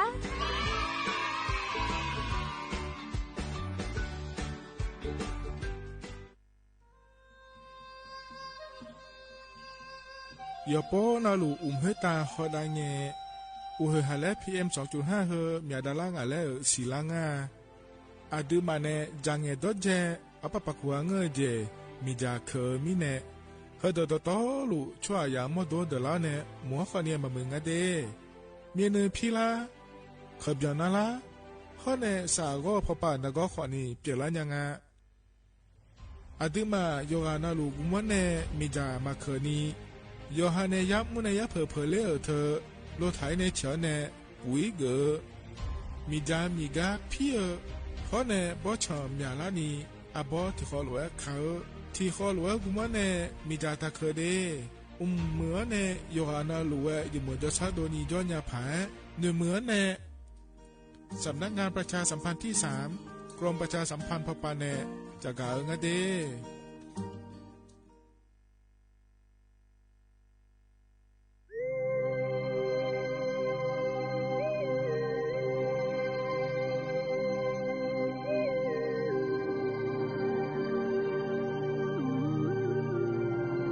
阿皮，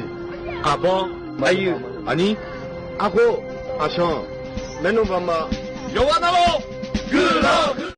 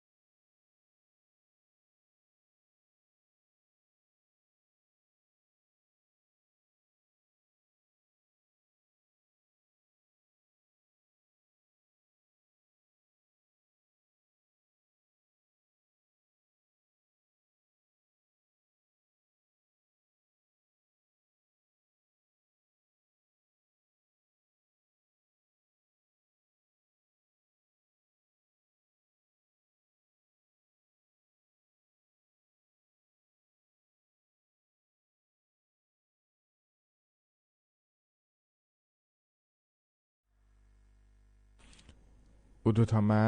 อาเยนิมิขังยาโยกานาลุเนเดเยเนเดอินลอเยเนอันสุมเชบาลาเชนิสีอาขวนิพังอายาโกชิเยเงนะฉลาแมเดเยเนฮกางาลออายโยเชมือเยนิเนฮกาเมียมัวดูลอสถานีวิทยุกระจายเสียงแห่งประเทศไทยจังหวัดเชียงใหม่ สำนักงานประชาสัมพันธ์ที่3และขั้วปาเนเยนี่เนอที่เนาะพยาถอนจุฬาเดเยเนเดอีเนาที่เนาะและถอนจุฬานะอาคารนึงสอก็ดูนะขอเนี่ยโคเนาะชาลามิเนลอยเนอรัฐบาลปาก็ดูนะขอเนี่ยก่อนนานๆเนี่ยไม่เดเยเนเดเพราะเนี่ยลอยเดียวอาคารนึงสอนเนี่ยละตาปาก็ดูนะขอเนี่ยพี่บาอันเนาะก็นี่นาเกินเนี่ยเยเนี่ยถึงก็อันนั้นอย่างเงี้ยเนาะวันหยุดราชการพิเศษและขั้วเธอบินเนี่ยเยเนี่ยบินหนามิเนลอยเลยเยนี้ถึงมิเนลอยเยเนี่ยอินเนอร์ก็นี่ถอนจุฬาลอยเลยอาคารนึงสอนเนี่ยละตาปาก็ดูนะงามาตัวเฮก็มาจอเดยเนี่ยเดบาพัววดาเลมาเยเนี่ยวันนาเลมาเดที่มีเนี่ยอินเนอร์เฮก็ที่ขอรู้ว่าถอนจุเนี่ยจอดาเฮนะคนเนี่ยมีดูนะสสายนงานเนี่ยเยนี้เราถึงเนี่ยขอก็ดูนะเดน่านายาขอก็พระอุเลเนี่ยที่ขอรู้ว่าเยเนี่ยอันงานเงินนั่นแหละตาปามีดูจอเนี่ยที่ขอรู้พระจอดามาเยเนี่ยหรอมีเนี่ยเราเลยเยนี้ก็เลยมาเดและเนี่ยมันมีเยอะนี่อยู่นะรู้ว่าล้อเยอะเนี่ยถึงก็เนี่ยเฟซบุ๊กเขาไปในหน้าหามามาข้อไปในหน้าหามาติ๊กต็อกเขาไปในหน้าหามาเด็กคนล้อเนี่ยเยอะเนี่ยมีอะไรเขาเนี่ยชอบแทนล้อเนี่ยหน้าหาล้อเนี่ยล้อกาบีอันล้อล้อเยอะเนี่ยดองเนี่ยช่องล้อมาสติ๊กเกอร์บีอันล้อมาล้อเลยเยอะนี่กดไลค์กดแชร์จนเนี่ยล้ออยู่นะรู้ว่าก็เลยมาเยอะนี่อยู่มีอะไรล้อติ๊กต็อกขึ้นมามือยาเฟซบุ๊กขึ้นมามือยางงั้นล่ะล้อเยอะเนี่ยเธอเนี่ยเนาะมาข้อไปในหน้าหาวแน่เราเลยเย็นนี้เย็นจก็พูดกันนี่เลยก็เนี่ยตัวแต่ก็เลยก็แง่เนาะไปบูมามือยาวขอที่ต่อมามือยาวขอเนี่ยมาข้อไปในหน้าหาวเนี่ยกับบีเบียหน้าหาลุมาเดแล้วเรายังเงี้ยเฉาเราจะดื้อมาราคาเช่นยาเดก็เราถึงมาอยู่วันนั้นรู้ว่าล้อเธอมีเนี่ยเราเย็นในอาขวงขอเนี่ยที่ขอเราจะนำมาเย็นเดียวโคล้วนเราเย็นง่าขอเนี่ยที่เป็นทุโรก็หาล้วนเลยเจเนี่ยเย็นเนี่ยก็ดูโคล้วนก็ไม่ได้เลยมาเย็นเดเย็นเดไอ้คนนี้เขาก็มีนอนหลับคนนะมาดูมาจ้องอะไรล้อเย็นอายาจังฐานในบิดามาเย็นอายาจังฐานในบิดามีเนี่ยล้อ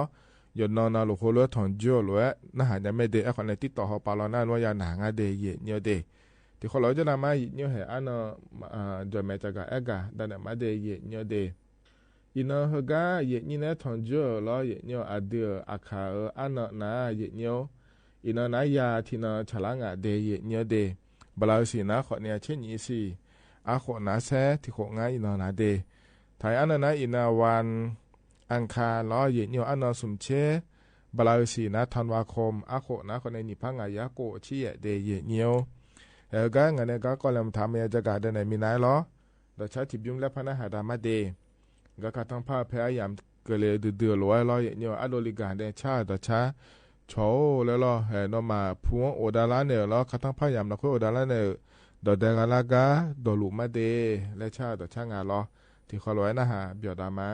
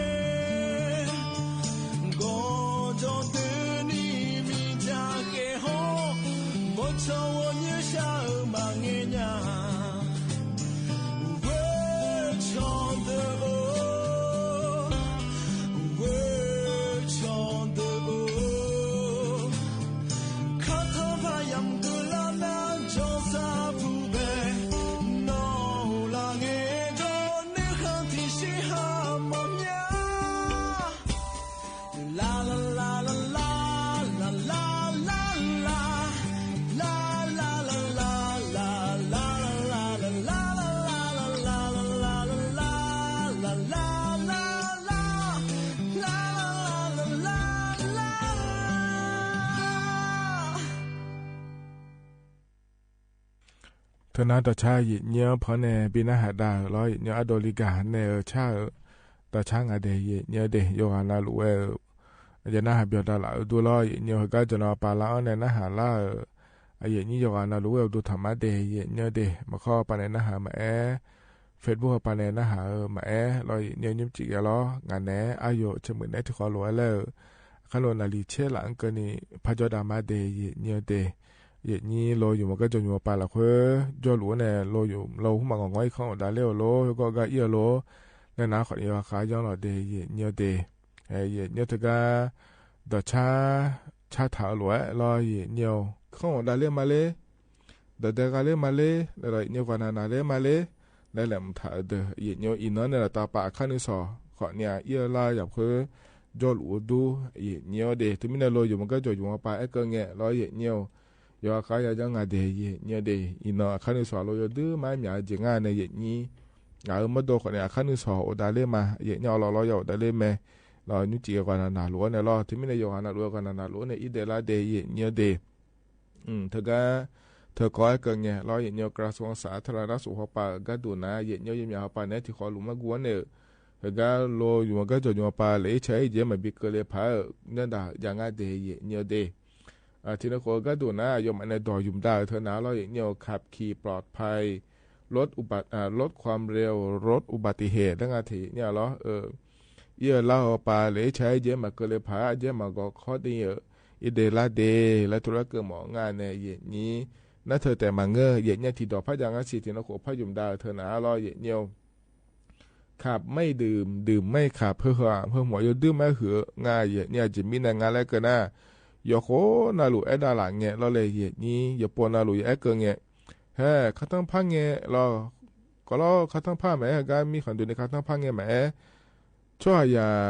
เลยใช้เนี่ยเราแล้วเนี่ยเราใช้เนี่ยเราเชื่อเธอเมียนี่น่าจีบาดอนเนี่ยมันไม่เนี่ยเราอยู่มันก็จะอยู่ในเชื่องาเดแล้วอย่าไอโดนเนี่ยแม่เนี่ยอย่างนี้ถึงมีเนี่ยที่เราโคนะเราโครู้ว่ามันอย่าไอโดนเนี่ยเราอยู่อันนั้นรู้ว่าราคาเชื่อตาเนี่ยอีกคนเนี่ยอีโดนเนี่ยรอเบียกเชื่อกันยี่หรอว่าอีกข้อหลังเกินเนี่ยรอเย็นเนี่ยเลยใช้เจมาบีกันเลยเนี่ยรอเดี๋ยวเขาอีจังรอเดย์เย็นเนี่ยเดย์แต่ไม่ได้ถ้าก็จะไม่หาปาก็ดูที่เขาลูกกลุ่มในจังได้รอถ้าก็กระทรวงสาธารณสุขแล้วพวกปาเนี่ยก็ดูนะขอเนี่ยดอแต่มาเงยเย็นเนี่ยถ้าก็คนนั้นดูคนเนี่ยมีก็เลยมันทันเนี่ยง่ายเดย์เย็นเนี่ยเดย์เยอะมาเจงเย็นเนี่ยลงหัวเนี่ยอีหลังเนี่ยเราเนี่ยอุศรแล้วก็อุจิมายอมาคนนั้นดูเดย์เธอยอมกันแล้วฐานงานไทยมีคนเดินเนี่ยเย็นเนี่ยอยู่ขอเยอะยังอย่างเลยแล้วนะขอเนี่ยเราเย็นเนี่ยยอมมาในเรื่องท้าดูมาสิญญาเนี่ยเลยแล้วนะขอเนี่ยนำมาดอนดูขอเนี่ยอีเนี่ยเย็นเนี่ยดานโนตะการเดินหน้าเนี่ยกูดูขอเนี่ยเราหน้าอีเนี่ยเรายอมกันแล้วท้าจะแม่เย็นเนี่ยเธออาทิตย์นั้นนะขอเนี่ยโอ้ยพูดได้เลยแล้วแต่เหนือเราเย็นเนี่ยอยู่ขอเยอะเขาลงงออีเล่าโลอยู่มันก็จงอยู่โลเคยอยู่มันโลแล้วแห่เลยใช้เยอะไรอยู่เลยใช้เยอะเราอยู่หามาโดแต่มังอยู่หาในจีลาเดอคนนี้แหละนะรอเนี่ยอยู่หาในจีลาเดอแต่มังอาจจะมาชิมาสุเนี่ยโลอยู่มันก็จะอยู่มันเดอคนนี้เดอเลยเนี่ยเดที่เนี่ยอยู่หาแต่เธอมังงาเนี่ยอยู่มีการเดอเรื่องงาเดเนี่ยเดที่มีเนี่ยรอเธอเนี่ยโลอยู่มันก็จะอยู่ไงอีตอนนี้รออยู่หานี่เนี่ยชอเนี่ยรอเนี่ยเธอเนี่ยจีบาหุ่มมาอย่างนี้มาอยู่ขยันนี่แล้วรอเนี่ยเธอจะมือพาสติดานเนี่ยงอเราเดยุ่มเราเดยเนี่ยเดนะเธอแต่มาเงื้อเราเนี่ยแหก็รู้ว่า โลอยู่ก็จะอยู่อย่างนี้ยาไม่ได้รอแต่การหมอหัวป่าก็ดูนะคนนี้สุดก็อย่าจองลงถังอ่ะอย่ามาไม่หัวป่าในยาแหลมถังอ่ะเถอะช่วยเจียมาเจียงไงล่ะที่โปรเตลโลยอมอย่างนี้เชิงอาจจะเกิดนะที่โปรเตลเลยเนี่ยยิ่งสูงอ่ะย่อยๆเลยเนี่ยเหือเฮือนานี่นะเหือนานี่นะย่อยๆชาวบ้านเนี่ยพังอ่ะแล้วคนนี้ยอมมาอย่าจอกเดี๋ยวเดี๋ยวมาเนี่ยก็เลยนะคนนี้ที่เขาเข้ามาเลยเนี่ยช่วยอย่างชาวบ้านเลยเนี่ยพายรอเดี๋ยวเลยใช้ก็ก่อนนะคนนี้มืออยู่หือเดียวแต่มันก็ต้องตาก็จอกก็ดูอยู่ก็น่ารู้คนนี้จะย้ายเบอร์เธอเดี๋ยวที่มีในเจ้าหน้าที่ไทยมีคนเดินนี่อยู่ก่อนนะหลวงพ่อก็อย่าจอกถังอ่ะอยู่มือจะสรุปปากกำหลวงเดินนะรอหมอพยาบาลต่อหลุดรอเลยอย่างนี้น่าเงี้ยวถึงศูนย์ปฏิบัติการแพทย์และสาธารณสุขและขั้วเธออย่างนี้ชาวบ้านเนี่ยนาลีนิเชื่อละนาอันยามาจาเนี่ยพังฐานในบิดามาเจอย่างนี้เกิดจากก็โดล่าคนนี้เขาเข้ามาอีโดนเนี่ยอย่างนี้ชาวบ้านเนี่ยอินยาผายรออย่างนี้เดนั่นถึงเนี่ยรออย่างนี้ที่อานาเบอร์ตั้งตาก็จะก็ดูไปจอเนี่ยรอละชาวญาณนะคนนี้เขาเข้ามาเนี่ยชาวบ้านเนี่ยเล่นยาผายเฮก็เดือขอเนี่ยแล้วพันดาเนี่ยมาเดเธอก็เนี่ยพันดาเนี่ยยุ่มดามาเดแล้วธุรกิจงานเธอเดเยอะเดแล้วเธอแต่มาเงื้อเราเลยอย่างนี้เธอก็เกิดนะคนนี้ยูเบอร์อบตหุ่มมาโลแล้วเราเทศบาลหุ่มมาโลแล้วเขาย่าโลหุ่มมาขอเยอะฐานในจังงานเราชอแอมบูเลนและคงงานเดโลเธอเดินหน้าเราเนี่ยที่ไม่ได้ยุ่มหน้าเราเลยอย่างนี้เกิดก้าก็ไปจ่อคนนี้อยู่ฮะกำมันขาก็จ่อคนนี้เราอบตปาในคนนี้บิชอบปัญญาเทศบาลปานในขวัญนิบิชอปัญญาหุยาปานในขวัญนิบิชอปัญญาแม่เนี่ยเดี๋ยวมาเจ๊งไงล่ะหลายๆชั้นในร้านนั่งอาจจะได้นาทีนาบหิบาล่ะหุยาอยู่ก็มั่งขาเลยล่ะไอ้ขวัญเนี่ยอบตเราอบตก็ตัวเพนิป้าจะแม่แล้วล่ะเนี่ยอดีมาหุยาปานในการเงี้ยชอยนะหุยาไปอบตปานในเงี้ยชอยเนี่ยเขาไม่บิชอกเลยเนี่ยไม่ได้เนี่ยเดี๋ยวหุยาแบบอยู่เกินในลาสันเนี่ยพาเราเลยนี้น่าจะแต่มาเงยเนี่ยถึงก็เนี่ยจีบาหูมาอังกาคนนี้ยกขาชนเทลายเจที่นกหัวก็ดูน่าเราเจลังเงยยามยาโปยาจักรเอกาดานเอลว่าอินุมน่าจีบาดอเราจีบาอังกาก็ยังเราโบดาหลอนในยุ่มดาและพจังอาเทียเนี่ยเรายาอาคนนี้เชื่อคนในละว่าปะยกหานาล้วนจีบามาบีอันเนี่ยเจเดและตัวเฮก็ที่ก็เราเลยอย่างนี้แต่มิเนี่ยเรามีอันเดอจีบาอันเดอยาสิญญาเฮมาสิญญามิเนี่ยเดแล้วแม่เนี่ยยังยาล้วนยกหานาล้ยาจอกเนี่ยยาจอนดาวมีเนี่ยเราอย่างนี้ส่วนมาขายจีบาเธอเราเบียหุ่มมาเธอเราเลยนี้ยาอาคนนี้เชื่อคนในละว่าปาเดออันเนี่ยนายอปายุบวันเจเดเจ้าหน้าที่มอนาเราน่าเธอแต่มาเงอส่วนมาขายเราเฮอจีบาเยง่าแล้วสิญญากันในพักอันเนี่ยเราอย่างนี้พักอันเนี่ยจีบาบิเยบิดอเนี่ยเยอะเจมาเจงเราลงเนี่ยชดเชยนะก็จะสอนพิจารณายุบวันเจอย่างนี้เราสุดท้ายบิเฉยเจแต่ก็ลงงานเนี่ยเราอย่างนี้แต่ก็จีบอังอาเดเนี่ยเดอยู่ให้ในสิญญาชั่วมาสิญญาชั่วของนี้จีบเหรอตัวเย็นเนี่ยพายเยอะเลยงั้นสิเลยแล้วฮอร์โมนทางเนี่ยจะเดเนี่ยเดแต่มีเนี่ยเหรอก็ขอเนี่ยยังไงเนี่ยขอเนี่ยยมยากันแล้วขอเนี่ยงั้นมาสิญญาเลยเหรอจีบยังไงเลยแล้วเราเนี่ยชั่วอย่าเหรอเกิดนะคนน่ะสิลาเดสู้จีบเยลูงั้นมาเยลูงั้นแล้วเราเนี่ยจีบตัวเยทางงั้นโลแล้วเราเนี่ยขอน่าสิลาก็มาเหมือนมาช่างโลเฮกาโลแล้วเราเลยอย่างนี้แต่มีเนี่ยเราเนี่ยเฮกาก็ขอเนี่ยยังไงเดแล้วจะก็เอกาดาเนี่ยในบิสิบิกาเลยเดเนี่ยเฮกานาเนี่ยแต่ชัดที่บิมเลยพนักหาดามาเดเนี่ยเดขัดทั้งผ้ากาชักเกิดต่อชาไม่เดที่ขอรู้นะฮะเบียดามาเนี่ย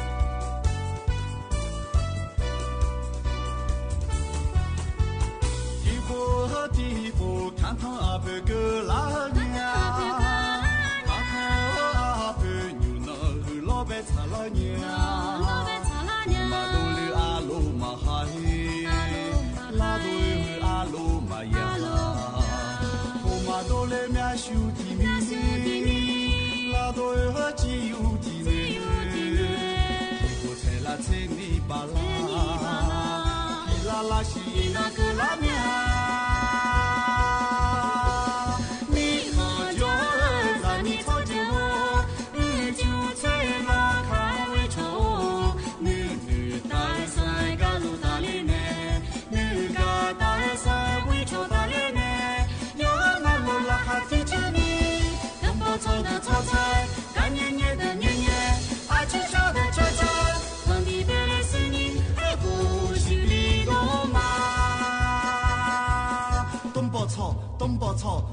老鸡东北草，卡汤爬好东北草，往常堆堆东北草，前来挤挤东北草，堂弟白了是你，嗨东北草。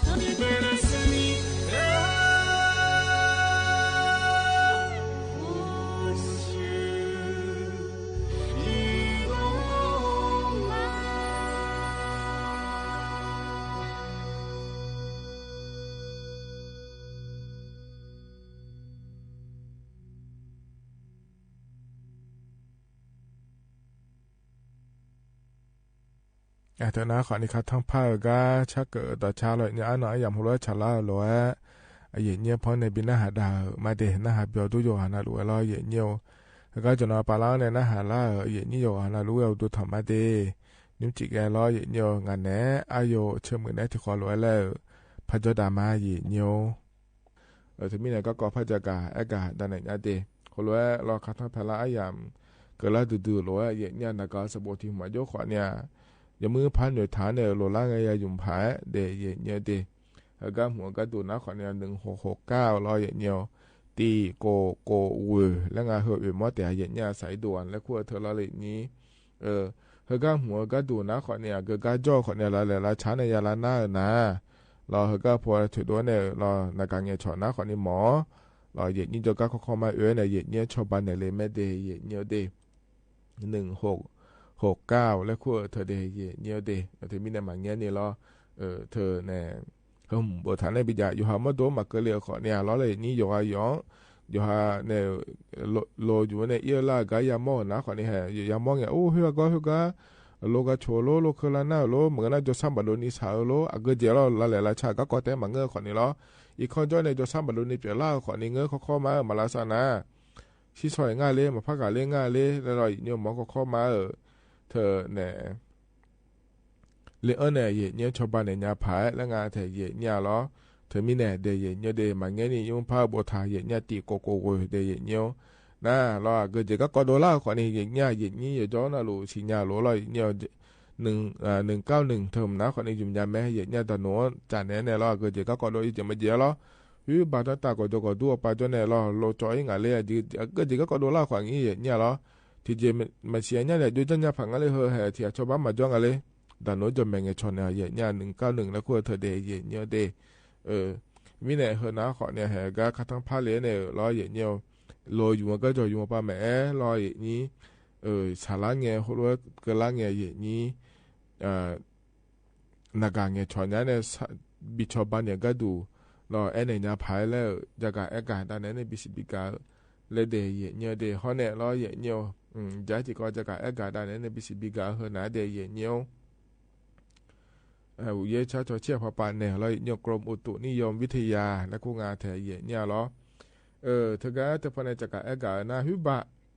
ขาทางพัดงเงินกันนี่เดียเนี่ยอันนั้นซุ่มกันนี่เดียเนี่ยเดเยอะจะคาเลงาเดแล้วจะกะแม่เนี่ยเราเธอก็เมื่อเราคุยขวานี้เราเลยนี่เยอะจะอย่างเราคุยหน้าเช่ตีองศาเนี่ยเชี่ยองศากันนี่ละแล้วอย่างงั้นจะเดเนี่ยเด有些产业难话，你去国内从前你用啥跟你按呢？也你，好呢，当大学把个这个多把的也你的，要这一层你这按这也你咯，他你用啥呢？咯也你，前你用啥跟你了了，人家按的，人家才也你，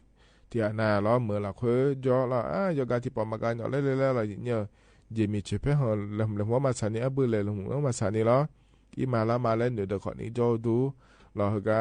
เดี๋ยวก็อิงแม่ผู้อ่อนได้เลยแม่ก็อิงแม่ล้อมีช่วยเพื่อนเราถ่ายเธอล้ออย่างเนี้ยมาจ่ออย่างเนี้ยอย่างเงี้ยมาเงี้ยล้อเธอมีเนี่ยล้ออาบุยทุ่มอาบุยเจียมอย่างเขาเพื่อนล้อละเพื่อนอยู่ทุ่มแล้วก็โอ้โหล้อคือบ่ละบ่โลแล้วยังมือพาแล้วผมเดียเนี้ยเดียแล้วหัวเนี่ยเธอเดี๋ยวก็กำลังนะขอนี้อยู่ยาพายล้อเนี่ยอุจจาระป้าขอเนี่ยล้ออยู่หาช่อเนี่ยแม่อยู่หาอย่างนี้อยู่หา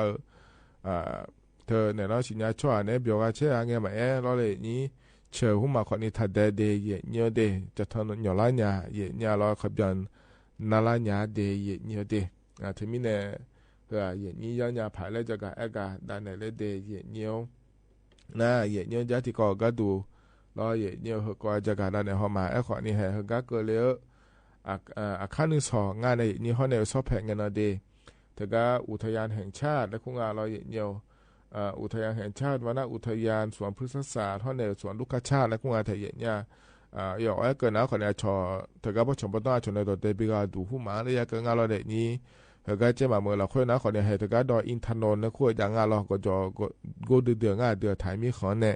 อเมริกานะเราเนี่ยเธอเลี้ยงเนี่ยดอกเด็กเลี้ยงหมดนะสดายาจีเดชหามาดูก็ดูขอยาจีโล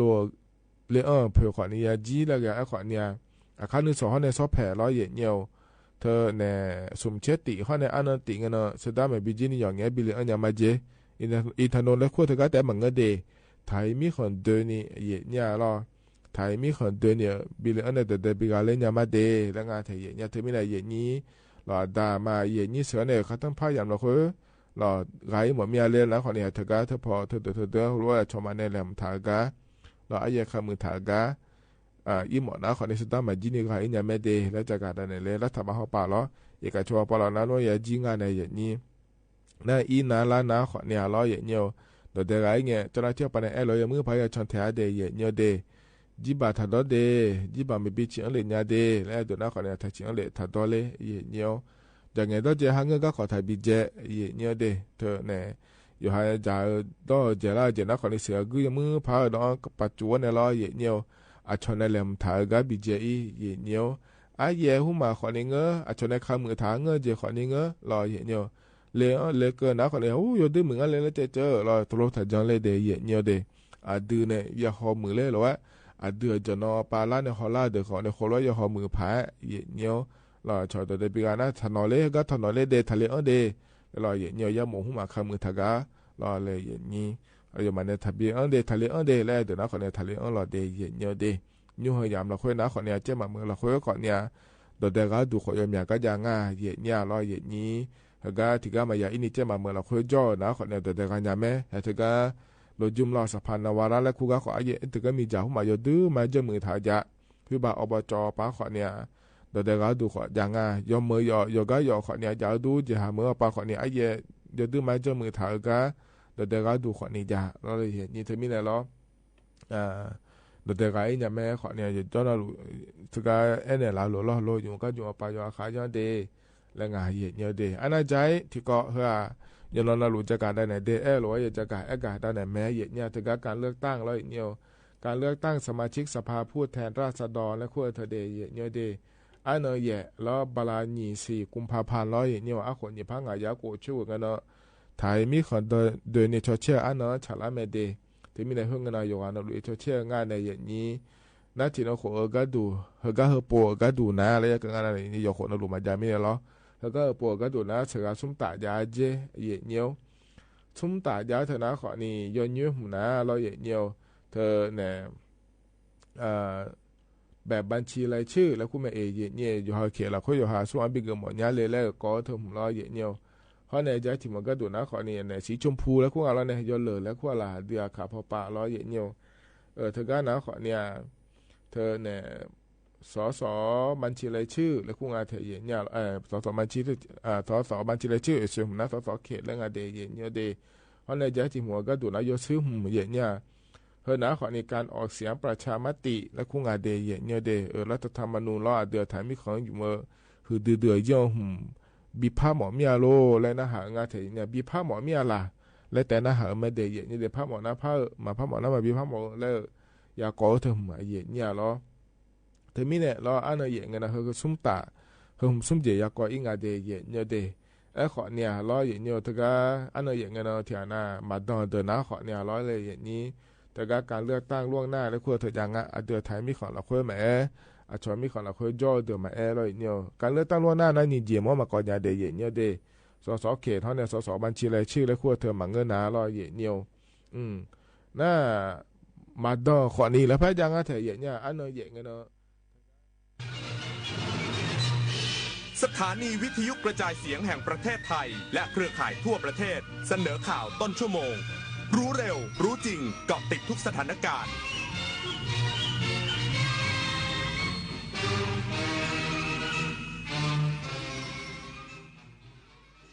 รับฟังข่าวต้นชั่วโมง 22 นาฬิกากับอานนท์ นันตะสุคนครับ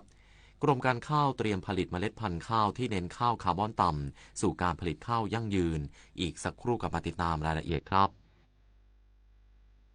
23 มกราคมนี้ห้ามพลาดถนนดนตรีไลฟ์พบกับบทเพลงแห่งความรักความหวังความฝันสื่อประสานด้วยพี่น้องร้องเพลงหนูมิเตอร์และบิวกัลยาณีชมฟรีตั้งแต่เวลา 18 นาฬิกาเป็นต้นไปณห้องออดิโทเรียมอาคารศูนย์ปฏิบัติการสถานีวิทยุกระจายเสียงแห่งประเทศไทย